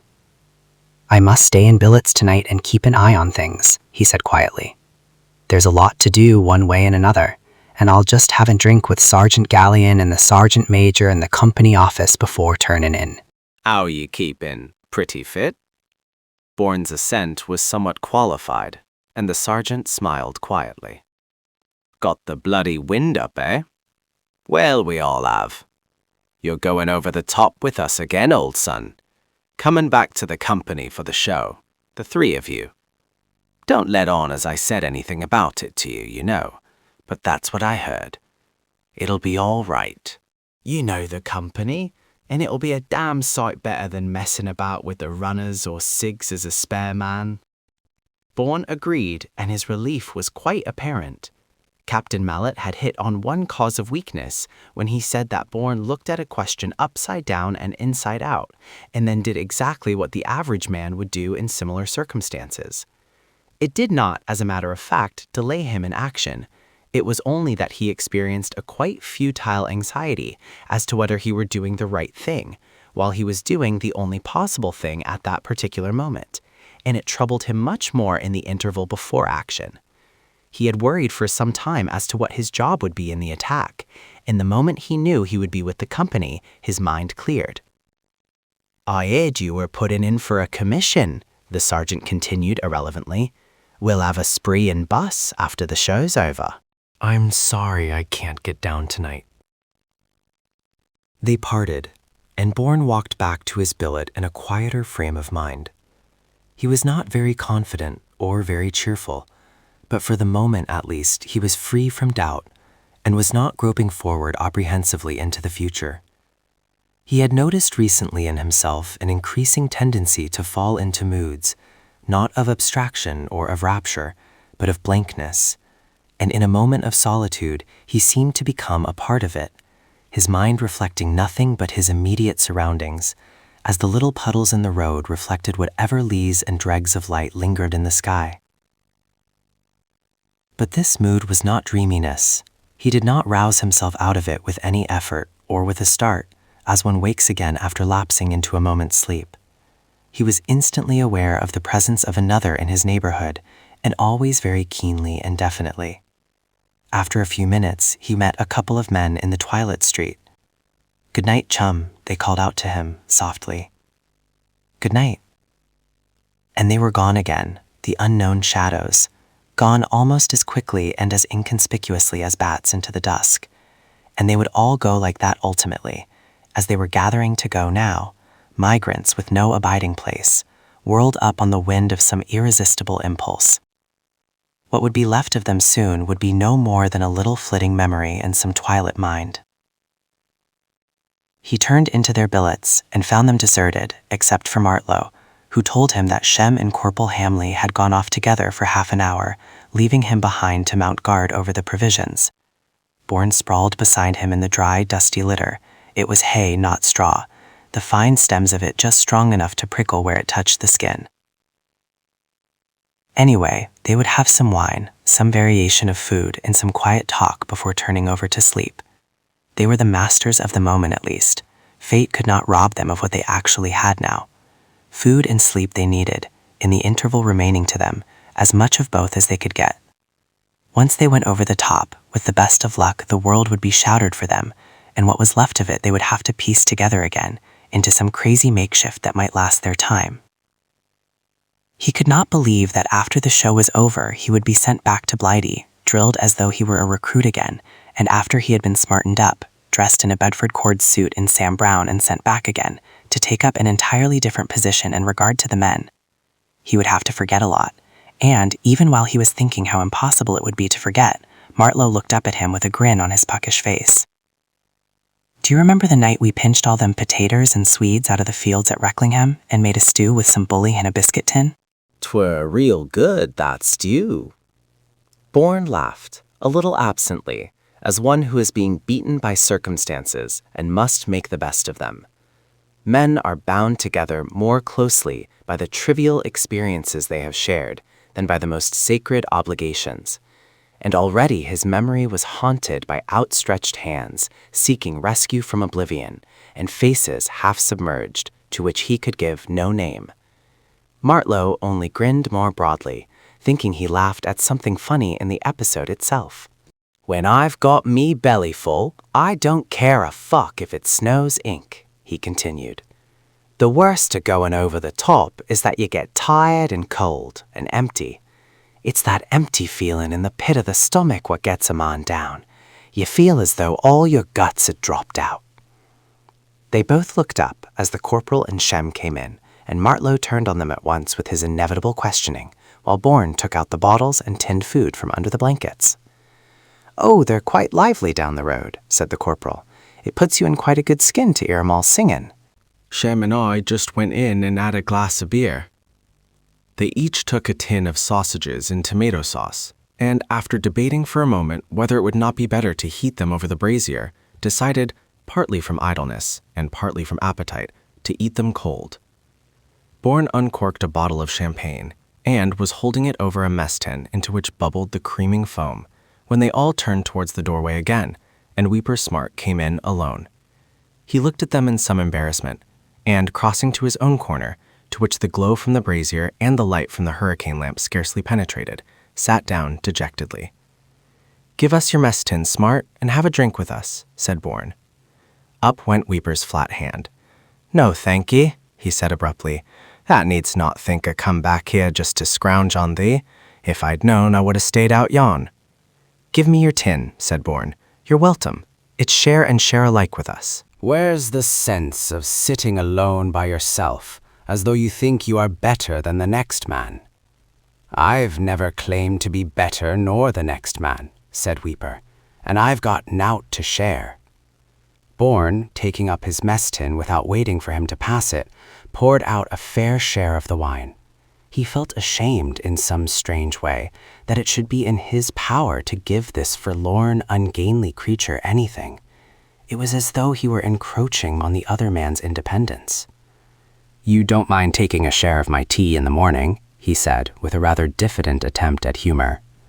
"I've as much reet and shut as thou hast," said Weeper sullenly, and then he was ashamed immediately of his surliness. He took up the mess tin and drank a good draught before putting it down again, and breathing deeply with satisfaction. "That's better nor any of the stuff us poor buggers can get," he said with an attempt at gratitude which could not quite extinguish his more natural envy, and he moved up closer to them and to the warmth and light.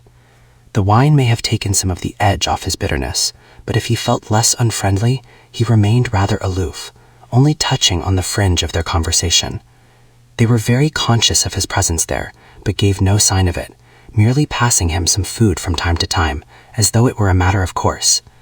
They had finished the wine and thrown away the bottles, when the rest of the section began to come back, singly or in twos and threes, some of them a little drunk. Bourne handed round the rest of the macaroons, all that remained of their feast, and they made ready to sleep. Chapter 15.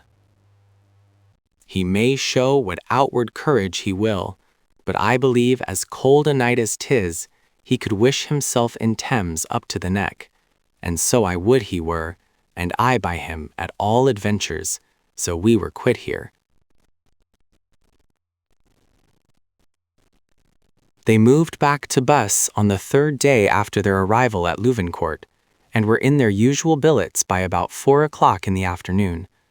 They had taken off their pat and leaned their rifles up against the boarding of the hut to rest a while, when the post arrived, and they all crowded in front of the hut which served as headquarter company's office.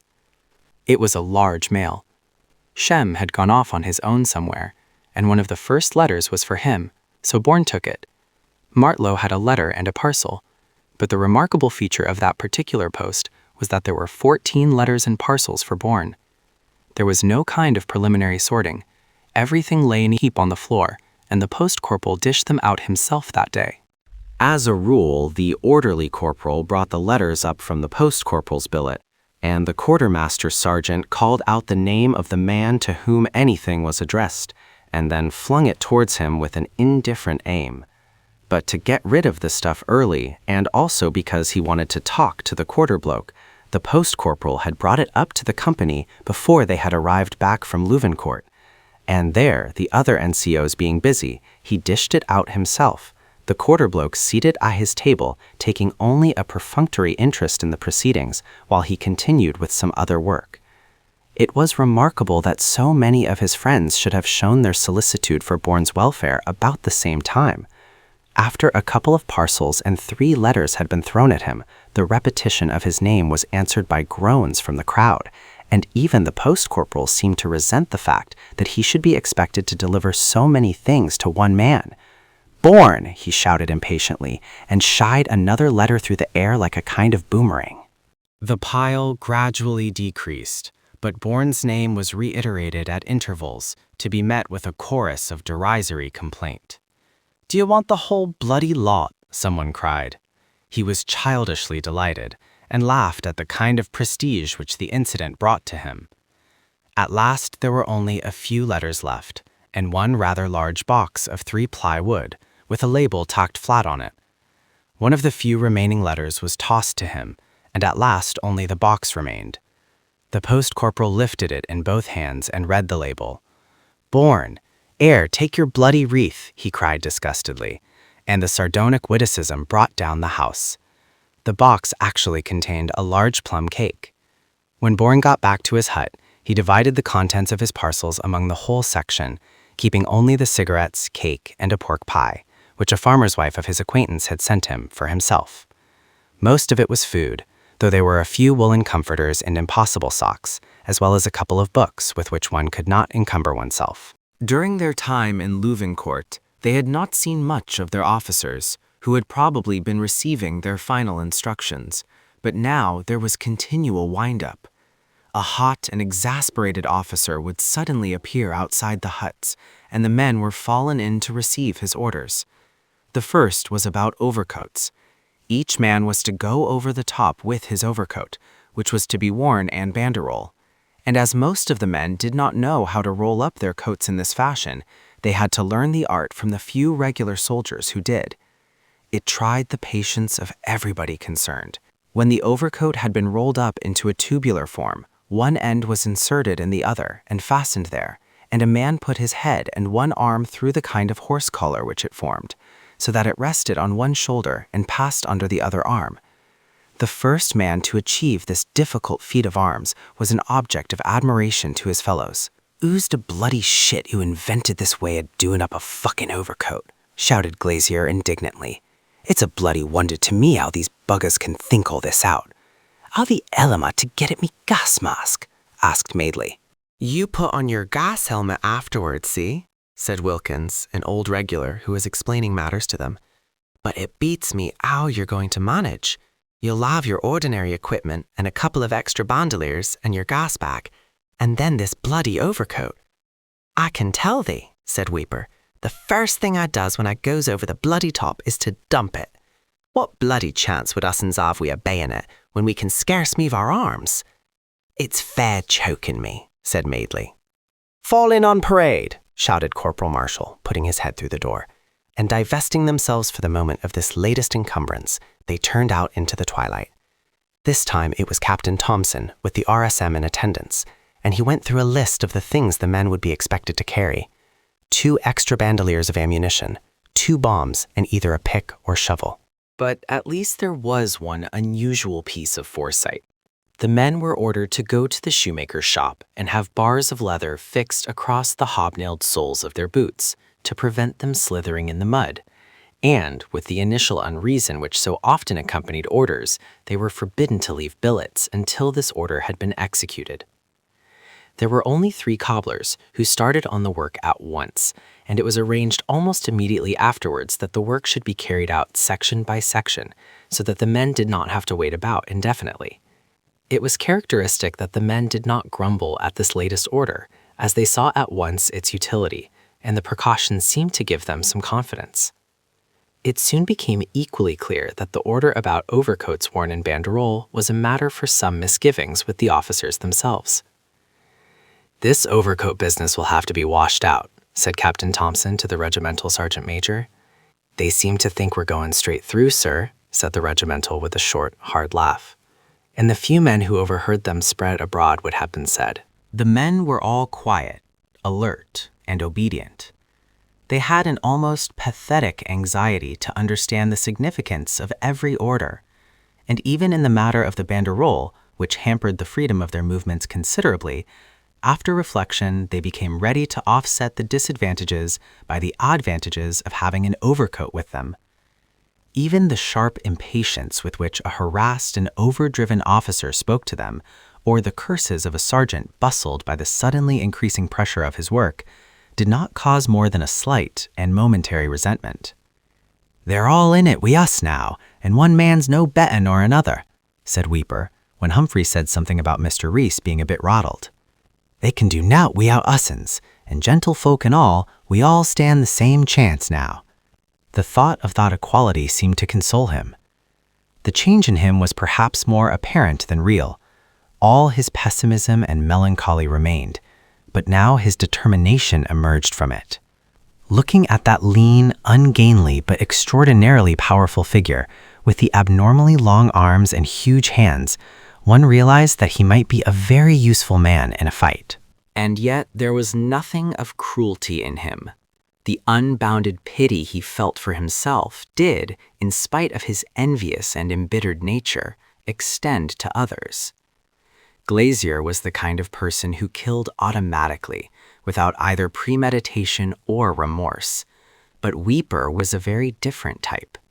He dreaded the thought of killing and was haunted by the memory of it. And yet there was a kind of fatalism in him now, as though he were the instrument of justice, prepared for any gruesome business confronting him. There was something in what Bourne, half in jest, had said to him, that he thought himself better than most men. He knew that the others, including perhaps Bourne himself, did not face the reality of war squarely. They refused to think of it, except when actually involved in battle, and such thought as they had then did not extend beyond the instant action, being scarcely more than a spontaneous and irreflective impulse. But most of them had made their decision once and for all, and were willing to abide by the consequences, without reviewing it. It was useless to contrast the first challenging enthusiasm which had swept them into the army, with the long and bitter agony they endured afterwards. It was the unknown which they had challenged, and when the searching flames took hold of their very flesh, the test was whether or not they should flinch under them. The men knew it. "We can stick it," they said, and they had to retrieve their own failures, to subdue their own doubts, to master their own pitiful human weaknesses, only too conscious for the most part, even when they broke into complaints, that the struggle with their own nature was always inconclusive. Bourne, Shem, and Martlow were ordered to report to Sergeant Major Robinson and have their boots barred with the rest of A Company. The cobblers worked hurriedly in a ring of light surrounded by a press of waiting men. As each man got his boots back, he showed them to Mr. Southern, who approved the work, rather perfunctorily, with a nod. When Bourne and his companions presented themselves to the sergeant major, Mr. Southern wanted to know why they were there, and when the sergeant major told him that they would rejoin the company on the following day until after the attack, the officer said they had better have their boots done at once so as to get them out of the way. As soon as the job was finished, shouldering his way to the door, Bourne turned irritably to the other two. "For God's sake, let's get out of this bloody confusion and go somewhere where we can see life," he said, almost as though they were the cause of keeping him waiting about the camp. There was really very little confusion, in spite of the haste and strain. "We'd better see the corporal first," answered Shem quietly. He and Martlow both noticed the acerbity in Bourne's tone. "You can go out for half an hour or so," said Corporal Hamley indifferently, "but you may be wanted later. There's a carrying party going up the line." It was not very welcome news, but they accepted the fact quietly and merely walked down to the estaminet for a drink and returned. They were detailed for a carrying party, sure enough, and set off on limbers for Courcelles, continuing for the rest of the way on foot. It was very misty and cold, and under the moon, never clearly visible, the cloud and mist seemed curdled milkiness. While they were drawn up waiting by the dump, they heard something ponderous coming towards them, and, looking sideways along the road, saw their first tank, nosing its way slowly through the stagnant fog. They drew in their breath, in their first excitement, wondering a little at the suggestion of power it gave them, for its uplifted snout seemed to imply a sense of direction and purpose, even though it was not, in bulk, as formidable as they had expected. A door opened in the side, and a gleam of light came from it, as a man inside questioned another in the road. There was a tired note even in their determined voices. "If it can't be inside one of them, it don't want to be anywhere near it," said Weeper, with absolute decision. The carrying party moved off, just as the tank was being maneuvered to change direction, and the men, their eyes searching the fog for it on their return, found it gone. They marched the whole way back to billets, and, tired after a long day, as soon as they had finished drinking some tea and rum, slept heavily. When Bourne woke early in the morning, he heard the guns drumming in the distance, a continued dull staccato, which had in it momentarily, from time to time, a kind of rhythm. He listened intently, and the bombardment seemed to increase in violence, and but for a vague reflection that the Hun must have wind up at the avalanche of shells assailing him, his mind was blank and empty. He moistened dry lips with a tongue scarcely less dry. The butt smelt damp and frosty. He saw Martlow's small face, pillowed on his pack beside him, the brows puckered slightly and the lips parted, but breathing quietly in a dreamless sleep. And he looked at him in a kind of wonder for a moment. Sleep was the only blessing they had. Bourne drew his knees up, dropping his chin towards them, and sat clasping his feet with locked fingers, while he brooded over nothing. Shem stirred on the other side of him, cleared his throat, and then lifted himself to lean on one elbow, listening. "Do you hear that?" he asked. "Yes," said Bourne, with dry brevity, and Shem fell back again flat, his eyes contemplating the rafters. Bourne sat immobile for a moment or two, and then drew in a quick, deep gasp of air to exhale it again in a sigh. He remained still. "What you do that for?" asked Shem. "Do what?" "Gasp like that. I had an aunt who used to do that, and she died of heart." "I don't think that I'm likely to die of heart," was Bourne's dry comment. He lay down again, pulling the blanket up to his chin. It was only about 5:30, and in a few minutes they were both asleep again, while the rhythmic drumming of the guns continued. After breakfast that morning, Bourne passed by the regimental's tent, and saw his Batman, who had just finished shaving, sitting on a box by the doorway. Bourne noticed that his boots had been barred. "I didn't think you were going over the top with us, Barton," he said, his surprise giving his words the turn of a question. "The regimental didn't want me to go," said Barton, blushing and smiling. "He tried to work it so I shouldn't go, but they wouldn't have it." He was smiling, even as he blushed in a deprecating way. "I don't know what he wanted to bother for," he said reasonably. "It's only right I should go with the rest, and I'd as lief go as stay. You think of things sometimes as seem to hold you back, but it's no worse for me than for the next man. I think I'd rather go." The last words came from him with slow reluctance and difficulty, and yet the apparent effort he made to utter them, hurrying a little towards the end, did not imply that they were untrue, but only that he recognized a superior necessity which had forced him to put aside other, only less valid, considerations. He was thinking of his wife and children, of the comparative security in which he had left them, and of what their fate might be in the worst event. But war is a jealous god, destroying ruthlessly his rivals. "You're in B Company, aren't you?" Bourne asked him, trying to carry the conversation over these awkward reflections. "Yes," said Barton cheerfully. "They had a nice lot in B Company. NCOs and officers, they were a nice lot of men." "Well, good luck, Barton," said Bourne quietly, moving away, as the only means of relief.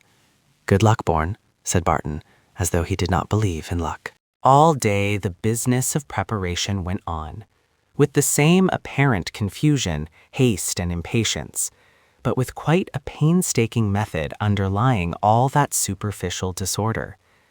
To some who did not understand the negligent manner of British officers and men, even the most efficient, the business may have seemed careless and perfunctory, when as a matter of fact, all details were scrupulously checked, and all errors and deficiencies corrected. Bourne, Shem, and Martlow paraded with A Company, though their kit and blankets remained in the signal section hut, and were glad to find themselves in Corporal Jakes's section under Sergeant Tozer.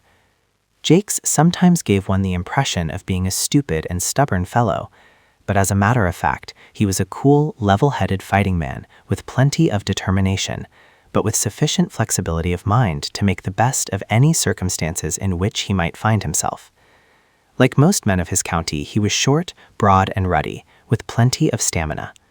Mr. Finch was more in evidence than Mr. Southern in the morning.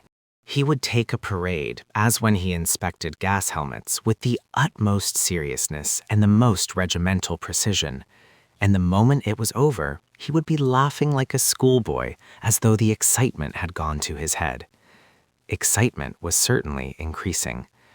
In the intervals of that appearance of disorder, caused mainly by the haste with which parades and inspections succeeded one another, there was an apparent stillness, which was equally illusory.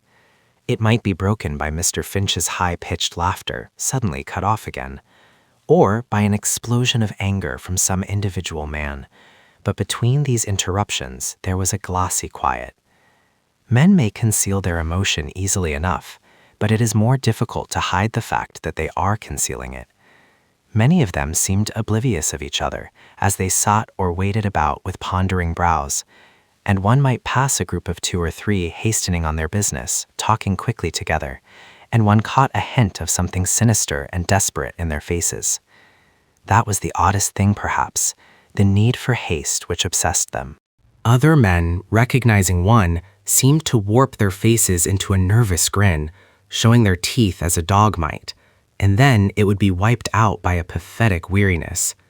One only caught such glimpses of the tension beneath the surfaces, momentarily and at unawares, and while it was more or less apparent in each individual, the general temper of the men was quiet and grave. Bourne sometimes wondered how far a battalion recruited mainly from London or from one of the provincial cities differed from his own, the men of which came from farms, and, in a lesser measure, from mining villages of no great importance.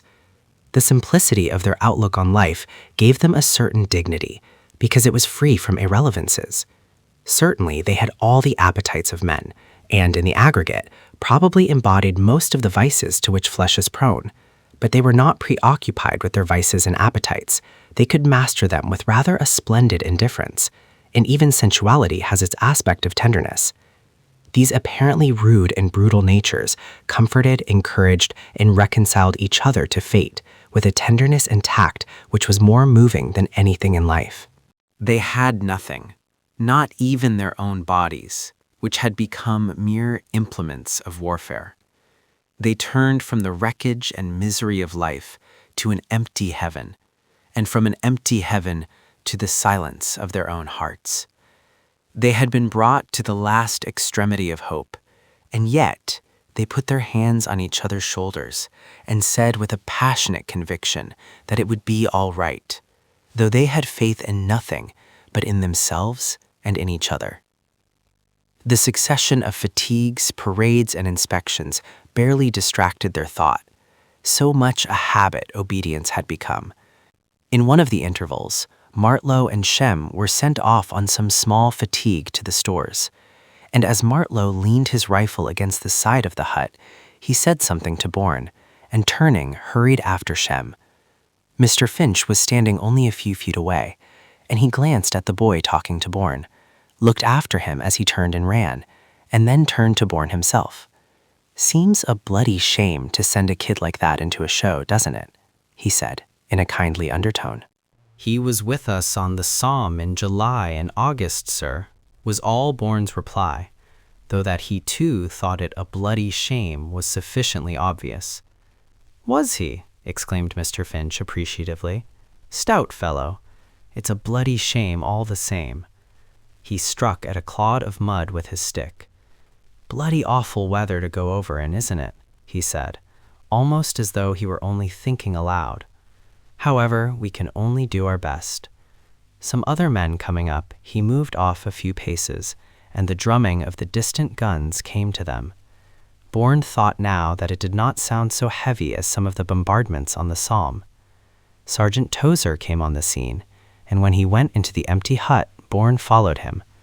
"What do you make of it, Sergeant?" he asked. "I don't know what to make of it. What the bloody hell do you make of it yourself? After all, that's what matters. I suppose we'll come through all right. We've done it before, so we can do it again. Anyway, it can't be more of a bloody balls up than some of the other shows have been." "Give us over that entrenching tool handle. That bloody snob drove a nail through me boot." He had unrolled one of his puttees, taken a boot off, and sat on the ground while he felt for the offending nail with his fingers, a look of exasperated patience on his face. Having found it, he tried to flatten, bend, or break the point off with the metal-bound end of the handle. "Fuck the bloody thing," he said fiercely under his breath. Ultimately, he succeeded in his object, and after feeling where the point had been, critically with his fingers, he drew on his boot again. "You don't want to get the fucking wind up, you know," he said kindly. "Who's getting wind up?" replied Bourne resentfully. "Don't you worry about me, Sergeant. I can stick it all right.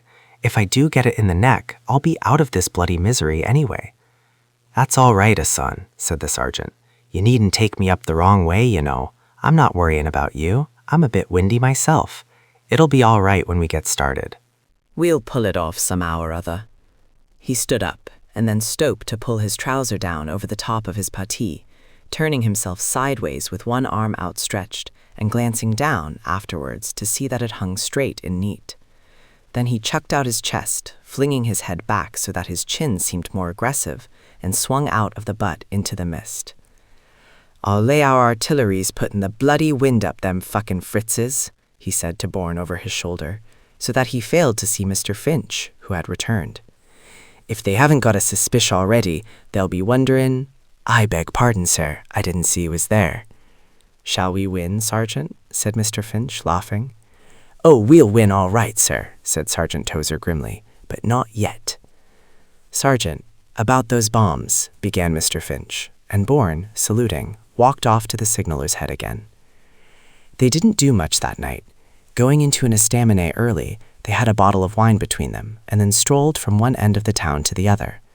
It was a long, straggling town with a large civilian element, and chinks of light came between the blinds of the windows. On their way back to billets, they turned into the YMCA to get some cocoa. They didn't feel like drinking bad wine or beer in a crowded and noisy estaminet, and argued that in any case they would have a rum ration that night. The YMCA, however, was as noisy and as crowded as the estaminet, and there was a good deal of clowning. One man was singing "I Want to Go Home." "Oh my, I don't want to die, I want to go home," dancing as he sang with a kind of waltz step. At the next table were 3 men smoking and talking, so close that above the murmuring din one heard snatches of their talk. Bourne ordered cocoa and paid for it, and they talked a little to Weston, the attendant, who had been in the Westshires at one time. Then he left them, and they sat there, smoking. One of the men at the next table was talking to the other 2. "What's the matter with the girl?" the officer asked him. "I dunno, sir," said Sid. "She went into one of them outhouses with Johnson, and the next thing I heard was that Johnson had gone for the doctor. Said she'd had a fit." "Oh," said the officer. "Bloody tight fit, I suppose." They all laughed, and Bourne looked at their sneering faces and turned away again. He wanted to get out of all this senseless clamour, and as his eyes turned away, he chanced to see over the door a red strip on which was printed in white letters, "And underneath are the everlasting arms." It struck him with an extraordinary vividness, that bare text sprawling across the wall above the clamour of those excited voices. And once again he knew that feeling of certitude in a peace so profound that all the turmoil of the earth was lost in it. "Shall we go back?" he asked the others quietly, and they followed him out into the mist and mud. After they had had their rum ration, they took off boots, puttees, and tunic, and rolled themselves into their blankets, spreading their greatcoats over them as well, because of the cold. Bourne felt quiet and was almost asleep when suddenly full consciousness came to him again, and, opening his eyes, he could just see Martlow looking abstractedly into the dark. "Are you all right, kid?" he whispered, and put out a hand to the boys. "Yes, I'm all right," said Martlow quietly. "You know, it don't matter what happens to us in Bourne. It don't matter what happens, it'll be all right in the end." He turned over and was soon sleeping quietly long before Bourne was. And the next day was the same and all outward seeming. They got their tea, they washed, shaved, and had their breakfast, smoked, and fell in on parade and the ordinary course of routine. The extra weight they were carrying was marked, but the overcoat-worn banderole had been washed out, a rumor among the men being that the colonel had sent a man up to brigade, equipped as they had ordered, to show the absurdity of it. As he arrived in front of A Company's huts, Bourne, Shem, and Martlow found groups of men talking among themselves. "What's up?" he asked. "Miller, he's upped it again. I knew the bugger would. He's a bloody German spy, that's what he is. They should have shot the bugger when they had him. One of them fucking squareheads, and they let him off." There was an extraordinary exultation in their anger. As they spoke, a fierce, contemptuous laughter mingled with speech. "Yes, they let a bloody twat like him off, but if any of us poor fuckers did it, we'd be for the electric chair, we would. We've done our bit, we have, but it wouldn't make any differ to us'ns." The angry, bitter words were tossed about from one to another in derision. Bourne was more struck by the severity and pallor of Sergeant Tozer when he saw him in the hut. He did not ask any questions. They just passed the time of day, and there was a pause broken by Bourne. "You shouldn't blame yourself, Sergeant," he said. "It's not your fault." "That's all right," said Sergeant Tozer. "I'm not blaming myself. Only if I saw the bugger in the road, I'd put a bullet into him and save him any bloody fuss with a court-martial." The men fell in, and Captain Marsden with Mr. Southern and Mr. Finch came on parade. The final inspection was a very careful one. Bourne noticed that Marsden, who often spoke with a dry humor, restricted himself to a minimum of words.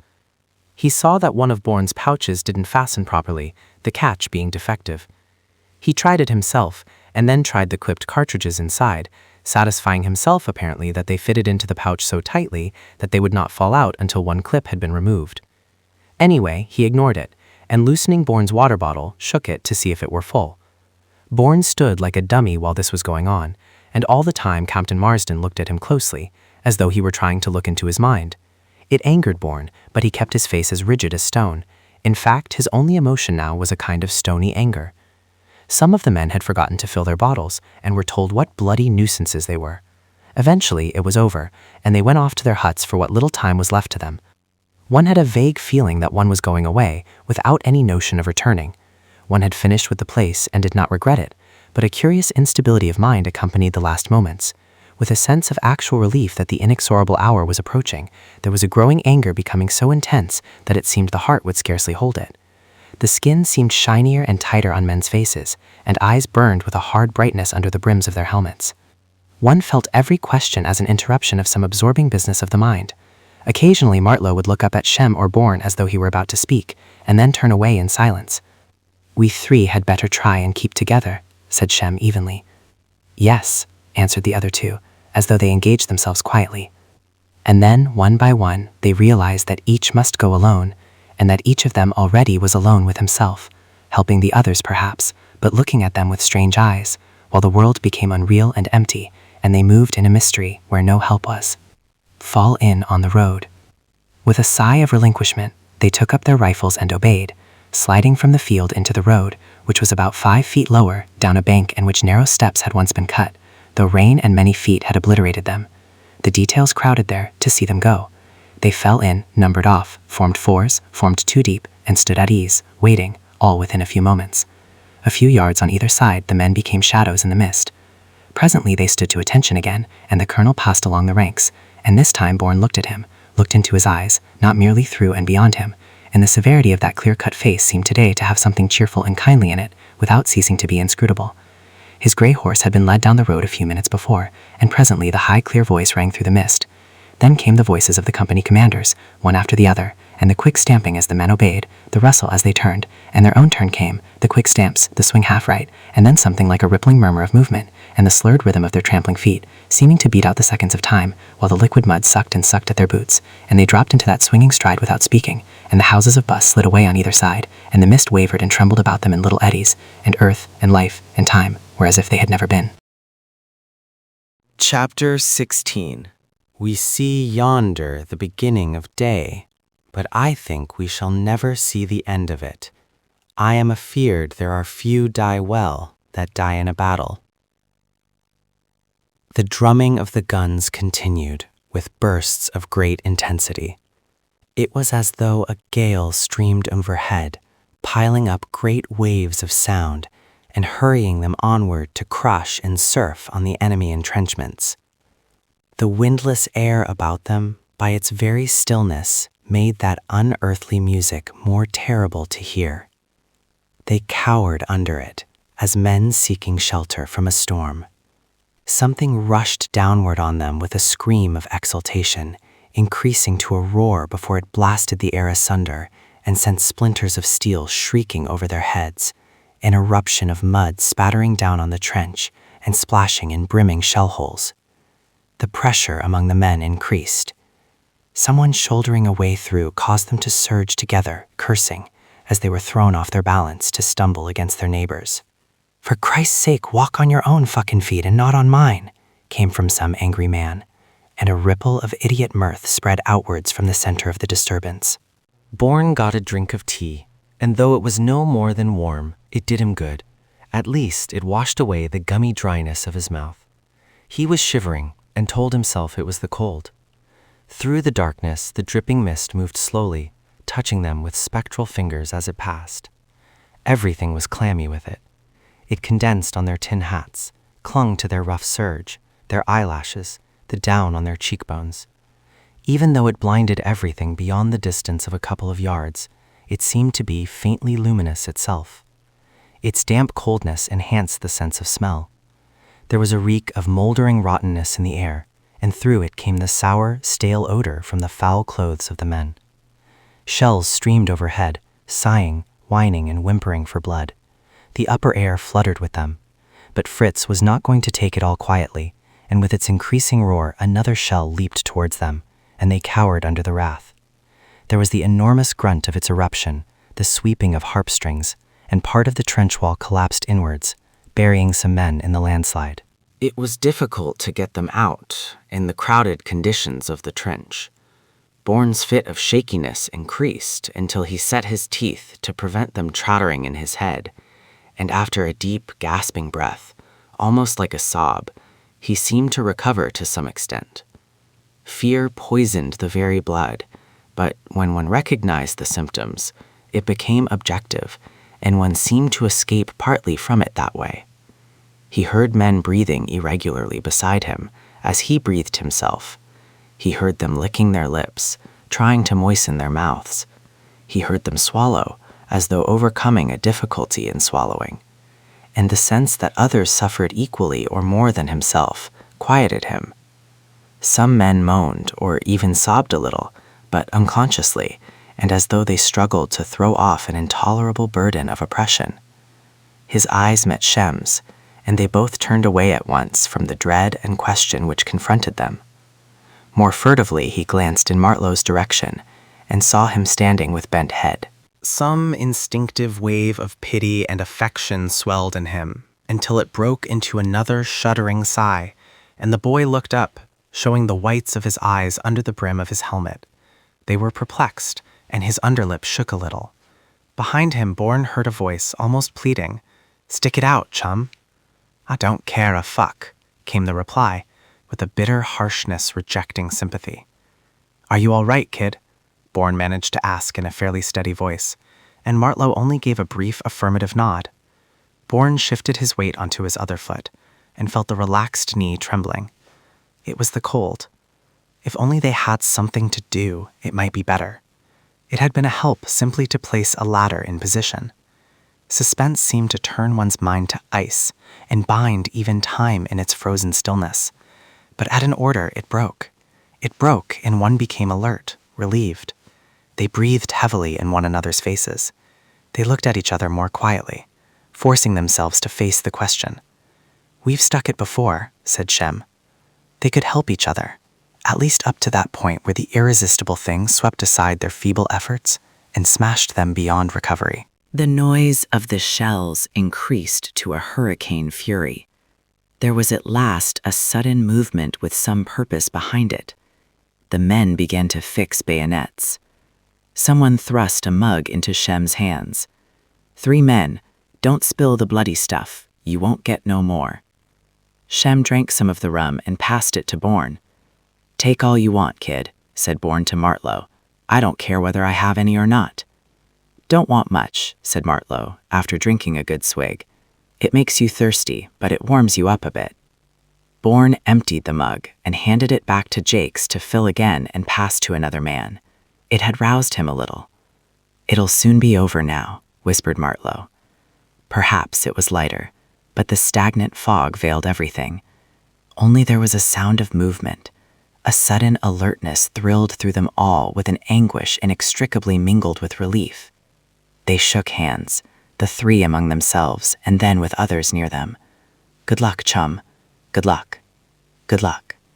He felt his heart thumping at first, and then, almost surprised at the lack of effort which it needed, he moved towards the ladder. Martlow, because he was nearest, went first. Shem followed behind Bourne, who climbed out a little clumsily. Almost as soon as he was out, he slipped sideways and nearly fell. The slope downward, where others, before he did, had slipped, might have been greased with Vaseline, and immediately beyond it, one's boots sank up to the ankle in mud, which sucked at one's feet as they were withdrawn from it, clogging them as in a nightmare. It would be worse when they reached the lower levels of this ill-drained marsh. The fear in him now was hard and icy, and yet apart from that momentary fumbling on the ladder and the involuntary slide, he felt himself moving more freely, as though he had full control of himself. They were drawn up in 2 lines, in artillery formation, C and D companies in front, and A and B companies in the rear. Another shell hurtled shrieking over them, to explode behind Dunmow with a roar of triumphant fury. The last effects of its blast reached them, whirling the mist into eddying spirals, swaying fantastically. Then he heard a low cry for stretcher bearers. Some lucky bugger was out of it, either for good and all or for the time being. He felt a kind of envy, and dread grew in proportion to the desire, but he could not turn away his thought. It clung desperately to the only possible solution. In this emotional crisis, where the limit of endurance was reached, all the degrees which separate opposed states of feeling vanished, and their extremities were indistinguishable from each other. One could not separate the desire from the dread which restrained it. The strength of one's hope strove to equal the despair which oppressed it. One's determination could only be measured by the terrors and difficulties which it overcame. All the mean, piddling standards of ordinary life vanished in the collision of these warring opposites. Between them, one could only attempt to maintain an equilibrium which every instant disturbed and made unstable. If it had been clear, there would have been some light by now, but darkness was prolonged by fog. He put up a hand as though to wipe the filthy air from before his eyes, and he saw the stupid face of Jakes, by no means a stupid man, warped into a lopsided grin. Bloody fool, he thought, with unreasoning anger. It was as though Jakes walked on tiptoe, stealing away from the effects of some ghastly joke he had perpetrated. "We're on the move," he said softly, and grinned with such a humor as skulls might have. Then suddenly that hurricane of shelling increased terrifically, and in the thunder of its surf as it broke over the German lines, all separate sounds were engulfed. It was one continuous fury, only varying as it seemed to come from one direction now, and now from another. And they moved. He didn't know whether they had heard any orders or not. He only knew they moved. It was treacherous walking over that greasy mud. They crossed Monk Trench and a couple of other trenches, crowding together and becoming confused. After Monk was behind them, the state of the ground became more and more difficult. One could not put a foot to the ground without skating and sliding. He saw Mr. Finch at one crossing, looking anxious and determined, and Sergeant Tozer, but it was no more than a glimpse in the mist. A kind of maniacal rage filled him. Why were they so slow? And then it seemed that he himself was one of the slowest, and he pressed on. Suddenly, the Hun barrage fell. The air was split and seared with shells. Fritz had been ready for them all right, and had only waited until their intentions had been made quite clear. As they hurried, head downward, over their own front line, they met men, some broken and bleeding, but others whole and sound, breaking back in disorder. They jeered at them, and the others raved inarticulately and disappeared into the fog again. Jakes and Sergeant Tozer held their own lot together and carried them through this moment of demoralization. Jakes roared and bellowed at them, and they only turned bewildered faces to him as they pressed forward, struggling through the mud like flies through treacle. What was all the bloody fuss about? They asked themselves, turning their faces wide-eyed in all directions to search the baffling fog. It shook and twitched and whirled about them. There seemed to be a dancing flicker before their eyes, as shell after shell exploded, clanging, and the flying fragments hissed and shrieked through the air. Bourne thought that every bloody gun in the German army was pointed at him. He avoided some shattered bodies of men, too obviously dead for help. A man stumbled past him with an agonized and bleeding face. Then more men broke back in disorder, throwing them into some confusion, and they seemed to waver for a moment. One of the fugitives charged down on Jakes, and that short but stocky fighter smashed the butt of his rifle to the man's jaw and sent him sprawling. Bourne had a vision of Sergeant Major Glasspool. "You take your fucking orders from Fritz," he shouted, as a triumphant frenzy thrust him forward. For a moment they might have broken and run themselves, and for a moment they might have fought men of their own blood, but they struggled on as Sergeant Tozer yelled at them to leave that bloody tripe alone and get on with it. Bourne, floundering in the viscous mud, was at once the most abject and the most exalted of God's creatures. The effort and rage in him, the sense that others had left them to it, made him pant and sob, but there was some strange intoxication of joy in it, and again all his mind seemed focused into one hard, bright point of action. The extremities of pain and pleasure had met and coincided too. He knew, they all did, that the barrage had moved too quickly for them, but they knew nothing of what was happening about them. In any attack, even under favorable conditions, the attackers are soon blinded. But here they had lost touch almost from the start. They paused for a brief moment, and Bourne saw that Mr. Finch was with them, and Shem was not. Minton told him Shem had been hit in the foot. Bourne moved closer to Martlow. Their casualties, as far as he could judge, had not been heavy. They got going again, and, almost before they saw it, were on the wire. The stakes had been uprooted, and it was smashed and tangled, but had not been well cut. Jakes ran along it a little way. There was some firing, and bombs were hurled at them from the almost obliterated trench, and they answered by lobbing a few bombs over, and then plunging desperately among the steel briars, which tore at their puttees and trousers. The last strand of it was cut or beaten down. Some more bombs came at them, and in the last infuriated rush, Bourne was knocked off his feet and went practically headlong into the trench. Getting up, another man jumped on his shoulders, and they both fell together, yelling with rage at each other. They heard a few squeals of agony, and he saw a dead German, still kicking his heels on the broken boards of the trench at his feet.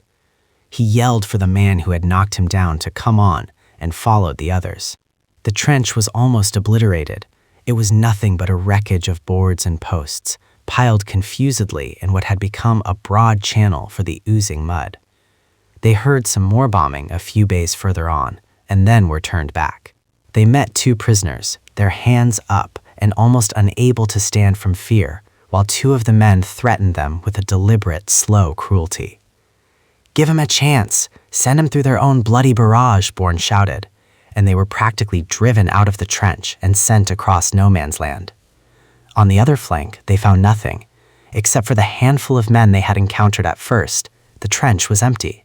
Where they had entered the trench, the three first lines converged rather closely, and they thought they were too far right.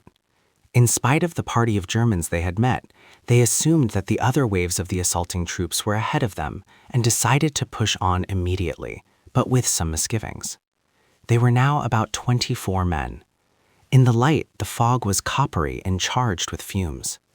They heard in front of them the terrific battering of their own barrage and the drumming of the German guns. They had only moved a couple of yards from the trench when there was a crackle of musketry.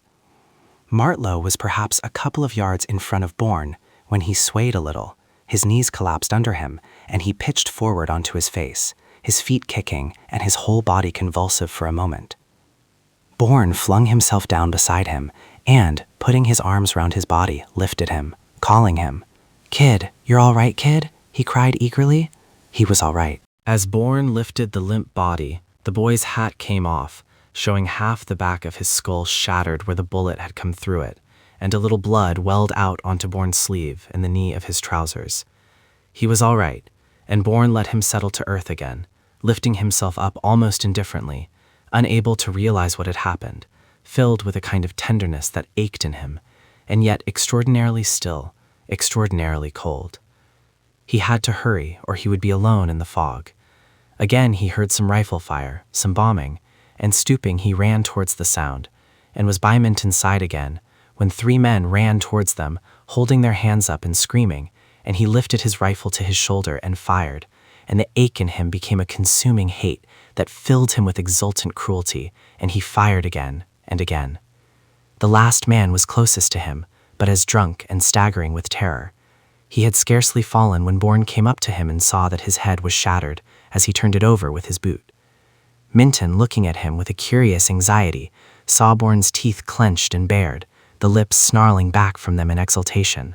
"Come on, get into it," Minton cried in his anxiety, and Bourne struggled forward again, panting and muttering in his suffocated voice. "Kill the buggers! Kill the bloody fucking swine! Kill them!" All the filth and order he had ever heard came from his clenched teeth, but his speech was thick and difficult. In a scuffle immediately afterwards, a Hun went for Minton, and Bourne got him with the bayonet, under the ribs near the liver, and then, unable to wrench the bayonet out again, pulled the trigger, and it came away easily enough. "Kill the buggers," he muttered thickly. He ran against Sergeant Tozer in the trench. "Steady as sun, steady. Have you been hit? You're all over blood." "They killed the kid," said Bourne, speaking with sudden clearness, though his chest heaved enormously. "They killed him. I'll kill every bugger I see. Steady, you stay by me. I want you. Mr. Finch has been it, see? You two come as well. Where is that bloody bomber?" They searched about 100 yards to the right, bombing a dugout from which no answer came, and again they collided with some small party of Huns, and after some ineffective bombing, both sides drew away from each other. Jakes, with about 10 men, had apparently got into the third line, and after similar bombing fights with small parties of Germans, had come back again. "Let's have a deco, sir," said Sergeant Tozer, taking Mr. Finch's arm. "It's all right," said the young man, infuriated. But the sergeant got his arm out of the sleeve and bandaged a bullet wound near the shoulder. They were now convinced they could not go on by themselves. They decided to try and get into touch with any Kurds on the left. It was useless to go on, as apparently none of the other companies were ahead of them, and heavy machine gun fire was coming from Serre. They worked up the trench to the left, and after some time heard footsteps. The leading man held up a hand, and they were ready to bomb or bayonet, when a brave voice challenged them. "Who are ye?" "Westshires," they shouted, and moved on to meet a corporal and 3 men of the Gordons. They knew nothing of the rest of their battalion. They were lost, but they thought one of their companies had reached the front line.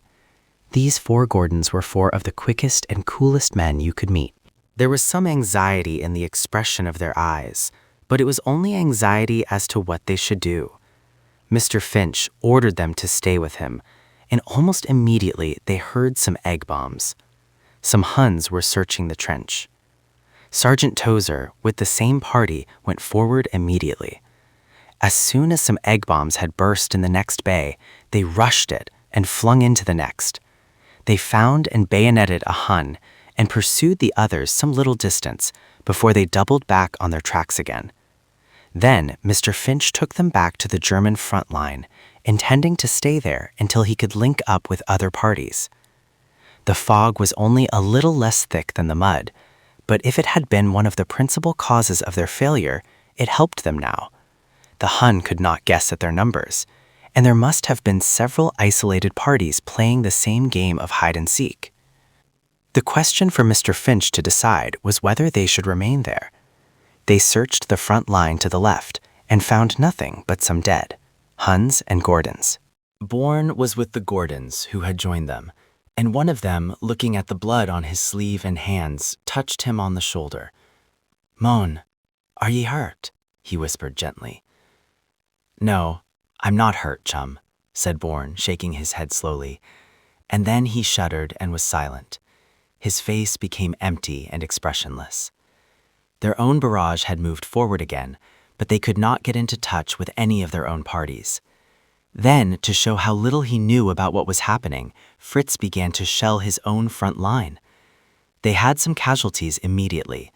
A man called Adams was killed, and Minton was slightly wounded in the shoulder by a splinter. It was quite clear by this time that the other units had failed to penetrate even the first line. To remain where they were was useless, and to go forward was to invite destruction or capture. "Sergeant," said Mr. Finch, with a bitter resolution, "we shall go back." Sergeant Tozer looked at him quietly. "You're wounded, sir," he said kindly. "If you go back with Minton, I could hang on a bit longer and then take the men back on my own responsibility." "I'll be buggered if I go back with only a scratch and leave you to stick it. You're a bloody sportsman, Sergeant. You're the best bloody lot of men." His words trailed off shakily into nothing for a moment. "That's all right, sir," said Sergeant Tozer quietly. And then he added with an angry laugh, "We've done all we could. I don't care a fuck what the other bugger says." "Get the men together, Sergeant," said Mr. Finch huskily. The sergeant went off and spoke to Jakes and to the corporal of the Gordons. As he passed Bourne, who just put a dressing on Minton's wound, he paused. "What happened to Shem?" he asked. "Went back, wounded in the foot." "He were wounded early on when Jerry dropped the barrage on us," explained Minton, stolidly precise as to facts. "That bugger gets off everything with his feet," said Sergeant Tozer. "He were getting off with his hands and knees when I seed him," said Minton phlegmatically. There was some delay as they prepared for their withdrawal. Bourne thought of poor old Shem, always plucky and friendly without sentiment, and quiet. Quite suddenly, as it were spontaneously, they climbed out of the trench and over the wire. The clangor of the shelling increased behind them. Fritz was completing the destruction of his own front line before launching a counterattack against empty air. They moved back very slowly and painfully, suffering a few casualties on the way, and they were already encumbered with wounded. One of the Gordons was hit and his thigh broken. They carried him tenderly, soothing him with the gentleness of women. All the fire died out of them as they dragged themselves laboriously through the clinging mud. Presently they came to where the dead lay more thickly. They found some helplessly wounded and helped them. As they were approaching their own front line, a big shell, burying itself in the mud, exploded so close to Bourne that it blew him completely off his feet, and yet he was unhurt. He picked himself up, raving a little. The whole of their front and support trenches were being heavily shelled. Mr. Finch was hit again in his already wounded arm. They broke up a bit, and those who were free ran for it to the trench. Men carrying or helping the wounded continued steadily enough. Bourne walked by Corporal Jakes, who had taken his place in carrying the wounded Gordon. He could not have hurried anyway, and once, unconsciously, he turned and looked back over his shoulder. Then they all slid into the wrecked trench. Hearing that all their men had been ordered back to Dunmow, Mr. Finch led the way down Blenheim. His wounds had left him pallid and suffering, but he looked as though he would fight anything he met. He made a report to the adjutant and went off with some other wounded to the dressing station. The rest of them went on, crowded into a dugout, and huddled together without speaking, listening to the shells bumping above them. They got some tea and wondered what the next move would be. Bourne was sitting next to the doorway when Jakes drew him out into a kind of recess and handed him a mess tin with some tea and rum in it. "Robinson's gone down the line wounded, and Sergeant Tozer's taken over," he whispered. Presently, Sergeant Tozer joined them and looked at Bourne, who sat there, drinking slowly and looking in front of him with fixed eyes. He spoke to Jakes about various matters of routine and of further possibilities. "There's some talk of renewing the attack," he said shortly. Jakes laughed with what seemed to be a cynical enjoyment. "Of course it's all our fucking fault, eh?" he asked grimly. Sergeant Tozer didn't answer, but turned to Bourne. "You don't want to think of things," he said with brutal kindness. "It's all past and done with now." Bourne looked at him in a dull acquiescence. Then he emptied the tin, replaced it on the bench, and, getting up, went to sit by the door again. He sat with his head flung back against the earth, his eyes closed, his arms relaxed and hands idle in his lap, and he felt as though he were lifting a body in his arms and looking at a small impish face, the brows puckered with a shadow of perplexity, bloody from a wound in the temple, the back of the head almost blown away, and yet the face was quiet and unmoved by any trouble. He sat there for hours, immobile and indifferent, unaware that Sergeant Tozer glanced at him occasionally. The shelling gradually died away, and he did not know it. Then Sergeant Tozer got up angrily. "Airborne. Want you for sentry." Time that other man were relieved. He took up his rifle and climbed up, following the sergeant into the frosty night. Then he was alone, and the fog frothed and curdled about him. He became alert, intent again, his consciousness hardening in him. After about half an hour, he heard men coming along the trench. They came closer. They were by the corner. "Stand!" he cried in a long, low note of warning. "Westshire, officer and rations." He saw Mr. White, to whom Captain Marsden came up and spoke. Some men passed him, details and oddments, carrying bags of rations. Suddenly, he found in front of him the face of Snobby Hines, grinning excitedly. "What was it like, Bourne?" he asked in passing. "Hell," said Bourne briefly. Snobby moved on, and Bourne ignored the others completely. Bloody, silly question to ask a man what it was like. He looked up to the sky, and through the traveling mist saw the half-moon with a great halo round it. An extraordinary peace brooded over everything. It seemed only the more intense because an occasional shell sang through it.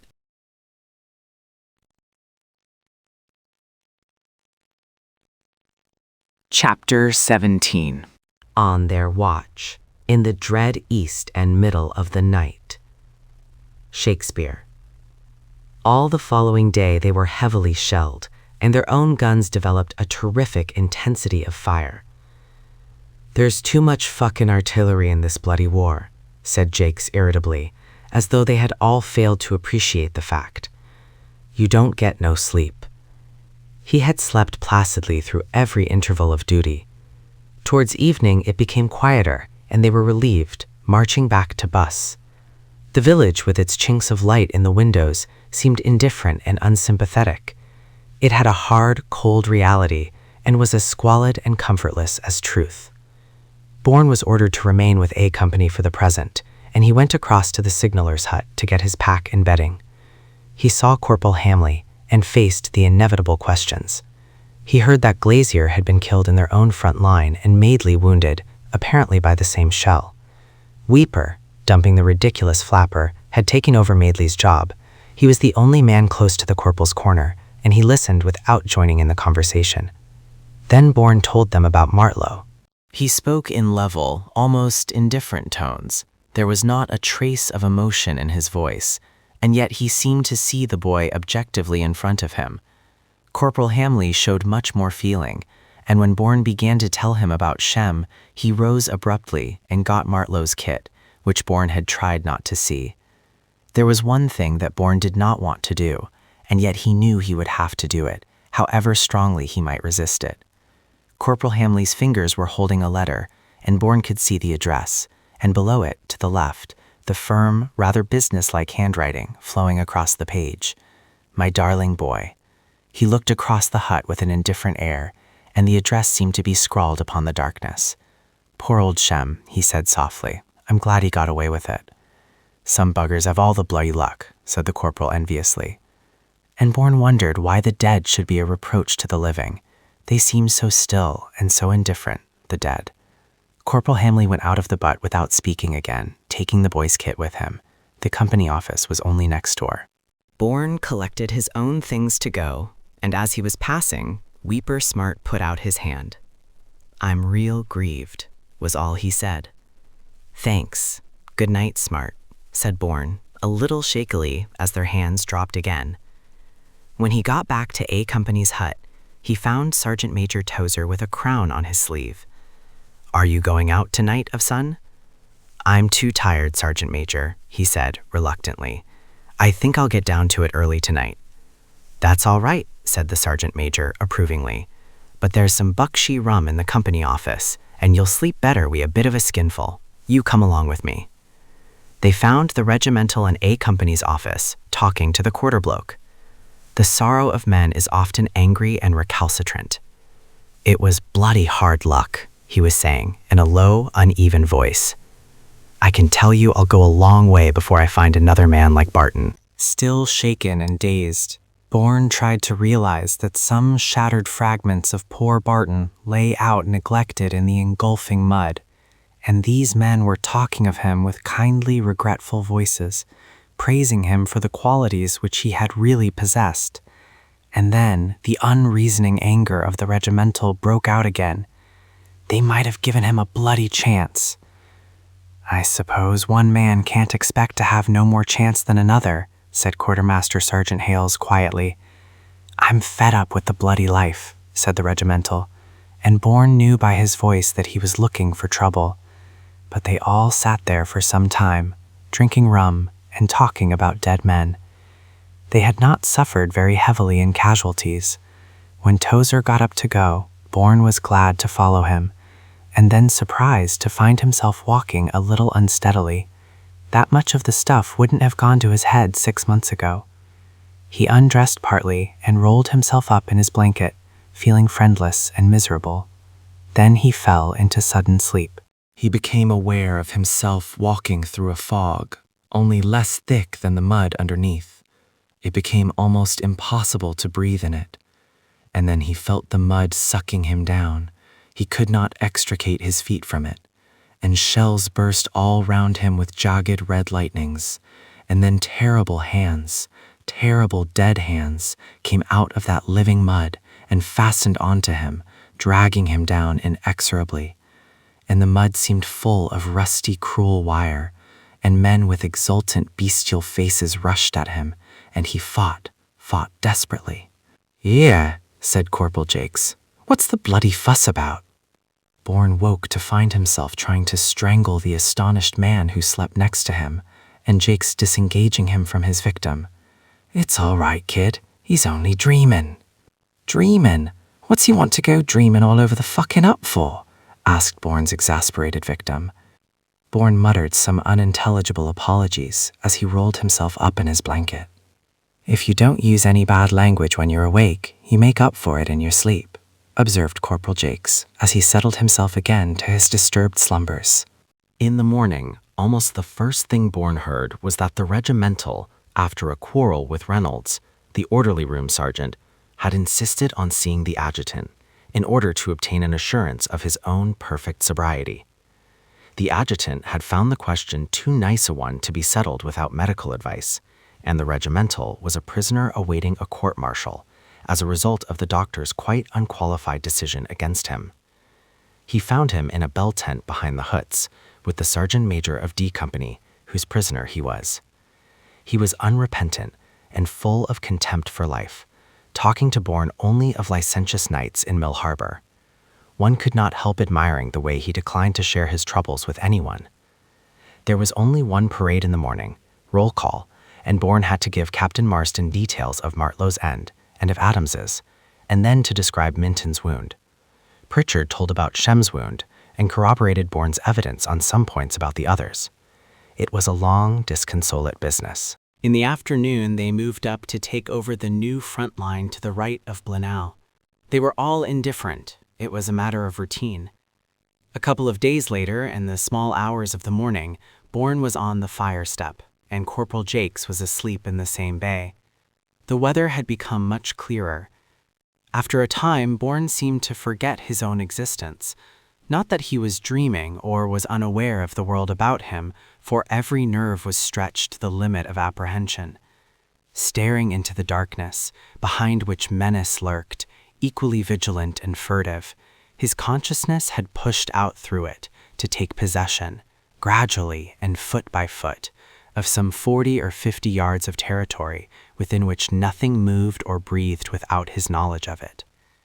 Beyond this was a more dubious obscurity, into which he could only grope without certainty.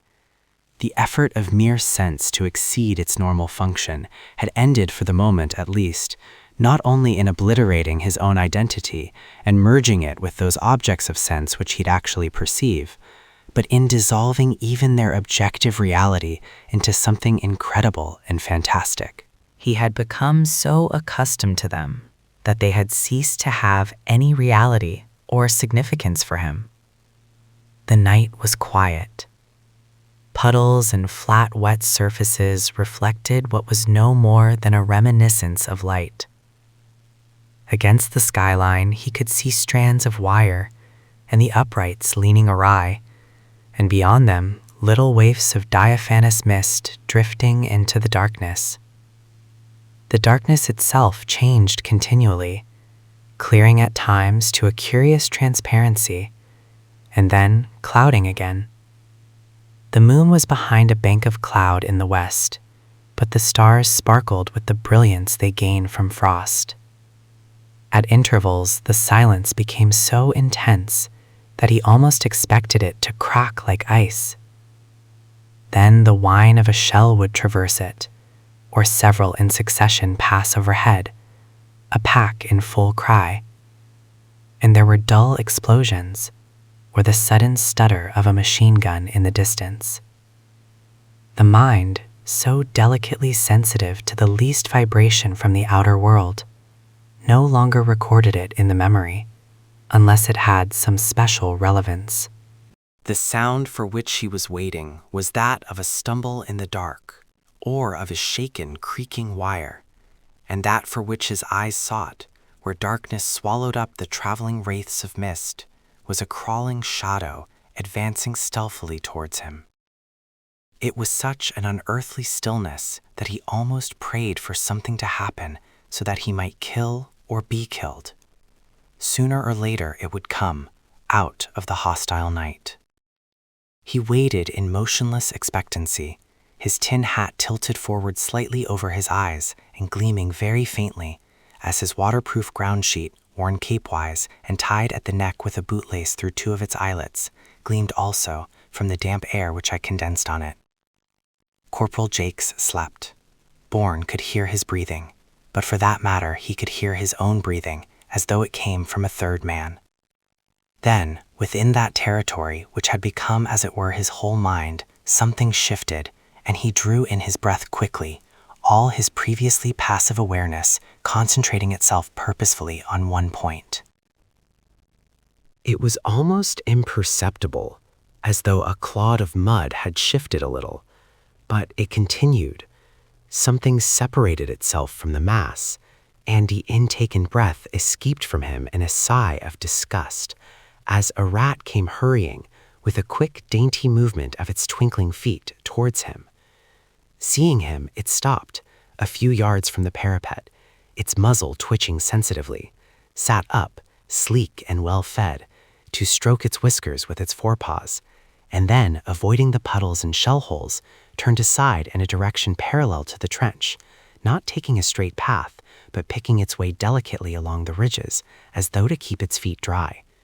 Rats nauseated him. He shifted his stand slightly, feeling cramped and cold. His mittens were caked with wet mud, and the stock of his rifle was greasy with moisture.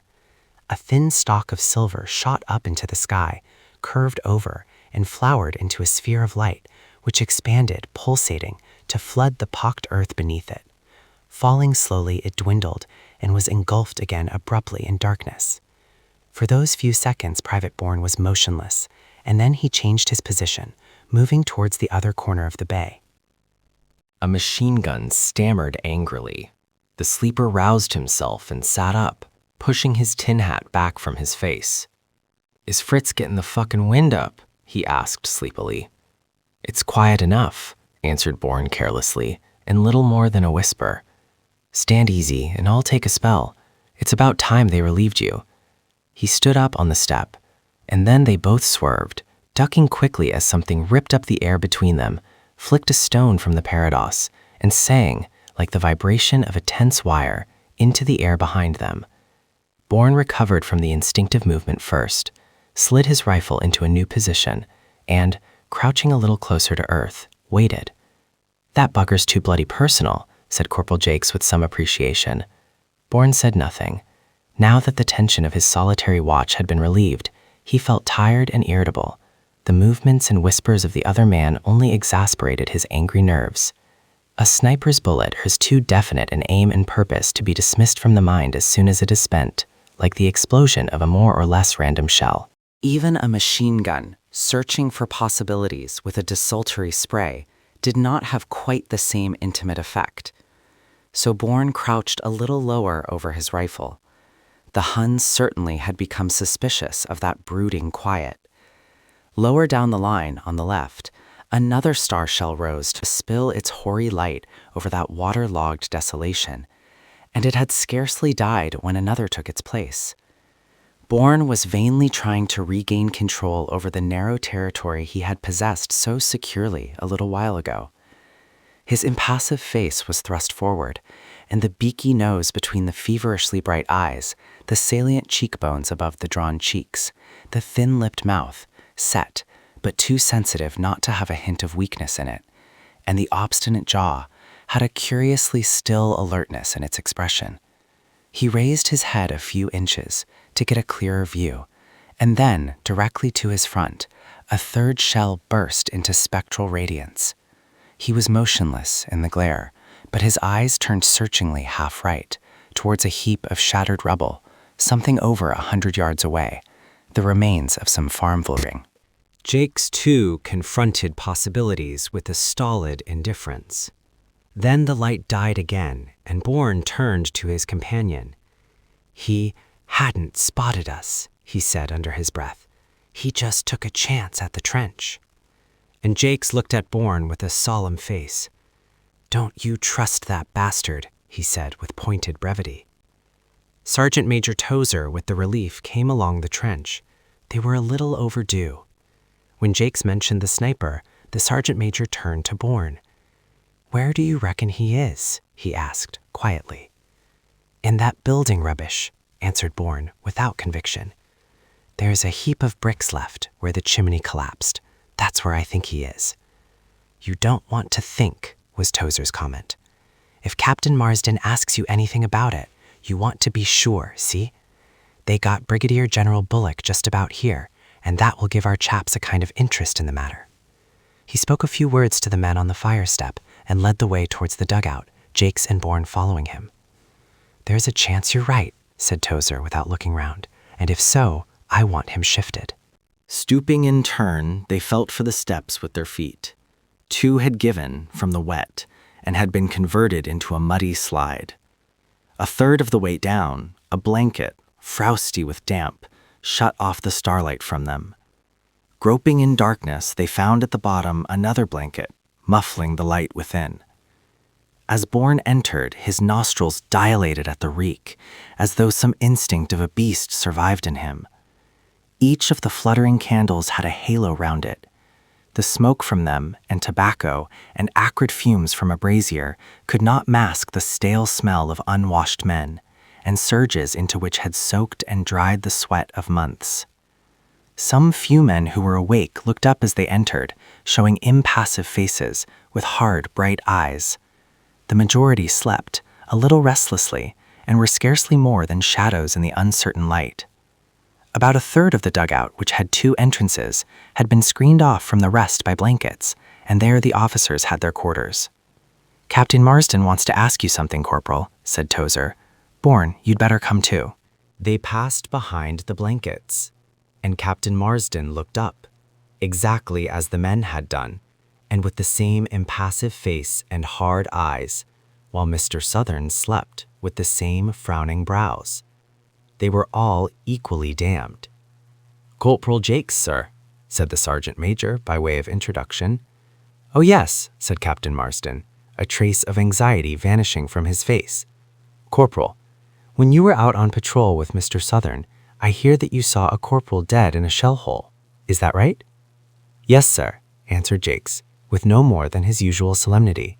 "He were lying head-pad in a shell hole, with his feet on the rim. It were a fairly fresh hole, sir, not much water in it." "Ah," said Captain Marsden. "Did you know Corporal Evans of D Company?" "No, sir. I had heard the name, sir, but I can't say I knew him, not personally. He had only come to the battalion lately, sir." "I see. If he had been Corporal Evans who was missing, you could not have identified the body, but you are quite sure the body you saw was that of a corporal." "Yes, sir. I noticed he had a couple of stripes up. What I noticed was his overcoat. It were a good overcoat, nearly new, and I've been looking out for a good overcoat a long while now, but I didn't leave time to get it. A few shells came over, and Mr. Southern seemed in a hurry. The officer looked with some severity at a face innocent of offence. You don't even know his regiment?" he continued interrogatively. "No, of course, as you say, there was no time. He spoke in a low, even voice, almost as though preoccupied with other matters. Then he looked up again. But I suppose you can describe him to some extent, can't you, Corporal? Was he a small man? How do you think he had been killed?" "He were a biggish man, sir, bigger than I am. Seemed tallish lying there. He were lying on his face, and I could only see the back of his head. I think he had been shot. Corporal Evans was last seen the day we came up. Now, for all you know, the man you saw might have been lying there for weeks, eh? No, sir, he couldn't have been dead long, because the rats hadn't begun on him." Ah, I see. Rats are rather bad round here, Corporal, eh? Well, that's all we shall ever know, I suppose. I'm very sorry about Evans. They tell me he was a good man. What do you want, Bourne?" As he turned to Bourne, his manner became perceptibly colder. "Beg pardon, sir," said Sergeant Major Tozer. Just before being relieved, Corporal Jakes and Bourne were fired on by a sniper. Bourne thinks he saw him. Bourne was about to protest, but something in Captain Marsden's manner prevented him. Both men felt some embarrassment on such occasions as these, for although the conventions which separated officers from men were relaxed to some extent on active service, between men of roughly the same class, they tended to become more rigid. Even when momentarily alone together, they recognized, tacitly, something a little ambiguous in the relation in which they stood to each other, and with a non-commissioned officer intervening, as in the present case, the difficulty became greater. Even before the lie which rounded off Sergeant Major Tozer's statements so effectively had been uttered, Captain Marsden had taken up an indelible pencil from the ramshackle table, on which one of the versatile army blankets did duty as a cloth, and was contemplating the point with an air of judicial detachment. "Oh," he said crisply. "Did you see anything, Corporal?" "No, sir," answered Jakes, "but I could swear that bullet came between us." "Really, the only thing you could swear is that a bullet came unpleasantly close to you," said Captain Marsden with a trace of sarcasm. Sergeant Major Tozer stiffened a little at his company officer's apparent indifference. "I'm afraid, sir, I spoke a bit hasty. Private Bourne didn't exactly see where the shot came from, but as he seemed pretty certain, I thought you might like to know about it. Sniping has been rather troublesome in the sector. It was only about 20 yards from where Bourne was standing that the brigadier was hit, and then there's this Corporal Evans, sir." "Well, Bourne," said Captain Marsden impatiently, "what have you got to say?" "I think the shot came from that direction, sir." It is the sort of place in which I should post a sniper if it were my job. It is difficult to judge from the sound, but I think the bullet came between us, and it certainly hit a stone behind us. Well, I had better see for myself, I suppose. You needn't come, Sergeant Major. Get a bit of rest before stand to. There was a touch of kindliness in his voice, and the Sergeant Major, without attaching too much importance to it, felt less ruffled. He found it always a little difficult to guess what his company officer was thinking, or what effect any of his own suggestions might have on Captain Marsden's conduct of affairs. Bourne followed his officer up the steps and into the cold starlight without speaking. After a few paces, Captain Marsden spoke. "You know, Bourne," he said, "Sergeant Major Tozer thinks I am likely to pay more attention to what you say, and of course, to some extent, that is right. But it doesn't do to allow that kind of impression to spread. Oh, I know the place you mean. I wondered why Jerry had not included it in his trench system." Bourne did not see why Captain Marsden should take the trouble to explain to him. He felt rather resentful, but he had been strange in his behavior since the attack. "There's nothing there, sir," he said. "Nothing but the remains of the chimney. No cellars." "How do you know that?" "I went out there once with Mr. Finch, sir, to look at their wire. Almost as soon as we got across, we heard a Hun patrol coming towards us. We crouched down. We were in a dip in the ground, and could see them through the mist against the light. Mr. Finch motioned us to keep quiet. I expected every second that someone would loose off a round. 6 buck Huns, and only the pull of a trigger between them and peace, perfect peace. It was too easy. They looked like shadows on a window blind. They had crossed the line we had taken and passed diagonally behind us, between us and our own wire. After they had passed us, we went on for quite a long way, and coming back we passed through those building remains. There was nothing to be seen but a few light tracks. They were challenged by a low voice, and then Captain Marsden got up on the fire step, but could not pick up the mound of rubble, even with his glasses. It needed a star shell behind it to make it clearly visible. Even by daylight, it was almost indistinguishable from its surroundings. "Everything quiet?" he asked the boy beside him. "Aye, sir. But Sergeant Major, he said there were a sniper about. They send up a star shell now and again, but not close. I can just see to place, but they are not used to the light yet." Captain Marsden searched the night again, but could not pick it up. He decided in his mind that as the boy had seen it under a star shell, he imagined he still saw it, an image remaining on the retina after darkness had hidden the object again. Then a distant star shell revealed it, exactly where the boy had said it was. Captain Marsden made the most of his opportunity and stepped down again. "You keep your eyes skinned, my lad," he said cheerfully. "You may see something interesting over there yet." All right, Bourne, we shall go back. I suppose you'll get some tea or something and a smoke. I'm glad I came out and glad you knew something about the place. I knew there were no cellars, but I was wondering how you had got to know. A good fellow, Finch. Always knew how to concentrate on the job he was doing, and he did a lot of good work. Did very well in the attack, too, and got a nice blighty. I'm glad you're going to become one of us, Bourne. You should have gone for a commission long ago. Perhaps the colonel will see you after we are relieved. He acknowledged Bourne's salute and left him, Bourne going into the dugout by the other entrance. After duly slipping on the 2 damaged steps with the invariable surprise and curses, Bourne found Sergeant Major Tozer and Corporal Jakes in their corner. "There's a drop of tea still out," said the Sergeant Major, "and your rum ration." "What's he going to do about it?" inquired Jakes more directly. "Well, he didn't let me into any secrets," said Bourne. "But I believe, Corporal, he wants you to go out and bury that man you saw."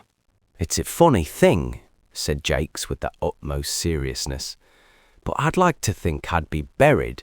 That is, if I were scuppered, you know. What gets me with the captain is the way he talks to you, as though you weren't there. Have you noticed that, Sergeant?" Sergeant Major Tozer, on principle, disapproved of a corporal expressing any opinion about his company commander, but for once he condoned a fault. "What gets me," he said with even greater vehemence, "is the way he looks at you from behind his face." "Orderly," came a voice from behind the blankets, and a runner emerged from stupor and answered in clumsy haste. Bourne lit a cigarette after passing his tin to the other 2, and then leaned back against the damp wall.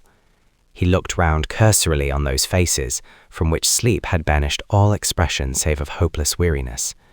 Pritchard and himself, apart from Tozer, of course, were the only 2 men left of the men composing their section on the Somme and July. The rest were all strangers to him.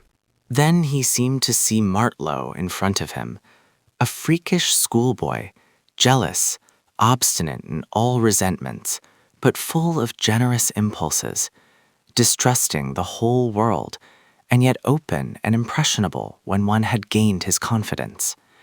He had come up to Shem and himself casually at Sandpits after the last Guillemont show, and had sat with them ever since. It had been just a chance encounter. They had been 3 people without a single thing in common, and yet there was no bond stronger than that necessity which had bound them together. They had never encroached on each other's independence.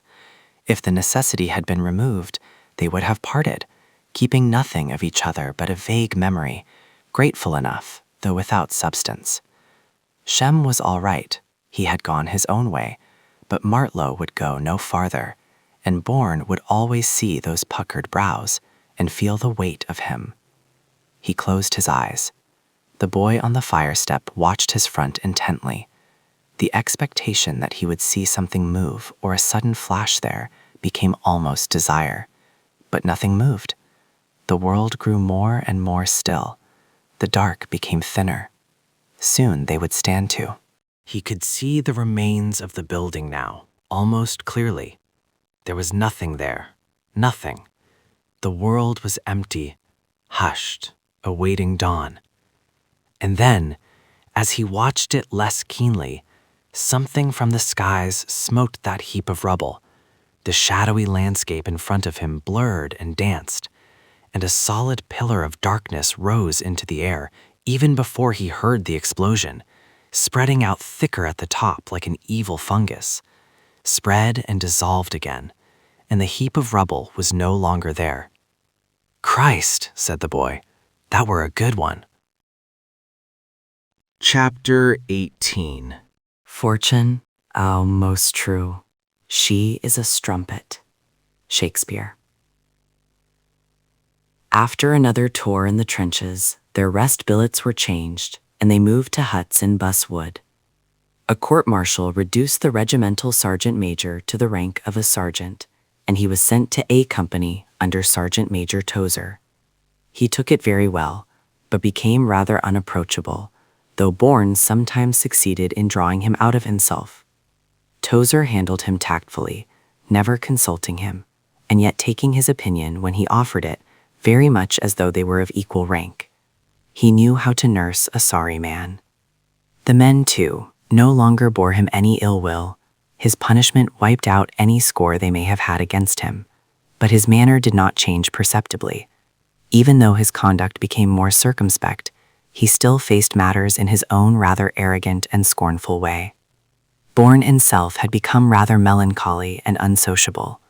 Chance threw him fairly often in the way of Morgan, the bombing sergeant, and they would go out together from time to time to a house in Bus, where they could get rum and coffee and talk in quiet. Morgan drank very little and was seldom seen in an estaminet. He was a keen, dapper, confident little man. Sometimes a tall man with a gypsy face, one of the bombers, would join them. Bourne had first seen him at Recklingham, when they had been billeted together, and as he never seemed to get any letters or parcels, Bourne had asked him to share in his occasionally. They had become more or less friendly, and one day Bourne asked him what he had done in civil life. "I was at school," he said, after a moment's hesitation. Bourne looked at him in amazement, as he was at least 30 years old, and Whitfield explained quite simply that he had been serving a sentence in jail. Apparently he was a burglar, but he made no attempt to justify his choice of a profession which was both hazardous and ill-paid. And Bourne, recovering from a momentary bewilderment, accepted his statement as confidential and kept the matter to himself. He liked Whitfield, who, after all, as a bomber, was laboring in his vocation. But though he kept the man's secret, he once turned to Sergeant Morgan and asked him what Whitfield had done before the war. "He kept a bicycle repair shop," said Morgan. "He's a bloody good man, you know. One of the best I've got. I've recommended him for a stripe once or twice, but they don't seem to take no notice. He doesn't mind, but I'll keep on recommending him. You ought to come out with me some night, when we're up in the tranchee. A lot of the men don't see it, but it's a good game, really. You're free to do very much as you please. Of course, you get your orders, and they make up some kind of a plan, but that's all eyewash. You've got to forget all that as soon as you start, and make your own arrangements as you go on. I've taken out quite a lot of officers now, and they're all the same. Pretty decent chaps as a rule.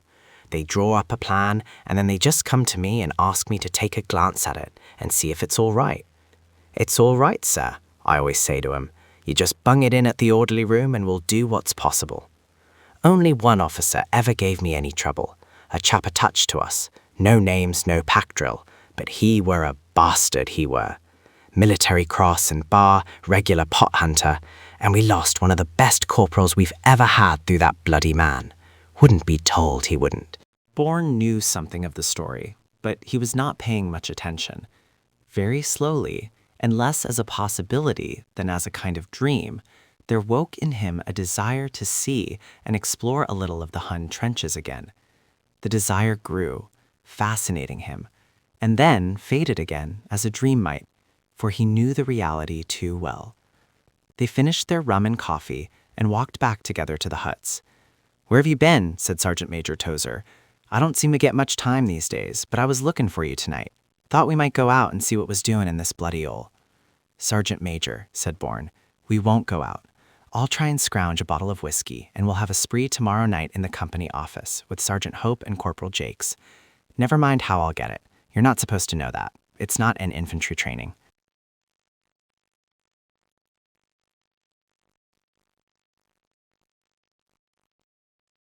"He gave you the slip all right, Sergeant Major," said Sergeant Hope, with a laugh that sounded a little supercilious. "He gave me the slip all right," admitted Tozer, "but then he wasn't a prisoner." A new regimental sergeant major had come to them from another battalion some days earlier. Hope knew him a little and said he was a pukka soldier, reserved and strict, but very reasonable. He came into A Company's hut and asked for Bourne at 5:30 that afternoon, and when Bourne came to him at the double, he was told to make himself look smart, as he was to go before the commanding officer at 6 o'clock about his commission. For the moment, Bourne felt an almost uncontrollable desire to draw back if possible. Then he accepted the situation and went to brush up and wash. While he was rolling on his puttees again, Sergeant Hope came to him. Do you mind asking the regimental to come along tonight too? He asked. You ask him, Sergeant, said Bourne characteristically. No bloody fear, said Hope. I don't mind letting him know what's in the wind. He's a jolly good sport, his old trail, though he does stand a bit on his dignity. It will be all right if you tell him it's just a kind of farewell drink together, but it wouldn't do for us to ask him. He would think we had put you up to getting it, but after you've seen the colonel, you could ask him. A little reluctantly, Bourne agreed, but he felt awkward about it because, after all, he did not know the regimental, and the whole business was, to say the least, irregular. As soon as he was dressed, the regimental looked him over. As you are ready, he said, we may as well walk down. I want to have a talk to you. They set off together, walking slowly and even stopping, and he had his talk. He knew as much about Bourne as anybody in the battalion knew, evidently, and his remarks were very much to the point. Discipline was discipline, he said, though one allowed a certain latitude to the reasonable man. You're quite right to be friendly with everyone, so long as you behave yourself and don't try to take advantage. All the same, some of the men with whom you're friendly may be all right in their place, but you don't want to judge the whole army by them. You will have to forget a lot and begin again. That is, you will have to take a different view. You know the men, but when you're an officer, you won't know your men. You'll be lucky if you know your NCOs, and you'll have to leave a lot of it to them. You'll have to keep them up to the mark, but you'll have to trust them and let them know it. He went into the orderly room and presently resumed to take in Bourne. The colonel was sitting at his table, which was covered by the invariable blanket, and apparently Bourne's business was only one of many matters engaging his attention. He seemed thoughtful and preoccupied rather than tired, and he looked at Bourne with his inflexible blue-gray eyes while he questioned him about himself and his life. His manner seemed to grow a little kindlier without ceasing to be detached as he proceeded. Then, without asking any more questions, he gave Bourne some advice which did not differ substantially from the regimental's. I shall make you a lance corporal, he said in conclusion. It may be some weeks before the matter goes through, and you will have to go before the brigadier general for his approval. I think they're very lucky to get you, as I feel sure you will make a good officer. Bourne thanked him, saluted, and left. Outside, he waited for the regimental in a curious state of pleasurable excitement. The colonel's praise and encouragement filled him with gratitude, but something warred against his elation. He felt through all his excitement some intractable regret, and could only say to himself what he had said through all the past months. One is bound to try. One is not bound to succeed. Then the regimental came out to him. Sir, said Bourne, as I may be going away at any time now, I asked Sergeant Major Tozer and Sergeant Hope and Corporal Jakes to have a drink with me tonight, and I should be very glad of your company too. I have a bottle of Scotch whiskey. The regimental wondered how he had got it, and noticing Bourne's anxiety, he concealed a smile with a hand stroking his mustache. I suppose it's an exceptional occasion, he said quietly. I'll come along at 8. After all, a bottle of whiskey will do less harm to 5 men than to 4. He walked into the dusk, and Bourne went to his hut. How did you get on with the CO? Said Sergeant Hope. There's a letter there for you. Bourne picked up the letter with a shock of surprise. It was a cheap, shiny envelope with a thin black edge to it, addressed in a woman's handwriting which was old-fashioned, precise, and easily recognized. He saw the postmark, Squelsby. Oh, all right, he said absently. Is the regimental coming in tonight? Hope asked him. Yes, he answered, even forgetting to add the customary sergeant. Hope looked at him curiously and said nothing more. Bourne, getting closer to the candle, opened the letter and read it. It was from Mrs. Martlow. He returned it to its envelope and buttoned it into his breast pocket. Martlow had told his mother all about him, even that he would miss him when he went to be made an officer, and Bourne found himself remembering the walk back to Recklingham from Vinkley and the old priest, hatless in the twilight, and the reproach in the boy's voice as he asked him whether what Sergeant Major Robinson had said were true. Presently, he got up and walked out between the trees for a little while. He felt restless. The extraordinary reserve and courage in this woman's letter, the painful way in which she reached out for Bourne, piecing him together out of her son's letters, as though he kept something of him which she had lost. That too seemed a reproach to him. He had heard nothing of Shem. Shem was in a hospital somewhere, recovering from his wound. But he had vanished completely, so completely that Bourne did not even expect to hear from him again. Men passed out of sight like that, and seemed to leave very little trace. Their term had been completed. Martlow, for some reason he could not grasp, persisted in his memory, seemed to be only out of sight, behind the hut as it were, or even just on the point of coming through the doorway. Bourne went back and sat with Hope. "You haven't had any bad news, have you?" Hope asked him. "No, Sergeant. Oh, you mean the letter? No, it was only an answer." They went off together to the hut used as a company office and store, and found Corporal Jakes there with Sergeant Major Tozer. Presently, the regimental arrived, and taking out his jackknife, Bourne drew the cork slowly and softly, Jakes mimicking the sound of it with his tongue against the roof of his mouth, and immediately looking as though he had made a breach of good manners. Bourne paid more attention to the regimental and to Corporal Jakes than to the other two, because apparently the RSM found it a little difficult to throw off a certain presidential air, and Jakes, feeling some constraint, looked rather as though his clothes were too tight. That awkwardness wore off. Some kind of warmth and excitement came into Bourne's blood as they laughed at his stories. "You seem in a pretty good skin tonight," said Sergeant Major Tozer. "Well, I suppose you'll have a lance stripe up tomorrow, and then it'll be goodbye in no time. Funny thing, life. We just sit here and talk as though we'd sit here forever, and when one or two old friends drop out and one or two new ones come along, it don't seem no different somehow. All the same, I expect we'll remember you longer than you'll remember us." "Damn it," said the regimental, very reasonably. "You can't forget a man who finds a bottle of scotch in a place like this. Have some more, sir, Corporal?" "Just a spot more. Merci blow through," said the corporal. "I mean we'll be still here," explained Tozer, "and you'll be out of it. It won't seem real to you any longer." "You don't want to think about things," said Corporal Jakes. They all started talking in a desultory way about the war. The regimental was confident, but had no illusions. It could only end when Germany had been beaten, but the end seemed a long way off yet. "I lost my elder boy," he said quietly. Bourne looked at him at once. Here was a man with a personal feeling against the Hun, and it was curious how seldom one thought of men except as soldiers. One forgot that they were husbands or fathers or sons. They were just a lot of anonymous men. They talked and drank together quietly while the whiskey lasted. It was a break. They became easy, comfortable, friendly with each other, and then they went their several ways to sleep. Bourne was in orders for a stripe next day, and went to the tailor's to get it sewn on his sleeve at once. He gave the tailors some money to wet it.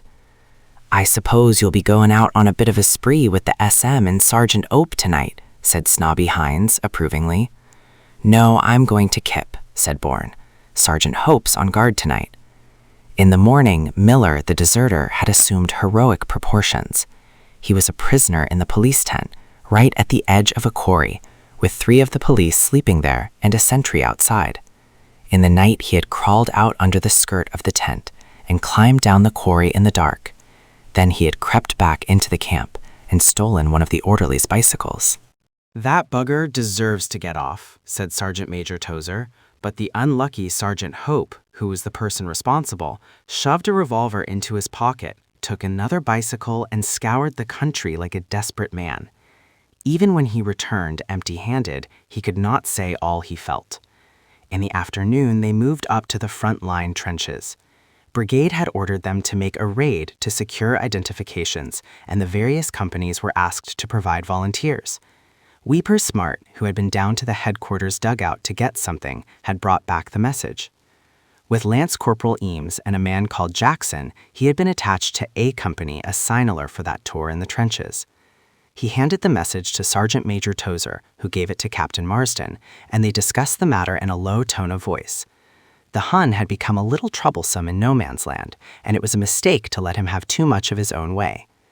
Mr. Cross will be in charge, with Sergeant Morgan and 10 men. Bourne had been out with a fatigue party, draining a low-lying bit of trench which needed the pump daily. The trenches were rotten with wet, and when the frost gave, the sides tended to collapse. He had brought his men back to the dugout by the time Captain Marsden and Sergeant Major Tozer had digested the message, and Captain Marsden looked up and saw him, muddy up to the thighs. "Lance Corporal, we're to make a raid tonight. I believe you know something about the lie of the land up here. Do you wish to make one of the party? We're asking for volunteers." "Lance Corporal Bourne is down for a commission, sir," interposed Sergeant Major Tozer, "and perhaps—" "I know all that," said Captain Marsden shortly.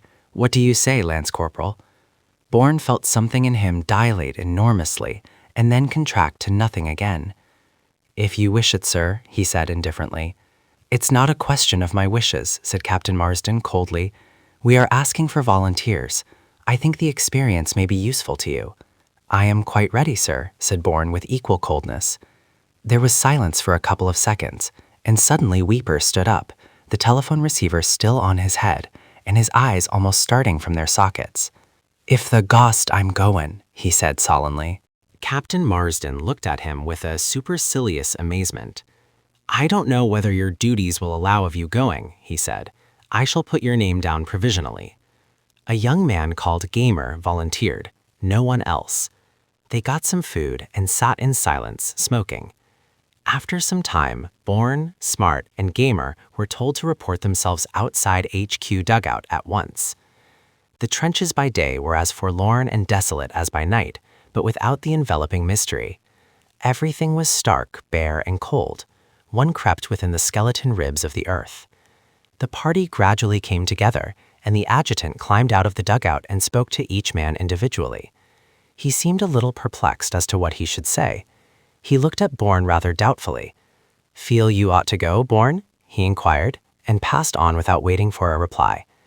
Sergeant Morgan smiled at Bourne. "It'll be all right," he whispered. "Just take a peek at them, give him a bit of a surprise, and come back." Bourne saw Whitfield there, and felt as though he would like to hunt in couples with him.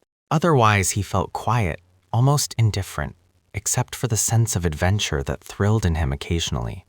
And then, with that perversity of mind characteristic of him, he laughed at himself for a fool, and, when that phase passed, found himself thinking of Captain Marsden with an obscure resentment. Anyway, he argued, probably none of our actions are quite voluntary. If compulsion is not explicit, it is perhaps always implied. And then he found himself wondering whether the determination, which became stronger and stronger in him, was not after all his real self, which only needed the pressure of circumstances to elicit it. They moved off into an empty stretch of trench, and there the officer explained to them what they had to do, Sergeant Morgan intervening occasionally. They were shown a sketch plan of the enemy trenches, the point where it was proposed to enter, the post which, if occupied, they intended to attack, and then men were told off for their several jobs. Bourne found himself paired off with Weeper, with orders to hold the trench at a point where it made a junction with a communication trench running back to the support line, and give warning of the approach of any hostile party moving along the trench. They were told also that there might be a machine gun post in their neighborhood, but this was not clear. Their duty, in short, was to cover a flank and give protection to the raiders. If they were obliged to use their bombs, they were to retire immediately on the rest of the party, without ceasing to give what protection might be possible. If a signal were given by whistle, they were to go straight for the lane and the wire, and if unable to rejoin the others, they were to make their way back to their own trenches as best they could. They were cautioned as to the danger from their own sentries, and warned as to the necessity of answering a challenge promptly.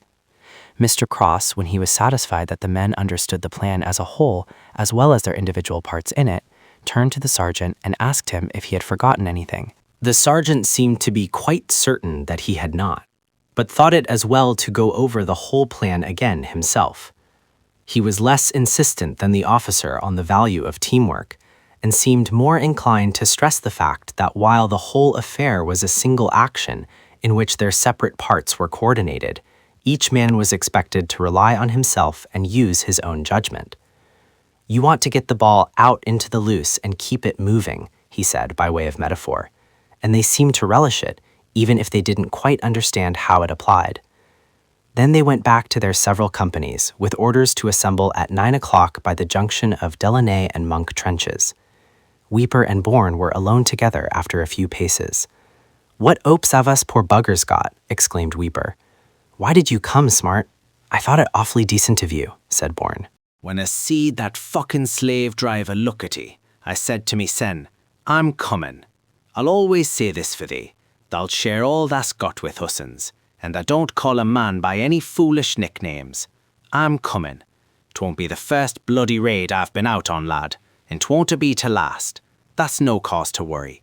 I can look after me sen, aye, and thee too, lad. You leave it to me. He was always the same. Determination only made him more desperate. Bourne thought for a moment, and then, lifting his head, turned to his companion. I don't suppose Captain Marsden meant to put things that way, you know, Smart. It's just his manner. He would always do what he thought right. Weeper turned on him a fierce but pitying glance.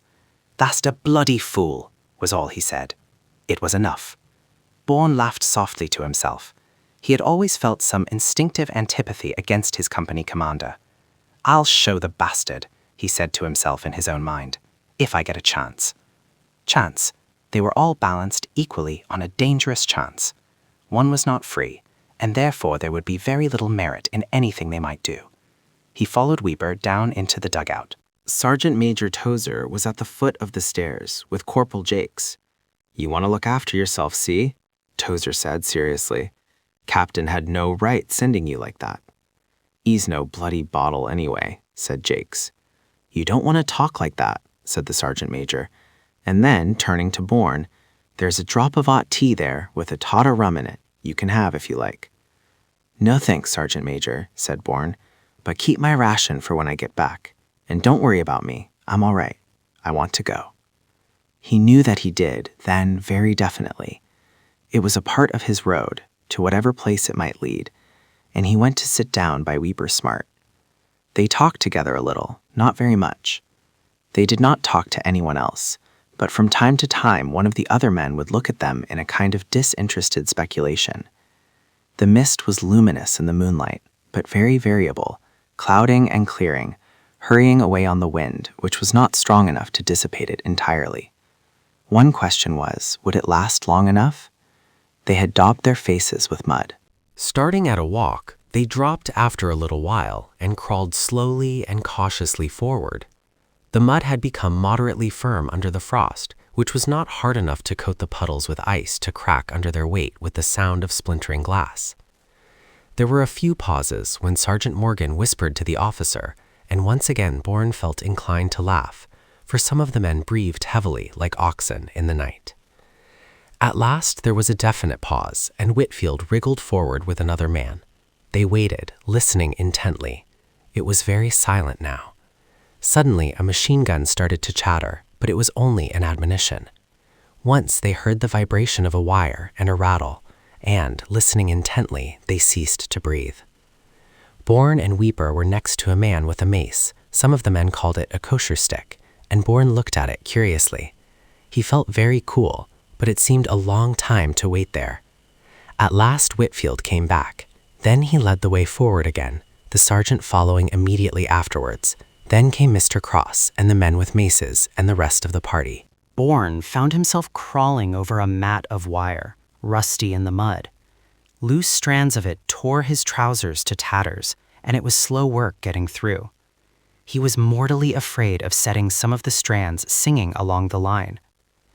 Every sound he made seemed extraordinarily magnified. Every sense seemed to be stretched to an exquisite apprehension. He was through. He saw Whitfield and the other man slip into the trench and out the other side. Sergeant Morgan gave him the direction with his hand. Weeper passed him, and he followed, trying to memorize the direction so that he would be able to find his way back to the gap in the wire. They crossed almost together, Weeper taking his hand and pulling him up the other side without apparent effort. The man was as strong as an ape. Then they wormed their way forward again until they found their position, where the communication trench formed a rather sharp angle with the fire trench. The fire trench itself still showed the effects of their bombardment. After passing the communication trench, it changed its direction in a rather pronounced way, running forward as though to converge more closely on the British line. They were now in a shell hole, or rather 2 shell holes, which had formed one. Weeper looking down the communication trench and Bourne along the fire trench. The mist was very light now. It looked as though it might almost clear. Bourne shifted his position slightly to get more comfortable. He already had a bomb ready, with his finger in the ring of the safety pin. As he moved, he saw, not 10 yards away, a faint gleam of yellowish light that had none of the spectral pallor of moonlight. He kicked Weeper and pointed silently. The gleam came again. It came from a large shell hole curtained over, probably by a camouflage tarpaulin, and something moving inside pressed against the slit by which men entered, displacing it almost imperceptibly, so that there came from it every now and then a winking gleam of light. He heard Weeper mutter something no louder than a sigh. Farther, much farther away, a star shell shot up into the sky. Suddenly they heard a shout, a scream, faint sounds of struggle, and some muffled explosions from underground.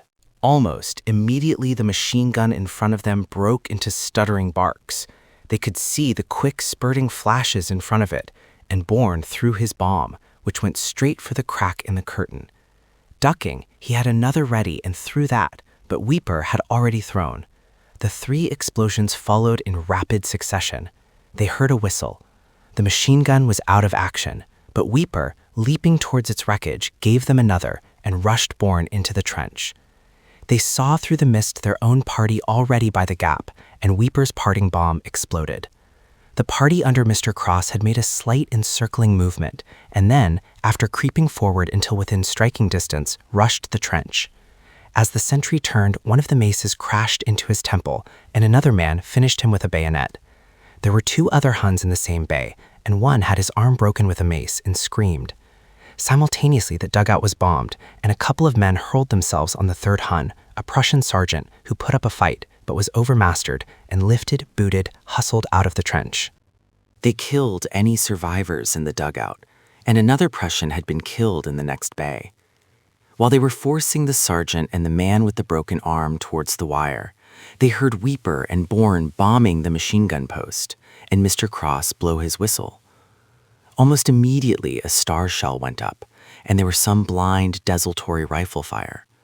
They had got their men through the wire.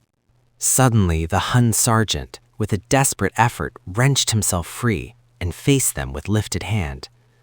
"Halt!" he shouted, and flung himself on Sergeant Morgan. They went down together. Mr. Cross fired, and fortunately killed the Prussian. "I hope you'll never do that again, sir," said Sergeant Morgan, rising. "Get his helmet off." The chain was tight in the thick fat under the chin.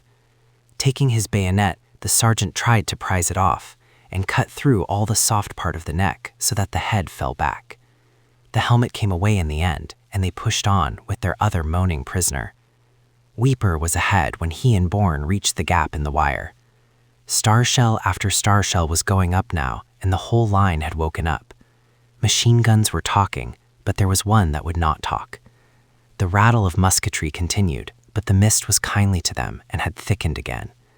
As they got beyond the trammeling, clutching wire, Bourne saw Weeper a couple of paces ahead of him, and what he thought was the last of their party disappearing into the mist about 20 yards away.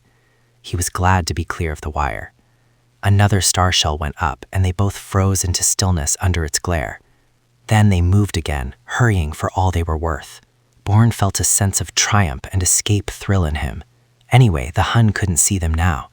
Something kicked him in the upper part of the chest, rending its way through him, and his agonized cry was scarcely audible in the rush of blood from his mouth as he collapsed and fell. Weeper turned his head over his shoulder, listened, stopped, and went back. He found Bourne trying to lift himself, and Bourne spoke, gasping, suffocating. "Go on." "I'm scuppered. I'll not leave thee," said Weeper.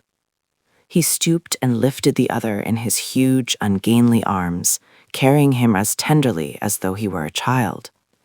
Bourne struggled wearily to speak, and the blood filling his mouth prevented him. Sometimes his head fell on Weeper's shoulder. At last, barely articulate, a few words came. "I'm finished. Leave me in peace, for God's sake." "You can't. I'll not leave thee," said Weeper in an infuriate rage. He felt Bourne stretch himself in a convulsive shudder and relax, becoming suddenly heavier in his arms. He struggled on, stumbling over the shell-plowed ground through that fantastic mist, which moved like an army of wraiths, hurrying away from him. Then he stopped, and taking the body by the waist with his left arm, flung it over his shoulder, steadying it with his right. He could see their wire now, and presently he was challenged and replied. He found the way through the wire and staggered into the trench with his burden. Then he turned down the short stretch of Delaunay to Monk Trench and came on the rest of the party outside A Company's dugout. "I've brought him back," he cried desperately, and collapsed with the body on the duckboards. Picking himself up again, he told his story incoherently, mixed with raving curses. "What are you gibbering about?" said Sergeant Morgan. "Haven't you ever seen a dead man before?" Sergeant Major Tozer, who was standing outside the dugout, looked at Morgan with a dangerous eye. Then he put a hand on Weeper's shoulder. "Go down and get some hot tea and rum, man." "That'll do you good. I'd like to have a talk with you when you're feeling better." "We had better move on, Sergeant," said Mr. Cross quietly. "Very good, sir." The party moved off, and for a moment Sergeant Major Tozer was alone in the trench with Sergeant Morgan. "I saw him this side of their wire, Sergeant Major, and thought everything would be all right." "'Pon my word, I would have gone back for him myself if I'd known." "It was hard luck," said Sergeant Major Tozer with a quiet fatalism. Sergeant Morgan left him, and the Sergeant Major looked at the dead body propped against the side of the trench. He would have to have it moved. It wasn't a pleasant sight, and he bared his teeth in the pitiful repulsion with which it filled him.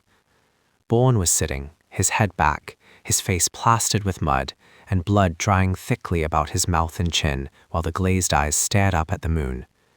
Tozer moved away, with a quiet acceptance of the fact. It was finished. He was sorry about Bourne, he thought, more sorry than he could say. He was a queer chap, he said to himself, as he felt for the dugout steps. There was a bit of a mystery about him, but then, when you come to think of it, there's a bit of mystery about all of us. He pushed aside the blanket screening the entrance, and in the murky light he saw all the men lift their faces and look at him with patient, almost animal eyes. Then they all bowed over their own thoughts again, listening to the shells bumping heavily outside as Fritz began to send a lot of stuff over in retaliation for the raid. They sat there silently, each man keeping his own secret. The end.